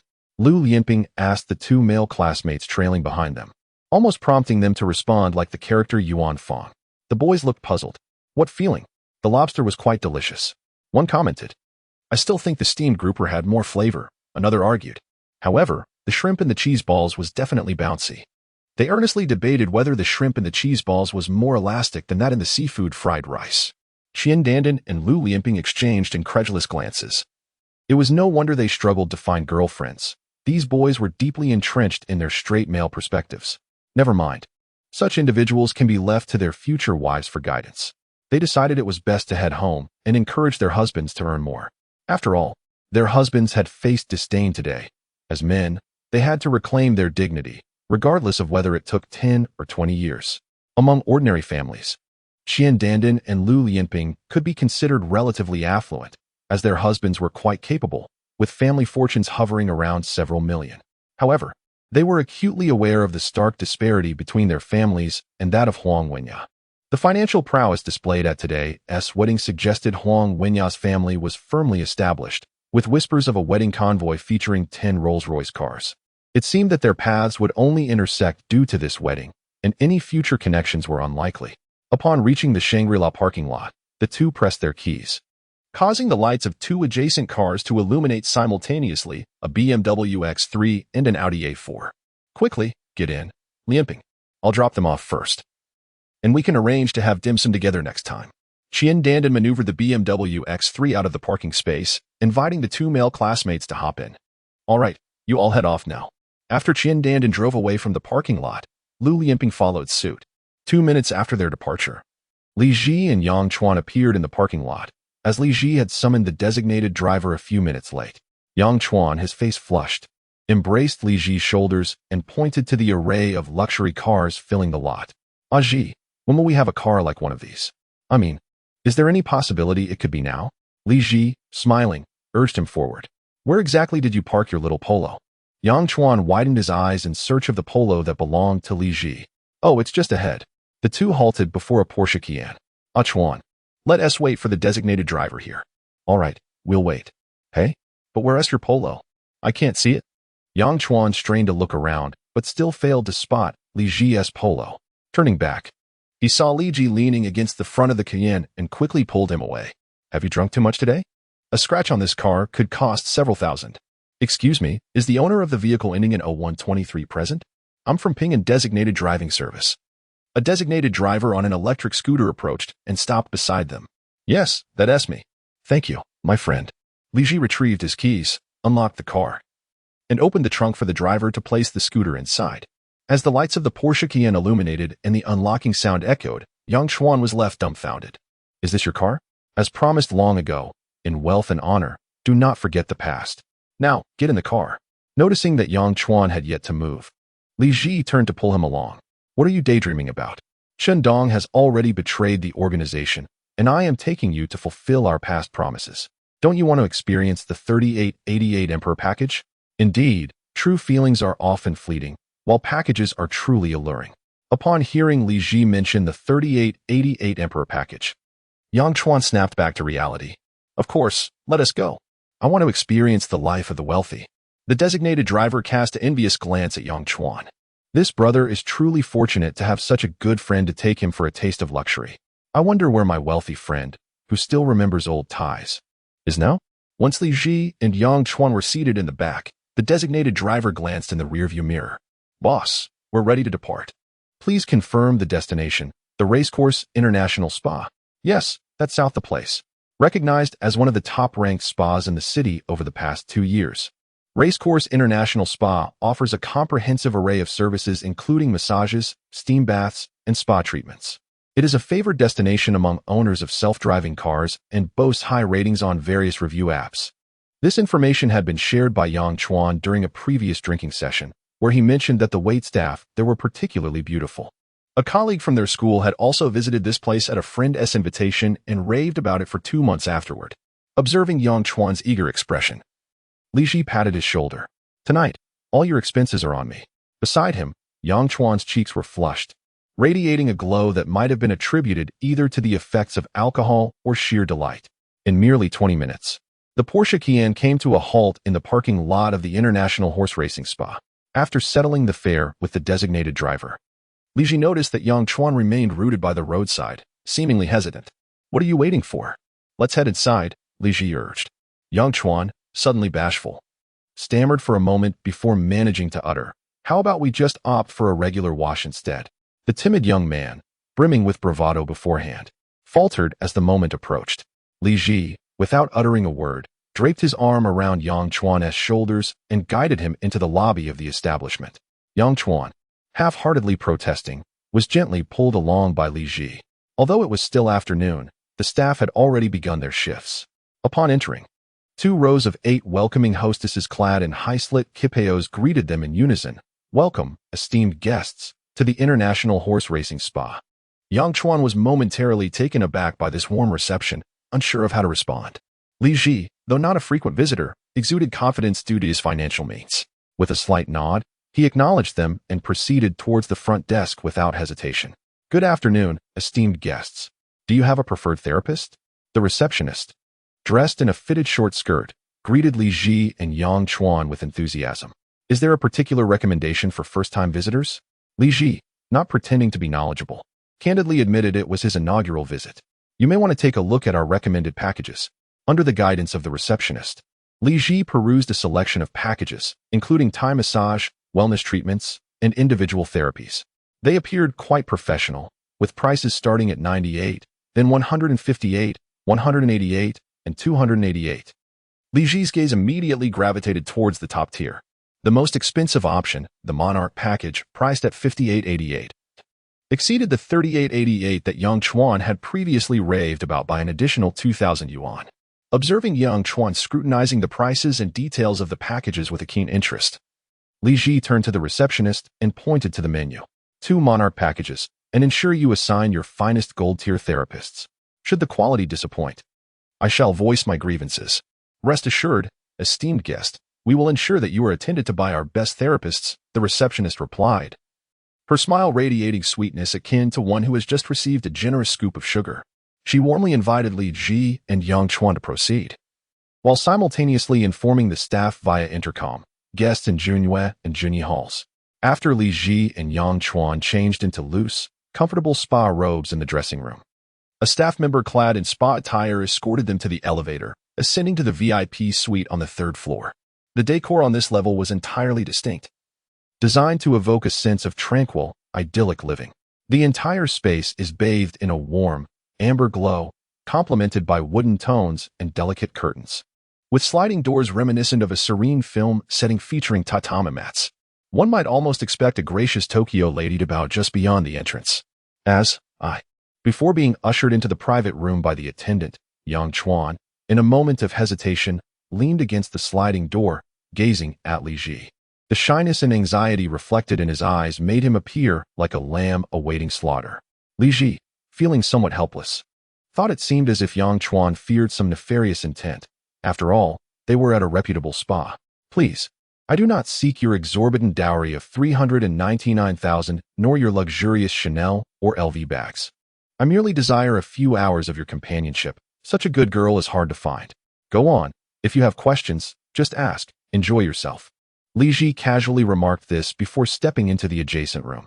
The VIP room was indeed a cut above the ordinary, expansive and luxurious. The entire room was a vast tatami mat, partitioned by wooden slats into distinct relaxation areas, furnished with soft, comfortable cushions and pillows, alongside exquisite snacks, pastries, and tea. A pale yellow curtain delineated a treatment bed against the wall, inviting intrigue. Within the suite, a private hot spring was separated by a screen, accompanied by a sauna. Nearby lay a generous slab of marble, which Li Ji learned was intended for stone baths, pleasantly warm to the touch. After a brief wait, the sliding door opened, revealing a technician clad in a short qipao carrying a case. Her straight, black hair framed her face, her slender waist and long legs accentuated by the fitted attire.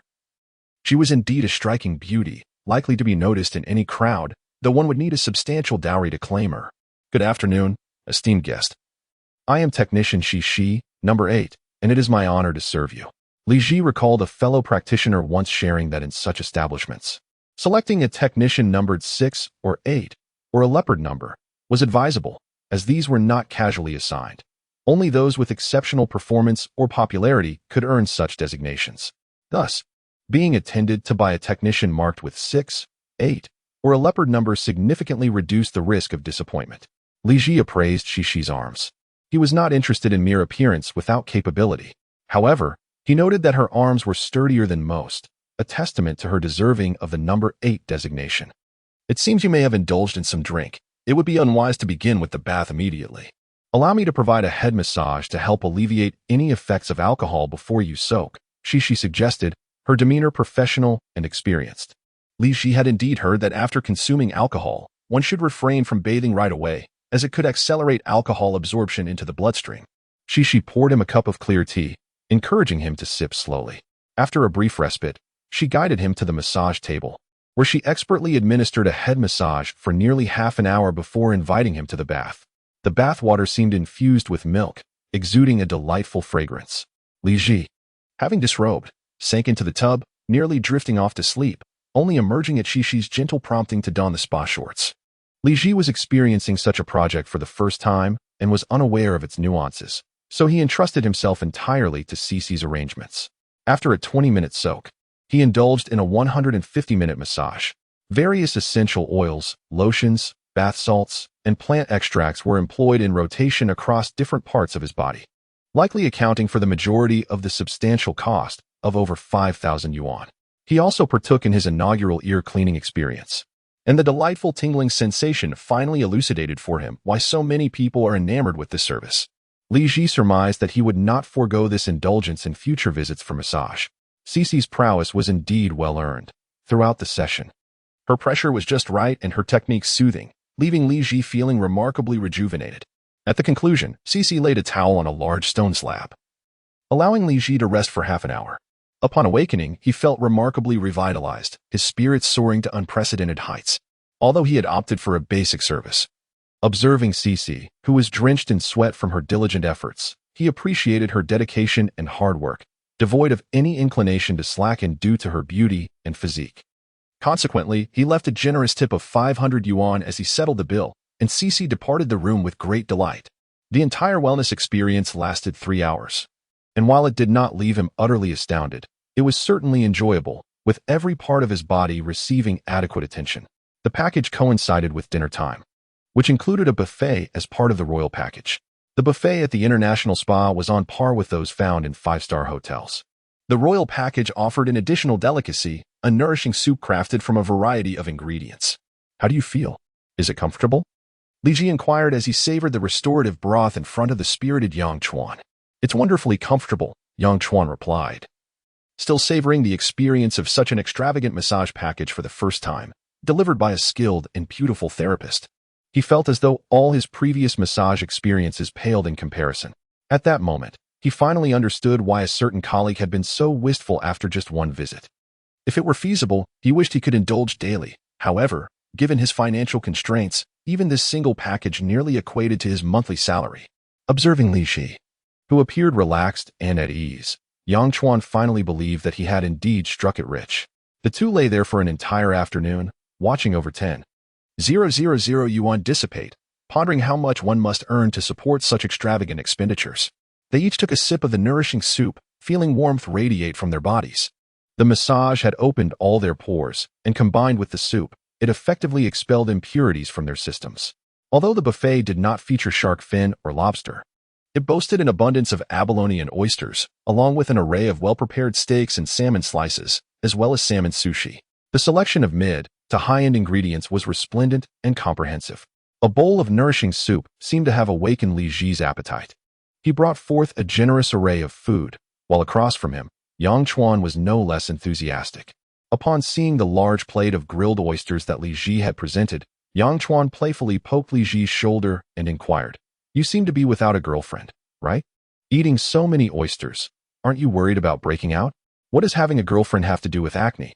Must one have a girlfriend to avoid blemishes?" Li Ji's retort dismantled Yang Chuan's teasing. Indeed, as long as one possesses wealth, what difference does it make whether or not one is in a relationship?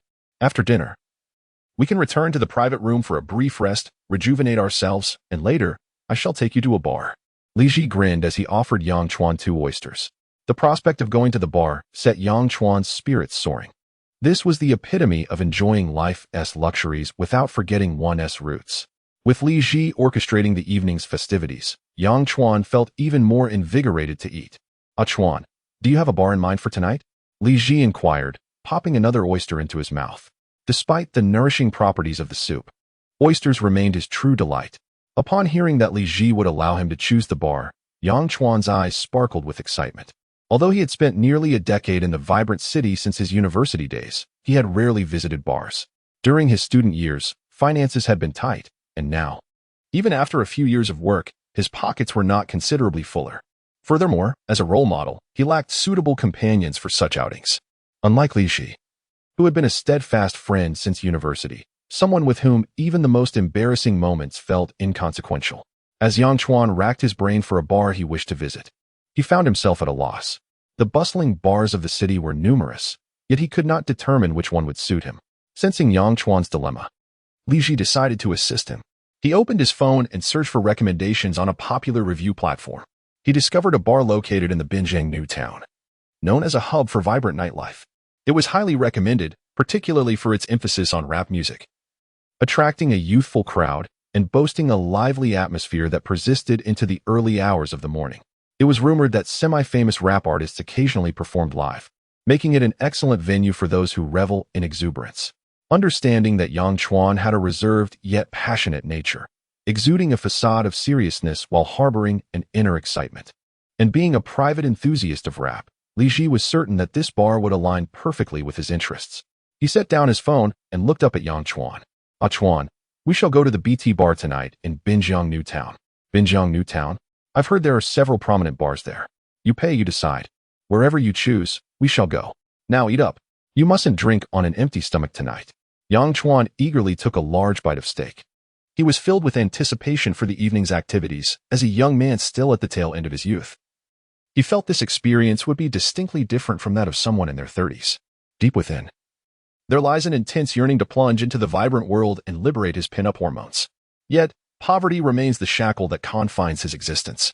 Today, at Chen Dong's wedding banquet, he was further stimulated, acutely aware that the dormitory would soon become one short of a full house. Zhang Haifeng was of little use in the capital, leaving only himself and Li Ji in the Great Bay Province. After the wedding, he discovered that Li Ji, his good brother from 4 years of shared dormitory life, had unexpectedly struck it rich and was eager to introduce him to the glamorous world. After an afternoon of indulgence, Yang Chuan felt invigorated, as if he could break through any barrier before him. Unlike Li Ji, who had only recently begun to enjoy the good life, Yang Chuan was determined to flaunt his own delights, presenting steaks to rival the oysters showcased by Li Ji. At 28, a vigorous young man, devouring 2 to 3 pounds of beef was no challenge for him, especially when the steaks at the International Spa and Resort S buffet were not overly substantial. In no time, he devoured 5 pieces, followed by a bowl of potato stew with beef to settle his stomach, and finally washed it down with half a cup of honey lemon tea to cleanse his palate.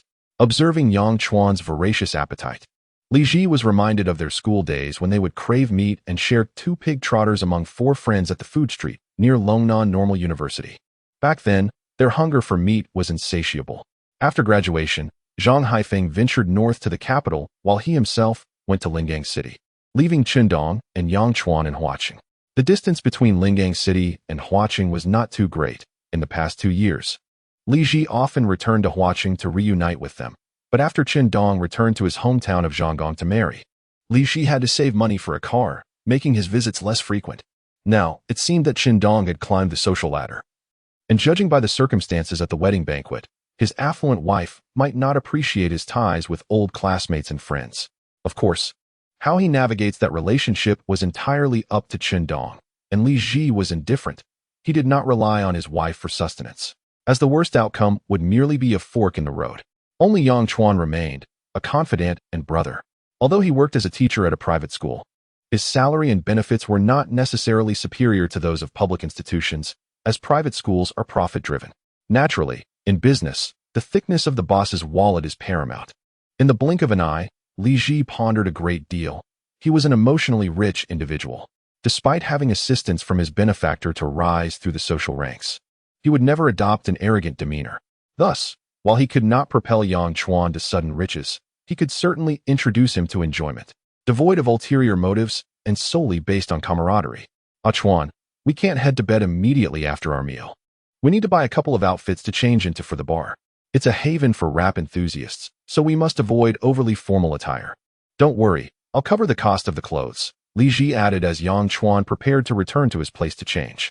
"May the heavens bear witness. I bow before you," Yang Chuan declared, lifting his hands in preparation for a bow to Li Ji, only to be playfully evaded. No need to repay kindness with enmity. Is this gratitude or merely incense burning? Are you so eager to seize the spotlight? In truth, during their university days, other dormitory mates often referred to each other as Dad and Big Son in a playful manner. However, the dormitory of Li Ji and his companions is rather sparse. It is only during particularly moving moments that one might exclaim something as unsettling as Father above. Upon noticing Yang Chuan bringing this up again, he quickly sought to avoid it. At this hour, just past 6, there happens to be a department store nearby. Li Ji and Yang Chuan exited the spa to purchase some items, settling their bill first. With a receipt amounting to over 10,000 in Li Ji's hand, Yang Chuan eagerly snapped a photograph of it, scrutinizing it multiple times. This was the most opulent expenditure he had ever experienced. Li Ji informed the front desk that they might require a few more hours of rest upon their return. The front desk staff cheerfully assured him that as long as they presented the receipt before 11 o'clock in the evening, there would be no issue. The two then proceeded to the nearby department store. Upon entering through the grand entrance, the layout resembled that of most department stores. The first floor featured a cosmetics and jewelry section, with a shoe area on the opposite side. The men's clothing section was situated on the 4th floor, essentially a realm of suits and athletic wear. Li Ji guided Yang Chuan directly to a domestic sports brand, selecting matching outfits comprising hooded sweatshirts, sweatpants, and athletic shoes for both of them. After trying on several ensembles, they opted for a more fashionable combination, featuring large letters emblazoned on the sweatpants. Adorning themselves in this attire, the two men, approaching their 30s, appeared significantly younger, capable of passing for recent university graduates if they ventured out to a bar. Li Ji proceeded to the front desk to settle the payment, the total for both outfits amounting to under 2,000. He was no longer fazed by what once seemed like a substantial sum. The two donned their new clothing within the store, requesting the sales associate to remove the tags. The associate neatly folded the garments they had changed out of and placed them into shopping bags.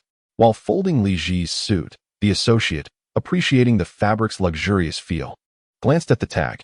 Having some knowledge of high-end brands, she recognized the Zegna logo embedded within the suit lining, prompting her to handle the garment with even greater care and gentleness.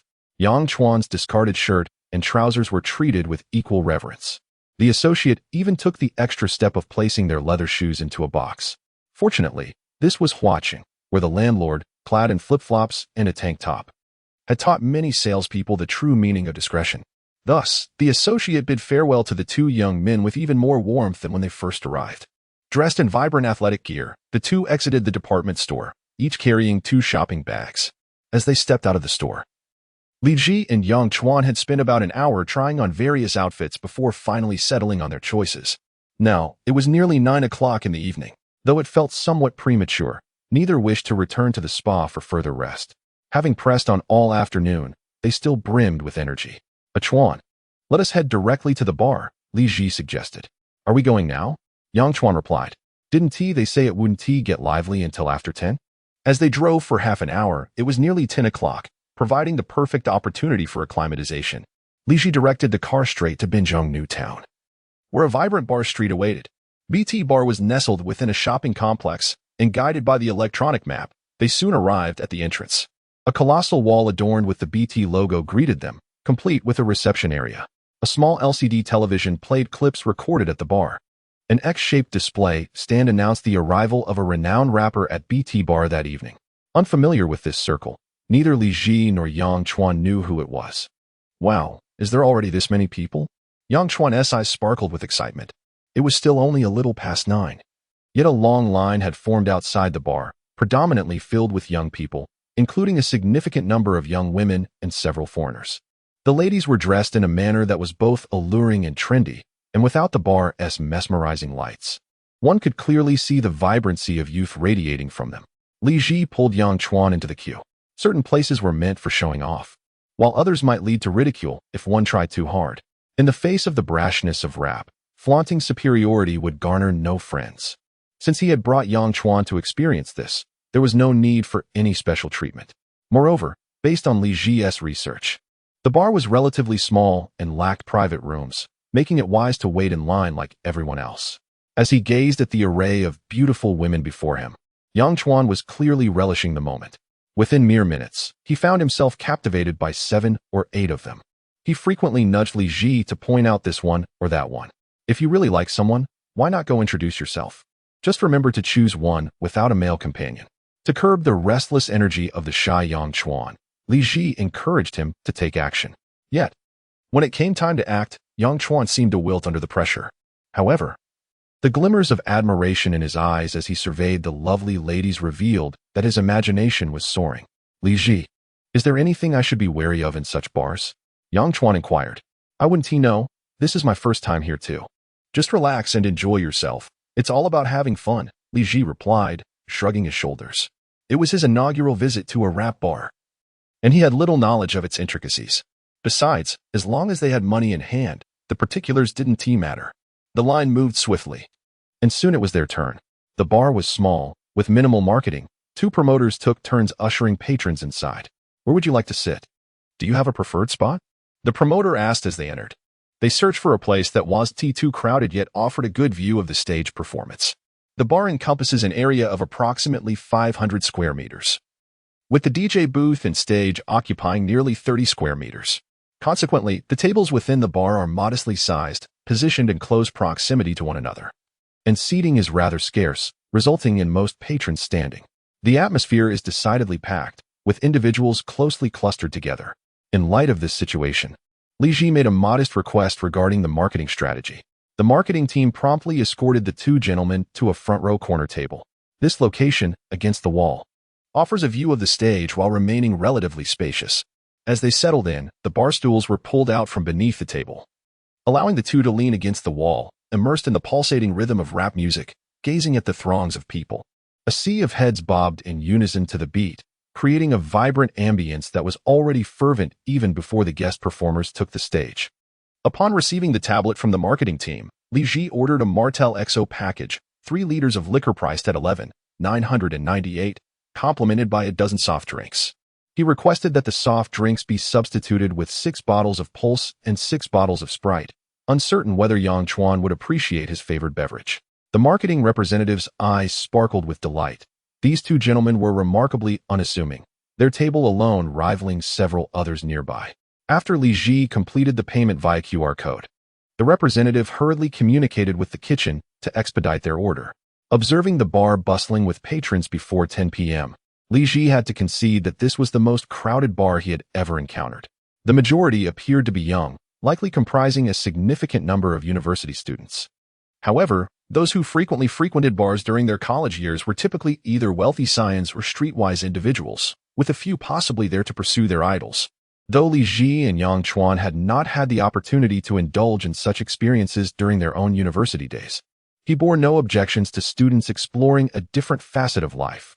After all, each individual is the architect of their own journey. Shortly thereafter, their drinks arrived, along with soft drinks and an ice bucket, filling the modest table to capacity, necessitating that even the accompanying snacks be stacked to make room. The 3-liter liquor bottle appeared notably larger than those on neighboring tables, standing out amidst the crowd.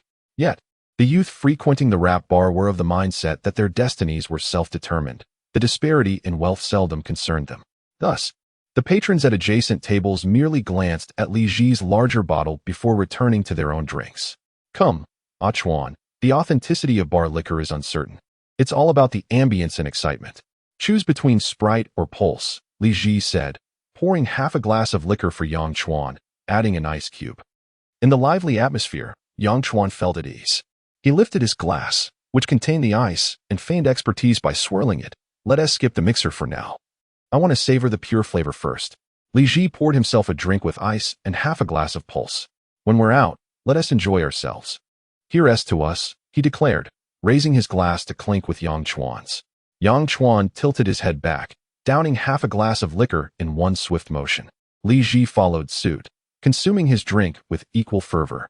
The music at the rap bar was not as deafening as that of an electronic dance venue, allowing their conversation to flow with relative ease. Being brought out by you for a night like this has reignited the cold blood within me, now bubbling with excitement. With that half glass of alcohol, Yang Chuan's spirits soared instantly. The lively atmosphere served as the perfect accompaniment to their drinks. What does the boiling blood inspire? A sudden confession, or perhaps a spontaneous performance on stage? Li Ji refilled Yang Chuan's glass, teasing him lightly. This is what life is about. I must strive diligently. Although I may not achieve success in this lifetime or live this kind of life every day, I hope my future offspring will enjoy a better environment. Yang Chuan raised his glass, still unadulterated with mixers, clinking it with Li Ji's before gulping it down again. As a teacher, there's always so much contemplation within. A sense of reflection washed over Yang Chuan, pondering the future of his progeny despite not even having a wife yet. Li Ji accompanied him with another drink, his thoughts drifting to the notion that, without the influence of Tongzi Go, he too would struggle to enjoy such a lifestyle. After all, some things, absent from birth, are exceedingly difficult to attain in one's lifetime. Amid their conversation, a man donned in a cap and loose-fitting attire took to the stage. The DJ immediately introduced this supposedly renowned rapper with fervor. The patrons below erupted into cheers and applause. Xiao hao, xiao hao. A small table of women, perhaps devoted fans, chanted in unison. The rapper, microphone in hand, swaggered across the stage, suddenly addressing the crowd with enthusiasm. Are you all having a good time tonight? The majority of the bar patrons raised one hand in response, shouting, yes. Every night must be joyous. That is the hallmark of our generation. Following the background music, the rapper launched into an impromptu rhyme. Though the pace was rapid, each line resonated with a perfect rhythm, a hallmark of exceptional rap artistry. Li Ji found the style somewhat perplexing, yet he noticed that Yang Chuan was reveling in it. As he observed everyone around him rising, hands in the air, he too stood to join the revelry. The lyrics became increasingly rapid, their intensity palpable.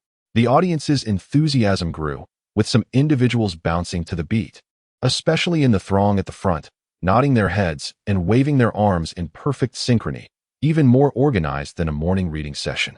The entire bar was bathed in red light, as the rapper's lyrics melded Mandarin and English rhythmically. Each time he shouted a few words, the crowd echoed back in unison. Amidst the pulsating throng, the entire establishment seemed to sway in unison, creating an atmosphere that was undeniably intoxicating. Rap seems to have reached a euphoric crescendo. As he sways to the rhythm of the music, he extends a fist towards the audience, initiating a fist bump. This simple gesture incites a throng of bar patrons to surge forward, eager to join in, thereby filling the space beneath the stage to capacity. Yang Chuan and Li Ji have also begun to bounce along in spirited enthusiasm. In such a crowded environment, remaining still feels utterly uncomfortable when everyone around is dancing. One can hardly discern who appears foolish for standing still.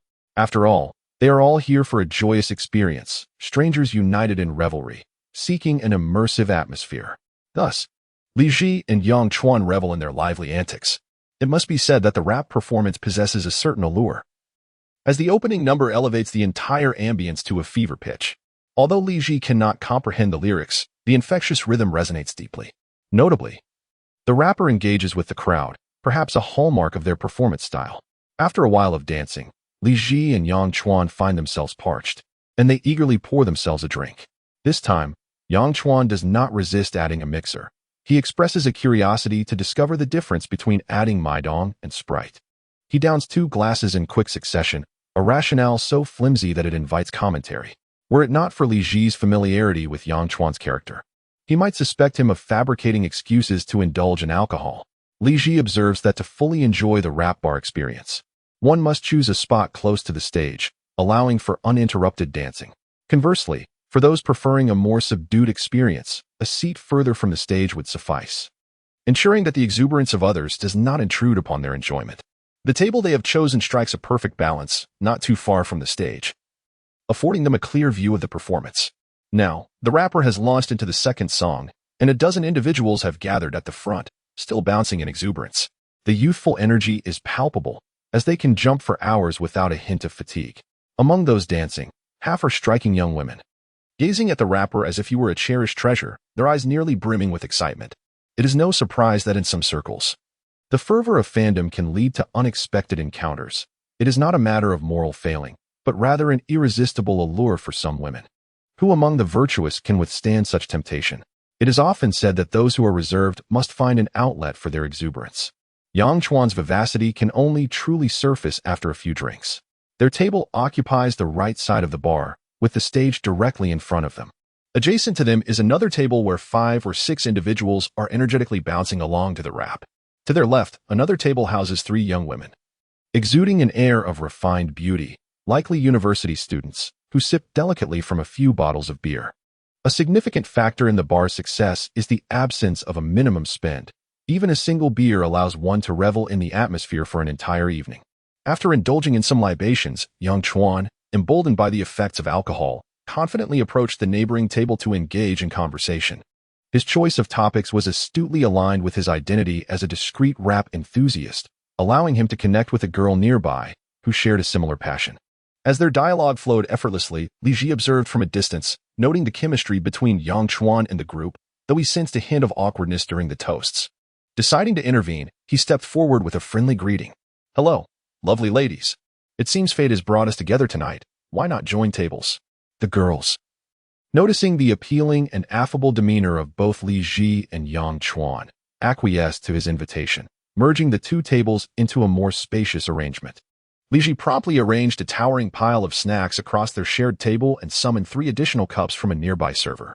He poured a modest amount of foreign liquor into each glass, adding a cube of ice and a splash of Sprite. "Let us toast to our fortuitous encounter this evening," he declared, raising his glass and inviting the others to join in. The girls, though initially hesitant, lifted their cups to clink with Li Ji and Yang Chuan. "Oh, this drink is surprisingly pleasant, not overwhelming at all," one remarked as they sampled the concoction. Suddenly, a girl with short hair gazed in awe at the large bottle of liquor, exclaiming in surprise, "Ah, yes, mixing foreign liquor with a beverage makes it much more palatable." Yang Chuan smiled, feigning expertise as he observed the scene. The taste of the drink exceeded their expectations, and the two men maintained a demeanor that seemed harmless, gradually easing the girls' apprehensions. Through their conversations, Li Ji learned that the girls hailed from a university near Binjiang New Town, Huaqing Foreign Languages and Trade University. Now in their 3rd year, they were roommates. The girl with the bob haircut was named Li Yi. Beside her, the girl with straight black hair and bangs was Dong Mingxue, and the one with curly hair dyed a hint of blonde was Zhang Lingli. It was Zhang Lingli who had been chatting with Yang Chuan about rap. She appeared slightly more mature than her companions. The outing to the bar was her initiative to broaden her friends' horizons. The group affectionately referred to Li Ji as Ji Gu and Yang Chuan as Chuan Gu. As drinks flowed, the atmosphere among the 5 soon became amiable, prompting them to consume their drinks at an accelerated pace. In no time, nearly 3 liters of liquor had been depleted. Sensing the revelry, Li Ji instructed the server to bring another round. When the same expensive bottles reappeared on the table, the girls were taken aback as Li Ji scanned his payment, revealing an expenditure exceeding 10,000 yuan. Li Yi and Dong Mingxue were momentarily stunned, glancing at the expensive drinks before them, hesitant to partake. The staggering cost of over 10,000 yuan for the liquor was beyond what their fathers could afford. "Before me, this gentleman has already ordered his 2nd bottle. It's no wonder Lingli often mentions the abundance of affluent patrons in bars. Today, I have certainly witnessed it." Zhang Lingli, somewhat awkwardly, brushed her hair and subtly adjusted her clothing. Finally, she has encountered a generous individual. Observing Li Ji's nonchalant demeanor as he orders wine worth over 10,000 yuan, one could assume he treats it as casually as purchasing a bag of snacks. Initially, Zhang Lingli felt a twinge of regret for coming to this bar, torn between the desire for amusement and the hope of meeting a benevolent benefactor. In her social group of bar acquaintances, many friends frequently boast about their encounters with affluent men, whether it be a newly acquired handbag or an extravagant meal at a Michelin-starred restaurant. Although her experience in the bar scene is relatively brief, she too harbors aspirations of encountering a generous patron who could introduce her to a life of luxury. However, she remains grounded regarding the possibility of becoming a primary partner to such a man, acknowledging the slim odds of such an outcome. Having been part of the bar acquaintances group for nearly 3 months, she has yet to witness anyone successfully elevate their status. Nevertheless, as she is still a student, there is no urgency. Thus, her visits to the bar are primarily for enjoyment, allowing her to partake in the vibrant nightlife and savor the effervescence of youth. Despite her limited finances, she finds joy in the experience. Whenever the opportunity arises, she seizes the chance to share a table or sip on drinks. And when such opportunities are scarce, she contentedly mingles near the bar. On occasions when bars seek out lively individuals to enhance the atmosphere, she readily volunteers to enjoy a complimentary drink. Over the past 3 months, she has glimpsed many stories behind the dazzling lights and the harsh realities that accompany them, reflecting that these experiences are integral to life. If she were to remain sheltered in her academic bubble, how could she ever uncover the truth of the world outside? This evening, she is simply here to enjoy the company of Li Yi and Dong Mingxue. especially since she has no classes tomorrow and feels particularly bored. Initially feeling a bit restless herself, she encouraged the two newcomers to the bar to immerse themselves in the atmosphere. Considering the expense, she sought recommendations from her friends in the bar group, who suggested this lively yet affordable venue. A bar that requires a queue to enter undoubtedly exudes a positive vibe. At first, Zhang Lingli found this bar quite appealing. There was no minimum spend requirement and no private booths. Even with just 3 bottles of beer for the 3 of them, they could still claim a table to enjoy themselves. Unlike other bars where one could only stand by the bar while hoping for a chance to sit, this establishment was filled with young patrons, many of whom were international students from the nearby university. The atmosphere was indeed vibrant. Moments before a rap performance, the DJ ignited the crowd's enthusiasm, prompting Zhang Lingli and her friends to dance for quite some time. For Li Yi and Dong Mingxue, who were visiting a bar for the first time, the experience was exhilarating, and they praised Zhang Lingli for her excellent choice of venue. However, the absence of a minimum consumption requirement resulted in a rather disheartening sight. Most tables were adorned with bottles of wine amounting to merely a couple of thousand or perhaps 3,000 at most. Some tables, occupied by 5 or 6 individuals, were merely sipping on a dozen beers, akin to what Zhang Lingli and her companions were doing, barely sufficient to appease their thirst. Yet, each table was encircled by a throng of people. This left Zhang Lingli feeling dissatisfied with her solitary bottle of beer, prompting her to contemplate the wine-sipping techniques imparted by her friends in the group. However, it appeared that in the bar that evening, there was little opportunity for heroics or the application of her newfound skills. Numerous patrons approached her, hoping to strike up a conversation over a bottle of beer, which only added to her frustration. It wasn't until 2 gentlemen from the adjacent table appeared, exuding a maturity far surpassing that of her classmates, that her interest was piqued. When they ordered drinks, their table was soon brimming with an impressive assortment. Zhang Lingli's eyes were drawn to a large bottle of XO, which she had learned from her friends in the group was a type of brandy known as cognac. It was said that indulging in such a drink in rap or hip-hop bars exuded a certain sophistication. Although she was unaware of its price, the sheer size of the bottle suggested it could not be inexpensive. After a while, when Yang Chuan approached to engage in conversation, both Li Yi and Dong Mingxue felt a bit shy in his presence. However, Zhang Lingli, approaching the interaction from the perspective of a rap enthusiast, struck up a conversation with him, appearing to engage harmoniously. Unbeknownst to Yang Chuan, who believed his flirting skills were commendable and felt a hint of pride, Zhang Lingli was primarily drawn to the allure of the large bottle of XO behind him. Nonetheless, Zhang Lingli attempted to apply her acquired knowledge of luxury goods to assess the attire of the 2 gentlemen, but found it rather unremarkable. Their clothing appeared relatively new, and both wore similar styles. She noticed the absence of other significant accessories on them. What she did not realize was that due to the long sleeves of his hoodie, Li Ji had merely tucked his Daytona watch within. Zhang Lingli did not expect to discern luxury accessories with her naked eye, as her understanding was limited to the basic information shared in her group, which had informed her that Rolex's green and black submariners were the most likely to be counterfeit. Particularly in Flower City, the West Clock Tower of Flower City is renowned worldwide, where one can find prestigious watches from all corners of the globe. The various high-end replicas available here, costing between 3 to 500 or even 2 to 3,000, were not considered exorbitant. In fact, the craftsmanship of some more expensive replicas could rival that of original timepieces, with certain techniques surpassing even those of the manufacturers. Such subtleties are not easily discernible to the untrained eye. Some replicas are crafted so expertly that even professional watchmakers require tools and instruments to identify them. Consequently, the most frequent advice Zhang Lingli received was to regard any watch, no matter how luxurious it appeared, as a potential counterfeit. After surveying Li Ji and his companions, Zhang Lingli found little of interest and decided to relinquish her efforts. With a calm mindset, she deemed it quite worthwhile to partake in a lavish bottle of wine priced at over 10,000. Observing Li Yi and Dong Mingxue, she hesitated to engage with the alcohol. However, Zhang Lingli felt liberated. To Brother Chuan and Brother Ji, I raise a glass in gratitude for your hospitality. Such serendipitous encounters are indeed rare. Yang Chuan, brimming with joy, could hardly contain his smile. Li Ji noted that this young woman was adept at providing Yang Chuan with emotional value, thus allowing her to take the lead. He discerned that Zhang Lingli was experimenting with certain skills typical of a green tea girl, such as sweet talk to elicit emotional responses and a flirtatious yet elusive demeanor.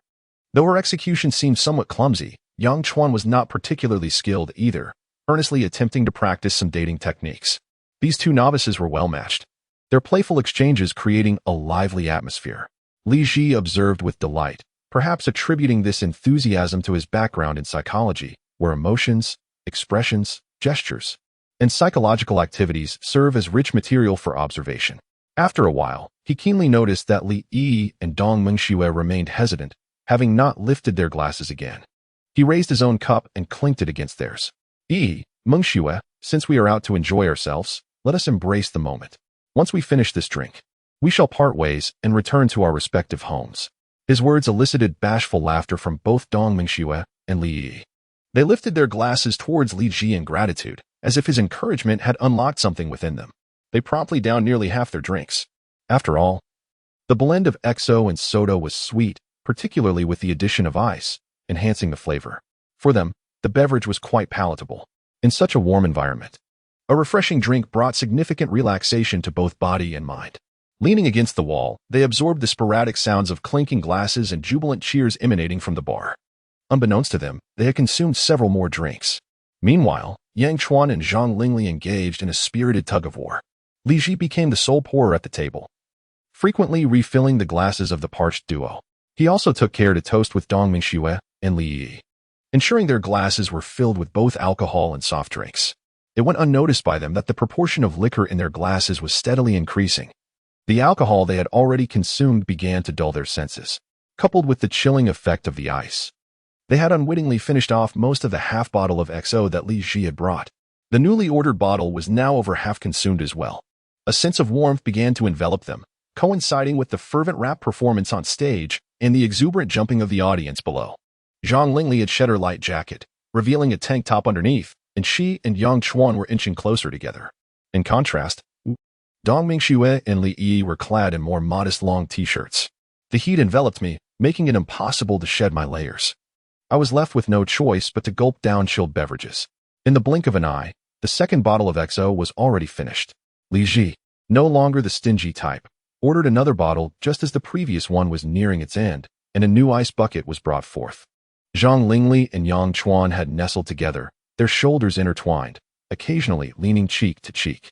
Dong Mingxue and Li Yi had lifted their t-shirts halfway, revealing their fair waists, occasionally dabbing at their brows with tissues to wipe away the sweat.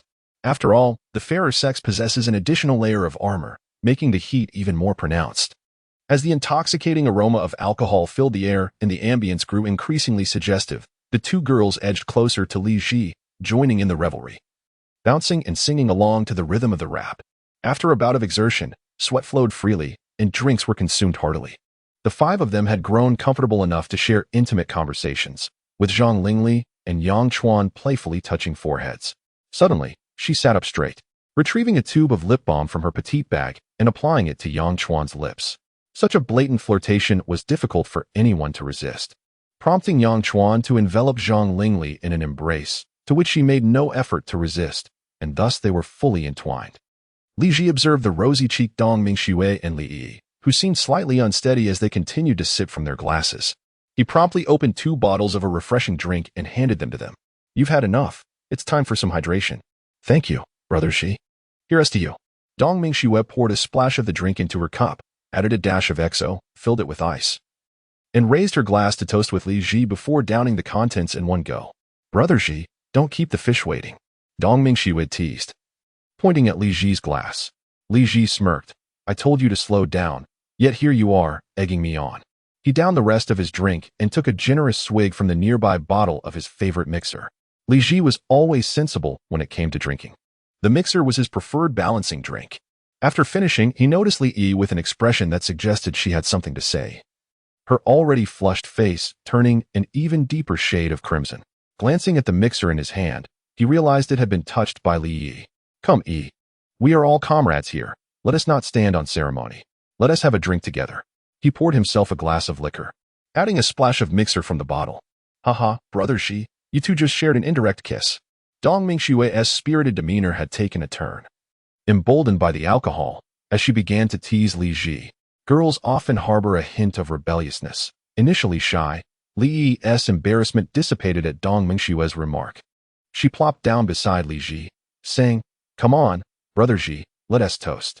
Both raised their glasses, tilting their heads back to finish their drinks, and simultaneously reached for the bottle of mixer. Li Ji, observing, slowly released his grip, saying, "You go first." Li Yi, with a playful toss of her bobbed hair, brought the bottle to her lips and took a hearty swig. Then she held it out to Li Ji, saying, "Brother Ji, it's your turn." Li Ji unhesitatingly picked up the energy drink and took a generous gulp. Both he and Li Yi burst into laughter at the sight of Dong Meng Shui, who was staring at them in astonishment, originally intending to tease the pair. Dong Meng Shui was taken aback by the pile of unopened drinks on the table and the bottle that the two were sharing. Turning to Zhang Lingli, who was already engrossed in her own moment with Yang Chuan, she felt utterly bewildered. "So, it appears that I am the only outsider here." Frustrated, she raised her wine glass and downed its contents in one go.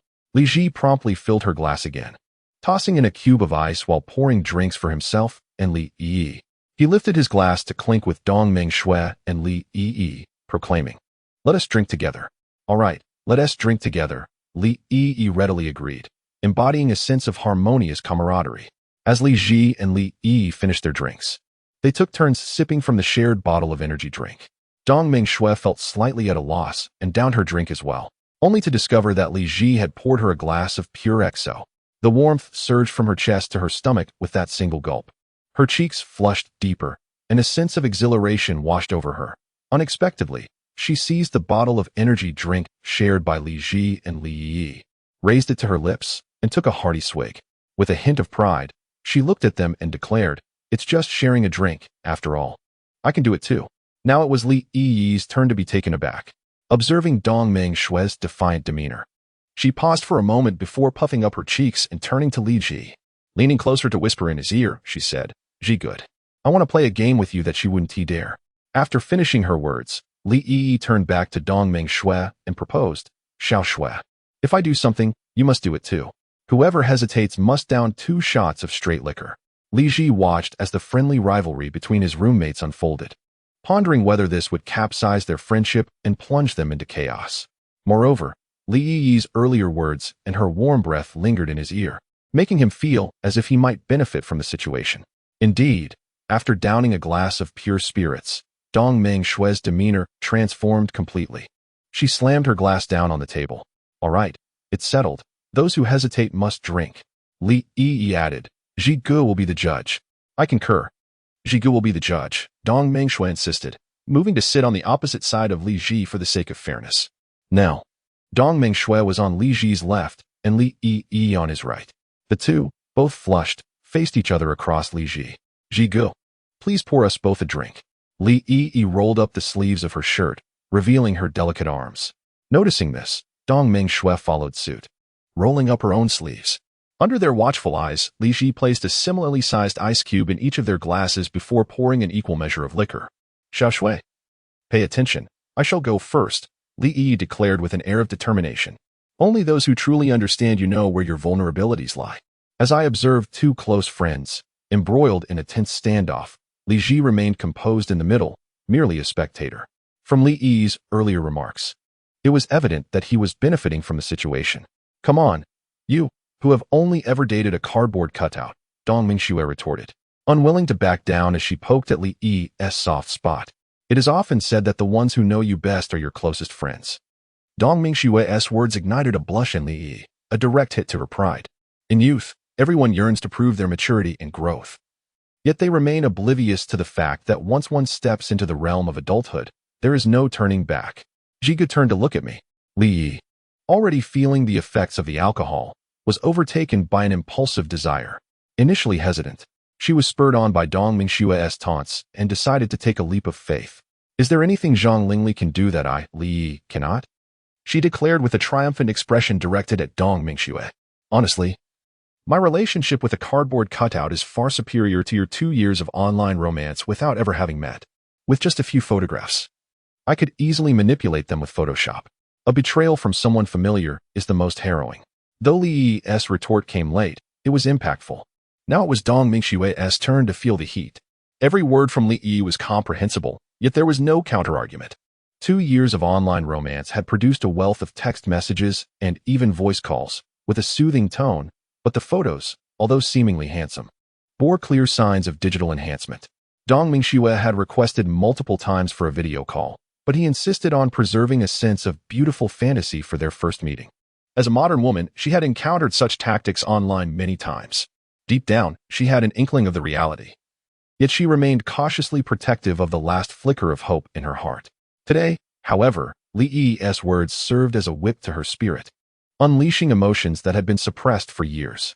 Who wouldn't he feel the same? Have you ever experienced this? Dong Mingxue exclaimed, taking a deep swig from a large bottle. An unprecedented sensation enveloped her mind. Dopamine danced triumphantly, claiming territory after territory. The rap performance on stage had concluded, and the bar's DJ took over, inviting everyone to join in the revelry. The mesmerizing lights and throngs of people erupted in a chorus with the DJ, filling the bar with exuberant shouts. The entire venue was saturated with pheromones, a midnight sea in fervor. This bar was indeed lively. Li Ji, pressed against the wall, managed to divert a fraction of his attention to savor the atmosphere, occasionally leading the crowd in jubilant shouts. Dong Mingxue and Li Yi were gasping for breath as if they were drowning. Shouting along is such a strenuous endeavor. My brain feels nearly oxygen-deprived, they lamented, leaning helplessly against Li Ji's shoulder. Their cheeks flushed with warmth, their minds blank. They were oblivious to the transformation they had undergone. Perhaps it was the novelty of their first bar experience, overwhelmed by the electric atmosphere. Li Ji glanced at the clock, which read 12:30 a.m. The dormitory doors would undoubtedly remain locked at this hour. It was imperative to prioritize safety during a night out. Recognizing the situation, Li Ji resolved to be a good Samaritan, unwilling to let the two inebriated young women wander the streets alone. "Do you have your identification?" he inquired softly, leaning close to Li Yi, his warm breath making her feel faint. Averting her gaze, she gave a slight nod. He received a confirming answer from Dong Mingxue as well. The nearest establishment was the 5-star W Hotel, a mere 5 kilometers away. Without hesitation, Li Ji booked 3 fantastical suites on the executive floor online. At the rate of 2,880 per night, he obtained Li Yi's phone number to serve as a contact for one of the rooms. Meanwhile, Yang Chuan and Zhang Lingli had begun to notice the peculiar atmosphere surrounding the trio, staring in disbelief at the congeniality on display. On the table lay half a bottle of XO and an assortment of beverages, left for those in need. Li Ji wrapped an arm around Li Yi and Dong Mingxue, tilting his head towards Yang Chuan and Zhang Lingli, signaling them to follow. "This is madness," Zhang Lingli murmured, watching the retreating figures of the three. "Let's go. We should catch up," Yang Chuan replied, somewhat tipsy, tugging Zhang Lingli along. "My jacket." After a couple of steps, Zhang Lingli remembered her coat and turned back to retrieve it. The 5 of them strolled through the midnight bar street, occasionally encountering groups of unsteady patrons emerging from various establishments. "Chuan, just mention your phone number at the front desk of the W Hotel 5 kilometers away for check-in," Li Ji advised, having prepared everything necessary for Yang Chuan, leaving the rest to him. Such matters could not be handed to him on a silver platter. Given their inebriation, driving a Porsche was out of the question. Li Ji was also disinclined to call for a designated driver.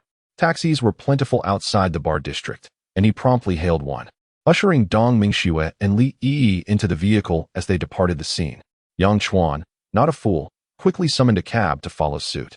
Throughout the ride, Dong Mingxue and Li Yi remained silent, simply leaning against Li Ji's shoulder. The hotel lobby exuded an air of elegance with impeccable service. The front desk staff politely requested their identification for registration. Li Ji presented Dong Mingxue's and Li Yi's IDs at the counter. The 2 young women cooperatively retrieved their identification from their small bags. A cursory glance confirmed they were both 21, local residents, one from Oil City, the other from Bridge City. They requested 2 adjacent rooms with the intention of sharing one. Li Ji handed a card to Dong Mingxue, leaving her somewhat bewildered by his generous disposition. Accompanying them, they ascended to the 24th floor via the elevator and located their room. Li Ji produced a room key, swiping it to unlock the door, inserting it into the power slot. As he activated all the lights, a stylishly decorated suite materialized before the trio.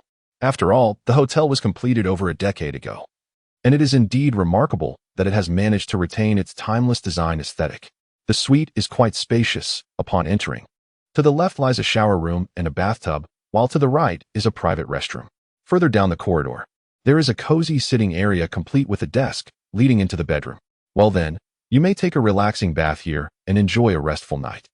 As Li Ji turned to leave, he felt his clothing being tugged by Li Yi. Moments later, Dong Mingxue grasped the other side of his shirt. Their faces, flushed with the remnants of alcohol, glimmered with a watery sheen in their eyes. Jigu, they chorused softly and gently. Li Ji nodded. I'll close the door for you. Be sure to lock it at night. This place is safe and secure. As he shut the door, he also turned off most of the lights, leaving only a dim night light illuminating the room. The shower head was turned on and promptly switched off. The electric curtains in the room gradually drew together, casting a haze of light and shadow throughout. On the second day, Li Ji awoke around 9, his head throbbing evidently. He had indulged too much in drink the previous night. He knocked on the door of the adjacent room, which was opened by Dong Mingxue. Li Ji immediately sensed a hint of awkwardness from her, as though she were feeling somewhat embarrassed. Upon closer inspection, he noticed that the sheets on the mattress were missing, suggesting that they had indeed consumed a fair amount of alcohol the night before, resulting in a rather messy situation. Those familiar with drinking know that intoxication often leads to chaotic regurgitation, hence the soiled linens. Breakfast was delivered by room service, which operates around the clock with reliable efficiency. The atmosphere was initially somewhat tense, but it dissipated with Li Yi's random remark. I had an excellent night's sleep. The mood lightened considerably. Dong Mingxue chimed in. So this is what it feels like to stay in a 5-star hotel. Thank you, Jigu, for bringing us here. The two girls erupted into laughter. What do you usually talk about in the dorm? Li Ji inquired while seated at the dining table, taking a bite of his fried egg. In our dorm of 4. One moved out to live off campus in her second year, leaving the 3 of us. Only Lingli has a boyfriend. She used to come back every day and give us little biology lectures, Li Yi quickly added after swallowing her food. Dong Mingxue blushed slightly, nearly burying her head in her plate. Xiaoxue has the most movies on her hard drive, Li Yi accused playfully. Well, your hard drive is filled with foreign films and anime spin-offs, Dong Mingxue retorted defiantly, listening to the playful banter as they revealed each other's little secrets. Li Ji was taken aback by the seemingly innocent girl's underlying wildness, fitting the characteristics of the new era's otaku culture. Perhaps their perspectives on the world differed from the norm. Little did he expect that these two young women were indeed experiencing their first stay in a 5-star hotel. Much like his own past, unaware of what the outside world had to offer. As they enjoyed their breakfast, a message from Yang Chuan arrived. Aji, have you gotten up yet? We enjoyed breakfast at the restaurant, but we must leave if we do not order soon. We can have our meal in our room. As room service is available, how did you feel last night? My emotions were quite complex, yet tinged with excitement. Who did you choose yesterday? Why must we make a choice when the opportunity arises? Shortly, you should take Zhang Lingli home by taxi, if time permits. It would be splendid to treat her to lunch. Li Ji slowly put away his phone and turned to Li Yi and Dong Mingxue. What is the current situation between Zhang Lingli and her boyfriend? As a guardian, I have invested considerable concern for Yang Chuan and need to ascertain the facts. These two young women are the best sources of information. Li Ji must help Yang Chuan confirm whether this young lady is suitable for a long-term relationship or if it is best to sever ties now. Indeed, Lingli often criticizes him for maintaining contact with his ex-girlfriend, while he reproaches her for frequently visiting bars. From Li Yi and Dong Mingxue, he learned that Zhang Lingli and her boyfriend are unlikely to continue their relationship. Since the beginning of the semester, Lingli has discovered her boyfriend is still in touch with his ex, even sneaking off to her school. This has led to several heated arguments, although they reconciled shortly after. Subsequently, for reasons unknown, Zhang Lingli developed an affinity for visiting bars, which caused her to increasingly neglect her boyfriend. It seems they are on the brink of a breakup. From now on, you two will act as my gold star informants in the dormitory. Report any developments regarding Zhang Lingli promptly. Brother Ji, do you genuinely wish to know about Lingli? The two young women appeared conflicted, their expressions almost sorrowful. He approached them and playfully flicked their foreheads. What are you pondering? I am merely inquiring on behalf of my friend. Dong Mingxue and Li Yi covered their foreheads, yet their expressions brightened with amusement. We thought you were also. Quickly change into your clothes. I shall purchase a few outfits for you at Huaqing. Ah well. Li Ji observed the two young women appearing slightly bashful, yet secretly delighted. He feigned sternness, urging them to change. What do you mean, ah? Do you not understand? If you do not change, we will stay here another night. We will change immediately. Dong Mingxue and Li Yi dashed into the bedroom as if escaping. Once they had changed and applied minimal makeup, their youthful skin radiated vitality with just a touch of toner. No need for foundation. Their complexion glowed with a rosy freshness. Dong Mingxue wore a semi-long skirt reminiscent of a JK uniform, her long black hair cascading down to her waist, standing elegantly. She had originally planned to wear stockings, but they had torn. Li Ji promised to buy her a few pairs from Balenciaga, which he had already ordered online, set to arrive at the dormitory the next day. Li Yi donned a long-sleeve t-shirt paired with loose-fitting jeans, exuding an aura of innocence typical of college girls. The three of them went to the front desk to check out, and Li Ji paid 2,000 yuan for the soiled bed linens. The receptionist gazed at Li Ji with a knowing look, fully aware of the reasons behind the damage to the bed linen. During certain special holidays each year, a few rooms inevitably required compensation for soiled sheets, predominantly due to intoxicated guests. Regardless, as long as the guest paid for the damages, it was of little concern. However, it must be said that the beds at the W Hotel were remarkably comfortable, and Li Ji was quite satisfied with the quality and resilience of the mattress, which provided ample support for his lower back during slumber. With Huaqinghui conveniently located nearby, the trio decided to stroll there on foot. Dong Mingxue and Li Yi were experiencing their first shopping excursion with a man, and while they were not entirely at a loss for movement, there was a hint of awkwardness in their demeanor. The two girls walked hand in hand ahead, while Li Ji leisurely trailed behind. The younger girls were somewhat shy and did not dare to link arms with Li Ji, unlike their senior, Li Mengjie, who was quite comfortable with her friend Wang Qin sticking close. The northern section of Huaqinghui is dedicated to entertainment and shopping. Due to the physical conditions of Dong Mingxue and Li Yi, the three of them opted not to engage in recreational activities for the time being. Instead, they visited the 80-90 trendy goods fair, where Li Ji purchased 3 or 4 outfits for each of them, along with several coordinating bags. In total, their purchases amounted to less than 20,000 yuan. As for the decision not to indulge in luxury items, it was deemed inappropriate for young students to indulge excessively in extravagance. Dressing too opulently is not advisable. After all, a good life must be adapted to gradually, as taking too large steps can lead to discomfort. The wisdom that it is easier to transition from frugality to luxury than vice versa is well understood. Hence, Li Ji maintained a degree of restraint. Even so, the two young women, each laden with shopping bags, wore beaming smiles. They had never before experienced such a delightful mode of shopping. They wandered and tried on clothes without much regard for prices. As long as they fit well, they would purchase them. Coupled with the beautiful bags they had long coveted, their wardrobes would now boast numerous new outfit combinations. Though November in Huaqing remained warm, a hint of coolness was beginning to permeate the air. Li Ji led the two girls to several boutique designer clothing stores. After browsing, he selected 2 autumn and winter ensembles for each of them from one particular shop. Dong Mingxue, with her long, sleek black hair flowing down to her waist, appeared quite delicate. The attendant chose outfits that leaned towards a more feminine style, which suited her perfectly. In contrast, Li Yi, with her short hair and bright, expressive features, was styled in a more casual, sporty manner that accentuated her playful charm. The girls were thoroughly pleased with the attendant's selections and felt reluctant to remove the garments once tried on. However, the prices of these boutique brands were also quite exclusive.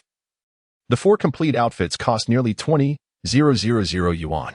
The high price of the individual pieces made the girls hesitate momentarily, yet Li Ji decisively proceeded with the payment. Upon exiting the store, both girls, overwhelmed with joy, bestowed a kiss upon Li Ji. This day had cost them the equivalent of a year's tuition and living expenses, leaving them unable to contain their exhilaration. The time spent shopping passed swiftly, and before they knew it, it was already noon. As they contemplated their lunch options, a slight disagreement arose. Li Ji had initially intended to take them for some coconut chicken to replenish their energy. However, when the two young ladies accompanied him past a Thai restaurant, they found it difficult to resist the allure of the establishment. Given this turn of events and the fact that Li Ji had never sampled Thai cuisine before, it seemed fitting to indulge their curiosity. The trio entered the restaurant, drawing attention with their numerous bags. The overall ambience of the eatery was distinctly Thai, adorned with vibrant murals and lush greenery that imbued the space with an exotic charm. The warm, bright yellow lighting created an inviting atmosphere. Each booth was separated by screens of varying sizes, ensuring that every patron enjoyed their own private space. Seated at their table, Dong Mingxue and Li Yi positioned themselves on one side, while Li Ji found himself surrounded by an assortment of takeout bags. He handed the menu to Dong Mingxue and Li Yi, and the attentive server promptly provided another copy. The menu featured a brief introduction of the chef, who had trained in Thailand and was a recipient of culinary awards from Huaching and Lingang City, lending an air of credibility to the establishment. However, the true test of the food's quality would only be revealed through tasting. Li Ji perused the menu at a leisurely pace. The two ladies leaned in closer, animatedly discussing which dishes might be the most delectable. Since they had chosen Thai cuisine, the renowned Tom Yum Goong was an essential choice. They also decided on a distinctive pineapple fried rice. Notably, Thai cuisine is known for its curry, and the two ladies appeared to have a fondness for it. So they ordered a red curry chicken and a curry beef brisket. They also spotted a dish featuring pork neck, reputed to be exceptionally delicious, which they felt compelled to add to their order. Seafood plays a significant role in Thai cuisine, and Li Ji opted for a seafood stir-fried rice noodle dish. Knowing that the girls from the Greater Bay Area had a particular preference for rice noodles, he was drawn to a curry cheese-baked lobster, which looked enticing in the menu's image, and decided to include that as well. The remaining appetizers were primarily chosen by the two ladies, including Thai-style boneless chicken feet, shrimp cakes, Nyonya cake, and durian spring rolls. Having heard that coconut jelly was quite intriguing in Thai cuisine, he added a serving of mango coconut jelly for each person. As the various appetizers arrived, they filled half the table, while the main dishes were still being prepared. The two ladies seemed particularly enamored with the shrimp cakes, and as soon as they were served, each offered a piece to Li Ji, while the rest were eagerly divided between them. You should finish the appetizers, or when the main dishes arrive, you won't have any room left to eat. If you really enjoy them, we can pack some for you to take back to the dormitory after our meal, Li Ji cheerfully reminded them. Li glanced at the shrimp cake in her hand, then looked at Li Ji and playfully stuck out her tongue, obediently setting the shrimp cake aside. Dong Mingxue, biting into half of a shrimp cake, looked adorably at Li Ji, uncertain whether to continue eating or to discard it. Having already taken a bite, she decided to simply enjoy it. Pondering why she was so conflicted, Li Ji suddenly felt that he was becoming increasingly paternal, wondering why he needed to oversee every little detail during a meal. He hurriedly waved his hand, saying, I merely wish for you to enjoy a bit more of the dishes later. Dong Mingxue and Li Yi nodded understandingly, their demeanor obedient. Fortunately, the main course was not a wait in vain. Its flavor justified the anticipation.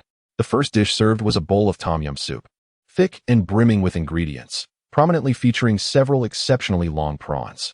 Dong Mingxue, ever considerate, ladled soup for all three, topping each bowl with a sizable prawn.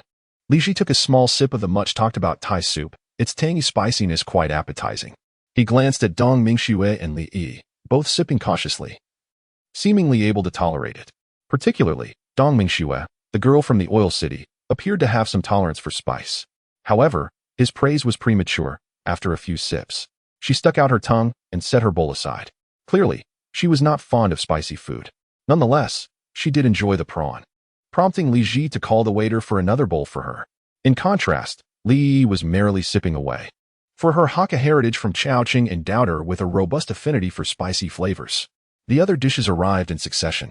The two young ladies launched an assault on the seafood rice noodles and pineapple fried rice, their enjoyment evident. Li Ji also served himself a half bowl of pineapple fried rice.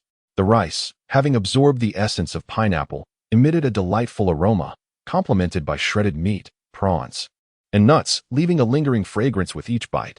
However, taking too large a mouthful could render it somewhat dry.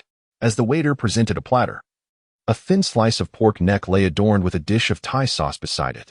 It is said that a single pig yields only about a pound of neck meat, making it quite rare. The restaurant's pork neck was char-grilled, with edges slightly charred, and when dipped in the Thai sauce, it provided a chewy texture and a rich flavor.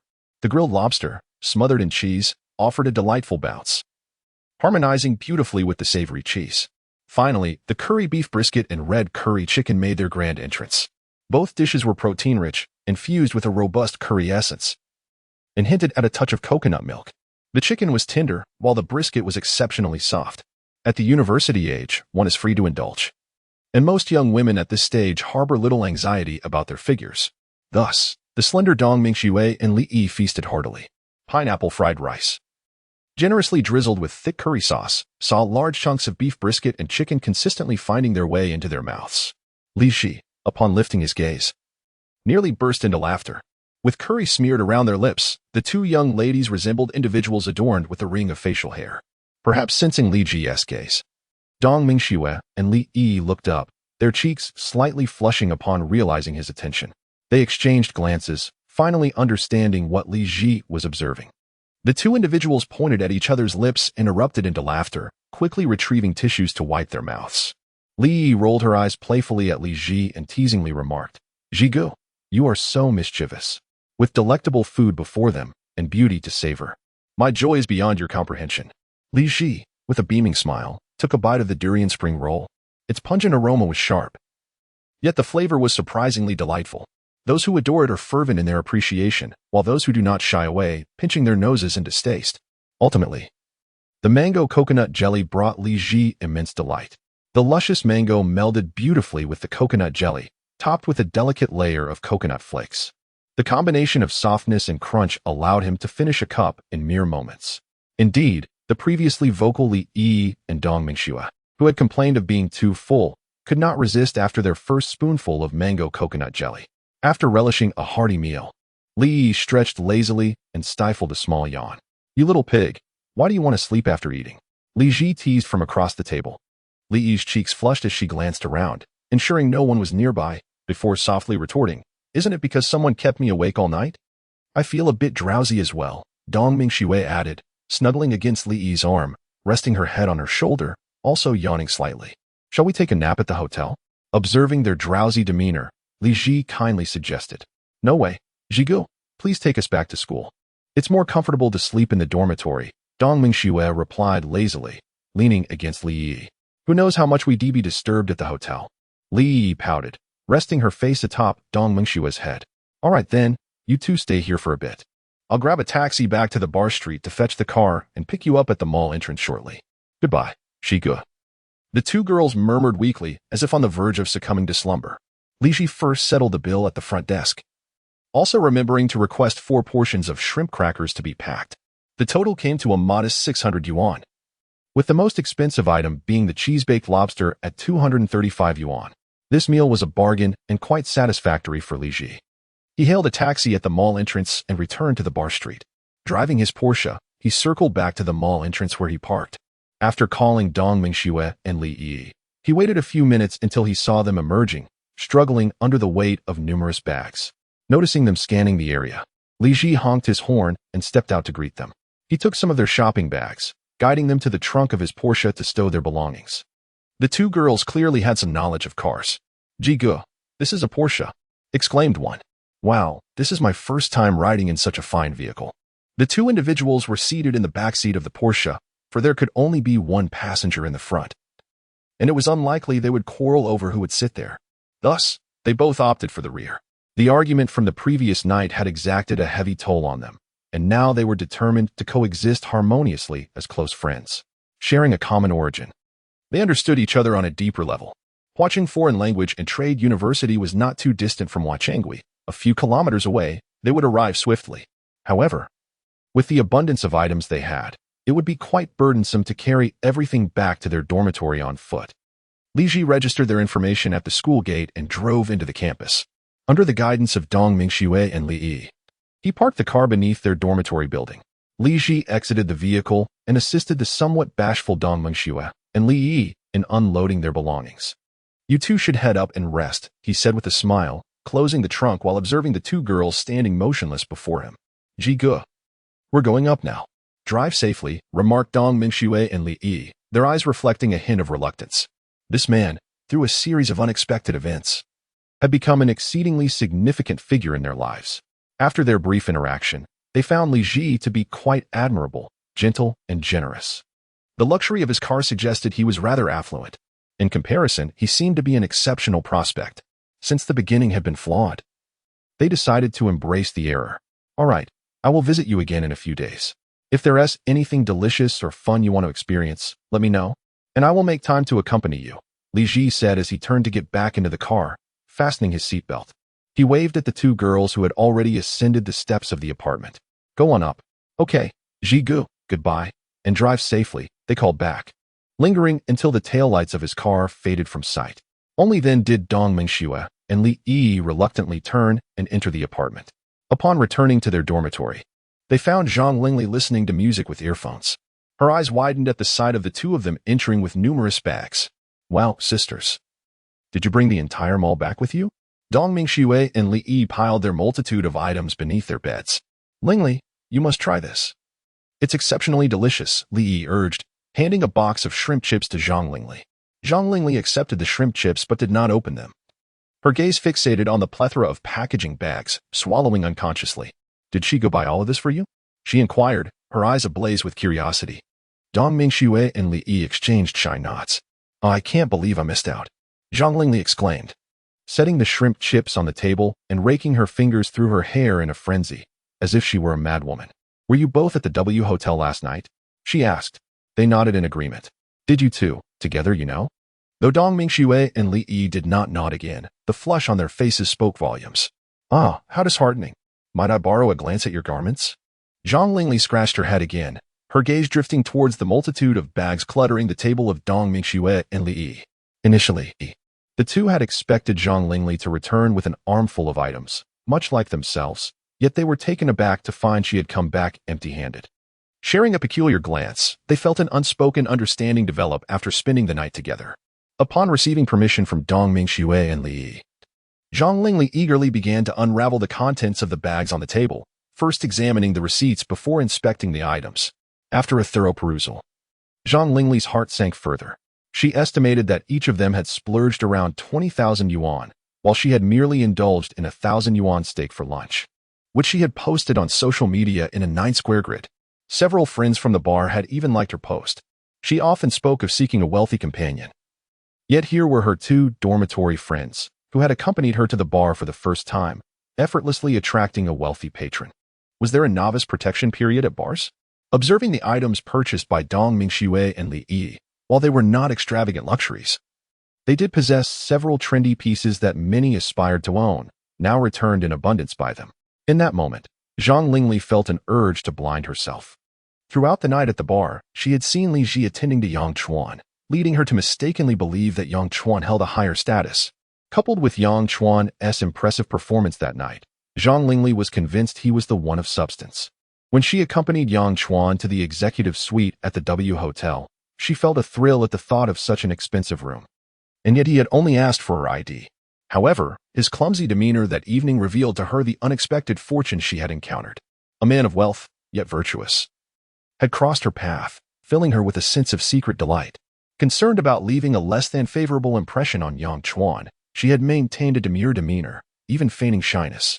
The next morning, as they enjoyed breakfast in the hotel's executive lounge amidst the opulent surroundings, Zhang Lingli began to daydream about a splendid future. They shared tender moments throughout the morning. Yang Chuan treated her to a renowned steakhouse in Huaqing, where the meal cost over 1,000 yuan. Not quite the Michelin experience her friends boasted about, but respectable among the general populace.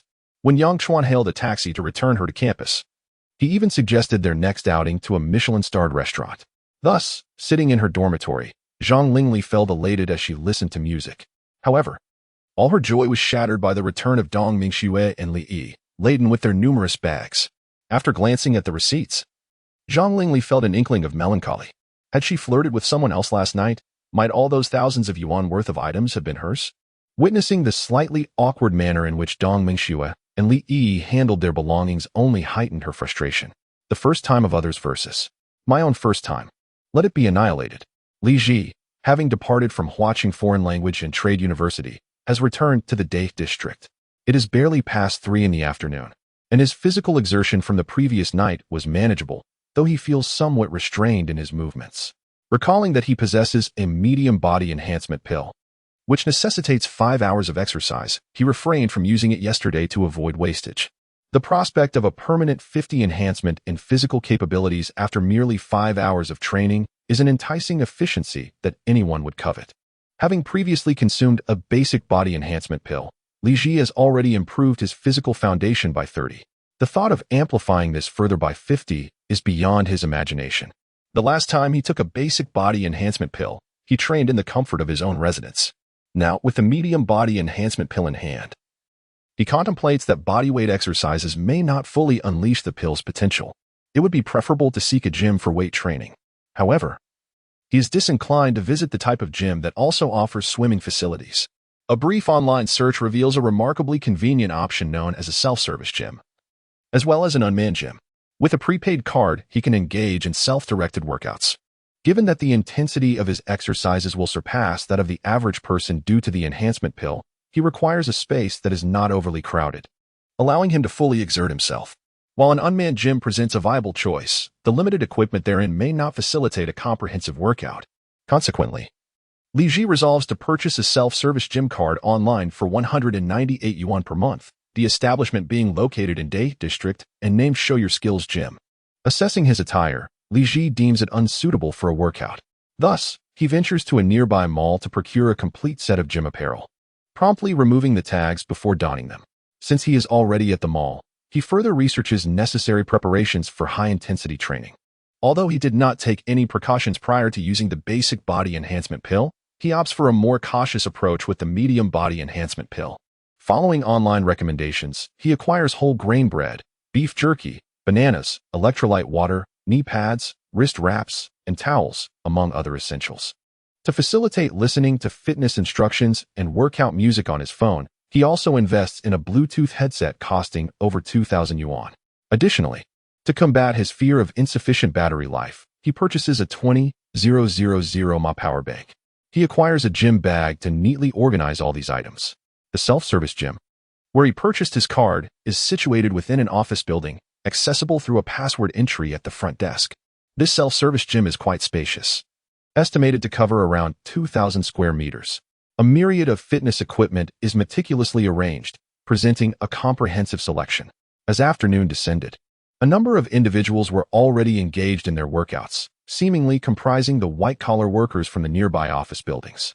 However, those who could afford to exercise at this hour were likely to possess a certain status or be freelancers, for the drudgery of laborers seldom permits such freedom. A few roaming fitness instructors patrolled the gym, likely concerned about the potential mishaps of those exercising independently, and occasionally approached to offer guidance. Li Ji made his way to the changing room, donning his attire and protective gear. Gazing at his fully equipped reflection in the mirror, he couldn't help but chuckle inwardly. It is often said that beginners tend to overgear. He was indeed a quintessential representation of this notion. Fortunately, in merely 5 hours, he could attain a physique that others dreamt of. Observing the clarity of his six-pack abs, Li Ji let out a sigh. Despite the potency of fitness supplements, the formation of abdominal muscles seemed to be an innate trait. Some possessed 8, while others had 6. Those who could only muster six-pack abs often trained relentlessly, yet could not transform them into 8. Nonetheless, the number of abs one possessed appeared to bear no correlation to personal strength. A once formidable governor had merely 4. Striking a pose in front of the mirror, the details of his muscles were not overtly pronounced, yet he certainly appeared more robust than the average individual. After changing his clothes, he swallowed a dose of intermediate fitness supplements. A warm sensation began to spread throughout his body, infusing his muscles with vigor. Stepping onto the electronic scale by the changing room door, he noted his weight at 77.5 kilograms. Grasping a bottle of electrolyte water, he strode into the workout area, exuding an air of determination. Several instructors, upon seeing Li Ji's attire, recognized him as a novice. They exchanged knowing glances and shared a quiet smile, dismissing him with indifference. They would merely offer appropriate reminders once he commenced his workout, for self-service gyms typically prefer minimal interruption. After a brief warm-up to loosen his limbs, Li Ji approached the dumbbell section. Faced with an array of dumbbells, he was uncertain which to select. However, in pursuit of maximizing the effects of his fitness supplement, he resolved to choose heavier weights. He first lifted 2 dumbbells of 10 kilograms each, but found them too light. Next, he opted for 2 20-kilogram dumbbells and, while they felt manageable, he sensed they still lacked challenge. Ultimately, he selected 2 25-kilogram dumbbells. They were not overly taxing yet offered a satisfactory heft.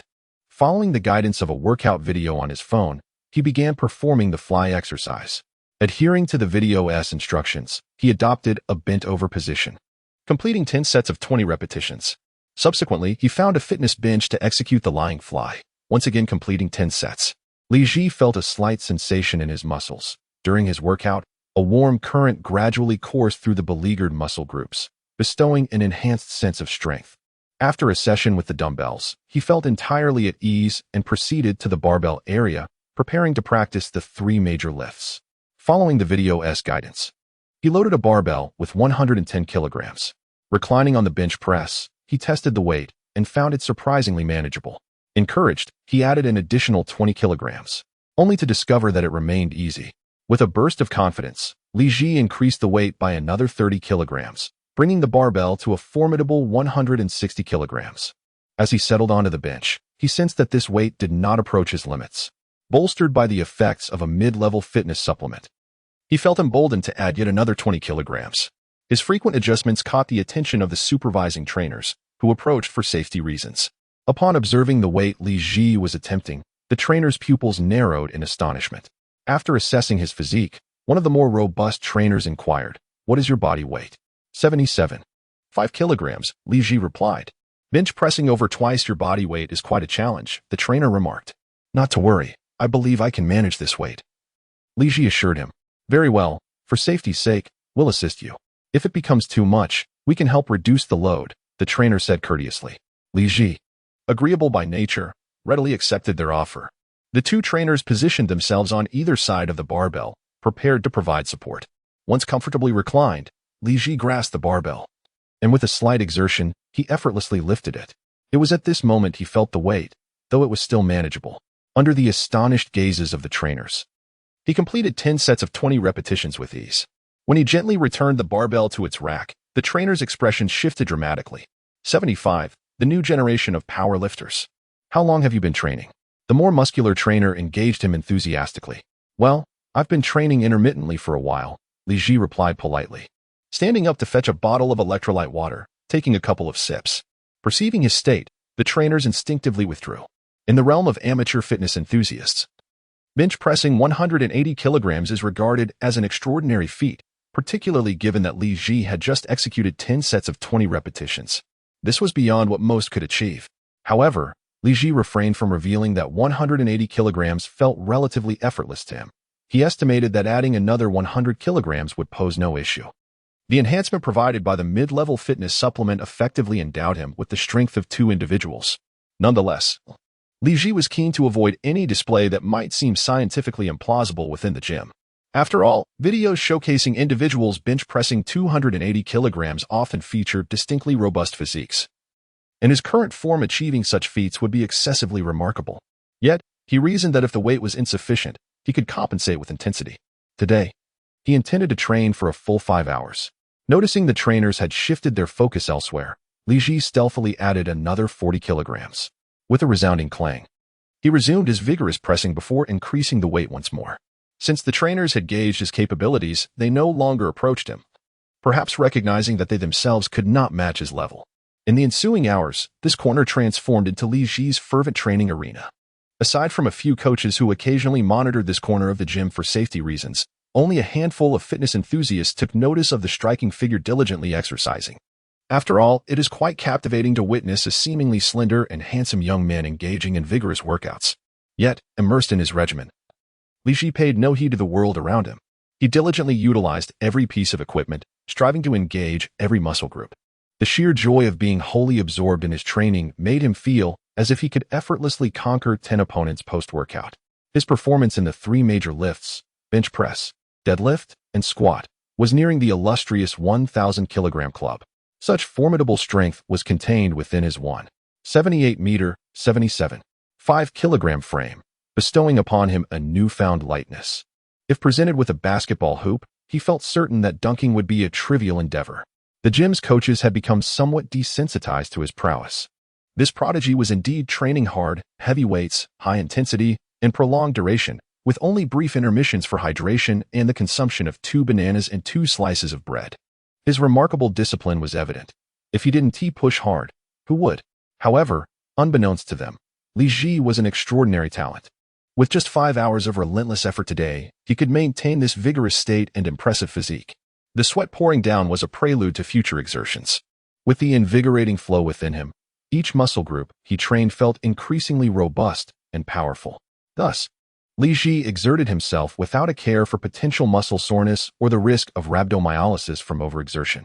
Before he knew it, 5 hours had flown by, and Li Ji had trained every inch of his body, save for the search for a tire to flip. Thus, the new generation of tire-flipping champions in the Dragon Kingdom was born. His overall demeanor was as buoyant as a spinning axle. Ultimately, he returned to the locker room under the admiring gazes of several coaches. The 198-month membership gym, however, offered no bathing facilities.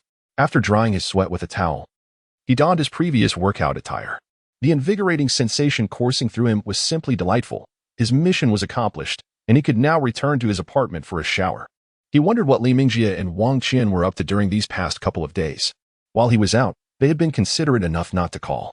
Instead, Dong Mingxue and Li Yi had sent him several messages, as they had just awakened. After all, having just experienced their first encounter, expressing a bit of affection was perfectly natural. Li Ji responded to their messages and sent each of them a red envelope containing 5,200 yuan, encouraging them to indulge in some delicious food that evening. He had intended to treat them to something special at noon, but had opted for Thai cuisine instead. Nonetheless, lobster and beef could be deemed nourishing for the body. The additional red envelopes brought great joy to Dong Mingxue and Li Yi, who promptly replied with affectionate emojis. In the realm of the beautiful girl paradise group, Gao Yaqi routinely shares her musings, lamenting about the tedium of attending classes and the burden of yet another examination. Occasionally, she inquires, "Uncle, when will you return?" Meanwhile, Zhao Inua, a sweet young lady, often posts pictures showcasing Gao Yaqi's long legs or their shared moments on campus, subtly implying a treat for Li Ji. Li Ji, in turn, dispatched 2 exclusive red envelopes of 200 each, one for each girl, with the note, "In the Flower City. Too busy to stay in touch."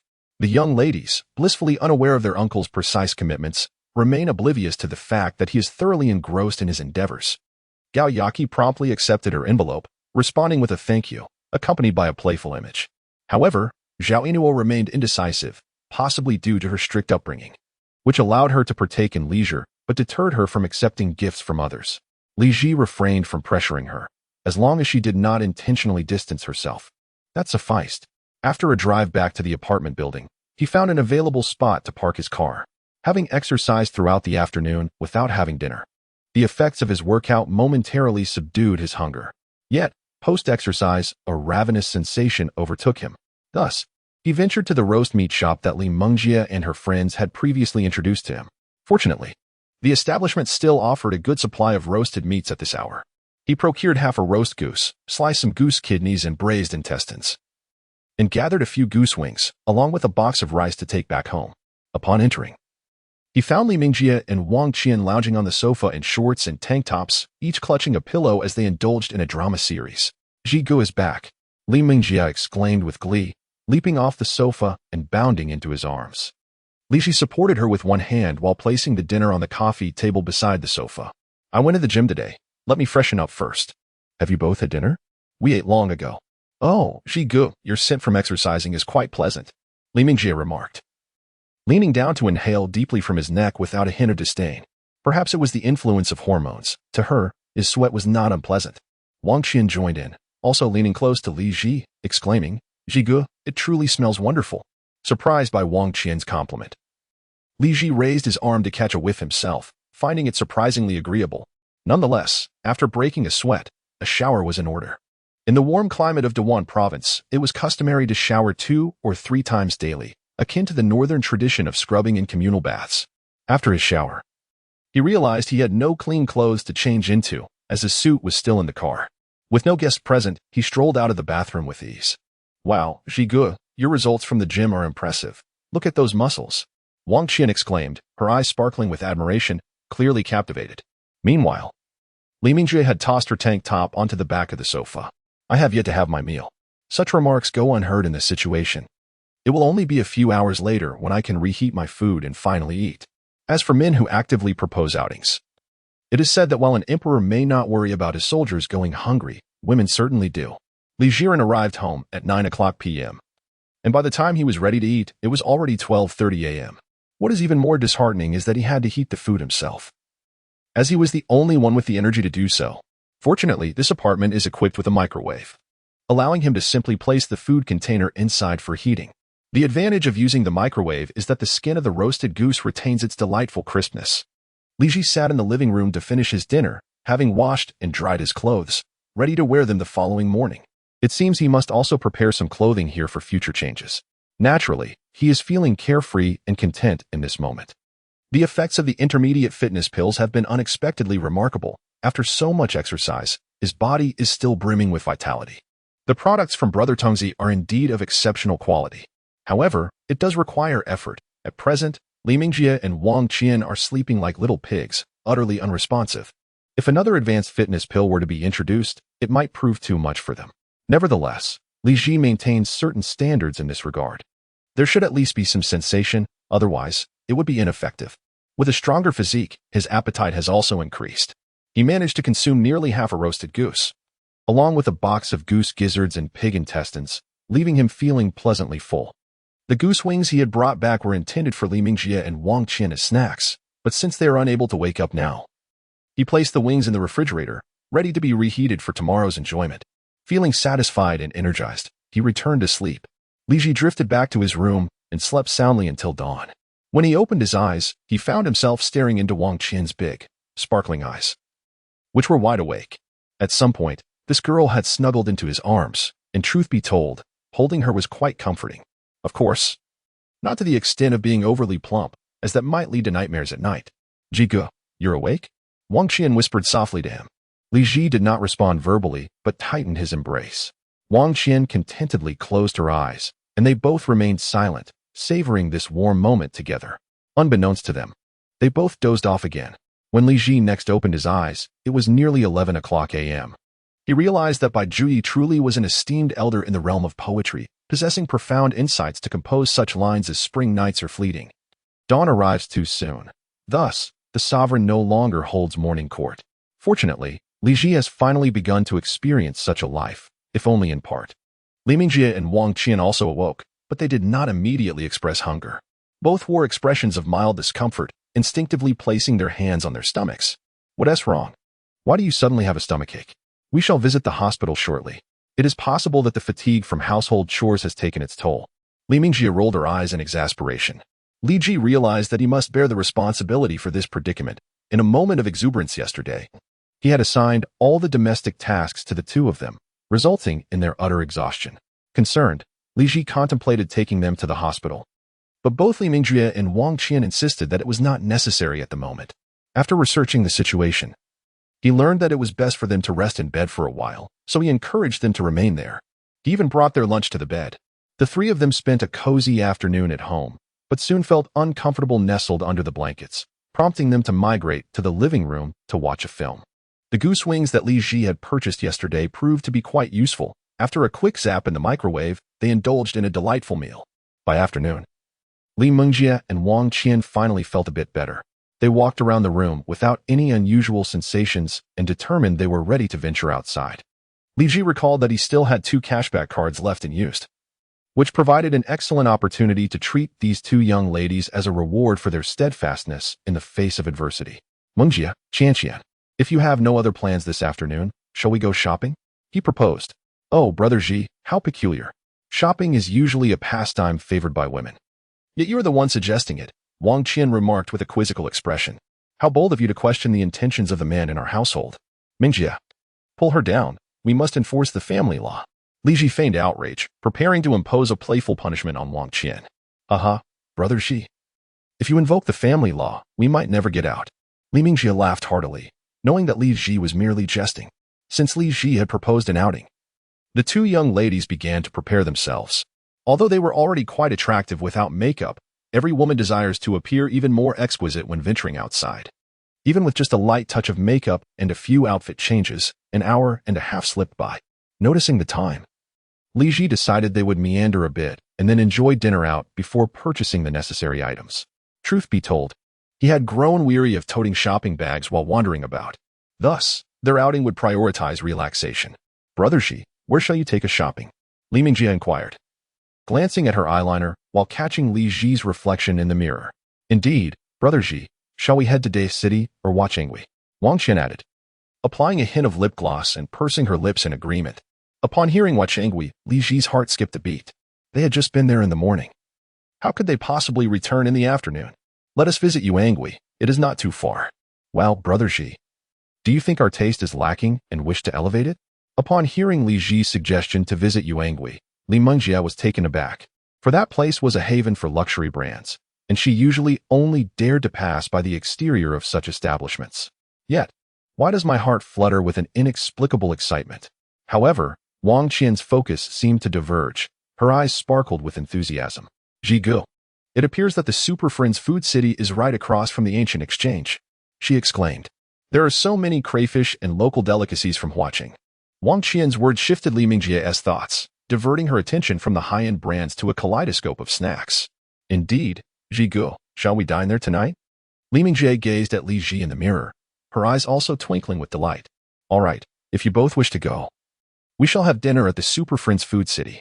Li Ji did not object to this suggestion. His initial plan was to enjoy a steak at an Italian restaurant in the ancient exchange, but it seemed more fitting to indulge in local cuisine that would appeal to the two young ladies. It was understandable, given that Li Mingjie hailed from the Water Province, and the Super Friends Food City originated from there as well. By the way, I seem to recall that dining there requires reservations in advance. Wang Qian, being a true food enthusiast, remembered this detail quite well. Li Ji, known for his proactive nature, immediately began searching for information online upon her mention. Indeed, due to its immense popularity, a reservation was necessary. Each day at 4:30 p.m., the reservation numbers were released through their official WeChat account. At this moment, it was nearly 5 p.m., coinciding perfectly with the reservation period. Li Ji proceeded to secure a dinner slot for the evening, acquiring a number in the queue that already had over 500 patrons ahead of them. However, this was not a significant concern by the time they were set to dine. The wait would likely be minimal. Dressed in the same sweatshirt ensemble he had worn to the bar the previous night, which had dried thoroughly by morning, Li Ji was ready. To match his casual look, Li Mingjie and Wang Qian also donned sweatshirts and jeans, exuding youthful charm. After all, these two had just graduated from university, boasting impressive figures and looks. Their youthful, casual attire perfectly showcased their vibrant essence. In their university days, they were considered campus beauties. Yet in the professional realm, they were still fresh novices. Displaying commendable courage, they had resigned from their jobs to embark on this outing. Observing their attire and lifestyle, it was evident that while their families may not be extraordinarily wealthy, they certainly resided above the average standard of living. Li Ji had heard from Wang Qian that despite their graduation, her family consistently deposited a monthly allowance of 3,500. It seemed Li Mingjie's family provided a similar amount. While this did not grant them the liberty to squander, it alleviated any concerns regarding their living expenses. As the saying goes, birds of a feather flock together. The strong bond between Li Mingjie and Wang Qian stemmed from their shared interests and comparable family backgrounds. In their social stratum, they are able to enjoy each other's company without overwhelming each other with financial burdens or appearing excessively frugal. Their standard of living is not particularly low. Many university students in third and fourth-tier cities earn a similar amount each month. Overall, both of their families have instilled excellent values, lacking any extravagant consumption habits. Consequently, when Li Ji and his companions explored Gue City, he often took the initiative to make purchases, and they never pressured him to buy anything. Thus, today's excursion to Yuan Guhui was Li Ji's way of rewarding them with an experience beyond their usual surroundings. After a considerable wait for Li Mingjie and Wang Qian to complete their makeup, the two were dressed quite similarly, with Li Mingjie sporting a slightly left-leaning ponytail, while Wang Qian's was tilted to the right. Their playful appearance was enhanced by their small crossbody bags, perfectly accommodating their phones. As they descended the stairs, Li Mingjie and Wang Qian prepared to follow Li Ji to hail a taxi, only to find him heading directly towards the apartment parking lot. Jigu, it's easier to catch a taxi this way, Wang Qian called out as she noticed him moving several steps ahead. Li Ji turned back to glance at them. We're driving, follow me. With a click of his key fob, the headlights of a Porsche Cayenne flickered from a nearby parking spot. Curiously, Li Mingjie and Wang Qian trailed him into the parking lot, where they beheld the brand-new Porsche. They excitedly chattered in the back seat, recognizing the vehicle's brand. Jigu, is your classmate really that extravagant? Gifting a Porsche to each guest at his wedding? Li Ji chuckled at their whimsical thoughts, replying, your perspective is quite amusing. Such opulence is rare in Long Country. If it were truly that extravagant, his wedding would be better suited for outer space than Flower City. He admired their fanciful imaginations. By 5 o'clock, the rush hour was in full swing. Without traffic, they would have reached their destination in about 30 minutes. However, it took them an hour and a half to arrive at Yuan Guhui. Thankfully, their conversation kept the atmosphere lively. After discussing various personal matters, Li Ji inquired about their future plans, whether they intended to seek employment or had other aspirations. Li Mingjie and Wang Qian candidly shared that they had been contemplating their options seriously over the past few days. Given the current economic climate, They felt that working was somewhat unappealing. With no pressing responsibilities at home, they had decided to prepare for graduate school together, aiming for Li Ji's alma mater, Longnan Normal University, aspiring to become his junior colleagues. Li Ji found their plans quite commendable. In fact, during a recent dinner with their professors, Director Jiang had subtly inquired whether Li Ji had considered pursuing graduate studies at his own university, to which he had graciously declined. In the prime of life, one should relish the joys it offers. Why should one seek out hardships? A bachelor's degree suffices for Li Ji to maintain an image of someone with a modicum of culture in society. As for a postgraduate degree, it holds no necessity for him, nor does he require it to secure employment. Furthermore, it is not to say that pursuing a master's degree would lead to greater enjoyment. However, it is likely that engaging in such pursuits could indeed be quite pleasurable, if Li Mengjie and Wang Qian possess adequate academic capabilities. The aspirations expressed earlier could very well come to fruition. Thus, Li Ji wholeheartedly encouraged them to chase their dreams, offering to assist in establishing connections with academic mentors. After all, he has recently rekindled ties with Director Jiang and several professors, which allows him to gather valuable insider information from various institutions. This knowledge could prove invaluable for Li Mengjie and Wang Qian in their forthcoming preparations for postgraduate examinations. Indeed, if they have specific mentors in mind, they could even invite these professors to share a meal, fostering a personal rapport. In the vehicle, the trio engaged in lively conversation, solidifying their commitment to strive towards their academic goals over the coming year. Li Ji parked at the ancient exchange parking lot and, accompanied by Li Mengjie and Wang Qian, crossed the street to the Super Friends Food City. Their reservation was perfectly timed for the interval between 7 o'clock and 7:30 p.m. The exterior of Super Friends is remarkably distinctive, as the entire three-story building has been transformed into a retro style reminiscent of decades past. The walls are adorned with slogans that echo the character of that era, creating a time-traveling illusion for many visitors. As their reservation time had yet to arrive, the trio perused the building alongside other guests, taking photos and enjoying the atmosphere. Although the dining tables were not yet available, numerous food stalls outside offered a variety of delectable snacks. Each of them sipped on signature lemon tea and savored a portion of beef offal. They roamed the halls, inhaling the enticing aromas of the various culinary delights, with Li Mengjie and Wang Qian radiating excitement as they eagerly awaited Li Ji's generosity while capturing moments in every nook and cranny. As a cultural and culinary hub, every corner of the food city exudes a nostalgic ambience. From the floral tiles and wrought iron staircases to the windowsills adorned with electrical wires and drying garments, the meticulous attention to detail vividly recreates the scenes of that bygone era, easily leading one to believe that this place is indeed inhabited. Each corner, skillfully crafted, serves as a perfect backdrop for stunning photographs. Especially now, as night descends, the nostalgic atmosphere combined with the bustling exterior evokes a rich cyberpunk essence. While the trio continued their leisurely exploration, Li Ji received a notification on his phone. Their table was finally ready. It was time to indulge in the culinary delights awaiting them. Li Ji led Li Mengjie and Wang Qian to their dining spot in the second-floor hall. The table they arranged was quite pleasant, perfectly positioned by the window, offering a view of the ancient Hui Mall across the bustling thoroughfare. The street was alive with the hurried throngs of people finishing work and those out for a leisurely stroll. One could say that both scenarios represent life in their own right. Once the three settled in, Li Ji promptly entrusted the responsibility of ordering to Li Mengjie. Being a true native of the water-rich province, the spicy dishes here would likely align well with her palate. However, after 10 years in the Greater Bay Area, Li Ji's taste had also evolved significantly, though his ability to handle spice remained intact. Wang Qian was also quite adept at enjoying spicy food. Thus, ordering for this meal posed no challenge at all. At Super Friends Gourmet City, the signature fragrant lobster was a must-have, alongside the notorious stinky tofu that, despite its aroma, was a delight to the taste buds. Li Mengjie ordered a coconut water braised bamboo chicken, which would serve to balance out the spicier dishes later on. Although Super Friends hailed from a province known for its spice, being in Flower City necessitated an adaptation to local customs. One must sing the songs of the mountains they find themselves in. Therefore, a variety of local delicacies were readily available here. Having studied at the university nearby for several years, Li Mengjie and Wang Qian were well acquainted with the local flavors. They also ordered clams and mantis shrimp, two types of seafood. A unique dish of fish skin and fried whelks was included as well. Typically, fried whelks pair better with beer, so Li Ji ordered 2 bottles. mindful not to indulge too much, as seafood and beer could lead to discomfort. Wang Qian opted for some grilled mushrooms and beef. Finally, after scanning the menu, Li Ji decided on a shrimp and crab congee. This selection ensured a balance of meat and vegetables, spice and mildness. Overall, however, Super Friends Gourmet City offered relatively few spicy options to cater to the tastes of Flower City. As a well-established culinary destination, the service at Super Friends Gourmet City was impressively swift. Soon, all the dishes arrived in succession.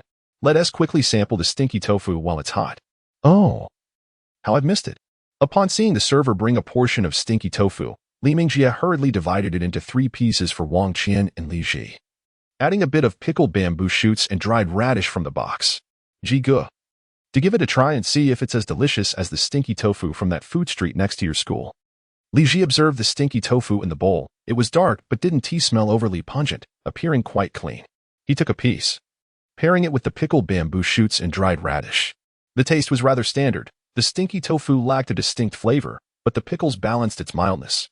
The exterior was crispy, while the interior maintained a certain tenderness. However, among the stinky tofu he had previously tasted, he preferred those soaked in flavorful juices, where each bite released a burst of spice and aroma on the palate. Mingjie, how do you find the flavor of the stinky tofu here? It's acceptable, not unpleasant, yet lacks any particularly remarkable qualities. Li Mingjie has already finished her 3 pieces of stinky tofu. After Wang Qian devoured her own portion, she began pouring beer for the 3 of them. Having traveled together, they were well aware of each other's drinking capacities. The 2 bottles of beer were merely for rinsing their mouths. Gazing at the 2 bottles, Li Ji suddenly recalled an occasion from his previous workplace, when he had privately invited several colleagues from the Northeast for a meal. When it came time for the beer, they had initially served 2 bottles per person. However, the forthright Northeastern colleague expressed his discontent, exclaiming, "You Southerners have such cumbersome drinking customs. 2 bottles at a time? Where we come from, it's a case each." From that moment on, whenever Li Ji invited them out again, he ensured to prepare a case for each person in advance. In the past, those colleagues had often invited Li Ji to visit the Northeast, yet he had never found the opportunity. Perhaps this year he could finally explore that region.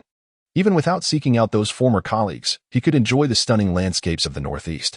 He shared the amusing story about his Northeastern colleagues with Li Mingjie and Wang Qian, bringing them great delight. The table was laden with an abundance of dishes, prominently featuring 2 large clay pots, one filled with fragrant spiced crayfish, and the other with crab and shrimp porridge. Li Ji first turned his attention to the spiced crayfish and discovered that their preparation was remarkably hassle-free. All the crayfish had been expertly deveined and halved, making it effortless to pick them up with chopsticks, a true delight for the lazy diner. Unlike the usual spicy crayfish preparations, this clay pot contained not only crayfish and chilies, but also a rich assortment of accompaniments such as asparagus, potatoes, and sweet potatoes. These side dishes absorbed the flavors of the crayfish and chilies, resulting in a delightful taste. However, as the side dishes gradually soaked up the spiciness, they became increasingly fiery. Wang Qian, who could handle some spice but not too much, found herself gasping for air, relieved that she had previously ordered lemonade, which she gulped down half a cup in one go. "Wow, so spicy, yet so delicious," she exclaimed, catching her breath while continuing to search for more side dishes in the pot. Li Mingjie, the spicy girl, also gasped while eagerly reaching for her chopsticks. Meanwhile, Li Ji ladled himself a bowl of crab and shrimp porridge, savoring a spoonful that offered a refreshing respite from the heat of the spiced crayfish. "Ji Ge, let us drink." Li Mingjie cheerfully raised her glass to clink with Li Ji's. She downed half a cup in one go, letting out a satisfied burp, no longer feeling the need to conceal anything in front of him. She relished this carefree atmosphere. "This is the life I've always dreamed of," she declared. "You dream of a life filled with spiced crayfish and beer?" he teased. "No, I mean, the way we can eat and drink without a care in the world. Just like this." Li Bi gazed at Li Mingjie and Wang Qian, both of whom looked at him with sparkling eyes. "Certainly. For the next month, I shall provide each of you with 20,000.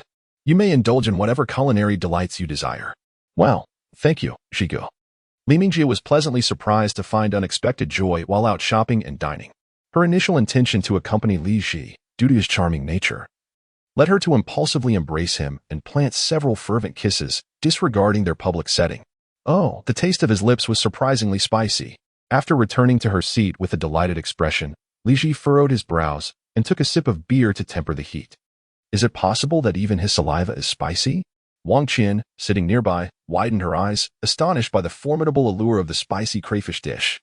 Her gaze shifted from Li Mingjie's rosy lips to Li Ji, and a hint of realization seemed to dawn upon her, causing her eyes to bulge and her mouth to fall agape in shock. Qian, what troubles you? You appear to be contemplating something rather daunting. Both Li Mingjie and Li Ji noticed Wang Qian's peculiar behavior. It's nothing, truly, nothing at all. Wang Qian stammered. Though her mind replayed the scene she had just envisioned, she instinctively covered her mouth with her hand, resting her elbows on the table, chuckling breathlessly, causing the table to tremble with her mirth. Li Ji and Li Mingjie exchanged puzzled glances, amused by her inexplicable laughter. Qian, do share your thoughts with us.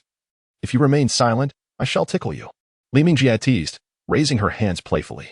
Wang Qian, who dreaded being tickled, shivered at the threat and ceased her laughter. This is not something to be discussed publicly. Mingjie, come closer. I shall whisper it to you. Wang Qian leaned in and whispered a few words into Li Mingjie's ear, who widened her eyes in astonishment. Qian, you little vixen, how could you conceive such wicked thoughts? From this day forth, I must reevaluate my perception of you. However, how could you even think in that direction? Observing the two girls, their ponytails swaying as they giggled, Li Ji chuckled and shook his head. He had no desire to pry into their conversation. Their happiness was sufficient. Why exhaust oneself with incessant inquiries? Thus, he leisurely poured himself a glass of beer, grabbed a toothpick, and began to savor the tender meat of the escargot. The flavorful escargot paired with beer perfectly showcased its spicy essence. Jigu, would you care for some porridge? A now giggling Wang Qian gently served him a bowl. Jigu, try this skewer. Li Mingjie handed him a beef skewer. Why have you both fallen silent? Do share your joy with me. Wang Qian and Li Mingjie exchanged secretive smiles. Jigu, we shall reveal the answer to you later tonight. Seeing his friends so intent on keeping their secret, Li Ji raised the beef skewer in a toast. Very well, let us begin our feast before it cools and loses its flavor. Three individuals immersed themselves in a hearty feast, swiftly depleting the delectable spicy crayfish, followed by the sought-ed apple snails and clams. At present, they were diligently tackling the mantis shrimp, famously known as the peepa shrimp. This palm-sized delicacy, initially encased in a rather tough shell, was transformed into a crispy delight through a coating of breadcrumbs and garlic before frying, making it considerably easier to peel. The succulent shrimp meat, dipped in sauce and devoured, offered immense satisfaction. Wang Qian and Li Mingjie assisted Li Ji in peeling several shrimp, their gentle and graceful demeanor eliciting envy from nearby tables of younger patrons. With succulent morsels to savor, fine libations to indulge in, and charming companions by his side, Li Ji found this meal to be exceptionally gratifying. He harbored no ambitions of ascending to the ranks of the world's wealthiest. He had already amassed a sum substantial in the eyes of ordinary folk. Having attained a sense of freedom in dining and travel, Li Ji felt truly content. His only desire was to relish the world and the present moment. With a contented pat on his backside, he rose, having feasted sufficiently, ready to stroll and aid digestion. Tonight's expenditures exceeded 800, primarily spent on the shrimp and crab porridge, as well as the mantis shrimp. Jigu, that porridge was delightful, Wang Qian remarked after their meal, as she wrapped her arms around Li Ji's left arm, while Li Mingjie claimed his right. Together, they exited the Super Friends Food City, drawing the envious gazes of onlookers as they crossed the road at the traffic lights. Before the arrival of Tongzigu, Li Ji occasionally flouted traffic rules, crossing streets heedlessly. However, now he was more cautious, mindful of the myriad culinary delights, picturesque sights, and enchanting individuals yet to be experienced. He could not afford to let misfortune prevail. The evening's objective was to procure some luxury items for Li Mingjie and Wang Qian. Thus, Li Ji led them directly to the first floor of the ancient exchange, home to numerous flagship stores of prestigious brands. Each brand boasted grand storefronts, exuding an air of opulence. Stepping into the realm of luxury for the first time, Li Mingjie and Wang Qian felt somewhat uneasy.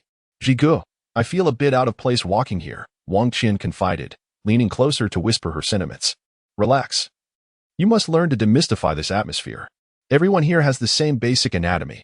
Those working in luxury brands may earn more than some, yet they are simply laborers like the rest of us. Upon hearing Li Ji's words, Li Mingjie chimed in. Jigu, you make a compelling point. I feel invigorated just walking now. Indeed, it doesn't seem as enigmatic anymore, Wang Qian added, sharing her newfound perspective. With that, Li Ji guided the two rejuvenated young women into an LV store. While other brands held their own charm, LV undeniably held greater recognition among the general populace. As the sales associate observed the trio's intimate posture upon entering, despite their ordinary attire, it was evident that a man capable of bringing two companions along must possess some degree of means, be it financially or otherwise. Consequently, the sales associate greeted the three customers with professional warmth. This occasion was dedicated to purchasing items for Li Mingjie and her companion, naturally prioritizing anything but subtlety. The iconic monogram series from LV has long been a favored target for counterfeiters. Each of them selected a spacious monogram handbag, followed by a delicate bucket bag, and ultimately a miniature handbag. With effortless ease, they achieved a target exceeding 100,000. The sales associate was equally delighted, surprised by the man's apparent affluence as he casually selected and paid for items worth over 100,000. As Li Ji proceeded to settle the bill, the two young women remained momentarily stunned, unable to comprehend the situation. While one might meticulously choose produce at the market, Li Ji had directly arranged for them to have bags in 3 sizes: large, medium, and small. It must be said, at that moment, Li Ji appeared quite dashing in their eyes. When it came time to pay, he utilized a cashback card, effortlessly acquiring 900,000. The sales associate hastily retrieved 6 pristine bags from the store's inventory, ensuring they were brand new and undamaged before placing each into a shopping bag. Due to Li Ji's prompt payment, the associate graciously included several samples of perfume and 2 small wallets as gifts, perfectly suited for both Li Mingjie and Wang Qian. As they were warmly bid farewell by the sales associate, the trio exited LV, with Li Mingjie and Wang Qian each carrying several large LV shopping bags and linking arms with Li Ji. With the addition of these bags, their dual embrace of Li Ji appeared far more reasonable. Li Ji then led the two young ladies into Burberry. As a once prestigious British luxury brand now somewhat diminished, Burberry's offerings cannot be deemed top tier, yet their trench coats are quite commendable, considering the impending chill of November. Li Ji intended to purchase 2 sets of autumn and winter attire for Li Mingjie and Wang Qian. The trench coats from Burberry presented an excellent option. With the LV shopping bags paving the way, the welcoming voices of the associates at the entrance seemed notably more genuine. As the adage goes, true sentiments are often fleeting, and only money truly captivates the heart. Ladies, provide each of them with a simple yet elegant trench coat, along with 2 complete outfits to accompany them. Li Ji instructed upon entering the store, allowing the associate to escort the 2 young women to the fitting rooms while he leisurely reclined on a sofa. Li Ji was aware that he lacked the discerning eye necessary to select clothing for Li Mingjie and Wang Qian, although his involvement would undoubtedly bring them joy. However, he recognized that with the sales associate present, they would be motivated to perform well for the sake of their sales. Thus, he entrusted the arrangements to the associate, taking on the role of the purchaser. Indeed, professional matters should be left to those with expertise.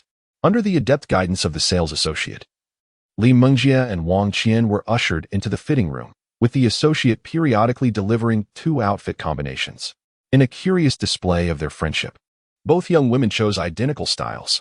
Each time they donned the same attire, they managed to present distinct effects, not due to any other reason than the sheer scale of their presence. In the same garments, Li Mingjie appeared relatively innocent, while Wang Qian exuded an alluring charm. Nevertheless, both remained steadfast in their choice of matching outfits and styles. Ultimately, a sophisticated ensemble consisting of tailored trousers and an elegant long skirt, complemented by an exquisite trench coat, was selected. Given that both Li Mingjie and Wang Qian stand at a height of 165 meters, they effortlessly carry the length of the trench coat. The total expenditure exceeded 100,000, yet Li Ji made the purchase without a moment's hesitation. This transaction promised a remarkable cashback of up to 10-fold. With both hands burdened by an array of shopping bags, the 2 dear friends found themselves unable to grasp Li Ji's arm. Nevertheless, they huddled together in hushed whispers, seemingly devising ways to express their gratitude towards Li Ji. Observing the 2 young women exchanging secretive smiles, an anticipation stirred within Li Ji. What audacity would they display next? Upon checking her account balance, which had swelled to over 6 million, Li Ji felt a sense of contentment in her flourishing life. As she watched the 2 women, who resembled triumphant little thieves, she resolved to surprise them with an unexpected treat the following day. When the trio returned to the car, the trunk was nearly filled with an assortment of shopping bags. Unable to contain her excitement, Li Mingjie clutched one of her new bags with affection, not even waiting to get inside the vehicle. This was her first encounter with luxury goods, and she had indulged in an impressive haul. The realization that the combined cost of the two brands surpassed 100,000, more than her annual salary from her previous internship, brought tears of joy to her eyes as she embraced Li Ji. Witnessing Li Mengjie's exuberance left Wang Qian in a state of bemusement, unsure where to direct her gaze. Luckily, Li Mengjie had opted for a subtle application of lip gloss that day. Otherwise, Li Ji's face would have been quite a sight. Ji Ge. Ji, Li Mengjie exclaimed, unable to suppress her laughter at the pink lip mark on Li Ji's face. Wang Qian, stifling a smile, gently retrieved a wet tissue from her small bag to wipe off the lip gloss from Li Ji's face. Observing Wang Qian's amiable demeanor, Li Ji shot a disapproving glance at Li Mengjie, pondering why she couldn't exhibit similar restraint. Feeling a bit mischievous, are we? Li Ji remarked lightly, her tone soft, yet carrying an undertone that made Li Mengjie's heart skip. Ji Ge, I'm sorry. This is my first time owning so many luxury items, and I'm just so thrilled. Please forgive me. Li Mengjie promptly knelt before Li Ji, pinching her ears in apology. Wang Qian leaned against Li Ji's shoulder, assisting in the cleanup while speaking on Li Mengjie's behalf. Ji Ge, it truly is our first purchase of luxury goods, and Mengjie is simply overjoyed. After a moment of reflection, Li Ji, not genuinely upset, playfully pinched one of Li Mengjie's cheeks. I'll gauge your behavior when we return home. Huh, Ji Ge. You're the best. Just wait and see how I'll treat you. At this declaration, Li Mengjie joyfully sprang up, wrapping her arms around one of Li Ji's. Indeed, upon returning home, Li Mengjie exhibited an extraordinary eagerness, attending to Li Ji with utmost care. The following morning, shortly after 9, the three finally rose to enjoy breakfast together. Today, Li Mengjie and Wang Qian found themselves free from the discomforts of abdominal pain, as Li Ji had entrusted them with the household chores, allowing them to organize their tasks independently. The outcome was favorable. Both Li Mengjie and Wang Qian awoke with a bright complexion. None of them lingered in bed, and after a brief wash-up, the trio set off to a nearby tea restaurant for breakfast. They indulged in shrimp dumplings, congee, crispy chicken feet, and steamed rice cakes, with Li Ji also ordering 2 portions of money bags and a serving of red rice sausage. Amidst their lively chatter, most of the food found its way into Li Ji's belly. However, after tasting the red rice sausage, they requested 2 additional servings, as it was simply too delectable. Following their hearty breakfast, Li Ji ushered them into the car. Are you planning to bless this vehicle? Li Mengjie teased upon noticing Li Ji's silence as he simply turned on the car's music and drove away, uncertain of their destination. She felt a flutter of trepidation mixed with shyness. To their surprise, Li Ji brought them to an office building just over 10 minutes from their residence. After parking and disembarking, he led them directly to the 3rd floor, where a large sign reading New Southern Education hung outside an office. It dawned on them that Li Ji had brought them to enroll in a graduate study preparation course. Ji Ge, you kept this a secret all along. Just waiting to see me make a fool of myself, Li Mengjie playfully pouted while shaking his arm, transitioning from initial shyness to a sense of excitement. Yet, Li Ji remained stoic, seemingly oblivious to her playful banter. The pursuit of graduate studies is no small feat. One need only observe the countless individuals who dedicate themselves tirelessly to the endeavor. Thus, increasing one's chances of success often requires financial investment, having someone pave the way and guide you through the journey. Ultimately, whether one succeeds hinges upon their diligence and perseverance. Wang Qian was also somewhat taken aback. She hadn't anticipated Li Ji's unwavering support for their decision, and she felt a swell of gratitude, silently wrapping her arms around his. The instructor, who was in the midst of explaining the details of the study program to Li Ji, felt a twinge of frustration. Little did he know, many had yet to experience the presence of a girlfriend, only familiar with the gentle and virtuous 5th Mississippi. The graduate training program at New Southern Education primarily adopts a hybrid model of online and offline instruction. They also offer intensive training sessions at the university campus, which are not accessible to everyone due to their high costs and the requirement to stay in dormitories, enduring an intensity that far surpasses that of the college entrance examination. Naturally, Li Ji would not allow Li Mengjie and Wang Qian to reside in communal accommodations. The pressure of preparing for graduate studies is already immense, and lacking a comfortable living environment could prove unbearable for many. Li Ji enrolled Li Mengjie and Wang Qian in a comprehensive worry-free plan, which emphasized online learning supplemented by offline QA sessions. They would attend recorded and live classes from the comfort of their homes, along with weekly in-person problem-solving sessions. After having them sign a learning agreement, Li Ji promptly expended over 100,000 yuan.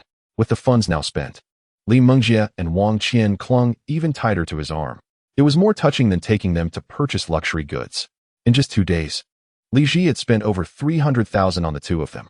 Li Mengjie and Wang Qian both felt that they had little to offer in return to Li Ji. Even their teacher, who was accompanying them, was in awe. Casually spending tens of thousands without a moment's hesitation. No wonder he could manage 2 at once. He had completely extinguished any lingering thoughts of alternatives. Although earning several tens of thousands a month here may seem substantial, such extravagant spending on women is unsustainable. Yet, this man was indeed peculiar. While others typically buy their women handbags and clothes, he surprisingly spent over 100,000 on enrolling them in a graduate program. This was truly extraordinary. Whether the money was well spent was something only Li Ji could ascertain. In any case, he was already deeply invested. The 3 of them returned to the car with the materials and stationery provided by New Southern Education. Holding the materials in her hands, Li Mengjie raised 3 fingers while seated in the back seat. I must excel in my graduate entrance exams to justify Brother Ji's support. I feel the same way. I will study diligently, Wang Qian echoed, also raising 3 fingers. As Li Ji started the car, he playfully teased the 2 of them, with such determination. Are you preparing to isolate yourselves from the world? The previously solemn atmosphere of their oath was instantly shattered by laughter. Li Mengjie leaned her hands on the armrest, exclaiming, "Studying is already so arduous. How can we forsake the joys of life? Indeed, they say preparing for the graduate exams is tough. We need to find reasonable ways to alleviate our stress," Wang Qian chimed in. Li Ji glanced at the leaning Li Mengjie, realizing how fitting it was. The joy of luxury cars had evidently been preordained. He looked at the street, where the autumn sky was clear and invigorating, and since it was still before noon, it was the perfect time for a leisurely drive. He turned the steering wheel, heading directly toward the scenic promenade by the river. After drifting by the riverside for a few hours, with the picturesque view and a comfortable armrest, the 3 of them felt quite hungry. If it weren't for 2 fishermen parking nearby to cast their lines, they could have enjoyed this serene spot in solitude. Their lunch would inevitably be delayed. Watching the 2 unfazed fishermen stroll past the Cayenne, it was clear they were seasoned anglers, having seen it all and unperturbed by anything. Wang Qian tensed up momentarily but then remained still. Li Ji calmly settled into the driver's seat to leave the area, noticing the time was nearly 2 p.m. They needed to find a place to satisfy their appetites. Li Ji remembered a highly recommended restaurant he had discovered a couple of days ago while exploring Huachengui. Known for its exquisite water cuisine, touted as the crown jewel among upscale dining establishments, they hadn't had the chance to indulge in water cuisine the previous evening. So today seemed the perfect opportunity to sample it. The restaurant was conveniently located near the riverside, just a 20-minute drive away. Its name was charming Shuixiang Family Banquet, boasting an overall decor that exuded a distinctive new Dragon Kingdom ambience. Welcomed warmly by the attentive staff, the 3 of them stepped inside. The environment was bright and clean, with tables and chairs arranged in an appealing manner, creating a delightful atmosphere. Li Ji, accompanied by Li Mengjie and Wang Qian, secured a table by the window, offering a splendid view of the flowing river. Famished, he encouraged the 2 to peruse the menu for their desired dishes while he swiftly made selections, opting for a pot of spicy intestines, fish head with chopped chili, stir-fried beef, chili stir-fried pork, and the restaurant's signature blood duck, observing that he had already ordered several substantial dishes. Li Mengjie and Wang Qian added a lotus root soup and a serving of sautéed seasonal vegetables. The trio heated their bowls and chopsticks with hot tea, eagerly awaiting their feast. Fortunately, they had arrived after the peak dining hour. Had they delayed any longer, the chefs would have retired for the evening. The kitchen staff prepared their table's offerings with remarkable speed, and soon, a series of dishes appeared before them. Li Ji promptly requested a pot of rice, serving bowls for both Li Mengjie and Wang Qian while filling his own generously. Gazing at the array of dishes, their presentation was exquisite, embodying the essence of flavor, aroma, and color. Li Ji's chopsticks eagerly reached for the spicy intestines, adorned with vibrant red chilies, white garlic, and a sprig of fresh cilantro, the glistening intestines looking particularly enticing. He picked up a mouthful, combining it with rice, and savored the rich flavors that burst upon his palate. The spicy intestines were exceptional, flavorful, and chewy, providing immense satisfaction to his taste buds. The server had previously mentioned that they only used the prime part of the intestines, which indeed made a noticeable difference in both appearance and taste. Next, Li Ji's chopsticks ventured towards the chili stir-fried pork. where green chilies and generous slices of pork were enveloped in an alluring sheen of oil. He again savored the mixture of rice and meat, the flavor living up to the reputation of being a perfect accompaniment to rice. After a few bites, feeling somewhat satiated, he slowed his pace. Meanwhile, Li Mengjie and Wang Qian were equally engrossed in their meals, their small mouths smeared with oil.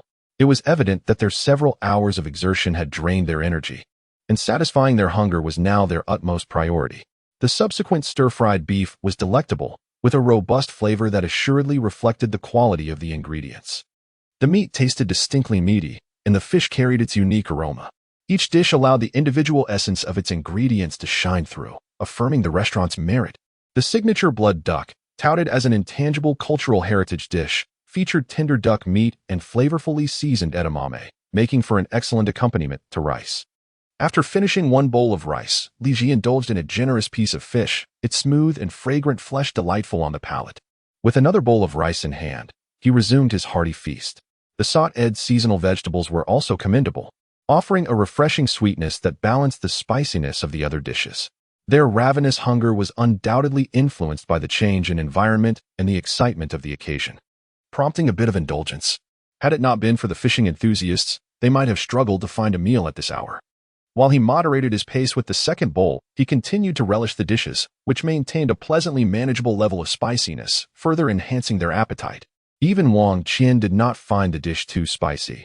Her petite mouth was merely tinged with a tempting red from the heat, as she eagerly devoured mouthfuls of food. The three of them feasted heartily, consuming nearly half a bucket of rice, with Li Ji alone devouring 4 bowls. Wang Qian and Li Mengjie also polished off 2 bowls each. Following their indulgent meal, they each poured a bowl of lotus root soup to savor slowly. Even after a satisfying meal, the rich lotus root soup remained delightful. The lotus roots from the Great Lake, combined with plump peanuts and simmered with pork bones, created a warm and comforting broth that enveloped the stomach. I have never been so eager to eat. The feeling of fullness is simply divine, Wang Qian remarked contentedly after finishing a spoonful of soup. Yes, I feel truly alive now that I am full, Li Mengjie nodded in agreement, pouting slightly. Starting tomorrow, I must bury myself in study. How could I even contemplate the graduate entrance exam? Art baffles me. Haha, Mengjie, it's too late. Brother Xi has already signed us up. Even if we are like ducks, we must take to the stage. Oh dear, Brother Xi has cut off our escape route. Our future days will be filled with study, and relentless learning. Well, amidst our studies, we can also keep Brother Xi warm at night, Wang Qian said, holding her soup bowl, her eyes sparkling with affection. Your studies are the priority. Only after passing the exam will you have ample time to enjoy life. Li Ji affectionately teased as he playfully pinched Wang Qian's nose. Once you start studying tomorrow, I will head back to Lingang City. It's been over a week since I last went home, and I suspect it has gathered quite a bit of dust. Ah, Brother Xi, you are going back to Lingang City? Upon hearing this, both Li Mengjie and Wang Qian felt a deep sense of reluctance. Please don't be so sentimental. It's only a 2-hour drive, and many people take longer to commute to work. Besides, I'm not leaving for good. I'll come around to see you whenever I can. With Li Ji's reassurance, Li Mengjie and Wang Qian felt somewhat relieved, realizing that the distance wasn't too far after all. After their meal and a brief rest, Li Ji drove Li Mengjie and Wang Qian to a bookstore to purchase relevant study materials. Although they had been promised textbooks when enrolling at New Southern Education, it was wise to buy some additional resources. Watching Li Mengjie and Wang Qian selecting various study aids in the bookstore, Li Ji silently praised himself. Thankfully, he hadn't impulsively decided to pursue the graduate entrance exam. With his brother as support, there was no need to endure the hardships of preparation. He only needed to ponder whether to indulge in sweet or savory treats. As for why he was so eager to encourage Li Mengjie and Wang Qian to take the exam, it was because this would leave them with less time to dwell on him, allowing him more freedom to seek new amusements. For instance, he could visit Li Yi and Dong Mingxue at Huaqing Foreign Language and International Trade University tomorrow.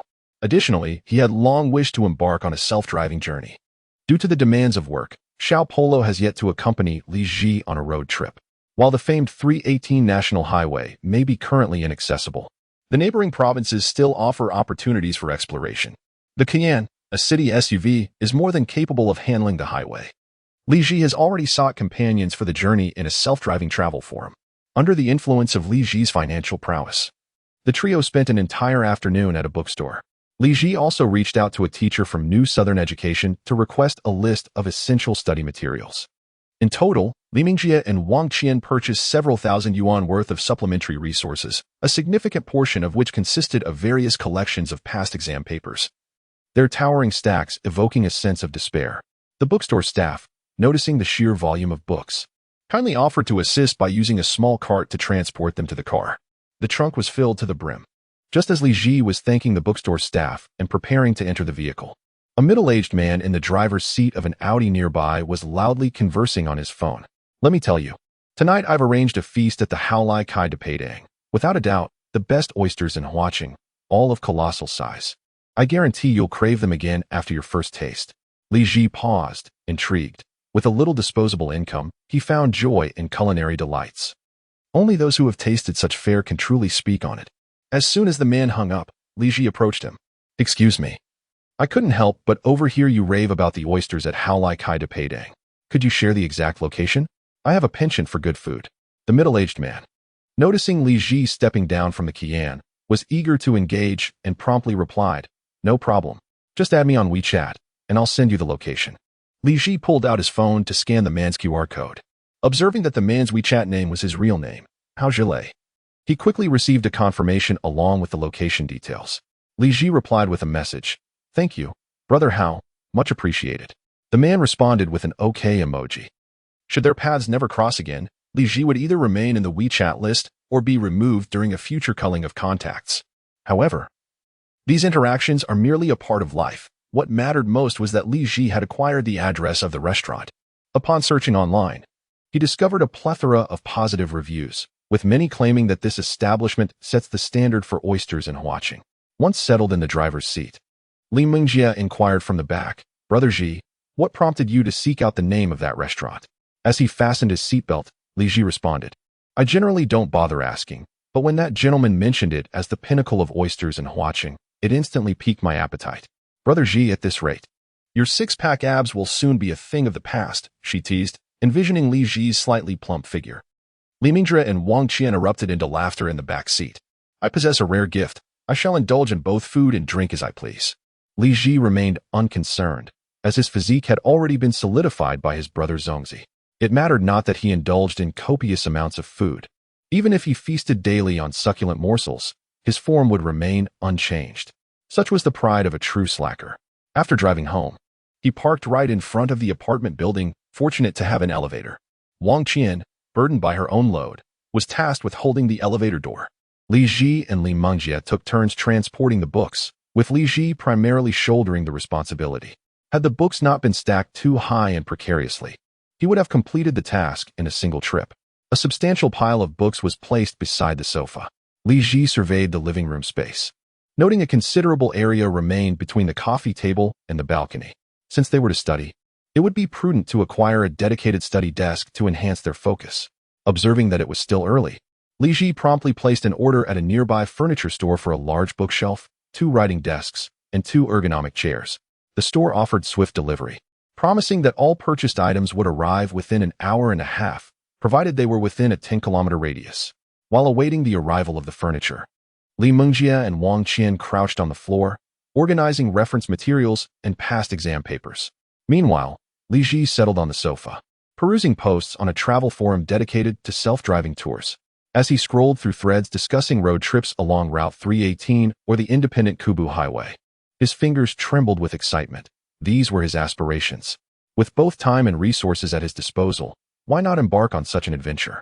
Being an enthusiast for gear, Li Ji felt that the Qian was merely an urban SUV, lacking a certain essence that would embody the true spirit of off-road freedom. Thus, he resolved to wait a few more days. With Thursday upon them, only 3 days remained until the weekly assessment. He anticipated the rewards that might be offered. Should they prove unsatisfactory, he would not hesitate to purchase a vehicle, so long as it resonated with his desires. Li Ji scoured the forum for posts originating from Huaqing or Lingang City, intending to explore nearby provinces and acclimatize to the rhythm of self-driving travel. The threads varied widely, featuring those seeking fellow drivers to share rides, individuals searching for vehicles, and even those looking for travel companions, offering compensation in return. After perusing several posts, Li Ji stumbled upon a few that sought companions for a journey from Huaqing to Lidao, though most were requests for individuals to share travel expenses. After reading numerous entries, he finally came across a message indicating that 2 cars were already planning to head to Lidao and were seeking a third vehicle to form a small convoy for mutual support. The post emphasized that all participants had ample time and wished to avoid a burdensome drive, seeking a companion who was not in a hurry, allowing for leisurely stops at interesting cities or attractions along the way. This laid-back approach to self-driving travel resonated deeply with Li Ji. Recognizing the appeal of this arrangement, he noted the green bubble contact information provided, which requested the vehicle model and city. He promptly added the contact, sharing his details, Porsche Cayenne 3.0T from Huaqing. Within moments, the other party accepted his request and soon sent him a message. Good afternoon. Would it be convenient to have a voice chat? Li Ji glanced at Li Mengjie and Wang Qian, who were still organizing their teaching materials, and without any intention of avoiding them, he directly initiated a voice call. Upon connection, a young man's voice resonated from the other end. Hello, is this the guy from Qian? Yes. When do you plan to depart? The other party inquired in detail about Li Ji's location, whether there were any time constraints for the journey, if he would be bringing anyone along, and if he could accommodate an additional passenger in his vehicle. It was made clear that all expenses incurred during the trip would be self-managed. Simply seeking companionship for the journey. Li Ji answered all these questions one by one. As for the matter of sharing a ride, he did not decline, merely stating that he could consider it if he were not bringing anyone along. However, tomorrow, Li Mengjie and Wang Qian would commence their classes.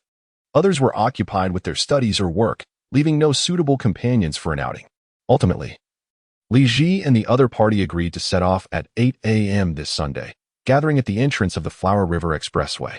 Just as Li Ji hung up the phone, Li Mengjie and Wang Qian, who had been eavesdropping attentively, bounded over to his side. Ji Ge, are you going for a drive? Yes, I haven't driven out of the province yet. I'm planning to take a self-driving tour.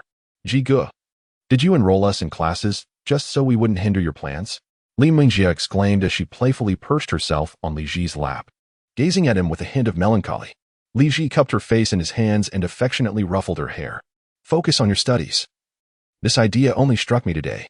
Let me familiarize myself with the surroundings first, and then I can take you out for fun. So, you must study hard. Only by excelling can you have more opportunities for outings. Li Ji spoke earnestly, adopting a paternal tone. What could Li Mengjie say in response? She could only choose to understand. As Li Mengjie pouted, Li Ji offered a somewhat reasonable explanation. With a hint of reluctance, she dismounted and continued organizing the textbooks with Wang Qian, harboring a sense of unexpressed grievance. Stealing a glance at Li Ji, who was leisurely seated on the sofa engrossed in his phone, a plan for revenge began to take shape in her mind. Wang Qian, however, was obedient. Apart from a brief rebellious episode at a bar in Gue City, she had not contested anything since. After the two friends had finished organizing a substantial pile of books, the delivery workers arrived. Li Ji communicated the floor and room number to the workers, and soon there was a knock at the door. Li Mengjie looked towards the door in surprise. Mengjie, go open the door. It should be the furniture we ordered. Huh. Ji Ge, when did you buy furniture? Although Li Mengjie was puzzled, she obediently went to open the door. Several workers entered, carrying a ready-made bookshelf and several solid wood panels, all wearing clean shoe covers. The level of service in Longhua has evolved to an impressively meticulous degree, certainly deserving a thumbs up. Boss, where should we place these items? 5 workers stood in the living room, carrying items and observing Li Ji. He set down his phone and instructed them to place the bookshelf beside the sofa against the wall. He directed them to assemble 2 solid wood desks in the space between the coffee table and the balcony. 2 sets of ergonomic chairs with headrests were also unpacked and assembled next to the desks. The desks Li Ji purchased came equipped with eye-protecting lamps. The workers skillfully arranged everything and tidied up the clutter. They presented a list for Li Ji to sign. After signing, he handed 200 yuan in cash to the lead worker. Thank you, gentlemen. Please use this to buy yourselves a bottle of water. Li Ji could distinctly perceive the sudden glimmer of surprise in the worker's eyes, a joy born of unexpected rewards. Thank you, boss. Thank you, boss.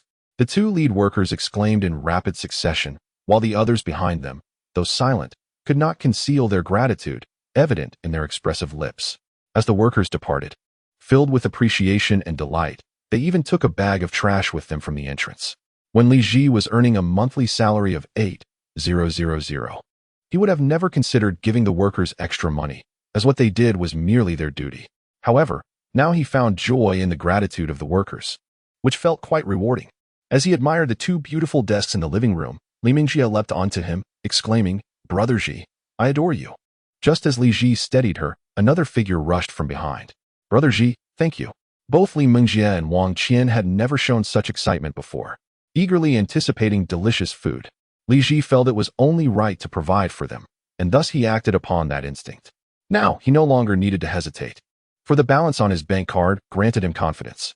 To Li Mingjie and Wang Qian, this was a manifestation of Li Ji's care for them, his willingness to thoughtfully consider their needs. After expressing their heartfelt thanks to Li Ji, the two girls organized the previously arranged materials into the bookshelf. After this flurry of activity, it was nearly 8 p.m., and their satisfied stomachs began to protest again. Li Ji led his two friends to the food spot they had discovered today, the Oyster Delight Diner. From a distance, the shining sign was visible, boasting pressure-cooked oysters and grilled giant oysters. The interior was already bustling with patrons. After waiting nearly 10 minutes, they finally secured a parking spot and hurried into the lively Oyster Delight Diner. This was peak time for the diner, yet fortunately, the three of them were quickly seated at a small table. The cover of the menu featured their signature pressure-cooked oysters and grilled giant oysters, clearly indicating years of dedication to oyster cuisine. The oysters were offered in a variety of preparations. The grilled giant oysters were categorized into super spicy, mildly spicy, and non-spicy, with the non-spicy options including cheese and garlic. Li Ji cast a glance at the incredibly spicy charcoal grilled oysters, which are said to feature the renowned yellow lantern chili from the island province. He was all too familiar with this fiery condiment, having made it an essential companion to his meals ever since he arrived in the Flower City for his studies. The intense heat of these chilies, surpassing even that of the bird's eye chili, led him to abandon the extra spicy options in favor of the fragrant and mildly spicy variety. However, seeing it incorporated into grilled oysters ignited a spark of anticipation within him. In such circumstances, what else could one do but place an order?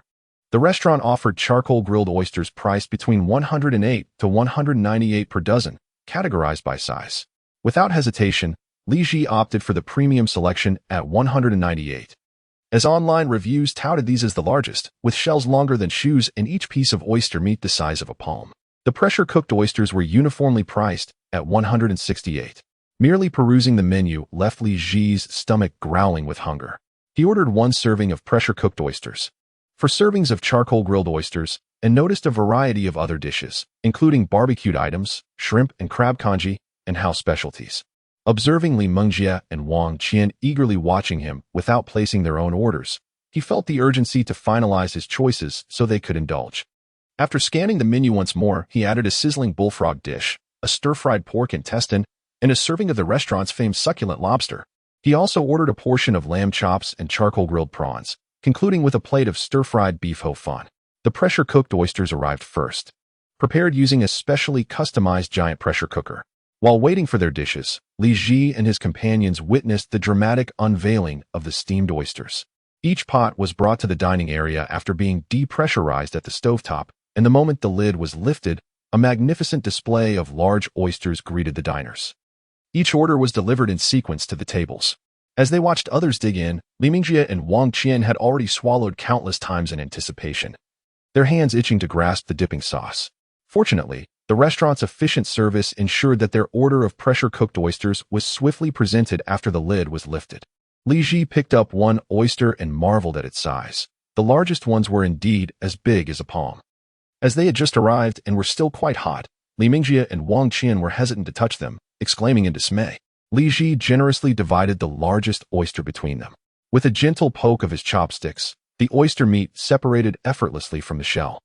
He dipped the succulent morsel into the sauce, allowed it to cool slightly, and then popped it into his mouth, savoring the delightful burst of freshness and smoothness. The chef's expertise in cooking the oysters was evident, living up to the restaurant's reputation and acclaim, as they were neither overcooked nor tough like those often found elsewhere. Li Mingjie and Wang Qian, with their petite mouths, could not manage to fit an entire oyster like Li Ji could. However, even a half oyster filled their small mouths to the brim. With that first bite, their eyes sparkled with delight. Delicious, Brother Ji. We must return here next time. Wang Qian, who seldom made requests, was the first to express a desire to return to this establishment. Absolutely, we shall come again, Li Ji readily agreed. This treasure of a restaurant would remain a staple on their menu. Contemplating the coastal flavors of Luda Island, Li Ji pondered the unique seafood experiences that awaited him, which filled him with anticipation. To his surprise, even affluent patrons indulged in budget-friendly dining. The subsequent charcoal-grilled oysters, be it the cheesy or garlic variety, were extraordinarily delectable. The yellow lantern pepper garlic oyster left Li Ji and Li Mingjie utterly astonished. The aromatic spiciness combined with a velvety texture justified its claim as a signature flavor of Flower City. Yet, the heat was too much for Wang Qian. After just a tiny taste, she guzzled down lemon tea, leaving the remainder for Li Ji. Meanwhile, Li Mingjie reveled in the experience, as the spicy flavor perfectly aligned with her craving for heat. Having sampled the intensely spicy oysters, the mildly spicy garlic oysters were a delightful treat for Wang Qian. A rich, creamy cheese oyster served to balance the spice. Aside from the oysters, the other accompaniments were commendable, especially the plump, succulent prawns. The iron plate bullfrog and lamb chops were satisfactory, albeit standard fare, given that the establishment primarily focused on oysters. After the meal, both the palate and stomach were thoroughly satisfied. Upon returning to their apartment, Li Mingjie and Wang Qian meticulously cleaned the writing desk and organized their study materials. With the rigorous preparation for their postgraduate entrance examinations commencing the following day, they felt a mix of anxiety and excitement. Li Ji had enrolled them in an expensive comprehensive tutoring program, providing them with advantages over those who relied solely on self-study. Initially intended as a temporary escape from the workforce, this endeavor now felt like a necessity, given the high cost of the training. To ensure a conducive study environment, the trio spent the night cleaning, scrubbing every corner of the room until it sparkled. After only a couple of hours of sleep, Li Ji bid a reluctant farewell to Li Mingjie and Wang Qian and drove away from the apartment. Part of the examination preparation army, they would begin their live online classes in the morning, prompting Li Ji to leave early to avoid disrupting their study process. He wondered if they would have the energy. Considering their lack of sleep, Li Ji returned to his own home for a midday nap before heading to Flower City Foreign Language and Trade University. On this Friday, Li Yi and Dong Mingxue had no afternoon classes, and their messages to Li Ji were quite clear. He parked near the school entrance, awaiting their arrival. As Li Yi and Dong Mingxue emerged from the school, they were unexpectedly accompanied by Zhang Lingli. Observing the resigned expressions on Li Yi and Dong Mingxue's faces, it was evident that Zhang Lingli had chosen to follow them of her own accord. Hello, Zhiga, good afternoon. I've come along to snag a lunch. Zhang Lingli greeted Li Ji as the trio approached the car. Let us get in, Li Ji nodded, choosing not to make a fuss about the situation. After all, it was no trouble for him to allow his friend's roommate to join them for a meal. Even before he had acquired the system, he had never been stingy in such matters. Upon seeing the car driven by Li Ji, Zhang Lingli became even more convinced that he was indeed the affluent individual she had imagined. Yang Chuan had already become just another fish in her pond. This man, due to his association with Li Ji, was someone she could still keep in touch with. Li Yi and Dong Mingxue effortlessly opened the backseat doors and settled in, with Zhang Lingli hastily following suit. Neither Li Yi nor Dong Mingxue chose to sit in the front passenger seat, and Zhang Lingli, being merely a freeloader, dared not do so either. They selected a nearby restaurant, a budget-friendly Western eatery reputedly favored by students from the Foreign Trade University, based on Dong Mingxue's suggestion. She had heard a classmate rave about its reasonable prices and delightful flavors. As fortune would have it, with Li Ji driving, they could accompany him to sample the fare. Zhang Lingli felt somewhat taken aback. She had anticipated that Li Ji would take them to some upscale Michelin-starred establishment, hence her audacity to tag along. Instead, they ended up at an economical Western restaurant. The place, named Corsica, indeed offered delectable dishes, yet Zhang Lingli had dined there several times before, and the prices were hardly extravagant. She thought Dong Mingxue was being excessively frugal, significantly diminishing the experience. Zhang Lingli resolved to impart some wisdom to Dong Mingxue upon returning to the dormitory. One cannot perpetually think of men as a devoted and dutiful wife might. Li Yi, on the other hand, was quite pleased. She had been present when a classmate mentioned the restaurant, and after hearing the description, she had grown curious. Thus, when Dong Mingxue suggested dining there, she wholeheartedly supported the idea. The restaurant was conveniently close to their school, making it a shorter walk than driving, which would require more detours. The four of them secured a table suited for four. After a moment's hesitation, Li Yi chose to sit next to Li Ji, while Dong Mingxue and Zhang Lingli sat opposite them. The ambience of the restaurant was pleasant, and the flavors of the dishes were commendable. The signature roasted chicken, chicken wings, and seafood pasta received unanimous praise. However, Li Ji found the pasta a bit too firm and not particularly enjoyable, believing that the black truffle beef fried rice had a superior texture. The other dishes were of an average standard, yet given the menu prices, they were worth the expense. Nevertheless, Li Ji did not dine with enthusiasm due to the presence of Zhang Lingli, who felt like a third wheel. "Hey, Lingli, do you have any plans for the afternoon? I could drop you off on my way," Li Ji casually inquired after their meal and a brief respite. As soon as his words left his lips, Zhang Lingli realized her presence was somewhat intrusive. Observing Li Ji's demeanor, it seemed that his chances were rather slim. "Oh, no worries, Brother Ji. I'll return to school by myself shortly. I've been feeling a bit fatigued lately and could use a nap." Witnessing Zhang Lingli's self-awareness, Li Ji smiled with satisfaction. "All right, upon your return, let Yi and Xiao Shui treat you to some delicacies." Having exchanged pleasantries, Zhang Lingli reluctantly rose to her feet. "Thank you for the lunch, Brother Ji. I shall head back to school now. Have fun with Yi and Meng Shui." Li Ji perceived that Zhang Lingli, the little tea enthusiast, was maintaining a stable demeanor, displaying a hint of perceptiveness. He believed she would refrain from following Yi and Dong Mengshui next time. Once Zhang Lingli departed from the dining area, both Yi and Dong Mengshui visibly exhaled in relief. They felt constrained in their interactions with Li Ji in her presence. Now that Zhang Lingli was gone, they felt considerably more at ease. Yi took the opportunity to wrap her arm around Li Ji's. "Brother Ji always carries such a pleasant scent. I felt a bit shy to be near you with Lingli around."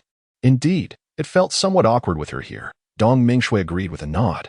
"How has your physical training been for the upcoming graduate entrance exams?" Li Ji inquired, reaching out to gently caress Yi's cheek. Both Yi and Dong Mengshui glanced around nervously, only to discover that everyone else was preoccupied with their meals and conversations, providing them with a brief respite from the intense study challenges ahead. Leaning closer, Yi whispered into Li Ji's ear, her own ears flushing with warmth. Li Ji's eyes brightened. "Do you have any places in mind you wish to visit this afternoon?" "Anywhere with Brother Ji is delightful," Dong Mengshui responded, exuding a gentle demeanor. Meanwhile, Yi, nestled against Li Ji's arm, resembled a kitten intoxicated by catnip, her face buried in his embrace. "Let us first admire the riverscape, then ascend the Flower City Tower to take in the entire city. I've heard there are 2 thrilling amusement rides up there. It sounds quite enjoyable. We can dine atop the Flower City Tower this evening." Noticing the obedient and agreeable expressions on Yi and Dong Mengshui's faces, Li Ji promptly made the necessary arrangements. As they cruised along the riverside road, the scenic pathway had become a favored leisure spot for the citizens of Flower City. After driving several kilometers, Li Ji found himself unable to locate a tranquil spot. After much searching, he ended up parking the car in the same location as yesterday. This truly was a hidden gem, boasting beautiful scenery and serenity. Notably, today there were no anglers in sight. History has an uncanny tendency to repeat itself. Li Ji reaffirmed the sturdiness of the armrest in the glove compartment, a feature that had become his favorite aspect of the vehicle. For the first time, Yi and Dong Mengshui experienced the sensation of watching the endless river flow by from the comfort of the car. The trio lingered by the riverside until nightfall before gathering their belongings to head towards the Flower City Tower. The distance from the riverside to the Huaqing Tower is not particularly far. In fact, one can spot the side of the tower from the riverbank. The parking lot beneath Huaqing Tower is nearly full, compelling Li Ji to leave his vehicle in a slightly more distant area. The 3 of them strolled hand in hand to the base of the tower. As one of the most renowned landmarks of Huaqing, the tower has, in another sense, become a symbol of the city. Since Li Ji had made an advance reservation at the 105th floor French rotating restaurant, they could proceed directly from the dining establishment to the observation deck above. After gazing at the river for the entire afternoon, Li Yi and Dong Mingxue found themselves too fatigued to visit the high-altitude amusement park, with their legs already feeling weak and slightly trembling. The thought of standing over 100 meters high was daunting. They would likely have to crawl around the amusement park. Beneath Huaqing Tower, there is a dedicated elevator leading directly to the restaurant, which swiftly takes them to the entrance of the French dining venue. Upon providing the reserved telephone number at the front desk, a server escorted them to the passageway leading to the top floor. Given the restaurant's advantageous internal viewing conditions, Many diners come here with the intention of accessing the observation deck. Wow, Brother Ji, there are so many people here, exclaimed Li Yi, her surprise evident as they stepped onto the observation deck. Indeed, it's quite crowded, and one must queue for the best spots, Dong Mingxue remarked, also taken aback by the throng. As it was Friday, with the weekend approaching, numerous individuals seized this opportunity to admire the nightscape of Huaqing, resulting in a bustling atmosphere reminiscent of an open-air plaza at great heights. This was Li Ji's first visit to the observation deck. During his college years, he could scarcely afford to spend over 100 yuan on a ticket to witness the so-called cityscape. Now, he could casually visit such a place, fully aware of what had transformed his circumstances. Observing Li Yi and Dong Mingxue joyfully taking in the panoramic views of Huaqing, Li Ji felt a newfound understanding dawning upon him. The sight of accumulating wealth brings joy, yet spending that money can also yield happiness. In fact, spending money to bring joy to others can be quite fulfilling. Money is merely a resource, one that can be exchanged for various conveniences and benefits. Thus, when one possesses significantly more wealth than the average person, the experience of joy or sorrow hinges entirely on one's inner disposition. With this realization, Li Ji allowed himself to fully immerse in the joy of overlooking the entirety of Huaqing alongside Li Yi and Dong Mingxue at an altitude of over 400 meters. Witnessing the city illuminated in vibrant lights, with the towering buildings nearby and distant twinkling lights, it felt as though the entire world lay beneath their feet. The experience of elevating one's perspective became a tangible reality. The trio captured numerous photographs and group shots on the observation deck, preserving their delightful memories.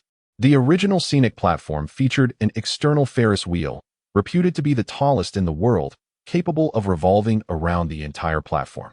Li Ji initially intended to take Li Yi and Dong Mingxue for a ride to savor the thrill of being suspended high above.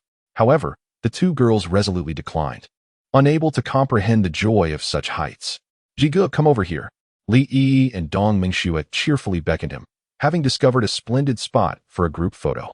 With the towering buildings of the Great River District as their backdrop, these skyscrapers, illuminated by the night, exuded a futuristic ambience. After meandering around the scenic platform, Li Ji jestingly remarked to the girls, "We are taking a stroll at over 400 meters in the air." They unanimously agreed. For were they not indeed strolling in the sky? They wandered along the edge of the platform, seeking picturesque angles for photographs. When the crowd became too dense, they moved forward slightly, finding space to capture the night view, reveling in a pure walking experience. The trio spent about half an hour on the platform, and as the novelty wore off, they followed Li Ji back to the restaurant. This French eatery, once deemed worthy of recommendation by numerous global culinary magazines, had become a must-visit destination. Li Ji ordered M6 Australian Wagyu, king crab legs, jade snails, burgundy baked snails, Guillardeau oysters, French lobster bisque, and the restaurant's renowned pan-seared foie gras. Li Yi and Dong Mingxue opted for chocolate cake as their dessert. As they settled into their seats, the entire restaurant seemed to vibrate slightly, and after a while, they realized the view outside was changing. This, indeed, was the greatest allure of the rotating French restaurant. With silver cutlery in hand, gazing at the ever-evolving scenery outside, the flavors of the dishes might fade from memory, yet the vistas would remain indelible. The pre-meal bread was delectably baked, prompting Li Ji to forego the cutlery and directly indulge. Noticing Li Yi and Dong Mingxue's awkwardness with their utensils, he waved to summon 3 pairs of chopsticks. In the realm of the Dragon Kingdom, no food is unfit for chopsticks. Sure enough, once they switched to chopsticks, Li Yi and Dong Mingxue found dining much more convenient. The M6 Australian Wagyu ribeye steak was palatable, yet the portion was rather scant. Not only Li Ji, but even Li Yi and Dong Mingxue found it insufficient. Thus, Li Ji flagged down a waiter to order additional servings for each. The rich foie gras indeed tasted better after being seared, complemented by the traditional French lobster bisque, which was quite delightful. The flavor of the snails surprised Li Ji. Enveloped in a generous layer of green garlic butter, they were particularly savory. Dining while absorbing the rotating scenery was a novel experience for both Li Yi and Dong Mingxue. For these junior college students, a dazzling world began to unfold before them, reminiscent of their first visit to a bar. Things they had only heard about, yet never truly experienced, were now vividly coming to life. Although their time together was brief, an unspoken dependency on Li Ji had quietly developed among them. It was this man who introduced them to the essence of the adult world. marking their most fortunate encounter since visiting the bar. As the three of them savored their dinner, accompanied by the shifting scenery outside, Li Yi and Dong Ming-shui had already prepared for an overnight stay, each carrying a small bag with a change of clothes. Initially, they presumed Li Ji would take them to a hotel elsewhere, but to their surprise, he opted for the Four Seasons Hotel on the 103rd floor of the Flower City Tower. Here, he had reserved a presidential suite priced at 50,000 per night. This was Li Ji's first genuine experience in a presidential suite, reputed to be one of the must-stay hotels in Flower City. The presidential suite, located on the 97th floor, spans over 250 square meters and boasts a comprehensive array of functional areas, from the master bedroom, study, and reception room to the dining area. Each space offers a stunning 120-degree view. Once the suite's butler departed, Li Ji resolved to thoroughly acquaint the two charming young ladies with the purpose of each functional area. Reuniting with Li Ji, Li Yi and Dong Ming-shui exhibited remarkable adaptability. They joyfully explored the entirety of the presidential suite, spending the most time in the living room, which offered a breathtaking 270-degree view of the river. Hesitantly, they approached the enormous floor-to-ceiling glass window, and after tentatively pushing against it and discovering its sturdiness, they cast aside their fears to admire the splendid urban landscape and the flowing river. Even the following morning, they made a point to compare the nighttime scenery with that of the day, marveling at the differences. As two young women yet to enter society, experiencing such a lavish lifestyle, which far surpassed that of the average person, Li Yi and Dong Ming-shui animatedly discussed the merits of the 50,000 per night presidential suite in Li Ji's presence. Consequently, the three of them slept soundly until midday. Li Ji noticed that his life was becoming increasingly laid back. Rising at 5 or 6 in the morning was no longer uncommon, and it had become routine to sleep until midday during leisure time. This led to lunch being served in the suite. The Dragon Country restaurant at the Four Seasons is a Michelin-starred establishment specializing in Greater Bay cuisine. The dishes delivered were exquisitely presented and visually captivating, including 9 shrimp dumplings, aged black vinegar char siu, ginger braised pigeon, steamed turtle pot, pepper-baked grouper, scallop corn soup, grouper rolls, wasabi shrimp balls, and layered chestnut pastries, filling the presidential suite's dining table to the brim. As a consummate representation of Greater Bay cuisine, these dishes were not only visually appealing but also delightful in taste. What left a profound impression on Li Ji was the steamed turtle pot, not solely due to its nourishing qualities and exquisite flavor, but more importantly, because the entire cooking process involved no added water, relying entirely on steam and the natural moisture of the ingredients. As young women from the Greater Bay Area, Li Yi and Dong Ming-shui were particularly enamored with the shrimp dumplings, which were a visual delight. Each small steamer was filled with 3 vibrant, lively koi, their plump bodies boasting a translucent red and white sheen that made it almost unbearable to eat them. Li Yi exclaimed, "Wow, they are so adorable. I truly can't bear to eat them." Yet, she indulged in them one after another, delighting in the flavors. Dong Ming-shui, on the other hand, was particularly intrigued by the grouper rolls, which were sliced to resemble tofu rolls. The steamed fish rolls retained their tender and smooth texture without falling apart. Li Yi and Dong Ming-shui joyfully savored this feast, and of course, before dining, they did not forget to let their phones enjoy a meal first, as the dishes were simply too beautiful and exquisite. After finishing their meal, when it was time to post on social media, Li Yi and Dong Ming-shui exchanged glances and silently decided to block Zhang Lingli and some classmates from seeing their posts. If Zhang Lingli were to discover that Li Ji had treated them to such lavish and visually stunning dishes, she would undoubtedly be consumed by jealousy. Their camaraderie had transcended the typical dynamic of dormitory friendships, and in order to avoid giving Li Ji a negative impression, they behaved obediently and charmingly. Later that afternoon, Li Ji took them shopping in a mall, purchasing each of them a set of La Mer skincare products, along with a makeup set from the same brand, leaving the two girls overjoyed and almost lost for direction. At this stage of their university lives, being gifted a bottle of Lancme's famous toner was already a source of great happiness, and now Li Ji had elevated them to the realm of La Mer, igniting their modest vanity. Their innocence remained intact, as their material desires had not yet reached insatiable levels. After buying them cosmetics, Li Ji led them to a high-end supermarket to buy fruits, where the prices left Li Yi and Dong Ming-shui wide-eyed.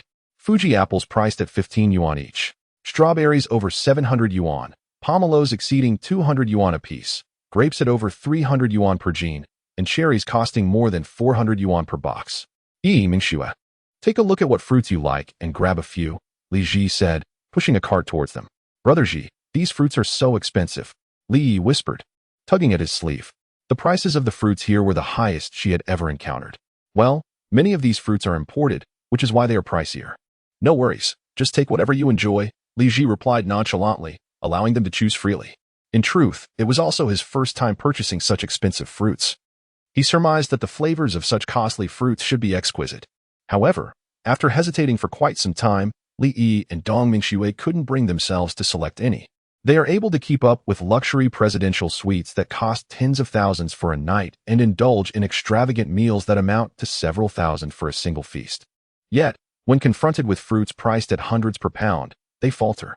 Aware of the girl's fondness for strawberries, he placed 2 boxes into the shopping cart, mindful not to take too many to avoid spoilage. He also added 2 boxes of cherries. Upon noticing apples priced at 99 for a pack of 4, accompanied by a recommendation that they can be eaten with the skin on, a fond memory stirred within Li Ji of the apples he had relished in his childhood, ones that could be devoured whole. However, as he matured, peeling apples became a necessity. He took 4 packs, planning to keep 2 in the car for himself. Next, he grabbed 8 navel oranges, priced at 39.9 for 2, estimating each to weigh over a pound. This was to infuse a hint of fruity aroma in the car and for snacking during the journey. As he prepared for a self-driving adventure to Luda, he aimed to stock up on fruits and snacks. As one can never predict the circumstances that may arise on the road, and having provisions is a prudent choice. Much like his anxiety over battery life, Li Ji felt compelled to prepare thoroughly to feel secure. On his inaugural road trip to embark on a liberating journey, he hoped to afford himself as many safeguards as possible. Additionally, he intended to prepare a stash of snacks for the 2 young women in their dormitory, as snacks are an indispensable part of a girl's residence. With his shopping cart already brimming with fruits, he had Li Yi and Dong Mingxue each push a cart of their own. Given that Li Ji's Qian was currently empty, maintaining hydration during the journey was crucial. Thus, accompanied by Li Yi and Dong Mingxue, they headed to the beverage section to load a case of Red Bull and another of Yibao. Other bottled waters always seemed to have a taste he didn't favor, so he preferred this pure water for a more pleasant experience. They then wandered into the food section. In warmer conditions, chocolate tends to melt, so he didn't even glance at it. Instead, he chose organic prairie beef jerky and cheese, piling them high, alongside several boxes of cookies. Turning around, he noticed the nut section right beside them, prompting him to grab 5 cans of cashews and 3 cans of pistachios. Observing that Li Yi and Dong Mingxue were equally enchanted by the nuts, he quickly realized that these 2 young women also enjoyed them. Those snacks were intended for the car, while these would be for them to take back to their dormitory. Thus, he added another 5 cans of cashews and 5 cans of pistachios. The macadamia nuts looked adorably round, so he added 10 bags to the haul. He also collected an assortment of other nuts, including almonds and pine nuts. Finally, he led Li Yi and Dong Mingxue to the baking section. The artisanal breads and baguettes appeared delightful, prompting Li Ji to select several bags, cautious not to overindulge and risk wasting them. He supplemented his cart with a few bags of whole grain bread. With such a casual collection of items, their 3 shopping carts were nearly overflowing. At the checkout, he scanned the total, which amounted to over 6,000.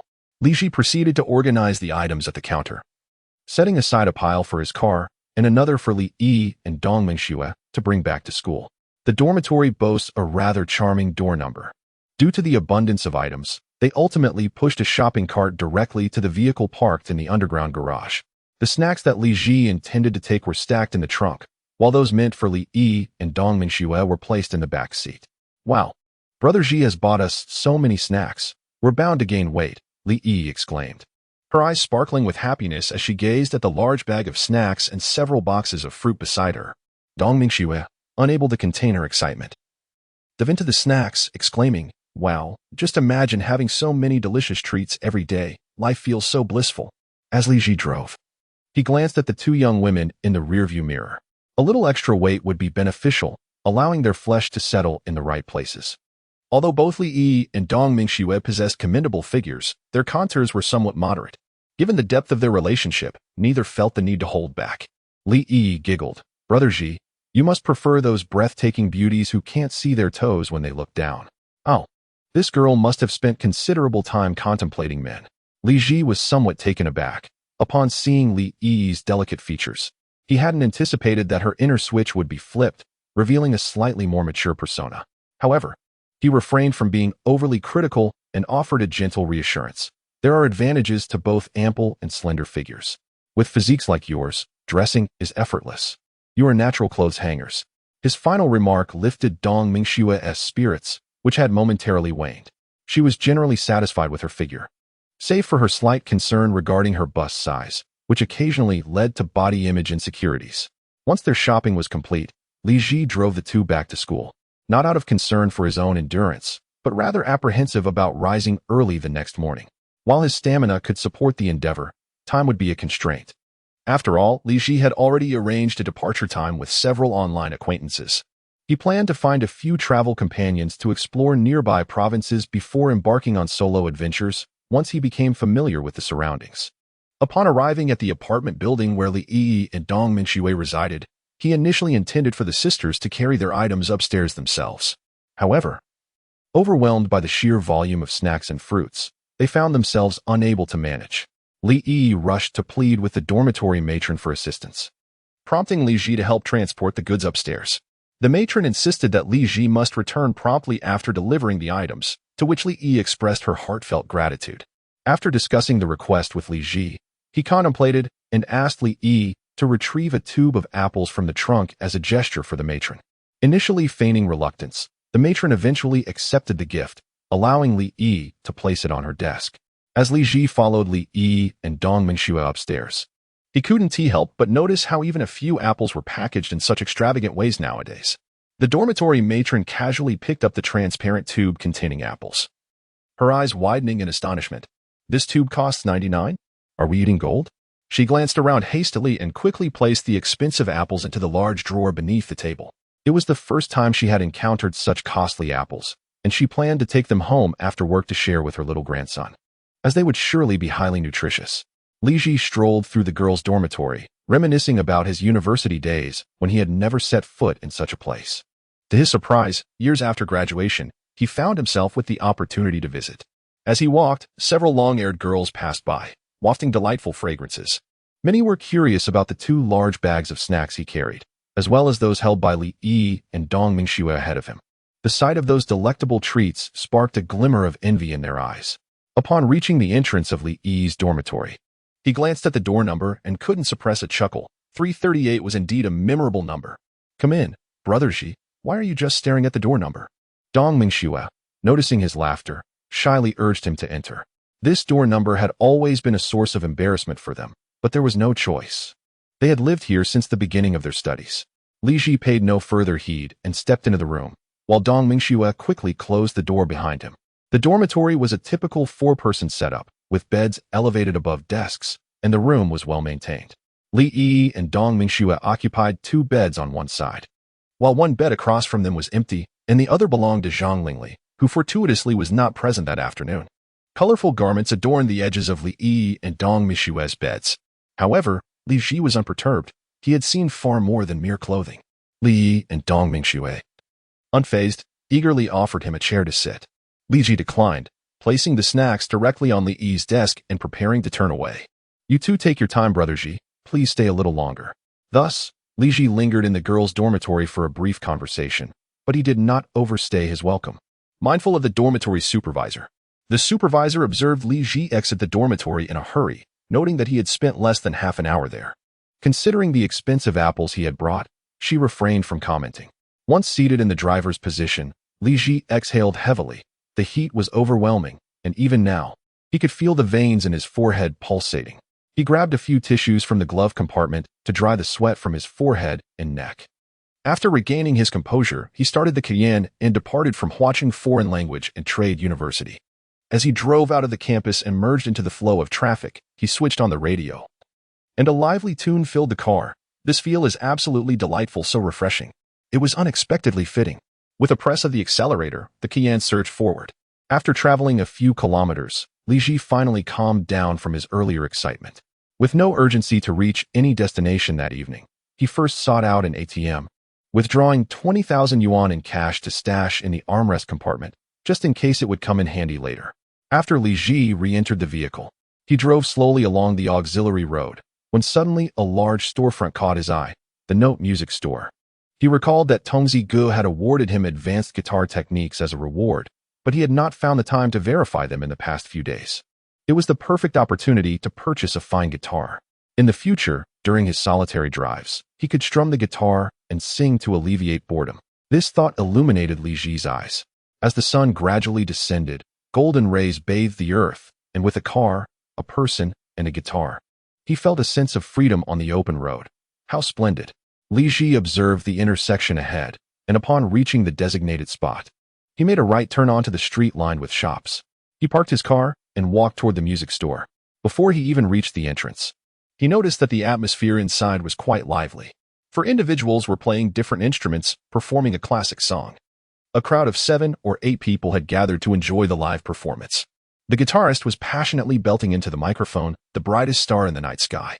Accompanied by rhythmic drumming and bass, along with intricate strumming, the sound was delightful. Li Ji stepped into the throng of onlookers, captivated by a scene that mirrored his aspirations from many years ago. Selecting a guitar? The exhilaration of showing off was a joy in itself, one that could not be fully appreciated without experiencing it firsthand. Apart from his six-pack abs, Li Ji had rarely had the opportunity to flaunt. Yet, the display before him, an opportunity he had long desired, was something he had never experienced. The crowd was full of praise for the guitarist's skill, but as Li Ji listened attentively, he discerned a few incorrect chord progressions and rhythmic disruptions. It seemed that Tongzi Ji's advanced guitar techniques were indeed formidable. After a while, the quartet took turns singing several songs, and Li Ji noted that the most proficient musicians were the bassist and the drummer, while the guitarist lagged behind, somewhat hindering the band's performance. Li Ji's gaze wandered above the heads of the musicians to the walls of the store, adorned with a dazzling array of guitars. He circled around the band, taking a closer look. None of the guitars were priced, suggesting that due to the complexity of the market, the owner was discerning in his dealings. No one approached him, indicating that one of the band members was likely the proprietor. Li Ji picked up a natural-colored acoustic guitar and plucked a few strings, only to find them quite loose. Thus, he sought a nearby stool and diligently tightened the strings, tuning the instrument. As he began to play, melodies surfaced from the depths of his memory, guiding his fingers to produce harmonious notes. Li Ji could hardly believe that such dexterous hands belonged to him, with the band still performing out front. The noise was somewhat distracting, making it difficult for Li Ji to discern the guitar's tonal quality. Yet, relying solely on memory, his fingers danced across the strings. Suddenly, the entire music store fell silent, leaving only the sound of the guitar resonating from Li Ji's hands. Li Ji did not cease his playing, determined to complete this segment. His skills were truly remarkable. As soon as he paused, a figure appeared before him. It was the bassist from the band he had just been listening to. The moment he left the band, their performance came to an end, and the audience gradually dispersed. The remaining members of the band remained seated, engaged in conversation. Li Ji offered a friendly nod. "Excuse me, do you have any superior guitars available?" Upon hearing Li Ji's inquiry, the proprietor's eyes sparkled with interest. "My friend, what is your budget?" "Not fixed. Which model do you recommend as the finest here?" Recognizing Li Ji's exceptional guitar skills, the proprietor responded candidly. "I have 2 imported guitars. One is a Martin D41, and the other is a Gibson SJ200. After a brief pause, he disclosed the price. Both are priced at 42,000. May I try them out?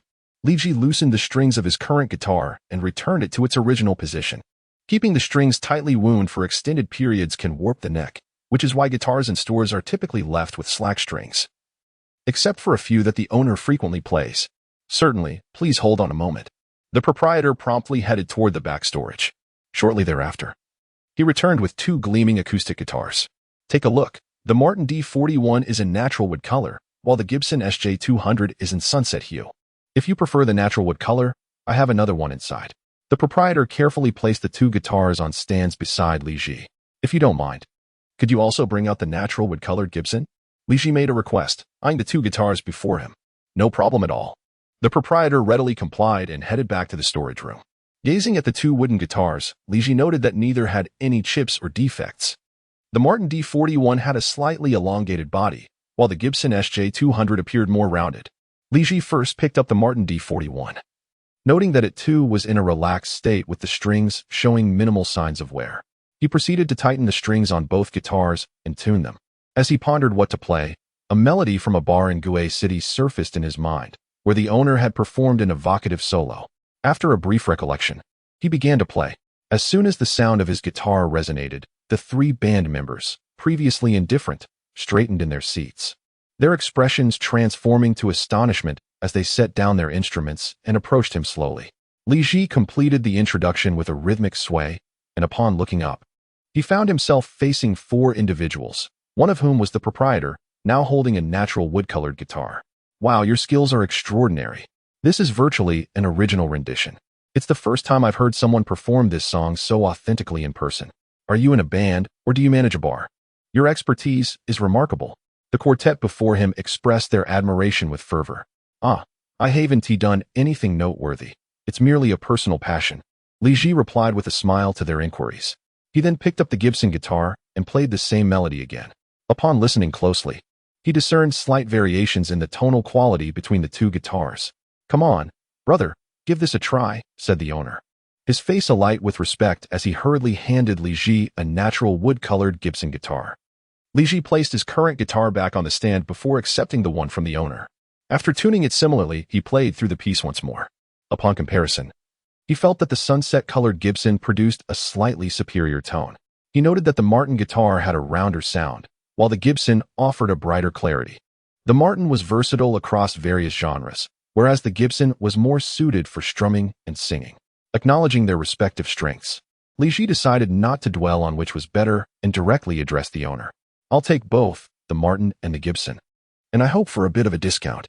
Although Li Ji was not currently troubled by financial worries, he found negotiating prices to be rather amusing at times. The moment the words escaped his lips, the owner's eyes sparkled with excitement. However, despite his admiration for Li Ji's skills, he knew business must prevail. Given your impressive technique, I can offer you a discount of 1,000 yuan on each guitar.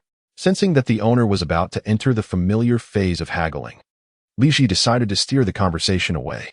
All right, boss, I'd prefer not to prolong the price negotiations. How about 80,000 yuan for both guitars? And you throw in 2 cases? Observing Li Ji's calm demeanor, the owner realized that if the bargaining continued, this customer might very well walk away. Fine. We'll settle on that price. Consider it a gesture of friendship. I'll also include some strings and accessories. With the price agreed upon, Li Ji promptly handed over the 80,000 yuan to the owner. What color cases would you like? The owner inquired as he led Li Ji to the back warehouse to choose the cases. As the two departed the front of the music store, the trio of the band began to converse among themselves. Wow, this guy is quite wealthy. Indeed, spending 80,000 yuan is akin to me buying a pack of cigarettes. He can't possibly be a member of a major band, can he?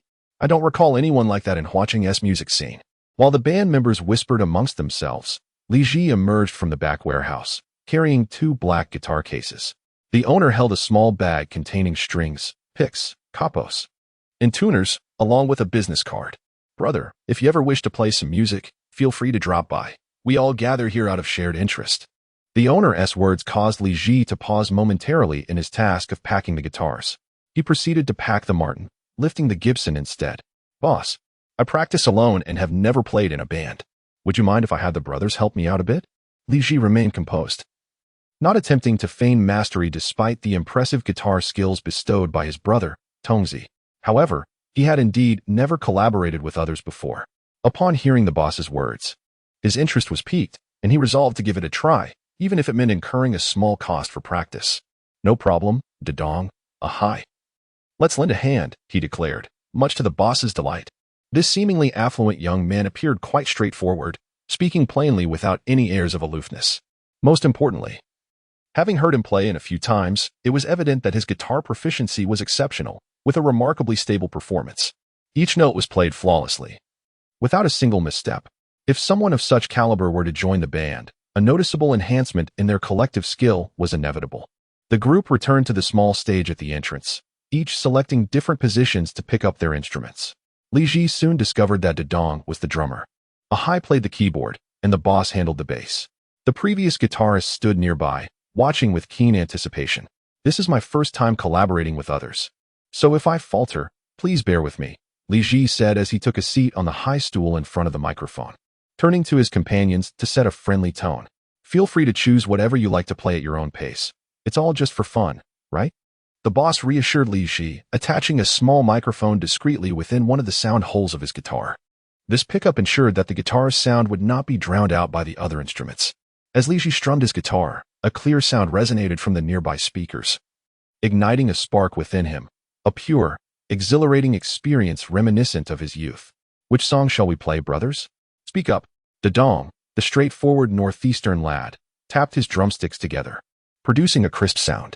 Li Ji perused the guitar sheet in front of the microphone, filled with a plethora of songs, and selected one he could sing.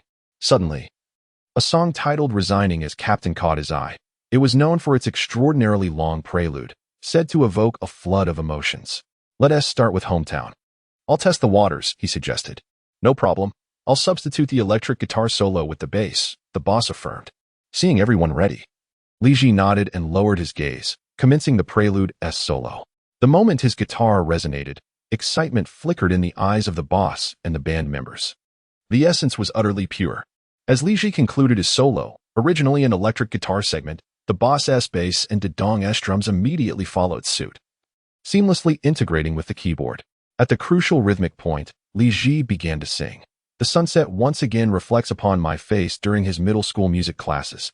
His teacher had remarked that Li Ji possessed a genuine baritone voice, characterized by its clarity and brilliance. In order to perform this song, Li Ji deliberately utilized a throat voice, suppressing a hint of raspiness.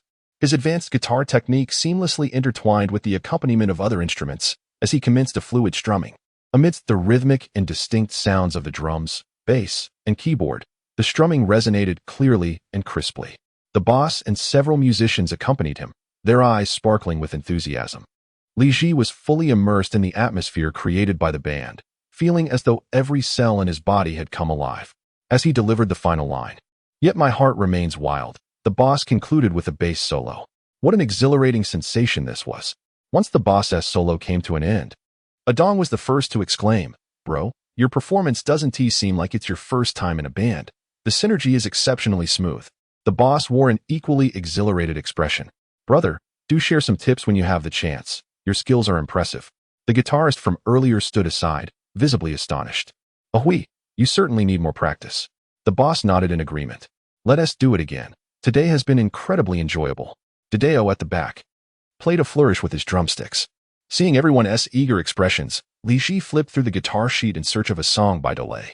"Let us perform Southern Girl by Lay." Li Ji found his rhythm. Certain things seemed to draw one in unknowingly. When Li Ji finally paused from his guitar, he realized several hours had elapsed. It was now 11 p.m. The band members showed no signs of fatigue, all exclaiming how delightful the evening had been. During their performance, many listeners had entered from outside, including a few young girls recording short videos with their phones. Once Li Ji finished singing, the audience erupted into fervent applause. Li Ji could only nod appreciatively in gratitude. As the audience noticed the band seemed to have finished for the night, and considering the late hour, they gradually began to disperse. Li Ji surveyed the room. "Gentlemen, thank you all for your cooperation today. I'll treat everyone to a late-night snack." The camaraderie among men is remarkably simple, especially when bonded through music. After hours of seamless collaboration, their mutual appreciation had deepened, and at this moment, a touch of alcohol was needed to solidify their friendship. Music has always been intertwined with alcohol and journeys. The prospect of Li Ji treating them to a late-night meal brought joy to everyone, as they recognized him as someone not short on funds. They did not hesitate to accept his offer. Thus, the boss decided to close the shop for the night. Li Ji placed his guitar into its case, carrying it with one hand on each side. Once everyone had gathered their belongings, the boss shut the shop door. Upon seeing Li Ji place the guitar in the trunk of the Cayenne, the boss and a few band members exchanged surprised glances. The venue for the late-night meal was a barbecue stall just around the corner, conveniently close. It was recommended by the owner of the music store, who mentioned that they often gathered there. Li Ji ordered a sumptuous array of meats, including lamb skewers, beef skewers, and grilled chicken wings. The gathering consisted solely of men, and their hearty appetite for meat was undeniable. While waiting for the barbecued delicacies, Li Ji engaged in jovial exchanges with everyone, sharing green bubbles and learning the names of the band members. The owner of the music store, Lu Chao, the eldest among them, had once roamed the music scene in his youth, earning a fortune before settling down to run the store. The drummer, Su Haodong, and the keyboardist, Wang Xiaohai, along with the former guitarist, Ding Hui, all held day jobs and congregated at Lu Chao's music store after work for some musical enjoyment. After consulting with the group, Li Ji opted for the local brand, Zhujiang beer, from Dewan province, which, as Lu Chao and the others remarked, paired perfectly with barbecued food. As they savored the beer and grilled meats, the conversation flowed effortlessly. In the eyes of his peers, Li Ji embodied the quintessential carefree rich second generation. And their envy was palpable, especially knowing he would embark on a self-driving tour to Luda Island the following day. Mindful of Li Ji's need to drive the next day, they ensured he did not indulge excessively in alcohol, wrapping up their late-night feast by midnight. Lu Chao patted Li Ji on the shoulder, encouraging him to return for more musical escapades. Li Ji readily agreed, feeling fulfilled as he had relished the experience, realizing a long-held dream. After bidding farewell to Lu Chao and the others, Li Ji summoned a designated driver to take him back to Huiai Garden. He carried his Martin guitar upstairs, leaving the Gibson in the car. Having played all night, he found the Martin to be the more exhilarating instrument. After a night of practice, Li Ji had thoroughly absorbed the guitar technique swirling in his mind, confident enough to consider himself a guitar virtuoso. In his luxurious apartment at Huiai Garden, the bed linens, comforters, and pillows were all impeccably arranged. With no distractions and the absence of conflict, he settled into a tranquil night's sleep. After a refreshing shower in the spacious bathroom, which was well equipped with new towels and toiletries provided by his friend, he reclined on the expansive bed. The lavish mattress, worth millions, was unlike any other, offering exceptional support without engulfing him. With no one beside him, and aided by a touch of alcohol, Li Ji quickly drifted into a deep slumber. He awoke at 7 in the morning, feeling invigorated and full of energy. After freshening up, he enjoyed dim sum at a nearby CAF. Given that most residents in the area were affluent, the commercial establishments surrounding the neighborhood were relatively upscale. Li Ji spent over 200 on breakfast alone, a sum that would have sufficed for nearly a week's worth of meals in the past. Fully satisfied, he climbed into his Cayenne, embarking on his first self-driving adventure. As the road trip commenced with the click of a DJ, Li Ji embarked on his journey amidst vibrant melodies. At the entrance of the Flower River Expressway, he encountered his companions for this excursion on the side access road. A blue BMW X3 and a white Honda CR-V were parked together, making Li Ji's Porsche Cayenne appear somewhat extravagant in comparison. Inside the BMW X3 were two couples, while the Honda CR-V accommodated a couple accompanied by a close friend. They all appeared to be in their mid-20s, likely only 2 years post-university. And possessing such vehicles suggested that they hailed from affluent backgrounds. It seemed that Li Ji was the only one traveling solo. Upon his arrival, the two vehicles had just come to a halt by the roadside. Li Ji stepped out to greet them. The young individuals were dressed quite casually, with those in the BMW donning hoodies and jeans, while the occupants of the CR-V were clad in matching sportswear. They exchanged handshakes and introduced themselves on the sidewalk. The owner of the BMW X3, named Shang Wei, was accompanied by his girlfriend, Wan Yuan. Along with them were Wan Yuan's friend, Wu Tiantian, and her boyfriend, Qi Wenzheng. Shang Wei, slightly taller than Li Ji, sported black-rimmed glasses and had a slender build, presenting a scholarly demeanor. Wan Yuan, standing close to 7 meters tall, possessed an oval face with wavy hair, her beauty moderate, yet complemented by her fair complexion. Although her hoodie concealed her figure, the snug jeans accentuated her shapely legs. Wu Tiantian, appearing slightly over 6 meters tall, had the quintessential influencer look with her long, straight black hair and a hint of flirtation in her gaze. Her petite waist and rounded hips, combined with her long legs, created an appealing silhouette, despite her modest height. Qi Wenzheng shared a similar stature with Li Ji. With a robust physique, yet Li Ji sensed an underlying discontent in his expression, likely tied to his girlfriend. In the CR-V were Ming Di, his girlfriend Yuxinan, and Yuxinan's friend, Mairan. Ming Di stood the tallest among the group, estimated to be at least 185 centimeters, with long legs but a lean frame, making his sports attire appear somewhat loose. Yu Xingnan, whose name exuded a commanding presence, lived up to it with her assertive demeanor. She was slightly over 7 meters tall and could be described as a charming beauty with a curvaceous figure.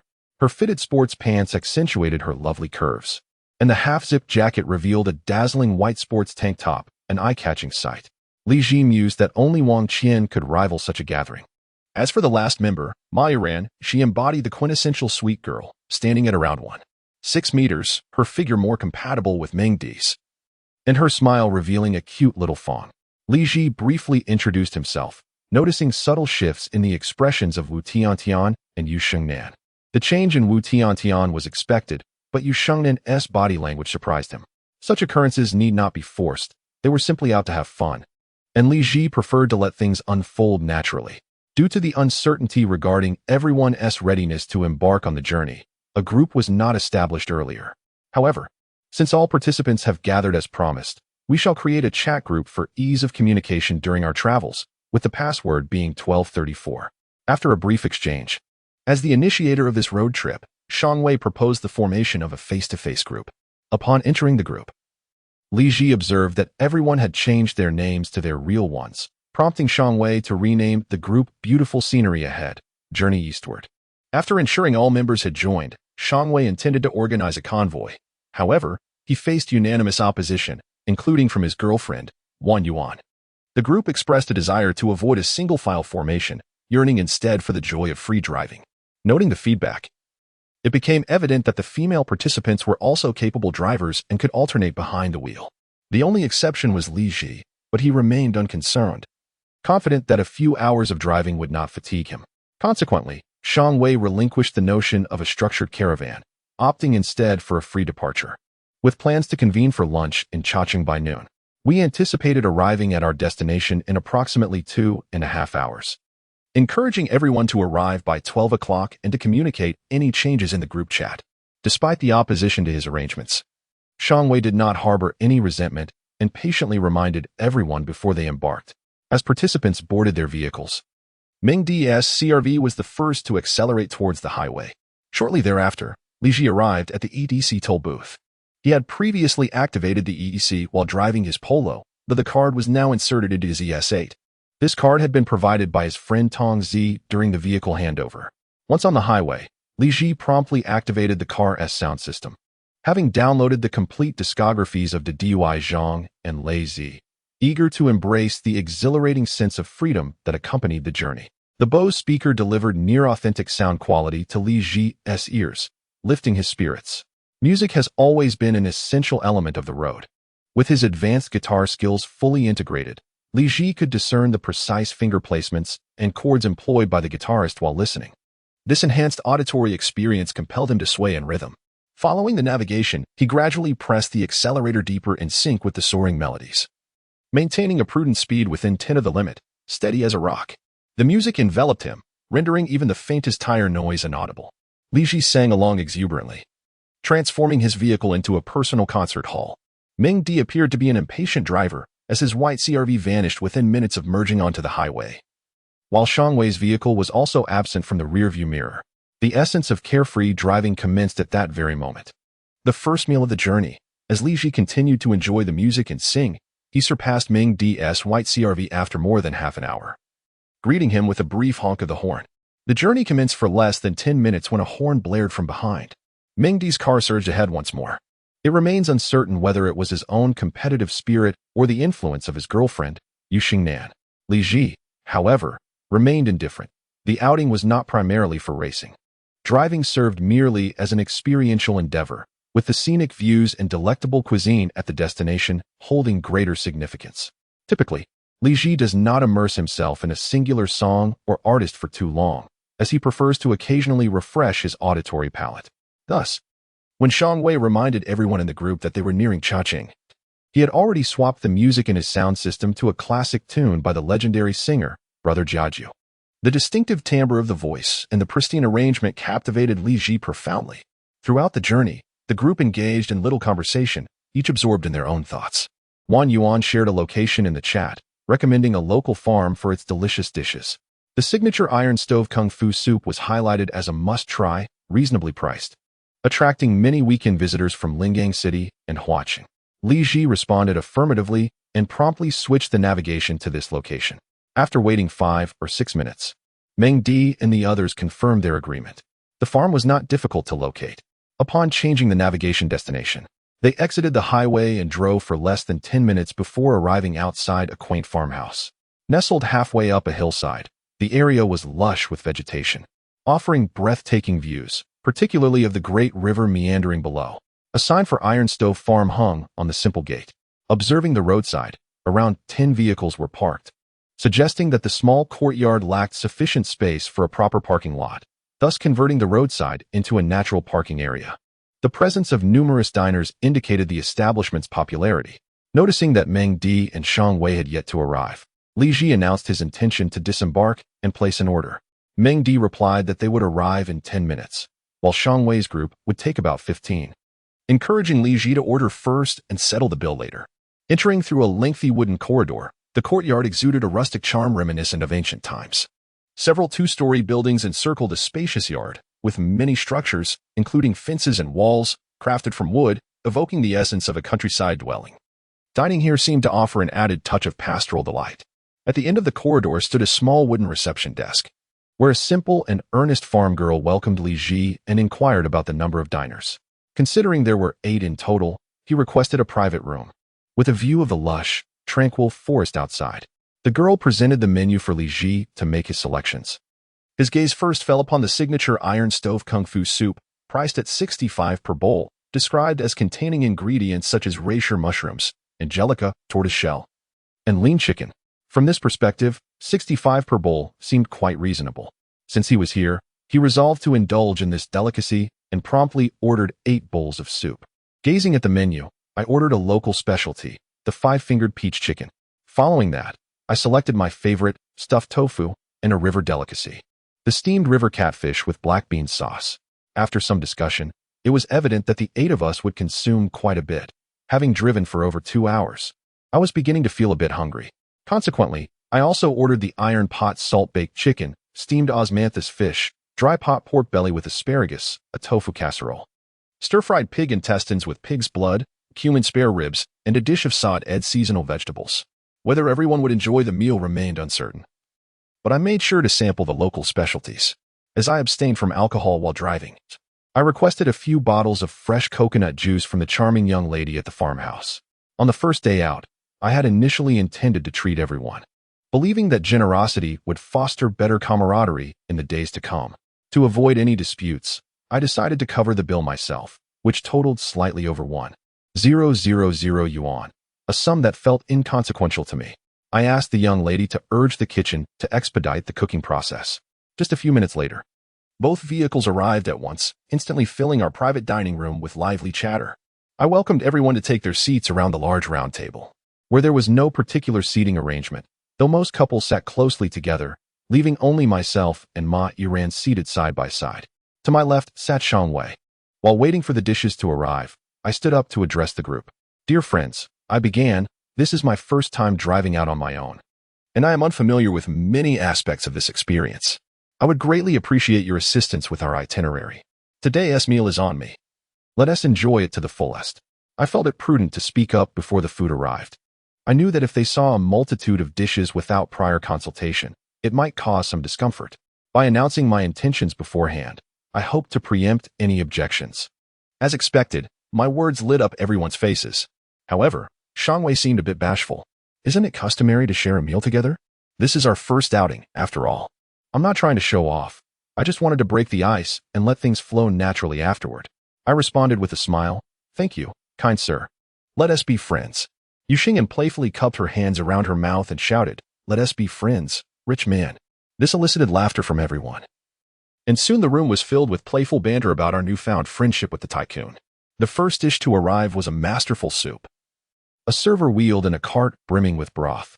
Each person was presented with a bowl containing at least half filled with ingredients. Meng Di inhaled deeply, savoring the aroma, and remarked, "Just the scent of this soup makes me feel rejuvenated." Yu Shengnan shot him a playful glare, then slyly pinched a bit of skin on his waist, twisting it hard. Meng Di yelped, jumping up in surprise, startling everyone. Feeling the weight of their stares, he sheepishly apologized. I'm sorry, everyone. I just got a little burned by the soup."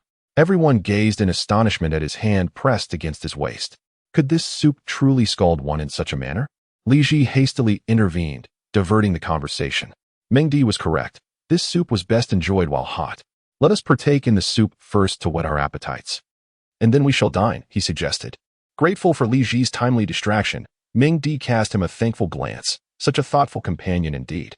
The room soon filled with the sounds of soup being slurped, predominantly by the men present. Perhaps it was because he was the only one among them who had not driven, or possibly due to a quarrel with Wu Tiantian, but Qi Wenjing, seated at the far end, silently focused on his soup, uttering not a word. As the first dish, the iron pot salt-baked chicken, was served, subsequent dishes followed suit. Li Ji instructed the server to bring 2 additional buckets of rice. Encouraging everyone to dig in, he noted that despite having consumed a small bowl of soup, appetites were stirring. With Li Ji's invitation, the group commenced serving rice. The lively atmosphere was amplified by the fact that someone was treating, which contributed to their enjoyment. After a while, Shang Wei, holding a coconut juice, proposed a toast to Li Ji, expressing gratitude for the splendid meal he had provided. Everyone found this sentiment agreeable, and glasses were raised in honor of Li Ji. Sitting at the table offered Li Ji a vantage point to observe the behaviors of those around him. He discreetly scrutinized everyone, aware that they would be spending several more days together, and he wished to avoid unnecessary conflicts that might dampen the mood. Upon observation, it became evident that Shang Wei was the most agreeable among them. From the dining dynamics, it appeared that Shang Wei possessed a gentler disposition, handling matters with considerable thoughtfulness. The others, aside from Wang Yuan, who seemed relatively composed, warranted a bit more caution. One individual who particularly caught Li Ji's attention was Qi Wenjing, who had remained largely silent from the moment they embarked on their journey until now.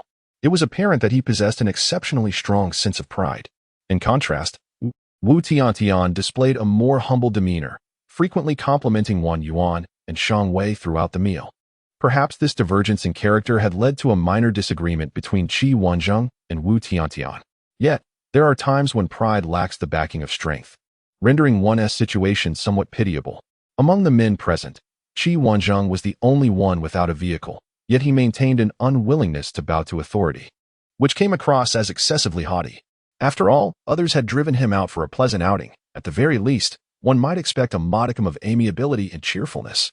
From this perspective, Wu Tiantian appeared quite fatigued, leaving one to ponder how these two had come to pair. The culinary offerings of this establishment were indeed delightful, with the freshness of the ingredients allowing for an authentic rustic flavor. With delectable dishes and the presence of a generous host, the mood was jubilant. Even Qi Wenjing immersed himself in his meal. The 4 men formed the core of the dining experience, having driven for several hours and now ravenous. They devoured their food with remarkable speed. Each plate was nearly cleaned, save for a few remnants of garnishes. To everyone's surprise, the establishment even offered refills for their exquisite soup. During the interlude of our meal, a server approached, wheeling a large teapot and inquiring whether anyone desired a refill of the soup. Who could possibly refuse such a delightful offer? Each person filled their bowl anew, pouring forth the rich broth, the aromatic essence of the medicinal concoction wafting through the air. Li Ji took a sip. The refill was somewhat milder than the original servings. Yet given that it was complimentary, what more could one wish for? Moreover, the flavor of the refill was pleasing enough to be worthy of purchase on its own. Ladies and gentlemen, today's itinerary is not rushed. We shall first visit the local dinosaur museum, then ascend the nearby Turtle Peak Tower, after which we will drive to witness the sunset at Revolve Lake. Shang Wei, while savoring his soup, shared the next steps of our journey. As the initiator of this self-driving tour, much of the planning fell upon his shoulders. Li Ji promptly expressed his agreement to follow Shang Wei's proposed itinerary. Suddenly, Shang Wei recalled something and quickly added, upon our return from Revolve Lake, we will stay in the city center of Chongqing. Accommodation will not be uniform. Everyone may book their hotels according to their preferences. If needed, I can recommend a place. Tomorrow morning at 9 o'clock, we will reconvene at the highway exit. Meng Di picked up his phone. Let us quickly secure our rooms now to avoid any inconvenience after returning from the scenic area. Prompted by his words, everyone began searching for hotels on their devices.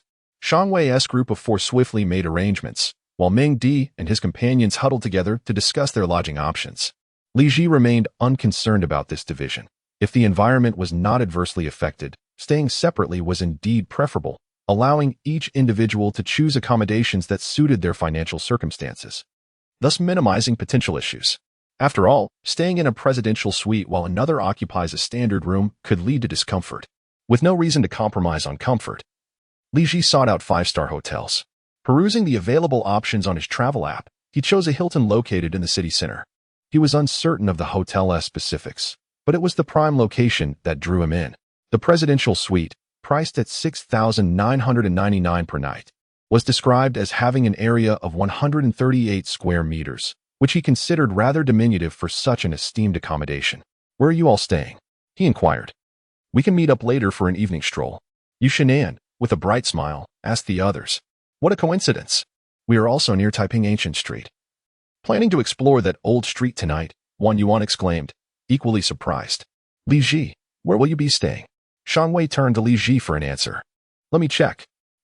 It's not too far, just a little over 4 kilometers from Taiping Ancient Street, Li Ji replied, glancing at the electronic map for clarity.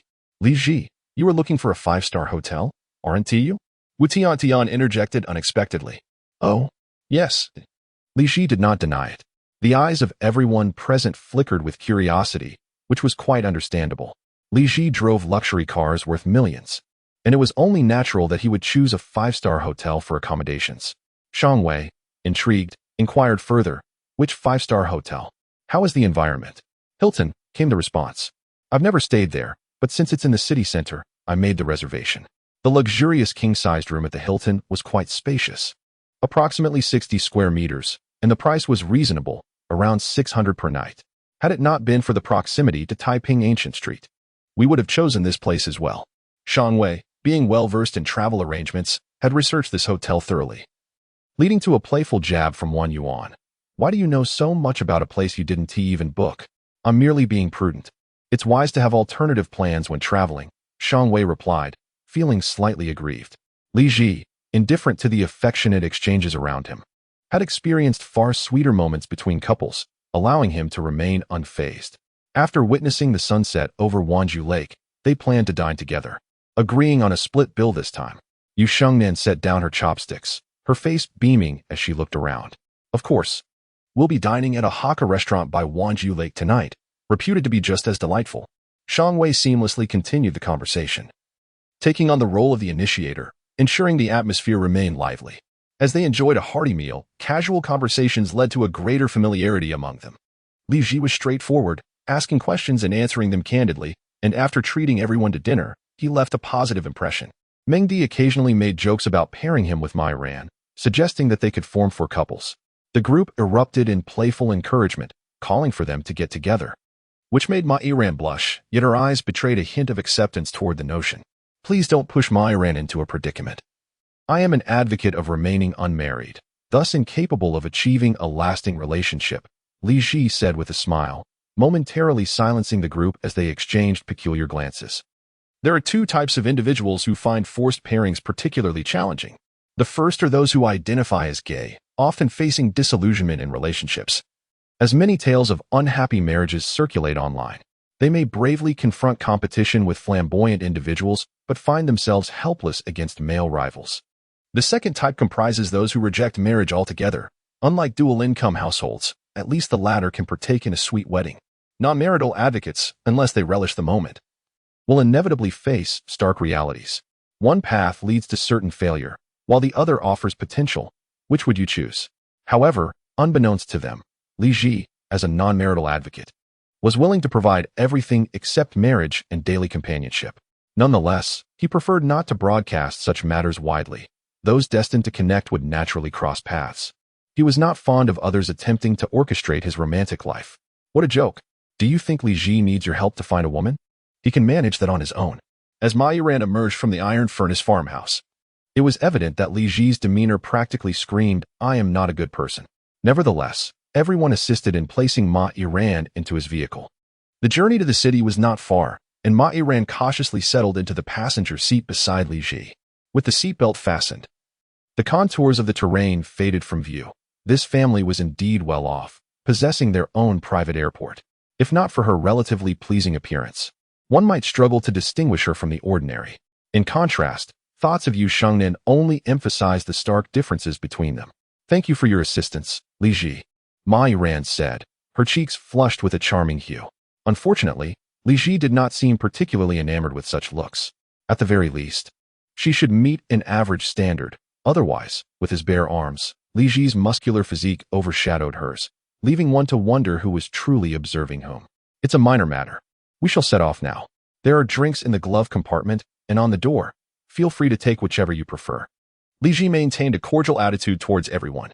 The group departed in the order of Shang Wei's X3, followed by Ming Di CRV, with Li Ji's Qian bringing up the rear. On this narrow road, Overtaking was inconvenient, so Li Ji quietly trailed behind Meng Di's vehicle. Noticing Ma Yiran engrossed in her phone, Li Ji initiated the music, and a wave of vibrant sound reverberated through the cabin. With others present, he lowered the volume slightly. Yet the immersive quality of the surround sound remained striking. Ma Yiran, her thumbs dancing across the screen, appeared to be chatting with Yu Xingnan. When the music began, her eyes widened in surprise. Wow, this music sounds incredible. The fidelity is remarkable, almost as if experiencing it live. As they traveled, the combination of music and scenery was harmonious. Their conversation flowed naturally, inspired by the melodies. Although Ma Yiran appeared delicate, her taste in music leaned towards the trendy. Ironically, the songs she favored were absent from Li Ji's collection. Reluctantly, she settled for discussing folk music instead, which was clearly not her preference. However, with Li Ji's mastery of advanced guitar techniques and a profound understanding of music theory, he effortlessly shared insights during their conversation, igniting a spark of interest in Ma Yiran's gaze. As their dialogue progressed, Ma Yiran suddenly inquired, Li Ji, young heirs like you must have no shortage of girlfriends, right? Perhaps your aversion to marriage is merely a pretext to enjoy life before tying the knot. Huh, you might be mistaken. What is the allure of marriage? The world is vast, and I refuse to be confined by a mere piece of paper. Yet, as she seemed poised to express something further, Ma Yiran hesitated, swallowing her words. Li Ji, however, was uninterested in uncovering what she had intended to say. Is this your first time on a self-driving tour, Li Ji? Ma Yiran shifted the topic, as women often do. When conversing with someone of interest, they are never at a loss for words, and even in silence, they will contrive a topic to discuss. In contrast, with those who do not pique their interest, responses tend to be brief. Indeed, I was previously consumed by work, but I have now decided to embrace a more relaxed approach to life and truly savor every moment. Your thoughts are quite similar to those of Yu Xingnan. She often remarks that with retirement so far off, one should seize the opportunity to enjoy life. Otherwise, it may become impossible to relish it later. It was she who encouraged both Meng Di and me to take a vacation together. Thankfully, your presence has lightened the mood. As Yu Xingnan and Meng Di had a bit of a squabble on the highway, which left me feeling somewhat awkward. Li Ji was driving, listening to Ma Yiran's incessant chatter beside him. Perhaps in an effort to maintain the flow of conversation, this girl had a tendency to speak indiscriminately, revealing both what should and shouldn't be shared. Within less than half an hour, Li Ji learned her and Yu Xingnan's heights and weights, as well as the minor argument between Yu Xingnan and Meng Di over overtaking his car. Before dinner, they quarreled again because Meng Di was reluctant to dine at the Tielu farmhouse. He also discovered that Meng Di was somewhat frugal yet concerned about appearances, while she wouldn't engage in superficial